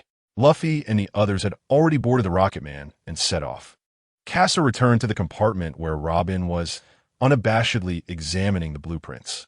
The members of the Nine never anticipated that the designs they had been pursuing would be so openly displayed by Casa. Observing Casa's calm demeanor, Robin could no longer restrain herself and inquired, Casa, what will happen to Luffy and the others? Without lifting his gaze, Casa replied, I believe they're already on their way. Robin retorted, how is that possible?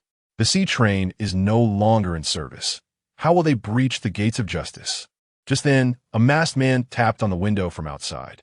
Robin turned to see the unmistakable Longnose. Usopp? She gasped, incredulous that he had appeared before her, just as she had expressed doubt. Quickly, she opened the window to let Usopp in, who also noticed Casa in the same compartment. This is fantastic. Casa is here too. Robin, let us escape together.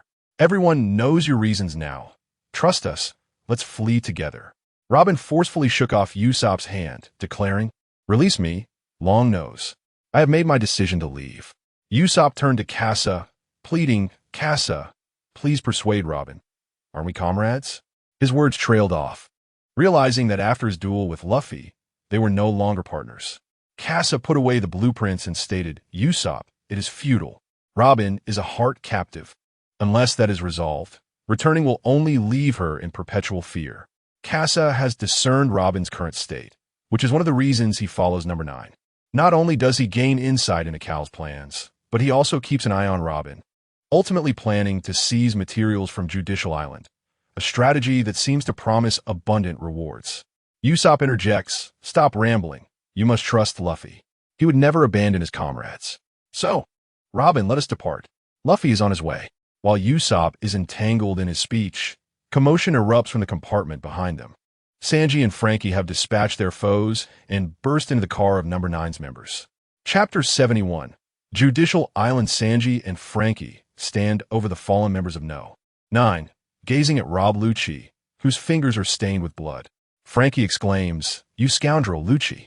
Sanji questions, is he truly the one who defeated Luffy? Lucci regards them. "Frankie and the Straw Hat crew, it seems the ruckus behind is your doing." At that moment, Robin utilizes her fruit powers to seize Usopp and throws him before Sanji. Sanji, elated, says, "Robin-chan, let us hurry. We know what we must do. We simply need to escape this place." Robin retorts sharply, "How many times must I repeat myself before you believe that I have severed ties with you?" Her sudden outburst leaves Sanji momentarily speechless. The members of No. 9 observe the unfolding drama, perceiving it as mere theatrics. Casa remains in the front compartment, joined by Cal, who has also arrived. Casa ceases to examine the blueprints and begins to conceive new designs. As Cal discusses their forthcoming plans on Judicial Island, Kaji receives a foreboding message. The ramifications on Judicial Island are too dire, and Casa and Kaji must refrain from engaging in battle alongside the Straw Hats. Moreover, they must perform convincingly in front of outsiders to avoid suspicion. Listening intently, Cass's pen dances across the page, inspired by the recent encounters with Cal and his doppelganger, as he prepares to design a new weapon for the impending conflict. This innovative armament could also be utilized in the forthcoming Marineford War. With the materials from Judicial Island fueling Cass's, further speculations regarding the weapon's potential. As smoke billows from number 9's compartment, Usopp has successfully utilized smoke bombs to facilitate Robin's escape, marking her first moment of liberation from number 9's grasp. Yet it proves futile. The true battleground lies on Judicial Island. With Bruno present, Sanji and the others cannot evade capture. Indeed, moments later, Robin returns, accompanied by Frankie, who is bound in iron chains. "Frankie, astonished, exclame. God, how can there be someone who looks exactly like you?" It is evident that Frankie recognizes Cal. Yet Cal shows no interest in him and remains silent. Casa, on the other hand, gazes curiously at the cyborg Frankie. He recalls that there was once a route for enhancements that involved bodily modifications. After battling Bartholomew Kuma, Casa learned that a mechanical body could impede the use of Haki, leading him to decisively reject such alterations. However, now confronted with a cyborg before him, Casa cannot help but scrutinize Frankie. Frankie, feeling uneasy under Casa's gaze, exclaims, Hey, what are you planning, kid? I am the Iron Man. You better watch yourself." Casa contemplates several modifications for Frankie, yet recognizes that the moment is not ripe for such endeavors and reluctantly abandons the thought. As Frankie observed that Casa had lost interest in returning, he breathed a sigh of relief and shifted his attention to the focal point of the event, Nico Robin. The sea train had already entered the vicinity of Justice Island, the sunlight streaming through the windows, bringing the island ever closer. The station at Justice Island had been prepared to welcome Rob Lucci and his companions, and as the train came to a halt, the Navy personnel began to murmur among themselves. Rob Lucci had long been a legend among the 9, hailed as the strongest member in history. However, it was not Rob Lucci who first alighted from the train, but rather Kalu. Kalu, the instructor of the 9, had been dispatched directly by the 5 elders, thus holding a status superior to that of Lucci and his team. Upon Kalu's appearance, the Navy stood in solemn respect, their whispers ceasing. While at Justice Island, Kalu had also taken the time to mentor these sailors, earning their gratitude. Subsequently, the members of the 9 began to disembark, and upon seeing Nico Robin, the discussions resumed, soon turning to Casa. The resemblance between Casa and Kalu prompted recollections of the rumors that had circulated on the island. The infamous thief Casa had been subdued. He was, in fact, an avatar of Admiral Karl, sharing a will akin to that of the Navy. And over the past 2 years, Casa had posed no threat to civilians, even vanquishing numerous pirates. Nevertheless, other Navy branches held reservations about Casa, as he had plundered the coffers of several divisions. While aboard the train, Casa had already dispatched an unmanned reconnaissance drone, the Swift Falcon, to gather intelligence on the island's situation. The location of the treasury was not a responsibility Kalu bore to share with Casa. Thus Casa was compelled to seek it out himself. As the drawbridge descended, Casa entered the Justice Tower alongside the members of the Nine. Casa was allocated a room, while the entirety of the Nine convened in another. Owl, the member known for his prowess, greeted, "Long time no see, everyone," initiating an attack with the Six Styles. Owl's comrades responded in kind, a customary practice upon their reunions. The members included the blonde, bespectacled Califa, the pink-haired and pale-skinned Stussy, the bull-headed Bruno, the wolfish Gabra, the flat-nosed Kaku, and lastly, Rob Lucci. Their combat prowess had been quantified, revealing their narrative capabilities. Califa, 1,200 power, 630. Owl, 1,400 power, 800. Stussy, 1,800 power, 810.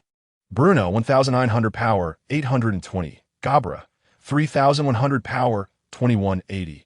Kaku, 3,200 power, 2,200.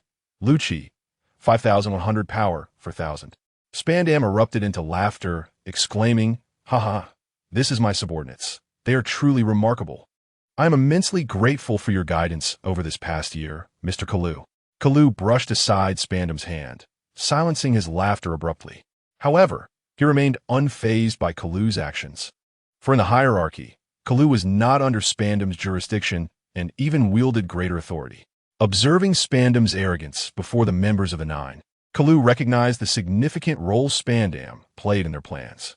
Thus, despite his disdain, Kalu would tolerate him until the very last moment. Spandam was bitten by Frankie, but fortunately, he was rescued. Spandam roared, "Cataflam, your time is over. Once I obtain the design of the Pluton, I shall ensure your demise." He wiped the blood from his forehead and addressed Kalu. "Instructor Kalu, I have heard that the infamous thief Casa is willing to join us. Would you be able to accompany me in this endeavor?" Chapter 72, Chaos at Judicial Island. Casa sipped his red tea, casually spitting out a tea leaf on his Spandam's trousers. Spandam looked at him with disdain, but upon meeting Casa's menacing gaze, he found himself momentarily speechless, compelled to sit quietly.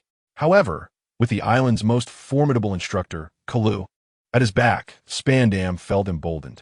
"Criminal Casa," he began, "it has come to my attention that you wish to join our world government and have your bounty rescinded." Casa glanced at Kalu, as this was the prearranged script. Yet, the situation was not so straightforward, despite some capable individuals being able to join the world government. Casa's background was rather intricate, necessitating certain assurances. "Indeed," Casa replied, "I wonder if Commander Spandam would permit me to join your organization." Spandam chose to overlook Casa's slip of the tongue, contemplating Casa's power and how it could expedite his ascent in rank and wealth. As for the organization's rules and vetting processes, Spandam paid them no heed. He was solely focused on finding an opportunity to eliminate Casa, seeing him merely as a pawn.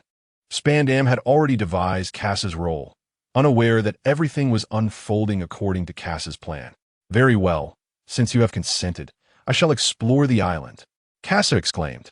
"Ah, but," Spandam began, yet Casa had already departed, having located the warehouse.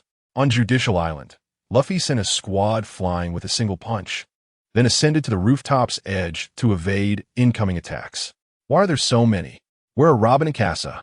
he wondered, as Luffy sprinted past a warehouse. Casa suddenly appeared before it, deftly sidestepping Luffy.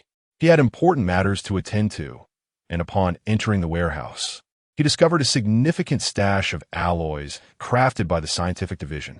Judicial Island served as a naval station for maritime transport, naturally amassing a wealth of goods to facilitate the Navy's operations. This abundance now benefited Casa, yet the sheer weight of the stockpile was staggering. He first purchased the highest grade spatial belt from a regular shop, reducing the weight he bore to a mere 0. Thus, 100 tons felt like only 100 kilograms to him. Casa navigated through various warehouses, pilfering an array of naval materials. Perhaps due to Casa's activities, the Navy had safeguarded their military funds, leaving Casa unable to find any berries, forcing him to depart with the materials he had gathered. By the time Casa completed his tasks, Luffy had scaled the roof of the courthouse, gazing at the judicial tower when suddenly an air gate opened. How could you? A pirate worth 100 million. Only defeat 5 guards? On the rooftop, Bruno appeared, and Luffy recognized him as one of the individuals from Ace's room. It's you. The one who resembles a cow, Luffy exclaimed. Bruno responded, I never expected you to track me down, but it is all over now. With a swift movement, Bruno charged forward, only to have a fist materialize before him in an instant. He was propelled backward, crashing against the wall. How is it possible? How could you possibly anticipate my movements? In Water 7, I was effortlessly defeated by Lucci, Bruno thought, lifting his gaze to see the lingering red glow in Luffy's eyes. Indeed, we were thoroughly beaten by you at Uncle Ace's, but this time it is different. I have devoured meat. With his observation Haki awakened and entering the second gear, Luffy could now fully perceive Bruno's speed and predict his position in advance. Luffy expanded his attack surface, leaving Bruno with no option but to endure the onslaught with brute strength. He forced Bruno against the wall, shattering it with overwhelming power, leaving Bruno incapacitated on the ground. With his dual-colored awakening and in second gear, Luffy's strength was sufficient to overpower Bruno's 1900 Dariki. As Luffy unleashed a rocket-like strike, Bruno utilized his door fruit abilities to escape into another dimension. Luffy scanned his surroundings, attempting to pinpoint Bruno's location, but when his eyes failed to detect him, he closed them in resignation. Elated, Bruno seized the opportunity. Yet, as he launched his attack, a fist passed through him, startling Bruno. He realized he had been located. Luffy, seeing that his punch had not struck the enemy, furrowed his brow in concern. Having previously encountered the capabilities of observation Haki in Sky Island and awakened his own through Garp's teachings, Luffy had just caught a glimpse of Bruno's aura. When his attack yielded no results, he attributed it to the inadequacy of his observation Haki. Unbeknownst to Luffy, Bruno was drenched in cold sweat in the alternate realm, fearing that should he emerge, he would meet a similar downfall. Luffy dispelled his second gear, feeling its considerable toll, while Bruno awaited the moment when Luffy's power would dissipate. As Luffy reverted to his normal state, Bruno emerged from the alternate world to engage in close combat. Luffy, now in a standard state, began to grapple with Bruno. The pressure on Bruno lessened significantly. Compared to the suffocating rhythm of Luffy's attacks in second gear, the strikes in Luffy's ordinary state, though powerful, presented an opportunity for Bruno to defend himself. However, before Bruno could fully adapt to Luffy's assault, Luffy altered his attack. With armament Haki activated, Luffy exploited a gap in Bruno's defense, landing a powerful punch to his abdomen. The simple uppercut lifted Bruno off the ground, his eyes rolling back as he fell, unable to rise. Seeing you all reminds me that Casa is with the Marines. Your techniques are identical to those Casa taught us. I care not for the reasons behind Casa's actions. All I know is that he stands as our ally, just as he and Robin will be taken away alongside us. Bruno, despite the odds, struggles to his feet.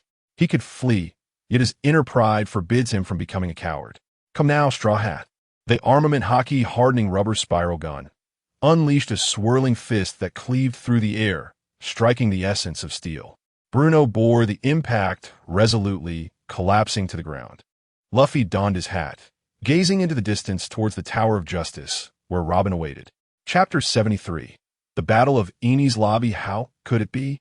How could the Straw Hat have appeared here? Wasn't he had just stated that he had defeated Spandam and now stood ready to bellow from the Tower of Justice, utterly devoid of the demeanor befitting an officer? Luffy, gathering his strength atop the roof, shouted, Robin, Casa, I've come to rescue you. Spandam, terrified, fell to the ground. Yet Luffy's voice roused the other 9 members, who emerged from their quarters on a Spandam's balcony. Kaku, witnessing the fallen Bruno, expressed surprise, yet his tone remained devoid of emotion. To think he could defeat Bruno. This man is no ordinary foe. Lucci remarked, as a bar owner, his reflexes have dulled. Khalifa added, despite a year under my training, I never anticipated he would remain this weak. The group showed no concern for Bruno's defeat. They merely deemed him overconfident and lacking strength. Spandam, witnessing the arrival of all members, regained his composure and erupted into laughter. Haha, I never imagined you could make it this far. But this is where it ends. Before you stands the strongest 9 members and the mightiest instructor. You cannot possibly seize Nico Robin. Luffy, nonchalantly digging his nose, rendered Spandam's words futile, stripping them of any grandeur. What is with that guy who looks exactly like Casa? At that moment, the rooftop floor erupted in a series of blasts as Zoro's tornado broke through, bringing Nami and Chopper to the summit. Sanji swiftly followed, while suddenly a figure soared upwards from the ground. The Sniper King was inexplicably hurled onto the rooftop. The Straw Hat crew had officially gathered. Spandam trembled. They're all here, the Straw Hat crew. The 9 members rejoiced. No need for Luffy to divide them, as each had their opponent. Zoro assessed the situation, standing atop the parapet alongside Luffy. Robin was also brought to the balcony by Frankie, reuniting with the Straw Hat crew. The plot progressed as anticipated. Sniper King, destroy that flag. Understood. Let us show them the might of our colossal weapon. The Sniper King raised the weapon, augmented by the technology of the sky, island, and Casa. Flame Birdstar surged towards the flag of the world government, which Spandam wielded as a threat against the Straw Hats. Luffy retaliated directly, declaring war against the world government. The flames igniting the flag resonated throughout the island, and everyone understood the implications, their minds consumed by a singular thought: madness. Spandam, exaggeratedly alarmed, exclaimed, "Have you all lost your minds? That is the world government. You are declaring war against the world." Luffy roared back, "What of it?" "Robin, I still have yet to hear your answer. Please tell me, do you wish to survive?" Casa witnessed the sniper's assault and soared to the rooftop aboard his flying sword. Spandam, noticing this, felt a surge of delight. If Casa were to strike now, the threat posed by the Straw Hat pirates would dissipate. Under Spandam's watchful gaze, Casa picked up the sniper rifle and fired indiscriminately. The Straw Hat crew remained unfazed, appearing oblivious to the gunfire behind them. They had long anticipated Casa's arrival, placing their trust in one another. Casa, too, had no intention of attacking Luffy and his comrades. Instead, he shot down the flagpole and called out to Spandam, "Commander Spandam, thank you for your invitation. I shall gladly accept your military treasury." Spandam, taken aback, exclaimed, "What?" The infamous Casa would dare to do such a thing. The members of CP9 furrowed their brows, realizing they had brought Casa back under Caliph's orders, believing that Casa's surrender was sanctioned by Spandam. Otherwise, they would not have traveled alongside this notorious figure. The entire island understood that Casa was invited by Spandam, and both Casa and Calipha had achieved their objectives. Spandam's role as a scapegoat had come to fruition. Calipha disregarded any need for explanation with Spandam, positioning herself directly between Casa and the Straw Hat crew. With moonwalk techniques, she confronted Casa. The sudden turn of events rendered Robin speechless. Observing this, Luffy shouted, "Robin, please tell us, do you wish to survive?" At last, Robin could no longer contain herself, tears streaming down her face. "I want to live. Please take me out to sea." The strength of her words ignited the fighting spirit of the Straw Hat crew. A powerful momentum surging from the rooftop of the courthouse towards the judicial tower. Frankie, having freed himself from the restraints, stood upon the balcony's parapet, brandishing the blueprints for Pluton. Spandam gazed greedily at the designs in Frankie's hands, inquiring, "Are those the blueprints for Pluton?" Frankie, in a moment of generosity, flipped through each page, causing the expressions of shipwrights Frankie and Kaku to shift dramatically. They were indeed authentic. Frankie explained, "Mr. Tom always feared that Nico Robin, who could awaken the ancient weapon, would once again plunge the world into chaos. To prevent such a scenario, the shipwrights preserved the Pluton blueprints, ensuring that when the ancient weapon reemerged, humanity would possess the means to resist. Now, the only person capable of awakening this ancient weapon stood before me, and the blueprints were in my possession. Thus, I shall take a gamble, betting that the Straw Hat pirates can defeat you." The mission that Rob Lucci had patiently awaited for years came to an abrupt end in Frankie's hands, resulting in failure. Enraged, Spandam lashed out at Frankie, pushing him from a judicial tower. Witnessing this, Luffy shouted, "Casa, take us across." Casa indicated Califa before him. The two had just been observing the unfolding drama, but the show must go on, and Casa could not assist Luffy while under Califa's guard. Understanding Casa's predicament, Luffy ceased his pleas, only to hear the voice of Granny Coco echoing. Luffy's teeth gritted. A foreboding sensation washed over the straw hats, and together they leaped from the courthouse. The plot unfolds as anticipated. Casa and Karu can no longer maintain their gaze and must engage in combat. Karu asserts, "Last time it was a draw. This time, I shall not show mercy." Casa brandishes his Tyrannosaurus' shotgun, replying, "Indeed, this time it cannot simply end in a stalemate." Though their actions may appear theatrical, the fervor of battle is unmistakable in their eyes, and both are resolute in their intentions. Chapter 74, The Battle of Justice Island 2. On Justice Island, Casa relentlessly fires upon Karu, who evades the onslaught by darting between buildings.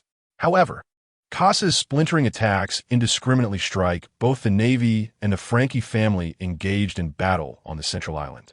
The system continuously sends notifications as Casa's attacks envelop both the Navy and the Frankie family, resulting in indiscriminate destruction. Casa, unable to control the chaos, can only watch as his soul coins multiply. Karu, displeased by the sight of Casa playing with his prey, reflects that these are his own Navy, trained over the course of a year, being treated like lambs for slaughter. The dog squad and the guilty jury follow Karu in pursuit of Casa, undeterred by the peril. Casa targets the guilty jury, unleashing a 50 Tyrannosaurus shell explosive that devastates the group, transforming them into charred remnants. The soul coins continue to soar, with this assault yielding over 2,000 coins for Casa. Realizing the dire situation, Karu halts others, warning them that they would merely contribute to Casa's growing fortune. At this juncture, Casa ceases to prolong the encounter and stands atop his flying sword. With prior arrangements made on the island, all Navy personnel have fallen into his trap. Karu gazes at Casa and declares, "Master Thief Casa, you are surrounded. Surrender at once." Their battle is merely a formality, as the true stakes lie in the fortunes to be gained by both. Casa then signals the activation of the mechanisms he had previously set in motion on the island. Mechanical contraptions begin to emerge from the ground and rooftops, reminiscent of playground sprinklers. Yet, rather than water, Casa's devices spray flames.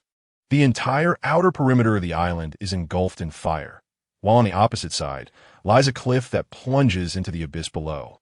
Only those Navy members skilled in moonwalking have a chance to escape. Without the Demon Slayer command, the Navy on this island faces certain doom, and Casa calculates just how high his soul coins will rise. On Justice Island, cries of despair echo throughout. The key to the sea stone handcuffs binding Nico Robin rests within the tower among the 9 members. Luffy has gone in search of Lucci, while the others seek their respective adversaries. Frankie, his hair drooping, realizes he has exhausted his cola supply and must find a replenishment. Suddenly, he is struck with a powerful punch, sending him crashing against the wall, gasping, "Damn it, just let me find more cola." Die, Frankie comes the taunt. Weight reinforcement Iron Fist, Chopper suddenly appeared, delivering a powerful punch that sent the owl flying.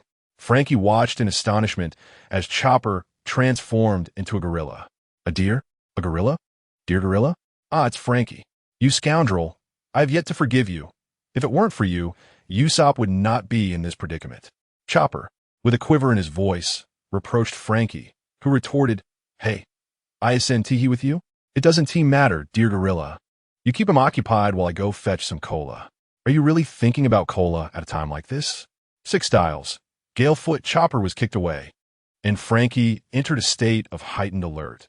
The owl was significantly stronger than expected, making it exceedingly difficult for Frankie to prevail at that moment. The cola was the pivotal element in the battle. The owl charged at Frankie, channeling the essence of his techniques into a singular, devastating punch. With this blow, Frankie was destined to lose his fighting capability. One pattern, dance speed enhancement from the spot he was knocked down. Chopper transformed into his deer form and charged directly at the owl, his speed surpassing all limits.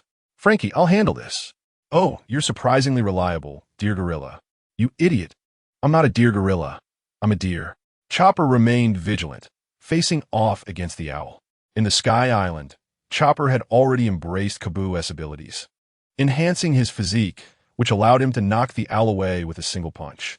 However, the more critical factor was the traditional Chinese medicine manuals and prescriptions that Casa had procured from Alabasta. Although Chopper had discovered some medical texts in Vivi's library, upon seeing the pristine condition of Casa's books, he initially dismissed them as inferior. But once opened, Chopper entered a new realm of medical knowledge. Casa had acquired master-level texts on traditional medicine, meticulously copied them, and gifted them to Chopper. Among them were several prescriptions, which Chopper modified according to his own physical condition. 1 pattern, dance speed enhancement. 1 pattern, dance strength enhancement. These enhancements could significantly elevate Chopper's speed and strength, albeit for a fleeting 10 seconds. A mere blink in time. The effects of the drugs could not be stacked. As Chopper consumed the speed-enhancing pill, he simultaneously evaded attacks. The once timid Chopper, now resolute for the sake of his comrades, remained unusually calm. With a transformation, he dodged the strike, his hooves clutching a white pill adorned with a red stripe, which he swiftly consumed. Weight reinforcement. Upon ingesting the weight enhancement, Chopper instantly transformed into his powerful form, delivering an uppercut to the owl's chin. A barrage of combative strikes rained down upon the owl. Iron block. Ultimately, Chopper could no longer endure. The owl's body was too resilient, causing pain to his fists. Seizing Chopper's moment of vulnerability, the owl prepared to deliver a decisive punch. Hey, come take this punch.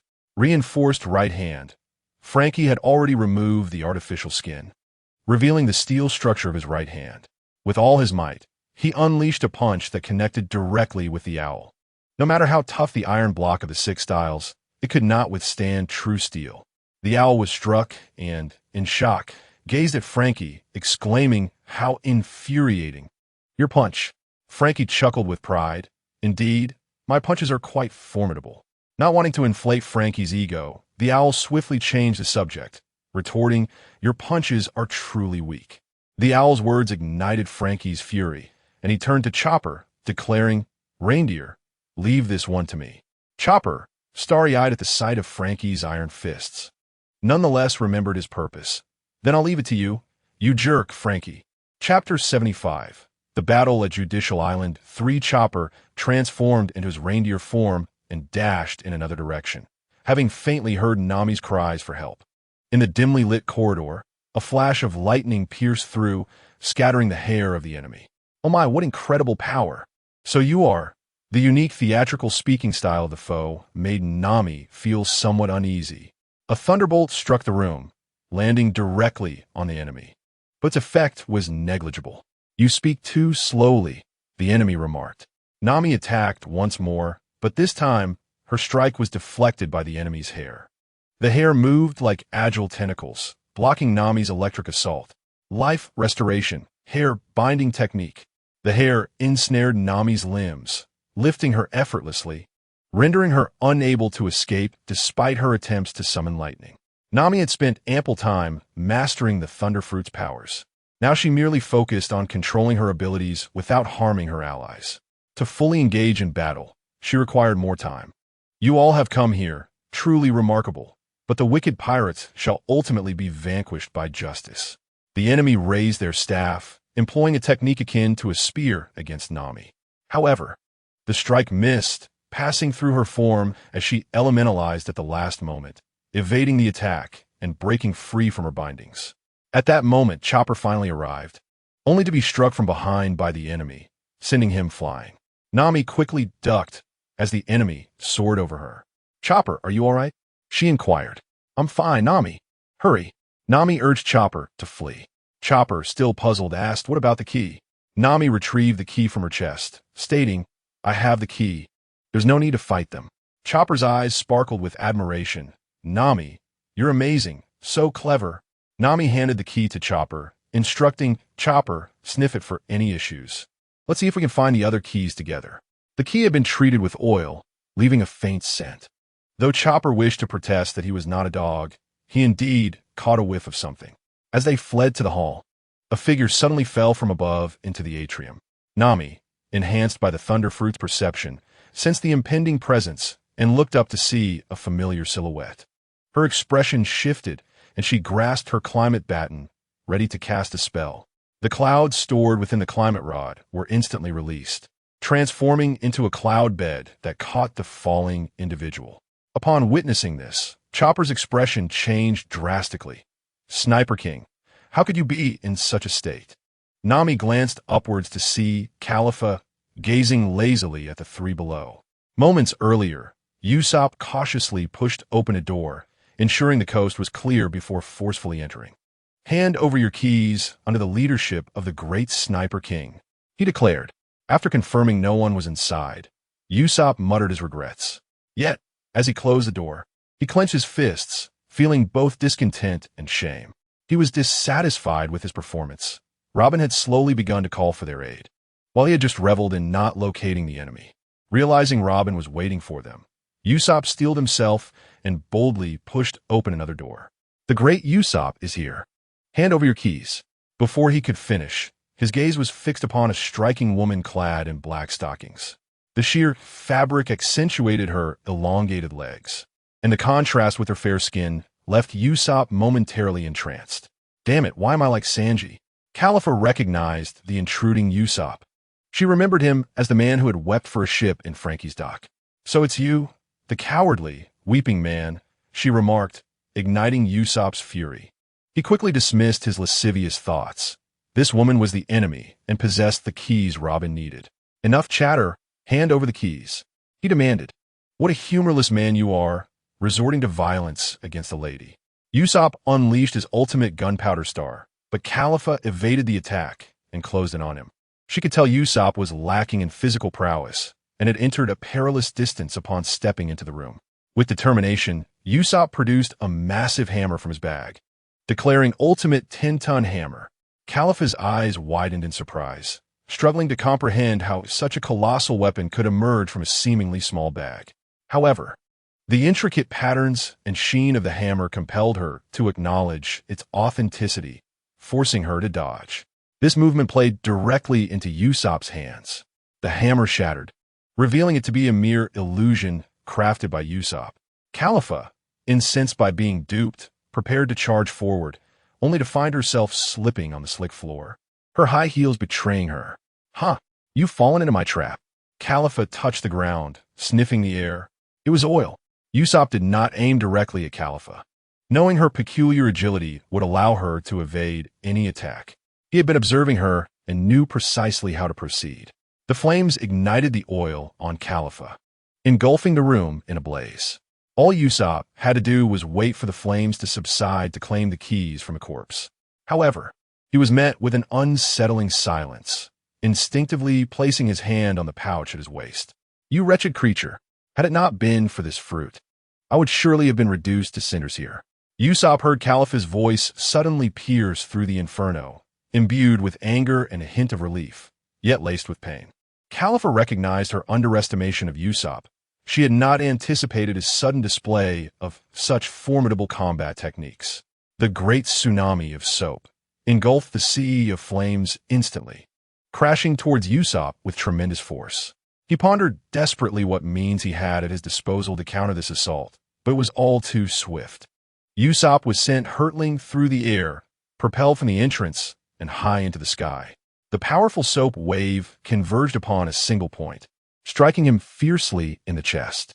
Even the so-called Sniper King found himself momentarily overwhelmed, with the solid ground below promising either death or grave injury upon impact. Usopp's mind echoed with a singular thought: "Robin, I am so sorry." Chapter 76. The Battle at Judicial Island. Just then, Nami and Chopper emerged, rescuing Usopp from his dire predicament. Usopp gazed at Nami and confessed, "Nami, I apologize. I cannot defeat her. The key remains in her possession." "Sniper King, do not speak. I'm examining you," Nami replied, her gaze fixed on Califa above, memories of Usopp and Sanji collapsing before her on Skypiea flooding back. Usopp had already been bested, and Sanji stood no chance against her. Zoro was preoccupied with other adversaries, leaving this formidable woman for Nami to confront. Nami steeled herself. The moment she consumed the thunder fruit, she resolved never to retreat again. Chopper, keep an eye on this long-nosed one. I shall confront this woman. Indeed, I will safeguard our hero, Chopper responded, still unable to recognize Usopp, knowing only that he was a heroic friend of his. Life restoration binding technique. The enemy had caught up, and Chopper, sensing the impending danger, swiftly took Usopp away. After a brief assessment, it appeared Usopp had sustained no critical injuries. Sniper King, I will draw this foe away. You rest here. Speed enhancement. Chopper transformed into his reindeer form, charging forth. As he darted around the enemy, he managed to divert their attention onto himself before dashing away to another location. Usopp observed the once timid trio, Nami and Chopper, now transformed into figures of strength and bravery, stirring a tumult of emotions within him. They are so formidable. I cannot remain idle any longer. Robin is still waiting for me. Yet what can I do? Usopp looked upward, witnessing combat erupting in the two rooms above. The residual shockwaves of their clashes spilled outwards, various debris flying into the air. He recalled words spoken by Kasa during his prop-making endeavors. Usopp, you possess a unique trait. Usopp, filled with excitement, gazed at Kasa, prepared for praise. It is that you are sufficiently weak. Usopp smacked Kasa playfully, retorting, what kind of trait is that? Because you are weak. You can approach problems from the perspective of the weak. In time, everyone will grow strong, but we need someone to consider all aspects of the situation. As others stand upon high ground, it is your duty to remain vigilant at ground level, ensuring no enemies lurk nearby. At that moment, Usopp finally comprehended his role. He realized that his contributions were minimal, and from the recent skirmish, he understood that once he entered the danger zone, he would be rendered ineffectual. Thus, the archer's purpose lies in providing support. With the realization that he could make a difference, Usopp felt a renewed sense of clarity. It was time to prove himself. A long-held aspiration. In the upper chamber, a fierce wind swept away all debris, while two men clad in black suits engaged in relentless combat at the center of the battlefield. Sanji launched a kick aimed at Kaku's chin, but Kaku deftly executed a backflip, evading the strike and temporarily halting that round. Impressiva. I never anticipated your strength. It brings me great joy, the elder man remarked. Sanji lit a cigarette, gazing at the aged speaker with a hint of skepticism. A long-nosed fellow? I can't believe there's someone like Usopp in this world, and such a square as well. Your gaze is quite impolite, the elder retorted, displeased. Sanji exhaled a plume of smoke. Spare me your ramblings and hand over the key. Robin is waiting for me. Allow me to demonstrate my newfound power.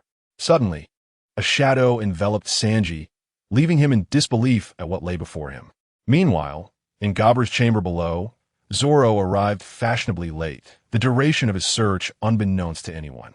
Gabra dared not feign slumber as Zoro approached with an intimidating aura, akin to a beast stalking its prey. Ha ha! It seems fortune favors me, presenting me with the mightiest adversary. No, your luck is quite poor. You have encountered an opponent capable of your demise. Zoro and Gabra exchanged glances, preparing for confrontation. Suddenly, the ceiling caved in, and a colossal shadow descended. Zoro and Gabra sprang away from the impending danger, while Sanji found his footing mid-air and landed beside Zoro. To Zoro's astonishment, Sanji was there, his limbs sprawled on the ground, appearing grievously injured. Hey, Colorful Kappa, what happened to you? Unable to contain himself, Sanji turned and burst into laughter. Ha ha ha ha ha. My apologies, I couldn't hold it in. Furious, Zoro retorted, what is so amusing? We're in the midst of battle. Can you not take this seriously? Laughter echoed through the mist as Gabra chimed in. Kako, what has become of you? This is utterly hilarious. Enough chatter. This is my new form, Kaku declared. As the smoke cleared, Zoro remained on guard. Yet, upon seeing Kaku, he couldn't help but stifle a laugh. Though Kaku noticed his reaction, fury ignited within him. If you all find this amusing, I shall show you the true power of the giraffe fruit. Kaku braced himself, spinning on one hand, his long limbs whirling like a blade. The entire judicial tower was illuminated by flashes of light as Zoro and Sanji ducked to evade the assault.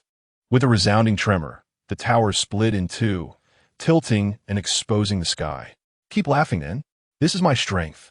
At this moment, Zoro and Sanji adopted a serious demeanor, recognizing that their adversary was not merely a source of amusement. The power displayed moments ago was truly astonishing, and their opponent still possessed considerable strength.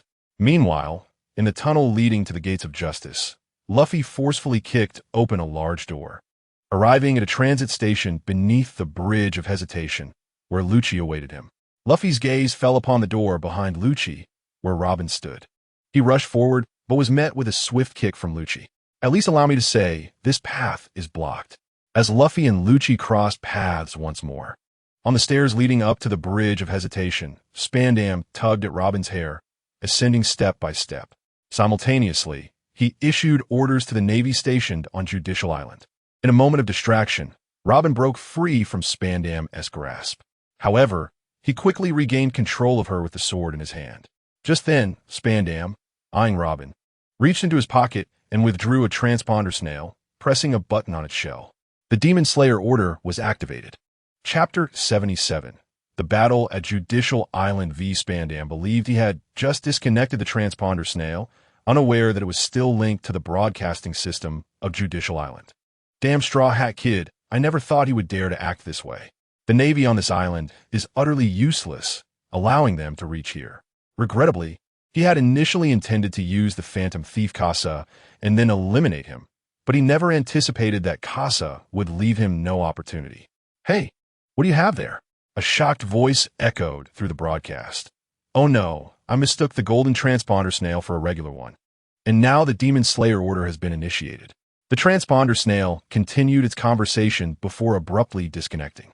Casa sighed in resignation. Spandam truly is a talent. He has unwittingly confirmed his own recruitment. Unfortunately, the Navy before him had to be allowed to escape as they serve as witnesses. Kalu, with a pointed gun, eliminated members of the Frankie family, setting his sights on Zambai. The biscuit-headed sisters had already lost one to Kalu, while Casa hunted down the Navy, and Kalu targeted the Frankie family.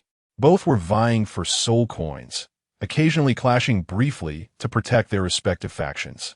Casa pushed Kalu back with a shot, enabling Zambai to escape.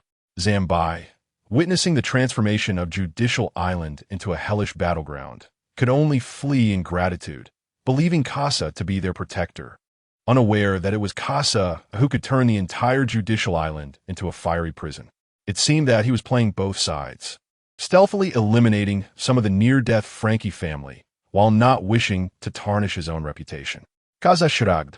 He needed much more money to procure the mid-part of the banquet of gluttony. Otherwise, he could not transform his sustenance into strength. As the finale approached, these Navy members would be sent off. The Frankie family also had to be released. Otherwise, the plot would be thrown into chaos. Casa fired a wind bullet to disperse the ring of flames, creating an opening in the fire chrysanthemum formation. Whether they could escape now depended on whether these individuals could seize the opportunity. All right, consider these Navy members your reward. Shall I then provide you with the blueprints?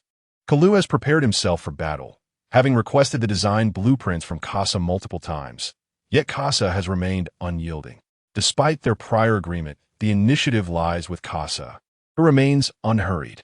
With a sly grin, Casa advises, do not rush, just wait a little longer. Kalu, fueled by impatience, lunges forward, aiming a punch at Casa. Casa deftly maneuvers his flying sword to evade the attack and retaliates with a thunderous bullet. The thunderbolt collides against Kalu's protective barrier. Thunder Baptism. The dual guns unleash a relentless barrage, targeting the same spot on the barrier. The clash of thunder and golden light reverberates, and Kalu feels a tingling sensation in his chest as the thunderbolt's assault begins to penetrate his defenses. With a swift motion, Kalu employs the tiger seal. His palms transform into claw-like appendages, striking the air with force. Two waves of tiger-headed shockwaves flash towards Casa, who narrowly avoids the onslaught, causing his shooting accuracy to waver. Kalu evades the following attack. Serpent's Path, Kalu glides through the air, evading Casa's strikes with the grace of a serpent in water. Although Casa's observation Haki allows him to ascertain Kalu's position, he struggles to land a hit due to Kalu's evasive maneuvers. Kalu closes in, intent on ensnaring Kasa.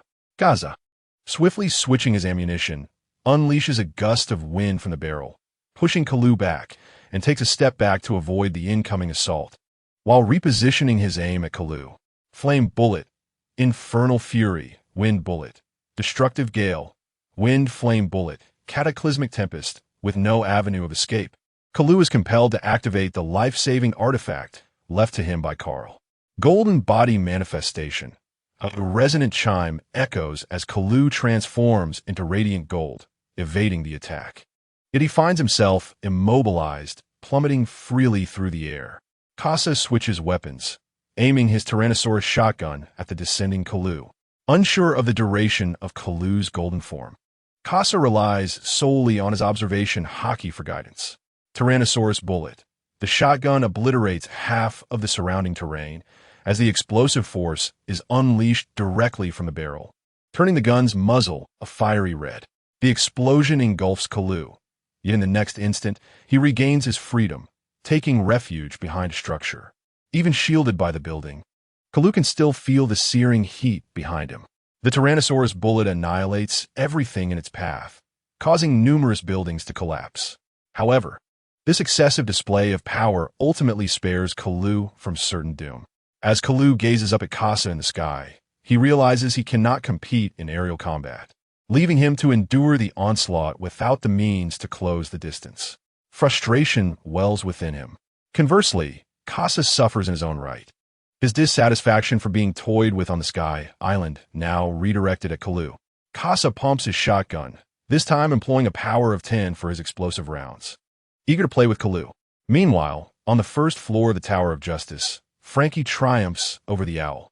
In contrast to the owl's initial strength of 800, bolstered by Kalu's training, the owl now boasts a power level of 1400, nearly doubling in strength. Yet, Frankie receives no enhancements, relying solely on his raw power to defeat the owl. In the original narrative, Frankie emerged with surplus energy, but now he barely claims victory. After retrieving the key from the owl, Frankie must swiftly replenish his cola, otherwise he would be unable to participate in the impending battle.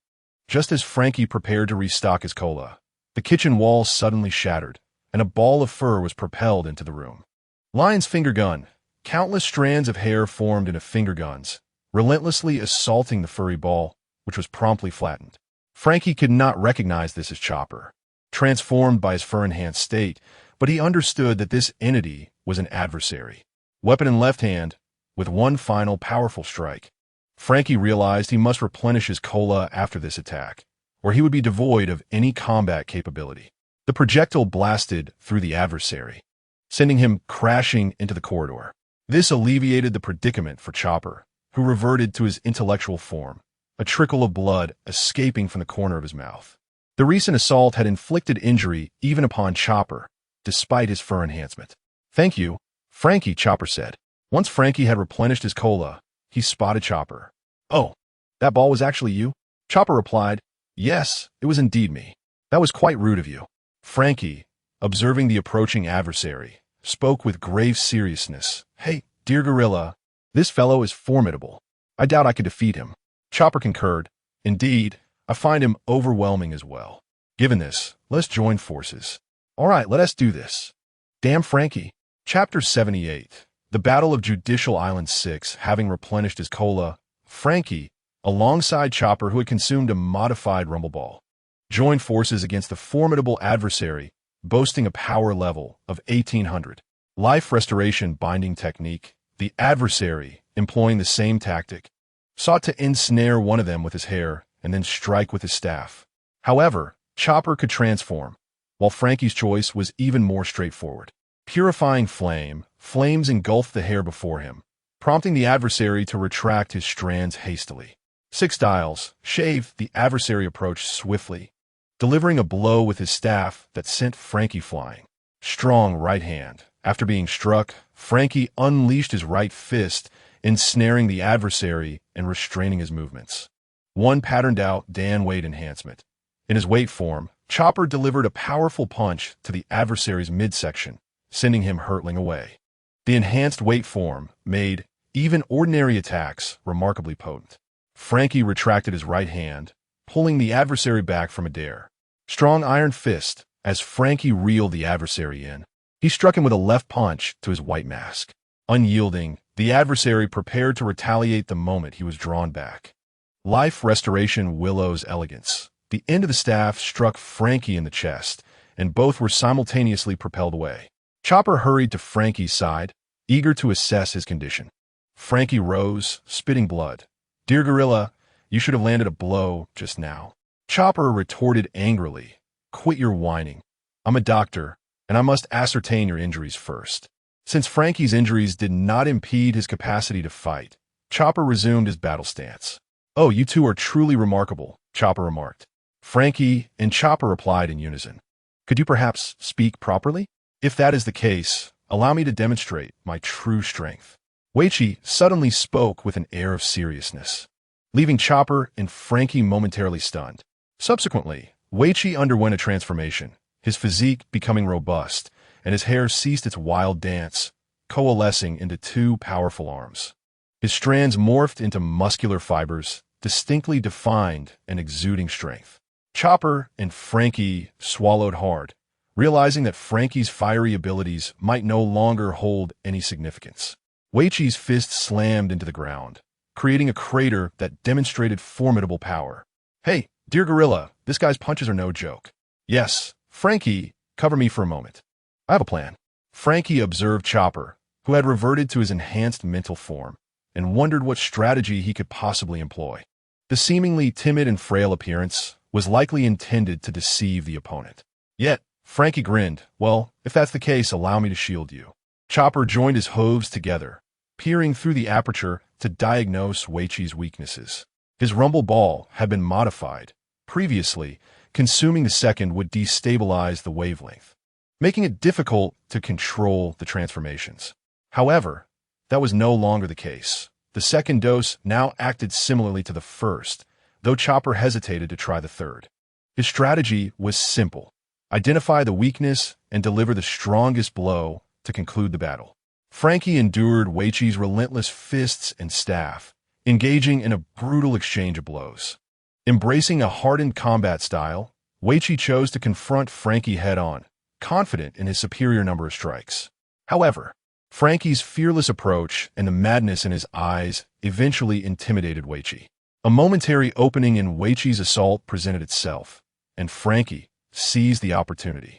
Frankie hammerstormed. With a flurry of left and right hooks, he struck relentlessly, focusing solely on offense without regard for precision. Observing Weichi being suppressed and his chin lifted from the blows, Chopper finally pinpointed the weakness and retrieved the second rumble ball. Weichi's hair and arms surged with vigor. Life Restoration Lion's roar, his palms forcefully slammed into Frankie's chest, who had no means of defense, delivering one final, powerful punch to Weichi's face. Frankie was sent flying, but in that instant, another figure darted in the opposite direction, precisely where Weichi was being propelled. Jump enhancement, Chopper crouched low, repeatedly tapping the ground.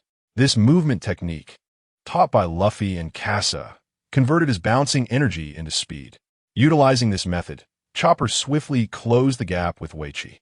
As Weichi soared backward, gazing up at the ceiling, he suddenly found a reindeer human before him and hastily retaliated with his hair. Arm strengthening, floral blossom. The strikes fell like cherry blossoms, densely marking Weichi's chin.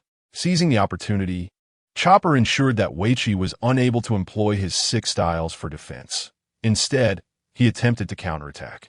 However, Chopper was quicker, and before Weichi's strike could land, he had already been knocked to the ground, halting his backward momentum.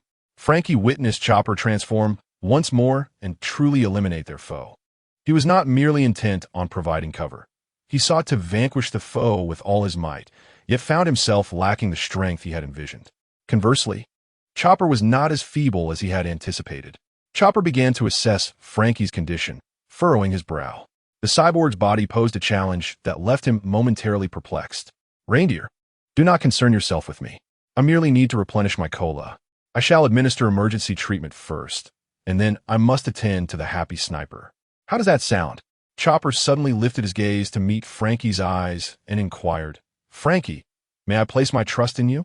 Frankie, taken aback. Probably gave a thumbs up and replied, "Woof. You could trust me."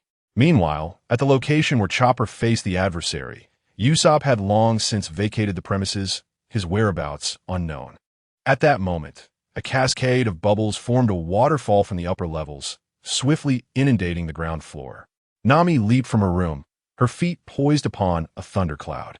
Behind her hung four cloud drums reminiscent of Eneru, crackling with arcs of electricity, exuding formidable power. Califa emerged from her room with measured steps, remarking, "Little girl, I did not foresee you possessing such strength." Nami, glancing at her own smooth skin, replied with a smile, "You as well, to have such a convenient ability." Chapter 79, The Battle of Judicial Island, Part 7. Though Califa's combat power stood at only 1,200, it was merely a numerical representation. Ultimately, individual fighting prowess played a more significant role. Despite having the lowest combat power, Califa's fighting techniques were extraordinary, coupled with her ability derived from the bubble fruit, which allowed her to nullify others' powers. She effectively erased any disparity in strength. Califa's combat capabilities could no longer be quantified solely by her combat power. Nami gripped her climate baton, which had been modified since her return from Sky Island.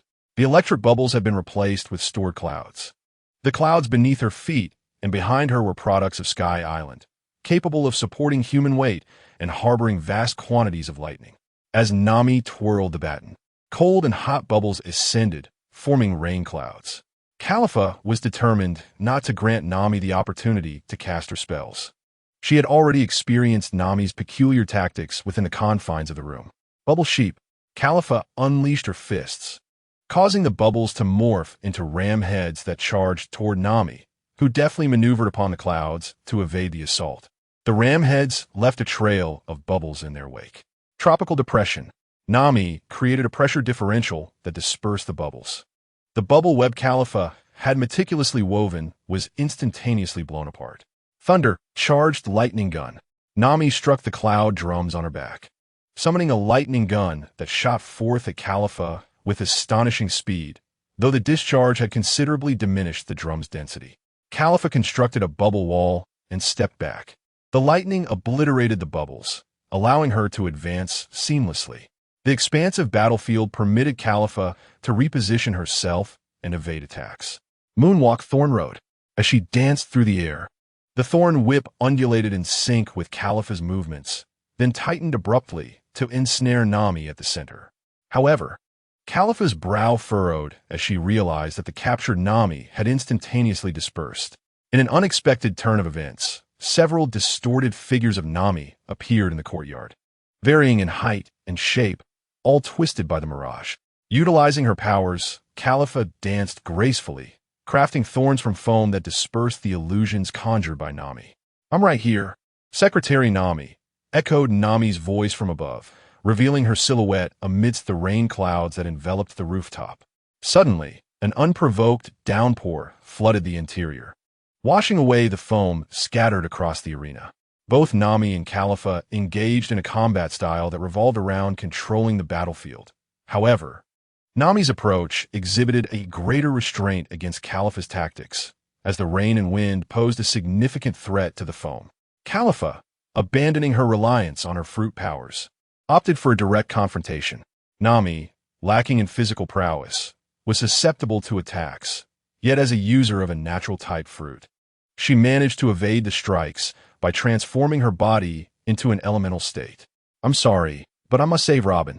Please, hand me the key." With a sudden strike, Nami activated 3 cloud drums on her back, summoning a thunderstorm that enveloped both herself and Califa.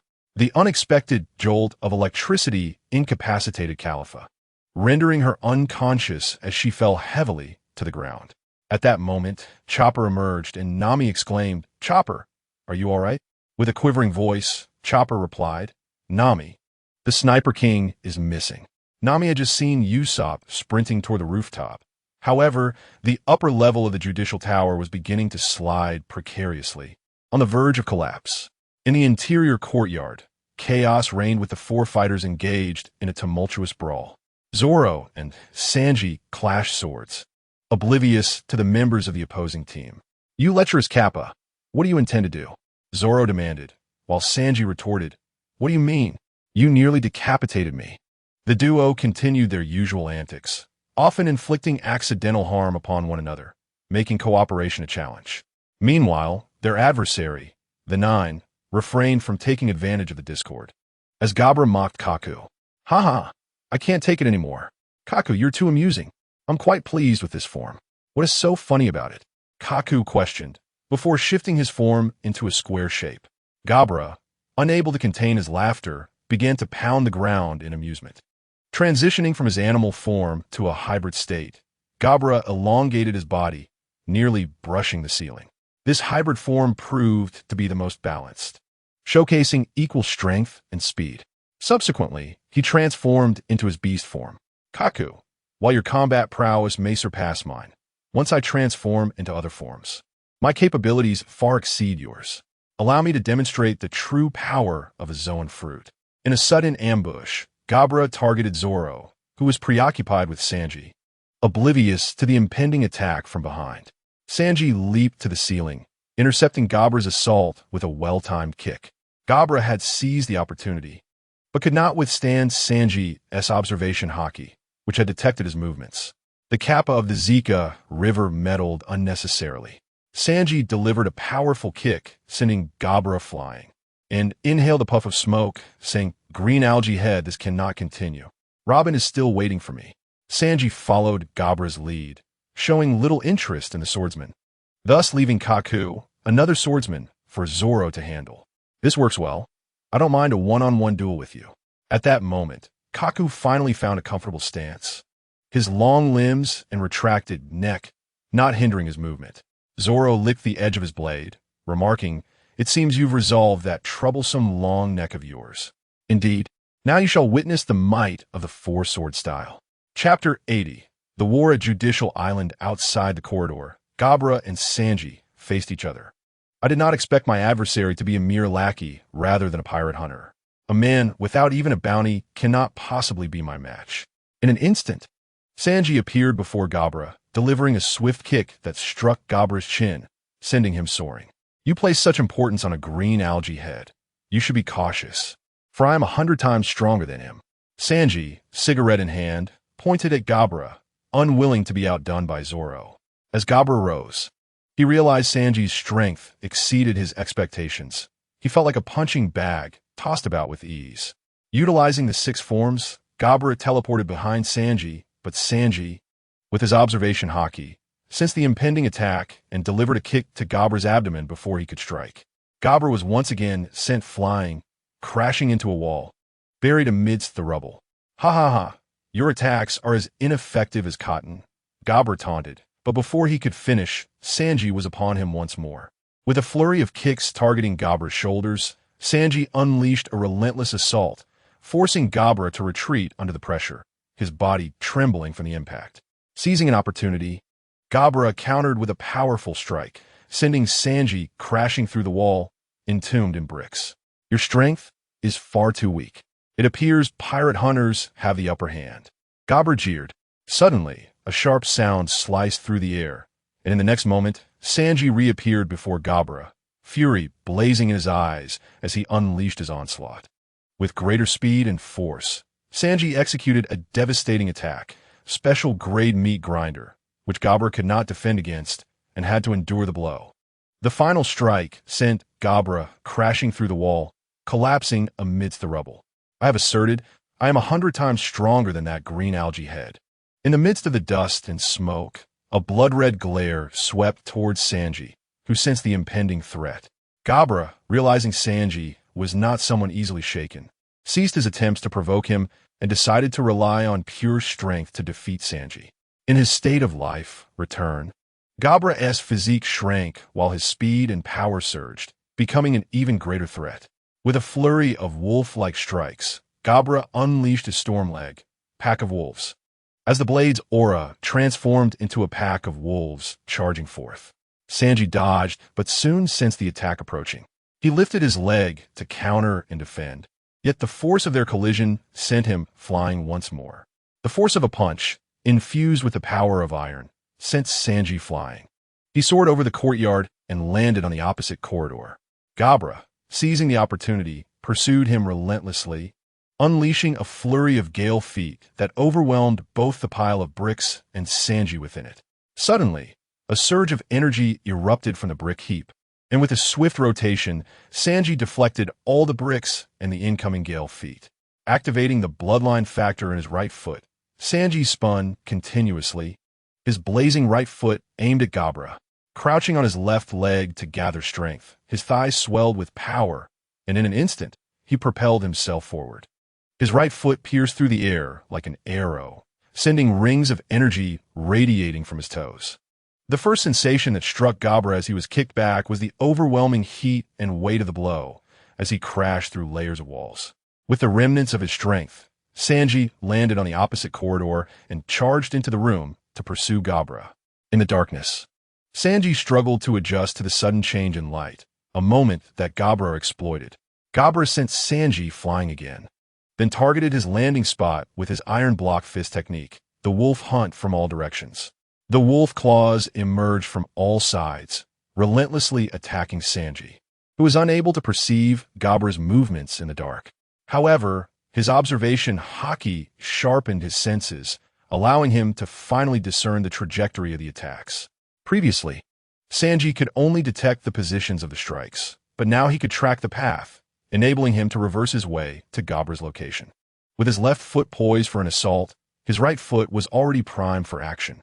With a decisive strike, he landed a kick squarely on Gabra's head, sending him hurtling out of the room and crashing into the wall of the opposite corridor. With that blow, Gabra was rendered incapable of further combat. Sanji approached Gabra unhurried and retrieved the key. This guy is tough, but I managed to eliminate my opponent before that green-haired fool, he mused, reveling in his accomplishment. Just then, the walls of the courtyard suddenly shattered, and countless slashes surged toward him. Sanji leapt into the courtyard, finding himself completely enveloped, and he had no choice but to jump to the lower level to evade the onslaught. He landed steadily and observed the commotion above. What is that green-haired fool up to? He wondered. Sanji, are you all right? Did you get the key? Sanji, are you okay? You're covered in blood. Nami and Chopper, already having handed the key to Frankie for Robin, awaited their comrades. Upon seeing Nami, Sanji knelt, eager to boast, Nami-san, I have defeated the enemy and obtained the key. However, Nami remained unamused, responding curtly, All right, I know. Have you seen Usopp? I'm quite worried about him, she added. Sanji recalled that during his battle with Gabra, Usopp had been making his way to the rooftop, but he hadn't paid much attention due to the fight. That guy should be on the roof. Now there's only one key left in the tower. Nami spoke. Frankie has already taken 3 keys. Now there's only one left. We must wait for Zoro to finish. Sanji, unfazed, replied, It's fine. If that green-haired fool is defeated, I will still be here. Chopper squeezed Sanji's chest, causing him to cry out in pain. Sanji, don't move. You've already broken several bones. Allow me to stabilize you. Nami cast a worried glance at the situation above, where the sword energy continued to fly out, affecting other areas. Under such circumstances, both she and Chopper could not approach, as Sanji was injured. Therefore, it was up to Zoro to resolve the matter alone. At that moment, in the courtyard, the ceiling had tilted away, leaving the courtyard fully exposed to the sky. Sunlight streamed down upon Zoro, his body drenched in blood, his clothes tattered. Yet, the gaze beneath his bandana was as sharp as that of a beast. Kaku, wielding twin blades, remarked, Roronoa Zoro, you truly are a monster. Chapter 81. The Battle of Enies Lobby. I thought carnivorous Zoan users would be stronger. But I didn't expect you, a herbivore, to be no slouch either. Zoro sheathed his sword, placing the scabbard at his waist. Kaku chuckled mockingly. I am nothing like Jabura. With your strength, you might prevail against him, but against me, defeat is inevitable. As soon as Kaku finished speaking, Zoro was already prepared, crouching to gather strength. He unleashed a rapid draw, executing two-sword style, or Shomon. The swift slash cut through Kaku's body, yet the feel of the blade revealed Kaku's remarkable mastery of Iron Body. It cannot be severed, proving harder than iron itself. With the powers of a Zoan fruit combined with his own mastery of Iron Body, Kaku was confident he could withstand Zoro's strike. Moreover, with the length of his blade significantly exceeding Zoro's, Kaku maintained the upper hand, forcing Zoro to defend against the oncoming attacks. Zoro, continually pulled back, found himself unable to counterattack, only able to defend against Kaku's relentless advances. Kaku maintained his distance, the tip of his blade bearing down on Zoro with an overwhelming force. Zoro was compelled to retreat. With a powerful three-sword style, Onigiri, Zoro cleaved through Kaku's two long blades, closing the distance between them. Although the force of the Onigiri had been spent, Zoro's advance made it difficult for the long-limbed Kaku to manage the close-range assault. Executing three-sword style, Tornado, Zoro's spinning blade struck Kaku, shredding his clothing and causing numerous small wounds to appear. Observing the limited effectiveness of his attacks, Zoro intensified his resolve. With three-sword style, 108 calamities. 3 arcs of blade energy sent Kaku flying out of the judicial tower. Kaku, using moonwalk to leap in midair, touched his wounds in disbelief. He had not anticipated that Zoro could penetrate his defenses. Haki, is it? So you possess Haki as well. Naturally, I will utilize it. If I didn't, I would be remiss in my training under Instructor Kalifa. Kaku charged back into the courtyard, swinging his long blade towards Zoro in the center. Zoro pressed forward rather than retreating, closing in on Kaku while evading his attacks. With a swift upward slash from his dual sword style, he aimed for Kaku's neck, narrowly missing as Kaku evaded. In response to Zoro's relentless barrage, Kaku released his contracted neck, executing a thrust imbued with Haki, striking Zoro with the force of a pile driver and sending him crashing against the wall. Countless slashes of wind surged towards Zoro as he deftly parried the attacks with his blades. Seizing the opportunity, Kaku advanced and launched an assault. Weighing the situation, Zoro opted to block Kaku's strikes, allowing the slicing winds to batter his body, propelling him into the corridor. Kaku, reveling in his triumph, observed Zoro. The powers granted by the giraffe fruit had afforded this masterful combatant a plethora of fighting techniques. Had he not consumed the fruit, his conventional human state and four-sword style might not have secured him victory against Zoro. A shipwright named Carrera had left a message for Zoro. Rising to his feet and exhaling a cloud of frustration, Zoro remarked, "Is it for Polly? Alas, it is regrettable, but for the sake of justice. There is no other choice."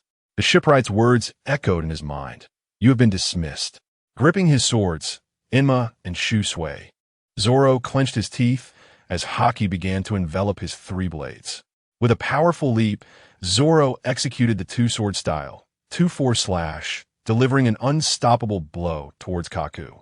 Confident in his own strength, Kaku resolved to meet the attack head-on with his raging foot, Dragon Break.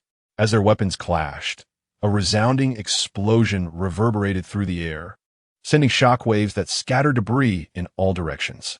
Kaku looked on in disbelief as Zoro's relentless pressure outmatched even his animalistic prowess. With a sudden surge of strength, Zoro drove Kaku into the ground. Following up with a downward slash aimed at Kaku's chest, their Haki collided once more, slicing through flesh yet still being thwarted by Kaku's resilient chest.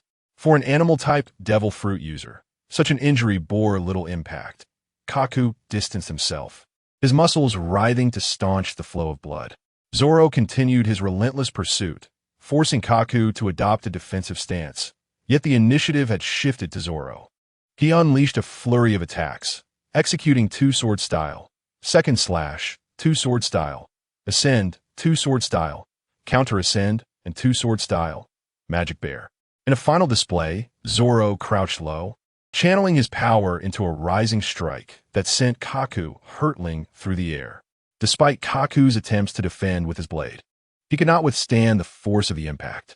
Emerging from the haze of dust, Kaku brandished a shattered long sword. The blade had proven too cumbersome, draining his Haki and leading to an uneven distribution of power that ultimately resulted in its breakage. Gasping for breath, Kaku acknowledged Zoro's strength, saying, "You are indeed formidable. Roranoa Zoro, allow me to demonstrate my most powerful slash." Zoro's gaze sharpened as Kaku began to spin, preparing a strike capable of cleaving the very judicial tower itself. a move Zoro regarded with trepidation. Even though Zoro possesses Haki, it may not necessarily shield him. However, he is unwilling to evade. Instead, he resolves to unleash his most formidable technique to sever all. In this moment of reflection, Zoro recalls the teachings of Kasa from the beginning and gazes at the sword, Inma, in his grasp. The sword is the warrior's most trusted ally. Zoro closes his eyes, his focus intensely concentrated, immersing himself into Inma, awakening its spirit. Beneath the 9 hells lies the hidden specter, as 3 blades rise to confront the divine. 9 sword style, Azura's god-slaying slash. Kaku observes the aura emanating from Zoro, akin to a 3-headed, 6-armed Azura. As Haki and the spirit intertwine, Kaku realizes that his technique, SH Dan, cannot possibly triumph over Zoro. The arrow is on the string and must be released. Kaku has no choice but to seize the initiative. The formidable SH Dan strikes instantaneously, while Zoro crouches and dashes forward. An upward thrust rends the air. First, a wave of blade energy collides with SH Dan, followed by the god-slaying slash's edge piercing through Kaku's attack and surging towards him. At that moment, Kaku has just executed his move and crouched down, rendering him incapable of evasion. The defense, impervious to even a dual slash, now tears apart as if it were mere parchment beneath the god-slaying slash. 3 blades traverse from his waist to his shoulder, slicing through muscle, organs, and bone alike.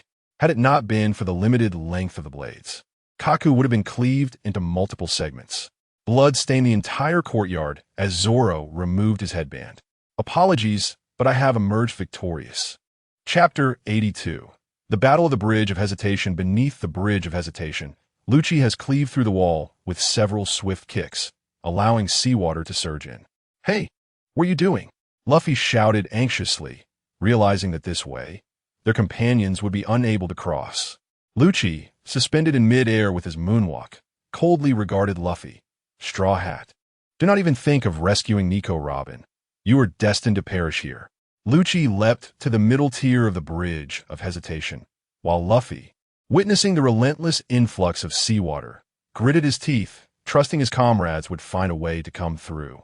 At this moment, Frankie, clutching 3 keys, was sprinting back through the tunnel, followed closely by Kokoro and others. "Damn it! How did water suddenly come flooding in?" "Granny, it's up to you." Frankie abandoned his advance, inhaling deeply, awaiting Kokoro's aid. After all, in the water, mermaids possess the swiftest speed. Frankie believed that with Kokoro's velocity, he would be just fine. Nami and Chopper had also arrived at the tunnel's entrance, but upon hearing the sound of rushing water, they too had to retreat.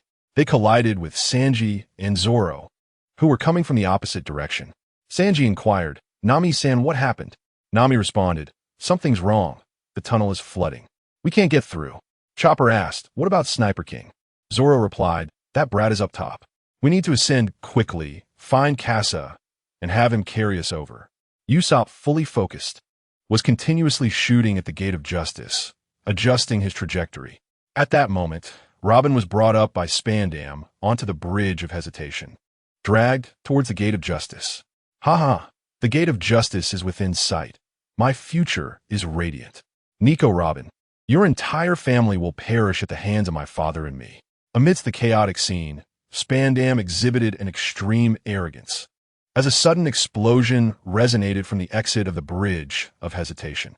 Robin lifted her gaze, only to hear Spandam proclaim, "Fortunately, I have laid mines. Even if someone pursues, they shall meet their demise. Feel the despair, Nico Robin." A chilling sensation enveloped Robin's body, yet an unexpected surge of strength emerged within her, enabling her to break free from Spandam's grasp and flee in another direction. Spandam drew forth the sword of the, determined not to afford Robin any opportunity for resistance this time. Suddenly, a powerful eruption occurred above Spandam's head, a long-range strike from Usopp atop the Judicial Tower. Kasa, observing from the rooftop, noted that Kalu had already escaped with the Navy, after providing cover for Frankie's family and several shipwrights to flee. Kasa intended to join forces with the Straw Hat crew, witnessing this historic moment unfold. He couldn't help but reflect that, despite his own mastery in marksmanship, some skills require more than mere proficiency. They necessitate innate talent. Usopp's natural gift was evidently superior to Kasa's, who could not achieve such high-precision shots from such a distance. His shooting prowess lay primarily in multi-weapon usage and shooting techniques, which paled in comparison to Usopp's exceptional long-range accuracy. It was indeed Usopp who, at this critical juncture, saved Robin from peril. Otherwise, she would have been in grave danger. On the Bridge of Hesitation, the Navy relentlessly searched for enemies before the Gate of Justice, firing indiscriminately. Attacks surged from behind Robin, yet none inflicted harm upon her. The sudden turn of events loomed as the Gate of Justice approached. Even wounded, Spandam continued to roar, "Hurry up and shoot. Retrieve Nico, Robin, you worthless fools." An officer responded, "We cannot. That person is atop the judicial tower, and we are unable to reach him."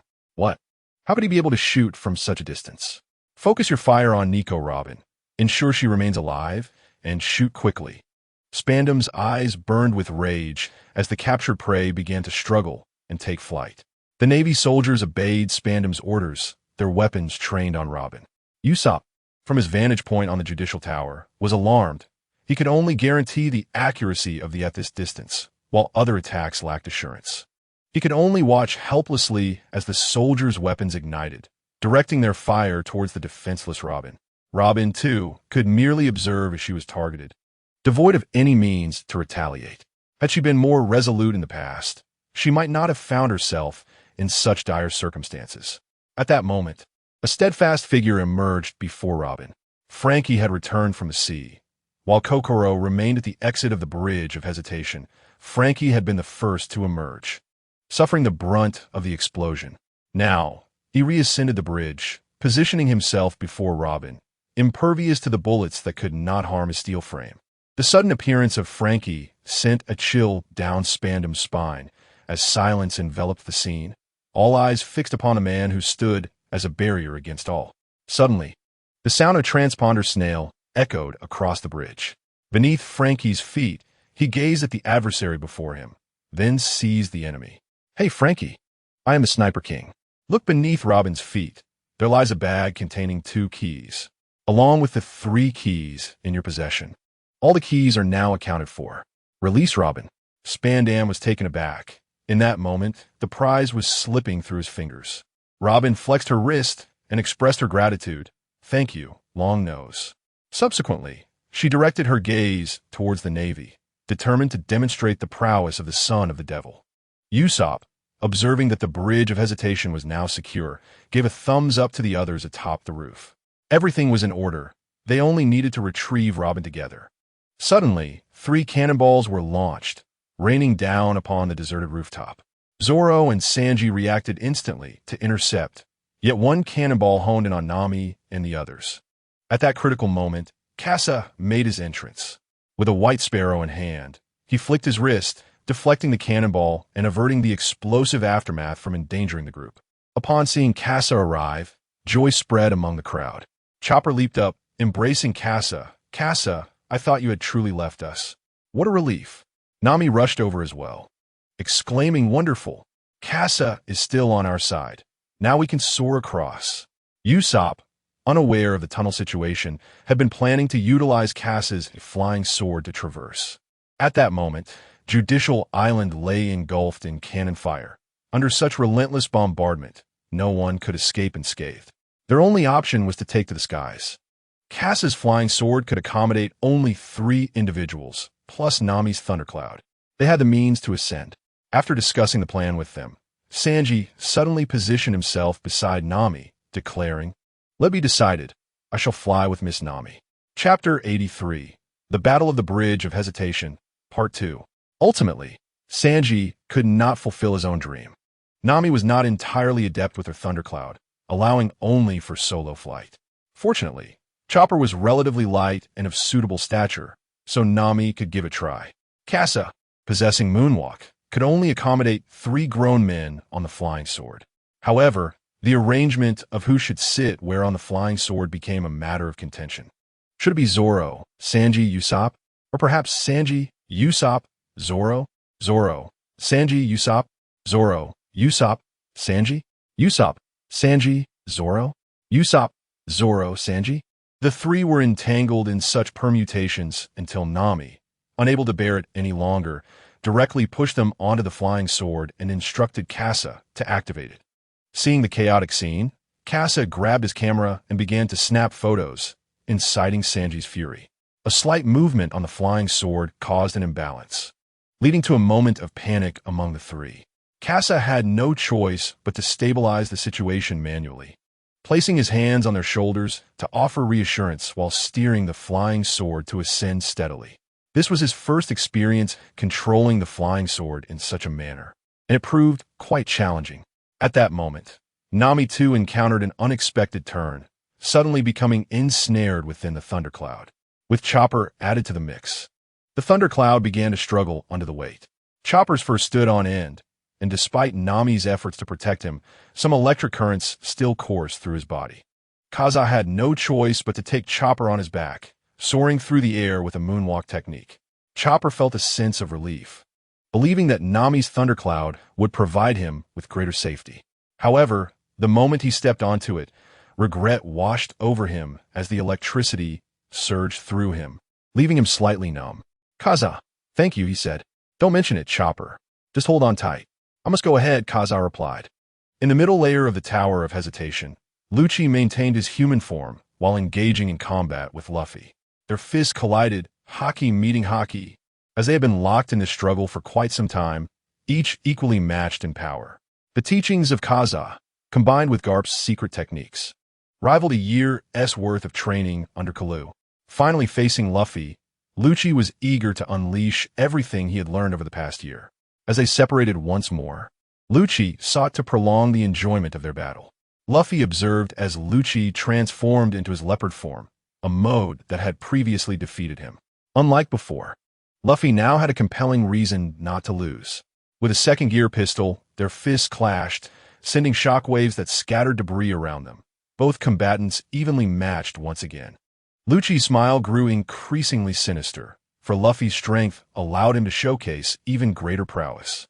Both vanished from the ground, with Lucci utilizing moonwalk and shave to maneuver in the air, while Luffy relentlessly pursued him, launching jet pistol attacks.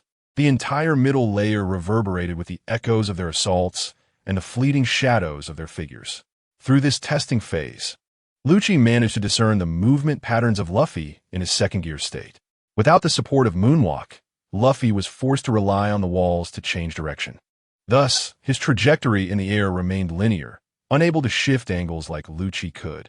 With a shave blade, Lucci executed a swift counter, targeting Luffy's airborne form. Time and speed calculated perfectly, Lucci's Haki-imbued fist was poised to strike Luffy's chin. Yet, as he drew near, he found Luffy staring back at him, utterly composed. With a spiral bullet, Luffy had already sensed Lucci's approach with his observation Haki, landing a decisive hit. The advantages of the Gomu Gomu no Mi were evident as he utilized his long reach to send Lucci crashing to the ground. Luffy sprang off the wall. He knew he could not match Lucci's speed, but his mastery of observation Haki granted him an edge. Overall, in this form, Luffy held a slight advantage, seizing the initiative. As Lucci fell, Luffy immediately pressed the attack, his toes stabbing the ground like spears. Lucci evaded this time, forcing Luffy to reposition with a gale kick. Sensing Lucci's intent, Luffy opted not to jump down, but instead propelled himself off the wall. Lucci's gaze sharpened, confirming his judgment. Luffy indeed had mastered the observation Haki that he himself lacked. Thus, he needed to be more cautious in his attacks. With a gale kick leopard tail, a swirling blade of air shot toward Luffy, targeting his weakness. Luffy chose to evade. While evading, Luffy simultaneously discerned the location of Lucci.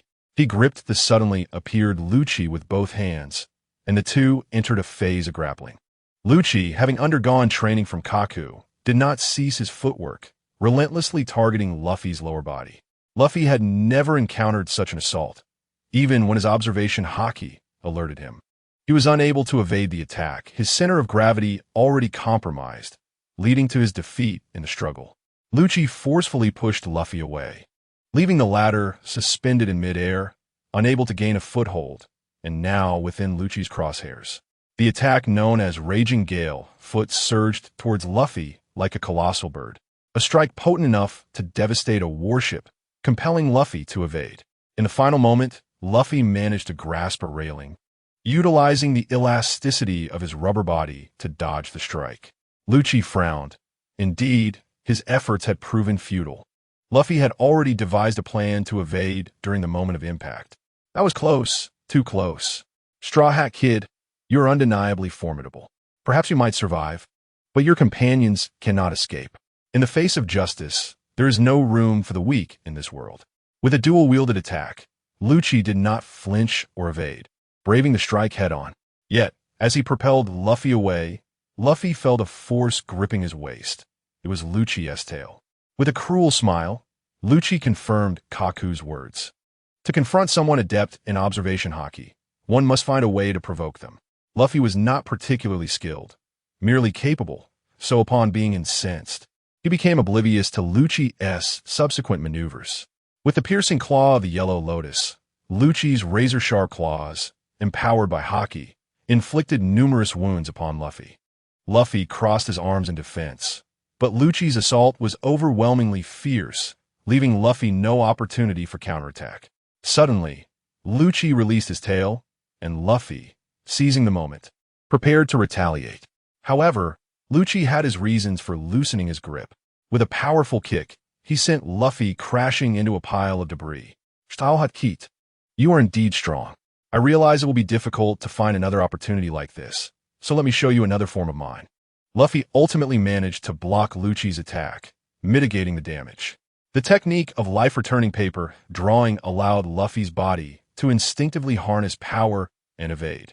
A lethal weapon form developed by Lucci. Observing Lucci before him, Luffy recognized that his second gear was now insufficient to keep pace with his adversary. While Lucci praised Luffy's strength, he remained unaware of the immense pressure Luffy was under, having narrowly avoided multiple fatal strikes. Fortunately, with Cass's guidance, he had mastered the second gear and Haki in advance, providing him the means to contend with Lucci. Suddenly, Luffy recalled Cass's words.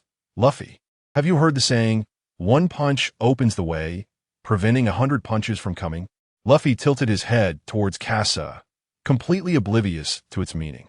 Now was the time to employ that very technique. With third gear, Bone Balloon, Luffy bit into his flesh and bones, infusing his body with air. This time, Lucci did not underestimate Luffy as he had in the past.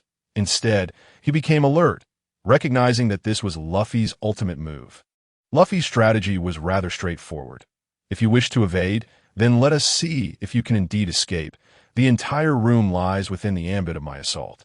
The giant pistol, this punch, is inescapable. With his observation Haki, Luffy discerned Lucci's movements, leaving him no choice but to take the blow head-on. The punch shattered the wall, and Lucci's eyes rolled back as he was sent crashing out of the bridge of hesitation. My comrades await me on the other side. I shall not be defeated. On the other side of the broken wall lay the bridge of hesitation, where the entire Straw Hat crew had gathered. Chapter 84. The Battle at the Bridge of Hesitation. The Straw Hat crew witnessed Luffy leap from the Bridge of Hesitation, prepared to continue their assault on Lucci aboard the warship.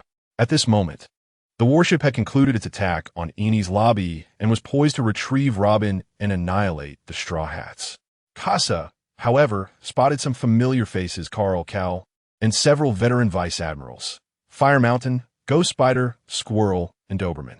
Along with Carl, this made for 5 vice admirals, a standard for the Demon Slayer Order. Yet, with Cal included, there were 6 vice admirals, and the ship was also laden with numerous captains. Robin, gripped by fear, collapsed to the ground. Zoro drew his sword. They were but one step away from victory, and they could not falter here. Everyone, I have something to say. At this moment, Kassa felt compelled to speak.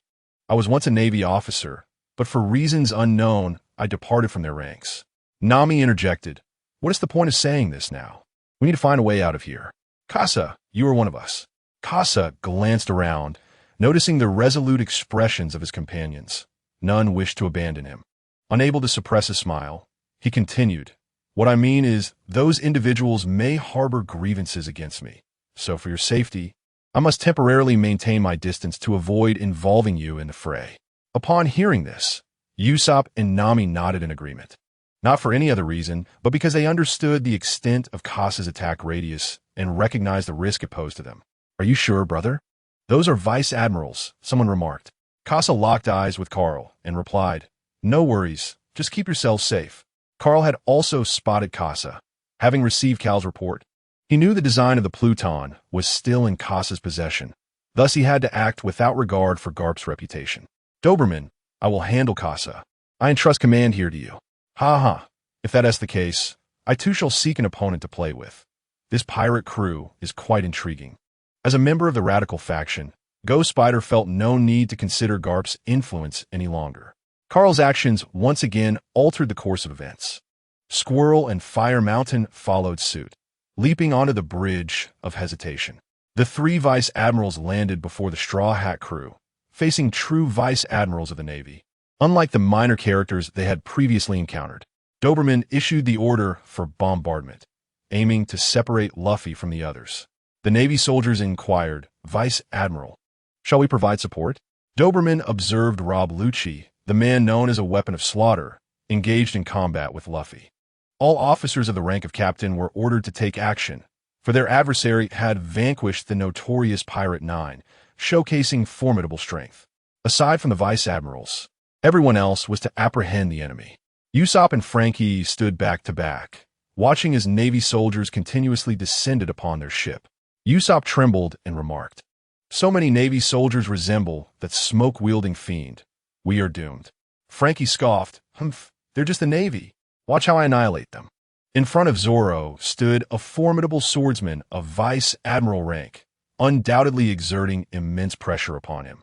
The pirate hunter, Roronoa Zoro, clenched his sword, Sandai Kitetsu, stating, "Let me witness the true power of a Vice Admiral." Before Robin and Nami stood a grinning middle-aged man. The man from the Burning Mountain spoke, "Ladies, I hope you will not resist. Be compliant." Nami tightened her grip on her climate baton, declaring, "I will not allow you to take Robin." Chopper transformed into his heavy form, while the spider demon disdainfully regarded him, saying, "Your pirate crew is rather pathetic, isn't it? You're the last one left." A fierce battle loomed on the bridge, where Kasa had ascended into the air, confronting Carl and Kalut. Carl glanced at Chopper on the bridge, predicting that Chopper would be the first to be eliminated. Kasa spoke, "Do not overthink it. We will surely escape. This is the inevitable outcome of the world's correction." Kasa's intervention remained aligned with the unfolding narrative. They would depart together. "Indeed, but can you guarantee your escape? You do not belong to them."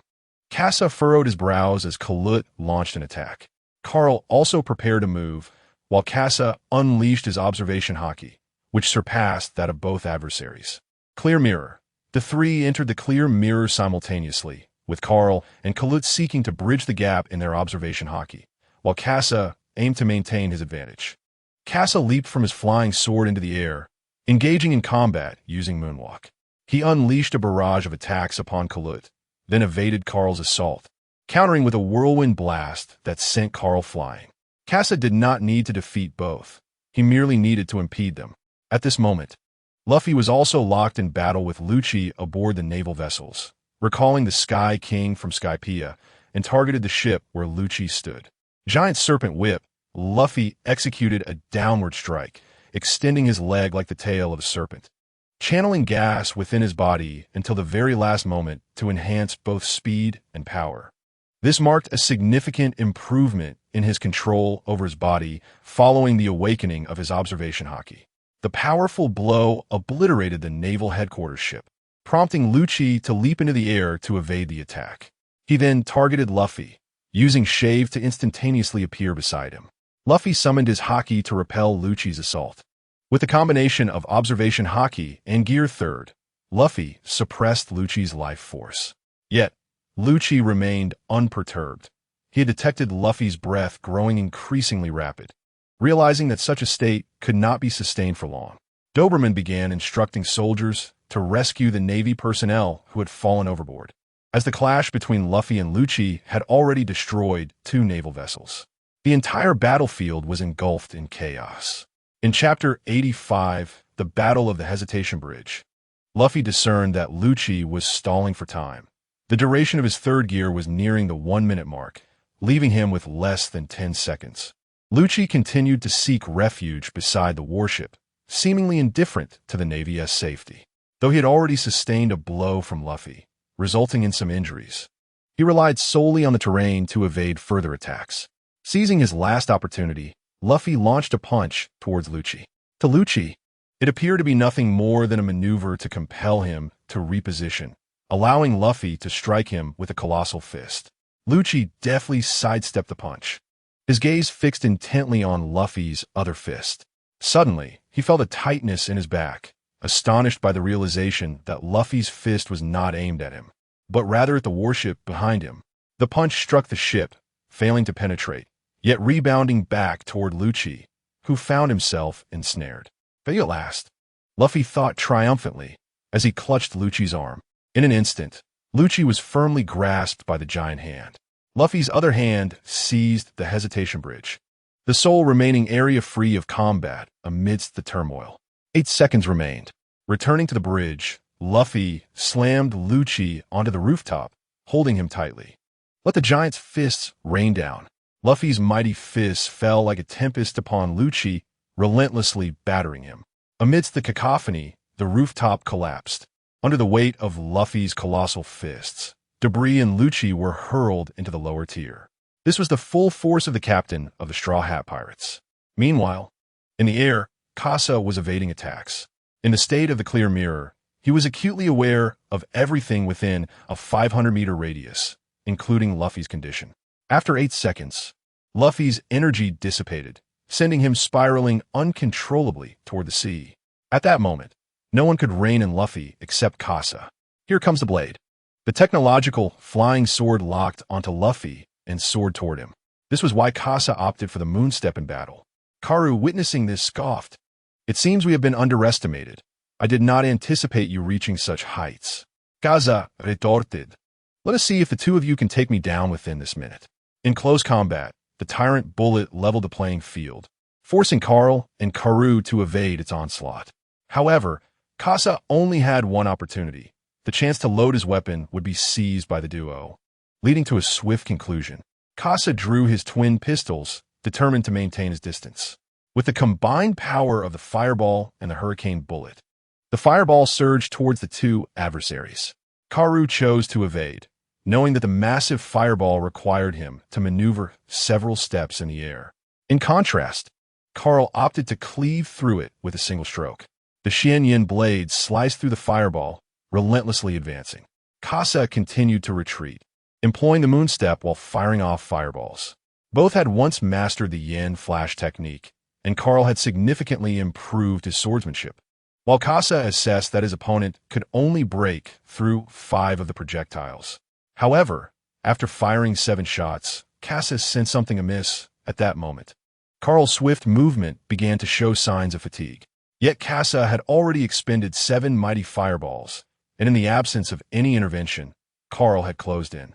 Carl fixed his gaze intently on Casa's foot, recognizing the weakness in the moonwalk technique. The direction indicated by the toes was the very path of movement. Along this straight line lay the full range of Carl's attacks. Regardless of how swiftly Casa moved, evasion was futile. With a graceful yet bone-like finesse, Carl's hands were nearly upon Casa when, in a sudden maneuver, Casa executed a vertical sidestep, narrowly avoiding the onslaught. Casa's twin guns, the Martial Kite, could serve as a means of mobility when necessary. However, evading Carl was not the end of Casa's troubles, as Carl's swift approach was accompanied by an imminent grasp. Just as Carl reached behind Casa, the latter vanished from sight. Enveloped in invisibility, Casa's presence eluded the perception of both adversaries, who now scanned their surroundings in search of their elusive foe. Meanwhile, on the trembling bridge, several battle zones had emerged.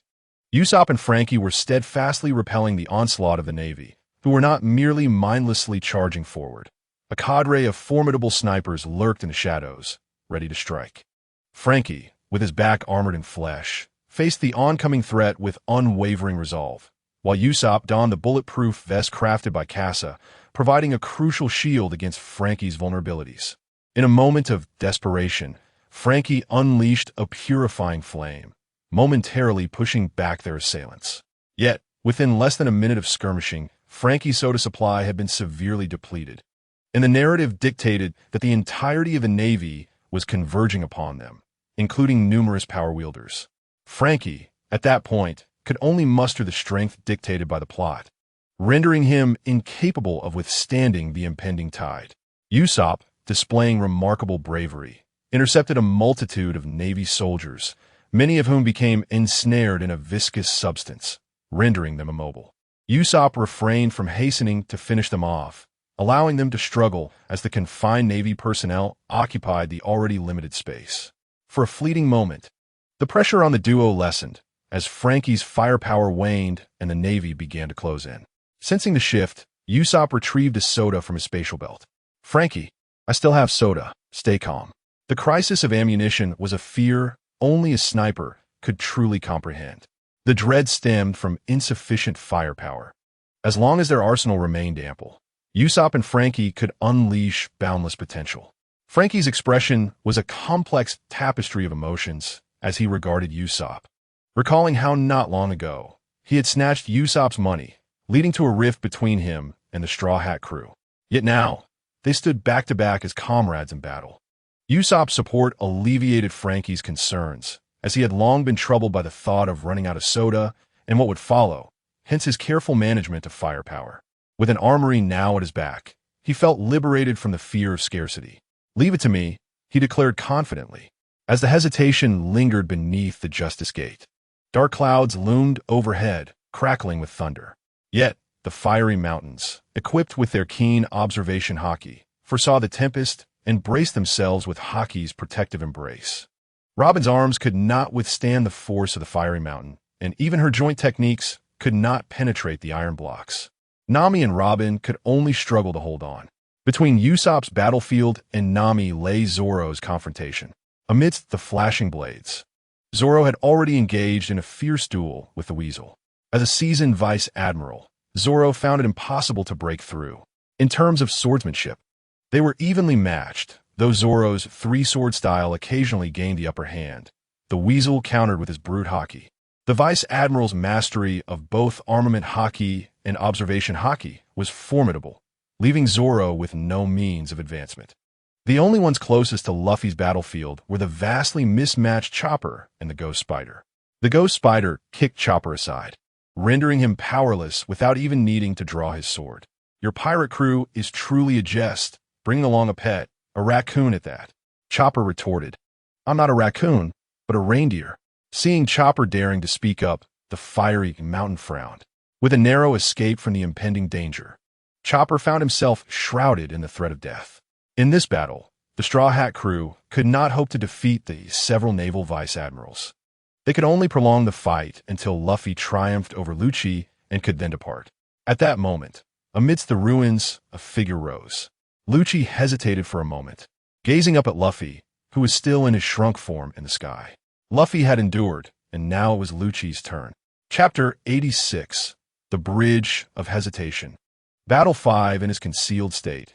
Casa was taken aback to see Lucci standing up. He had no confidence in withstanding Luffy's onslaught and scathe, but Lucci could. Although Luffy was currently in a secure position, able to revert to his normal form and continue fighting, how could he contend with Lucci in his paper drawing god form? Observing Lucci as he recovered, it seemed Luffy's attacks had indeed taken effect, granting Luffy a brief respite. Suddenly, a wave of blade energy surged forth, forcing Casa out of his invisibility.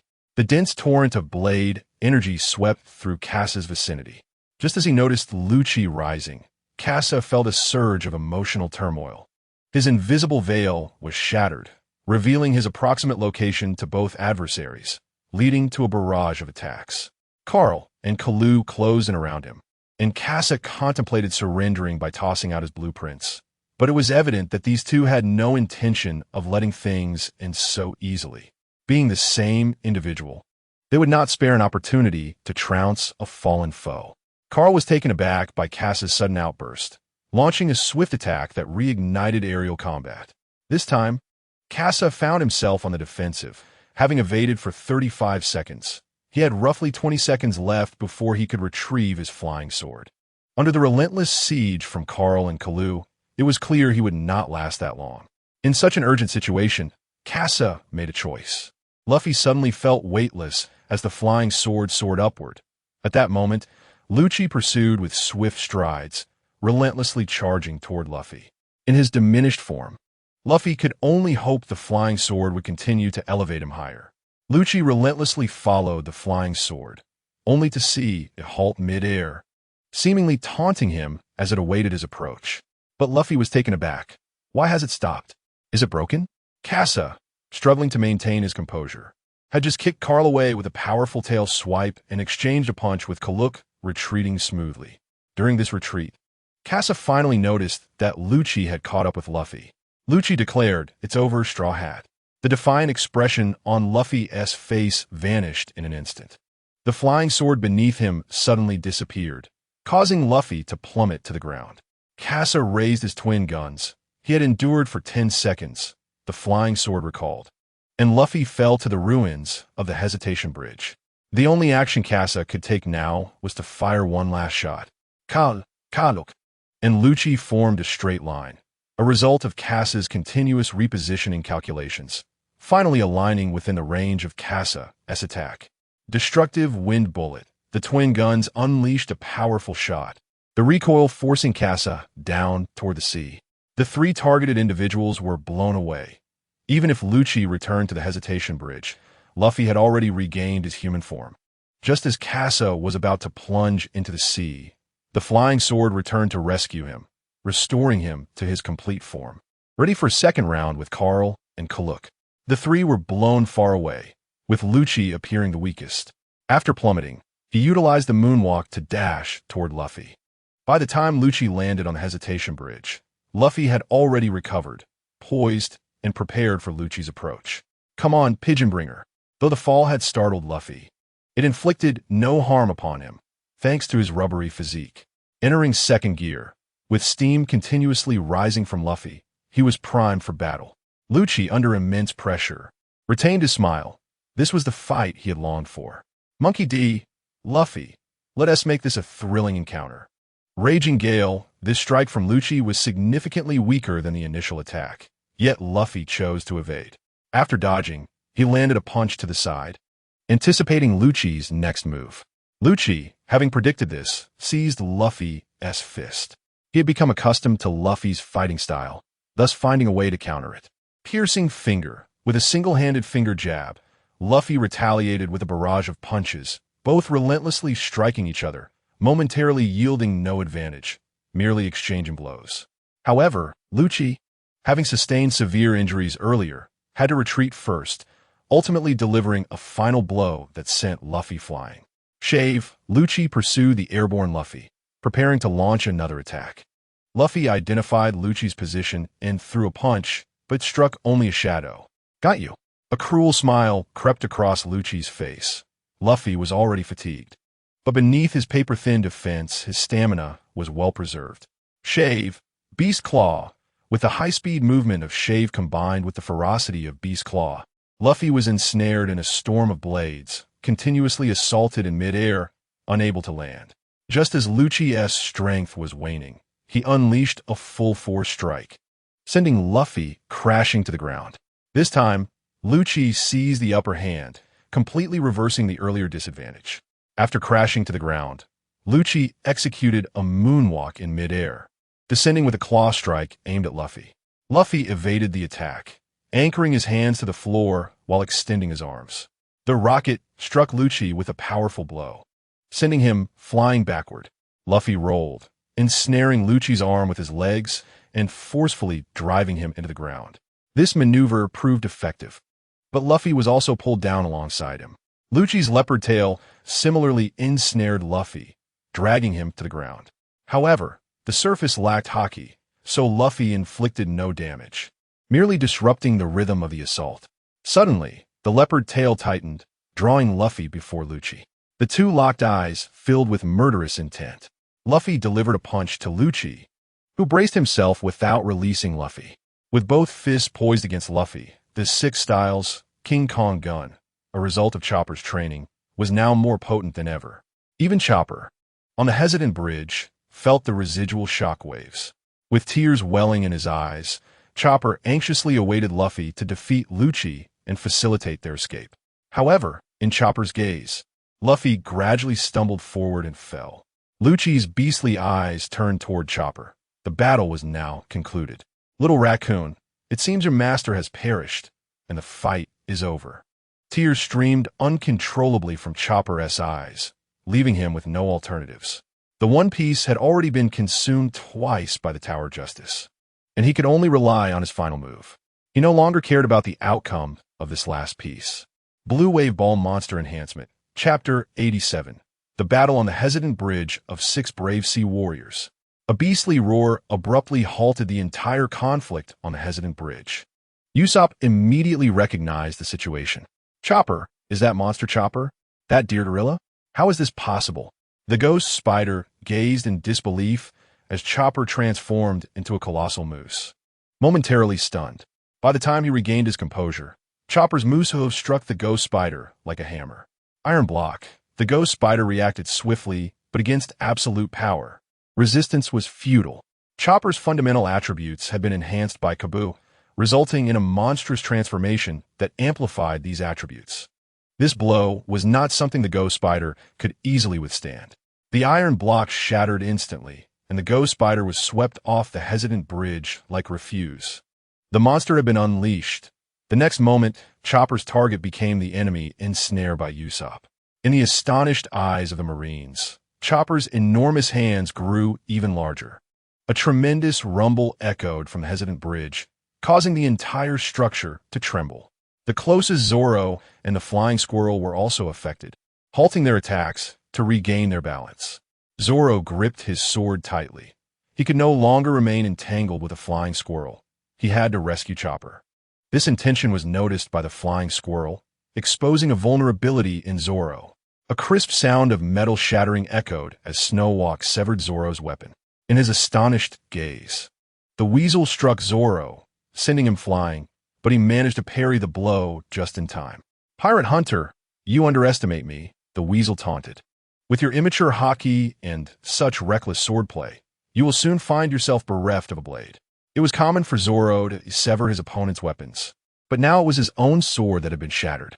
The disparity in haki rendered Zoro vulnerable, leaving him at the mercy of the weasel, who advanced menacingly with his blade. Suddenly, a figure darted across the battlefield, delivering a powerful kick to the weasel, a kick that defies etiquette. Sanji intervened, alleviating Zoro's predicament. "Where have you been, Kappa? Hurry and assist Chopper." Just as Sanji prepared to move, a wave of sword energy sliced through the ground beneath him. The weasel aimed to restrain both Zoro and Sanji. "Green algae head, it appears this fiend will not let us slip away easily. Do we have 10 seconds? That will suffice." With a combination of Demon Wind Kick and Nine Sword Style, Azura, Sanji, and Zoro united against the weasel. The bridge trembled as Chopper wreaked havoc on Usopp's section of the battlefield. Usopp desperately sought to awaken Chopper, but to no avail. Frankie pulled Usopp away. Chopper had lost all self-awareness and relentlessly attacked Usopp, who was the source of his distraction. After being pulled aside, Usopp gazed in disbelief at the chaos unfolding before him. How did it come to this? Why has the Straw Hat crew devolved into such disarray? Suddenly, a commotion erupted among the Navy ranks as an individual dashed forward, seizing Frankie's arm. Frankie's left hand, now rusted, was the result of the Rust Fruit's powers wielded by the antagonist in the narrative, his ultimate nemesis. Ultimate Firebird Star. Usopp eliminated Shuin, and soon after, Chopper cleared the Navy soldiers behind Usopp and Frankie.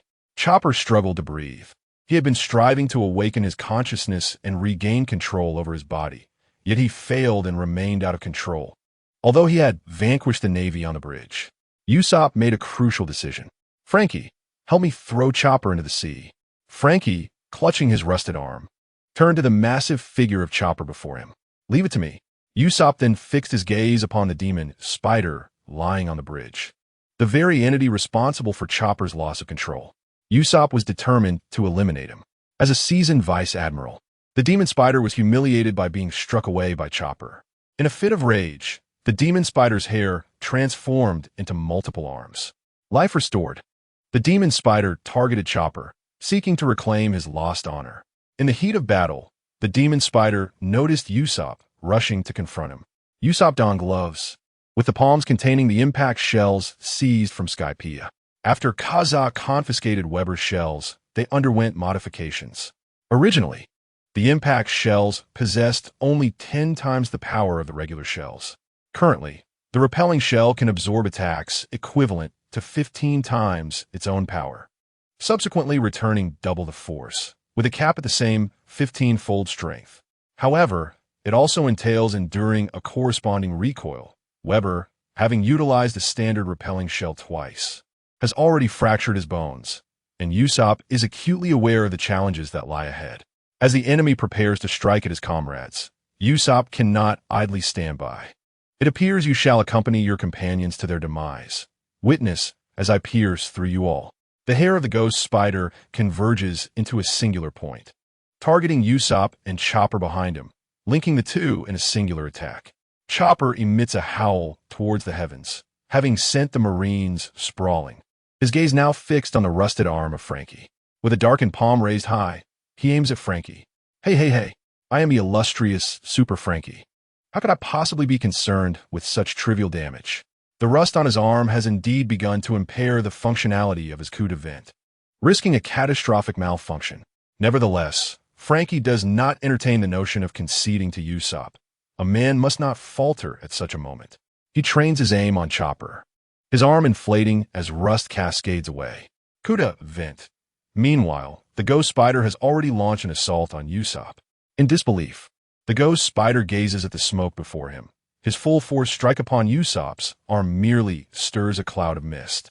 Usopp presses his palm against the ghost spider's chest, enveloped in the shadow of the towering foe, yet his spirit remains undaunted. I shall become a courageous warrior of the seas. I cannot waver while my friends are in peril. The unstoppable repelling cannon surges from below, striking the ghost spider's chest. He suffers an assault even more potent than Chopper's, the force propelling him back once more. This time, the ghost spider's eyes roll back, marking him as the first among the defeated Marine generals. Before Usopp, on the battlefield between Luffy and Lucci, Luffy finds himself once again struck down by Lucci's Six Kings gun, collapsing to the ground. Lucci's gaze shifts towards Usopp, who, disregarding his fractured arm, shouts, "Luffy!" Chapter 88. The Battle of the Hesitant Bridge. Casa launches Kalu into the air before engaging Cal in close combat. Amidst the melee, his gun is pressed against Cal's chest, unleashing an explosion. Coup de vent. After a brief charge, he blasts Cal away. During this interval of accumulation, Casa sustains a wound upon his body, bearing numerous cuts and bruises from their relentless assault. Observing the fallen Luffy and Usopp, Casa did not anticipate the ghost spider's defeat. The narrative shifts back as Usopp removes his mask to rally support for Luffy. Casa, I am astonished that an ordinary person like you could reach such heights. We ought to feel ashamed. Cal and Casa, akin to Usopp, are mere mortals who, through the system, have approached the threshold of confronting monsters. Phoenix form, divine speed. Cal, though feigning humility, has already entered the fray. Casa holstered his dual guns, as the ammunition for the Tyrannosaurus shotgun had been depleted, rendering the sniper rifle useless. Thus, Casa was compelled to play his final card. A purple revolver, known as the technological maniac's hand cannon, materialized in his grasp, causing Carl to halt. He sensed the imminent danger emanating from the cold muzzle of the weapon. Casa retrieved a black bullet, loading it into the white case chamber. Carl found himself ensnared. At this distance, he felt certain he could not evade the impending assault and swiftly retreated. With astonishing speed, Carl propelled himself backward 100 meters in an instant. Yet, in the next moment, a pitch-black bullet struck his chest. Carl felt no immediate discomfort, but a dark mark appeared upon his torso. The Yin-Yang bullet, 2 rounds striking the same spot, pierced through his defenses with brutal efficiency. Carl's body was penetrated, the bullet passing through his lung. Observing Carl's grievous injury, Casa hurried toward the hesitant bridge, where Daemon had already leaped into the fray. Suddenly, Casa was taken aback as Carl reappeared before him. The wound that had been inflicted was engulfed in flames, revealing no signs of damage. Carl possessed his own method to mitigate fatal injuries. With the White Tiger's roar, he unleashed an attack that ignored defensive capabilities, compelling Casa to refrain from using his breath-cutting cloak for protection, forcing him to retreat continuously.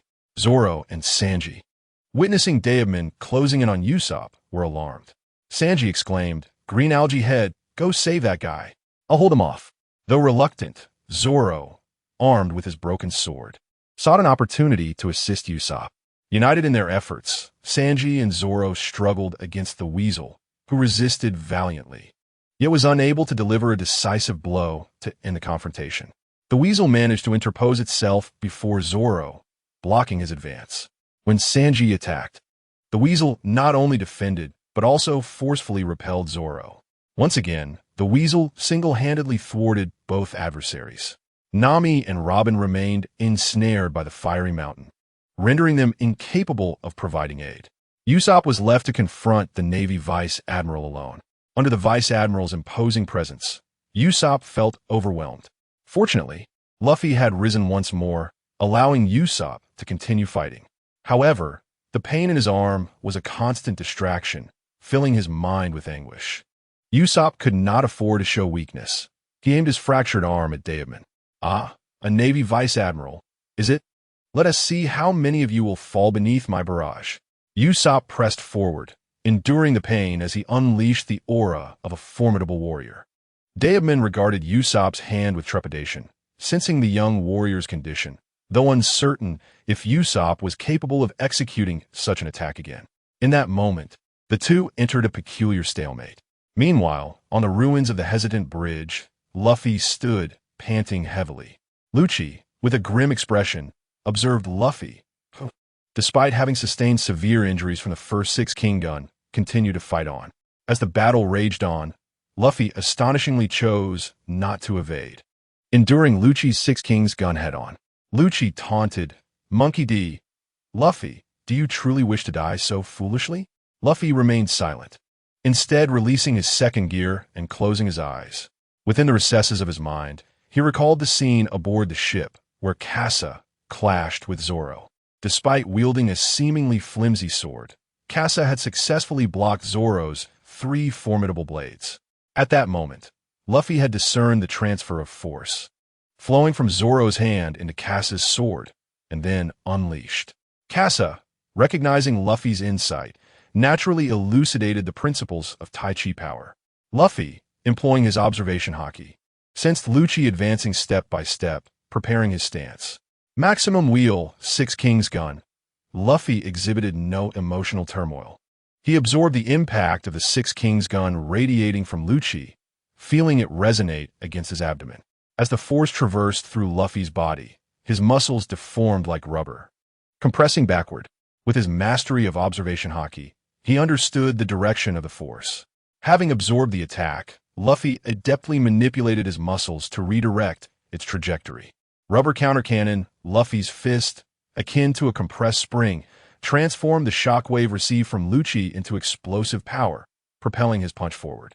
As Lucci approached to cast the Six Kings gun, he was unprepared for Luffy's sudden counter. With a decisive strike, Luffy's punch connected with Lucci. The combined might of the Six Kings gun and Luffy's inherent strength rendered this blow more potent than a third-gear attack.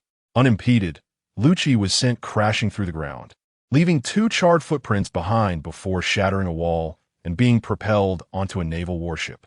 All bore witness to this spectacle. The captain's battle had finally reached its conclusion. Zoro, Sanji, and the others smiled, preparing to make their escape.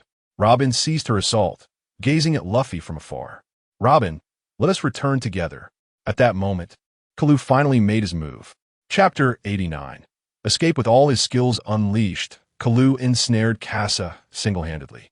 In response, Casa brandished a technological cannon, threatening Kalu and tempering his recklessness.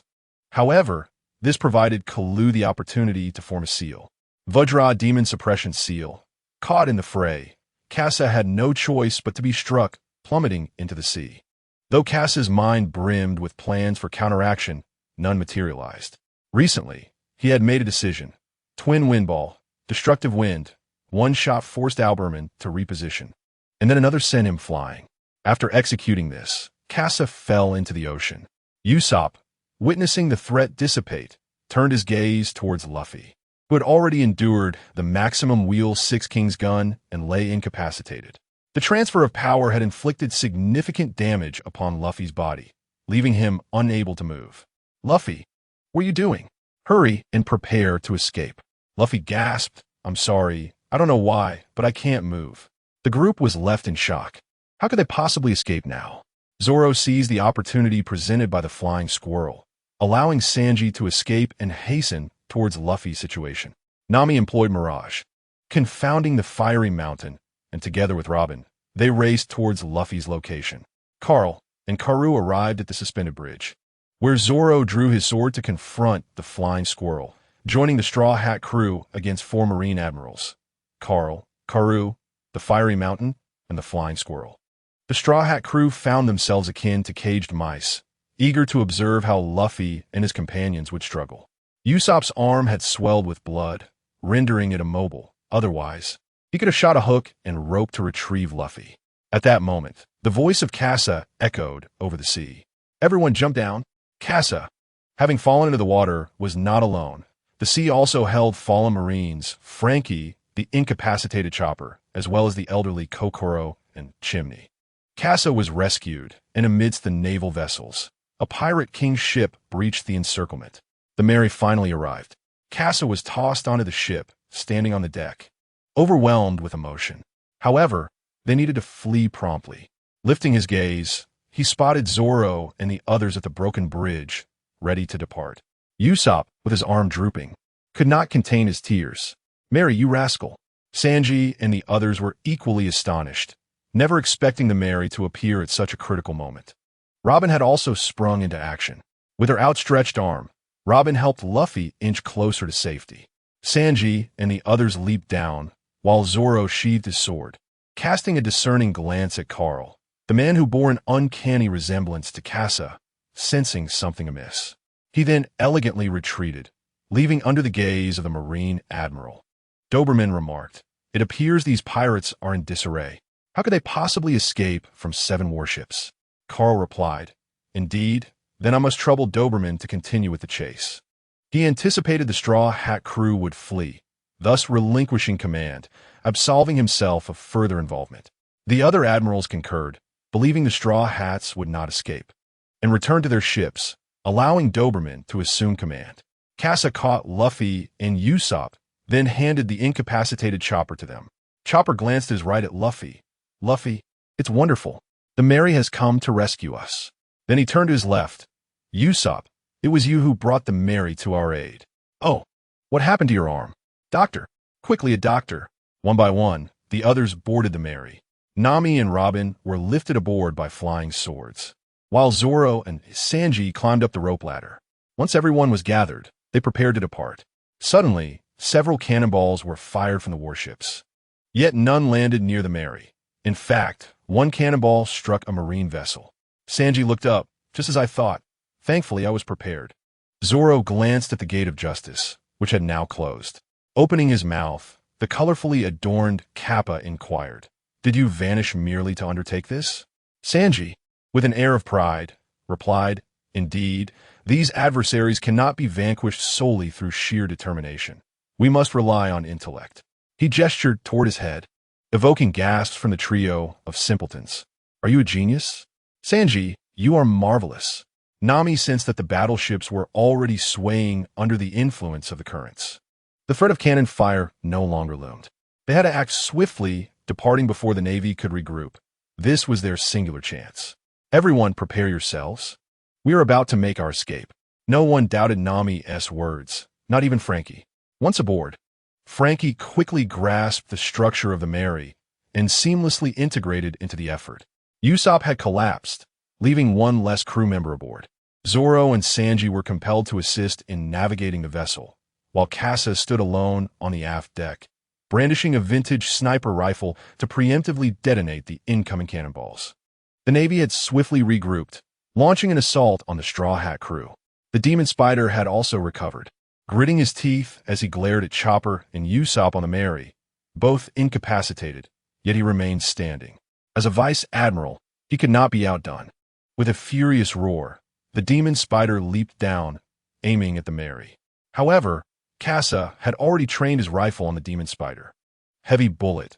The weighted projectile granted the sniper bullet remarkable speed, its formidable kinetic energy posing a significant threat to the Navy Vice Admiral. The Demon Spider evaded the shot, yet Casa's aim remained unwavering. The Blackbeard pirates had been driven away from Gaia Island by Casa wielding the sniper rifle. How much more could the Demon Spider withstand? Doberman commanded his subordinates to refrain from rash actions. He contemplated dispatching forces to intercept, but without cover, they would merely serve as targets for Casa. The Demon Spider landed on Doberman's warship. At present, they could only attempt to crush with their vessel, but the influence of the currents was too significant. Maintaining their position was commendable. Advancing was out of the question. Thus, they had to bombard the Straw Hats while they remained within range. Casa switched to dual pistols, having established the deterrent effect of his sniper rifle. Now, it was time to shoot down the enemy's cannonballs one by one. At that moment, Nami discerned the patterns of the currents and readied to flee. Frankie steered 30 degrees to starboard. With the current, we can escape.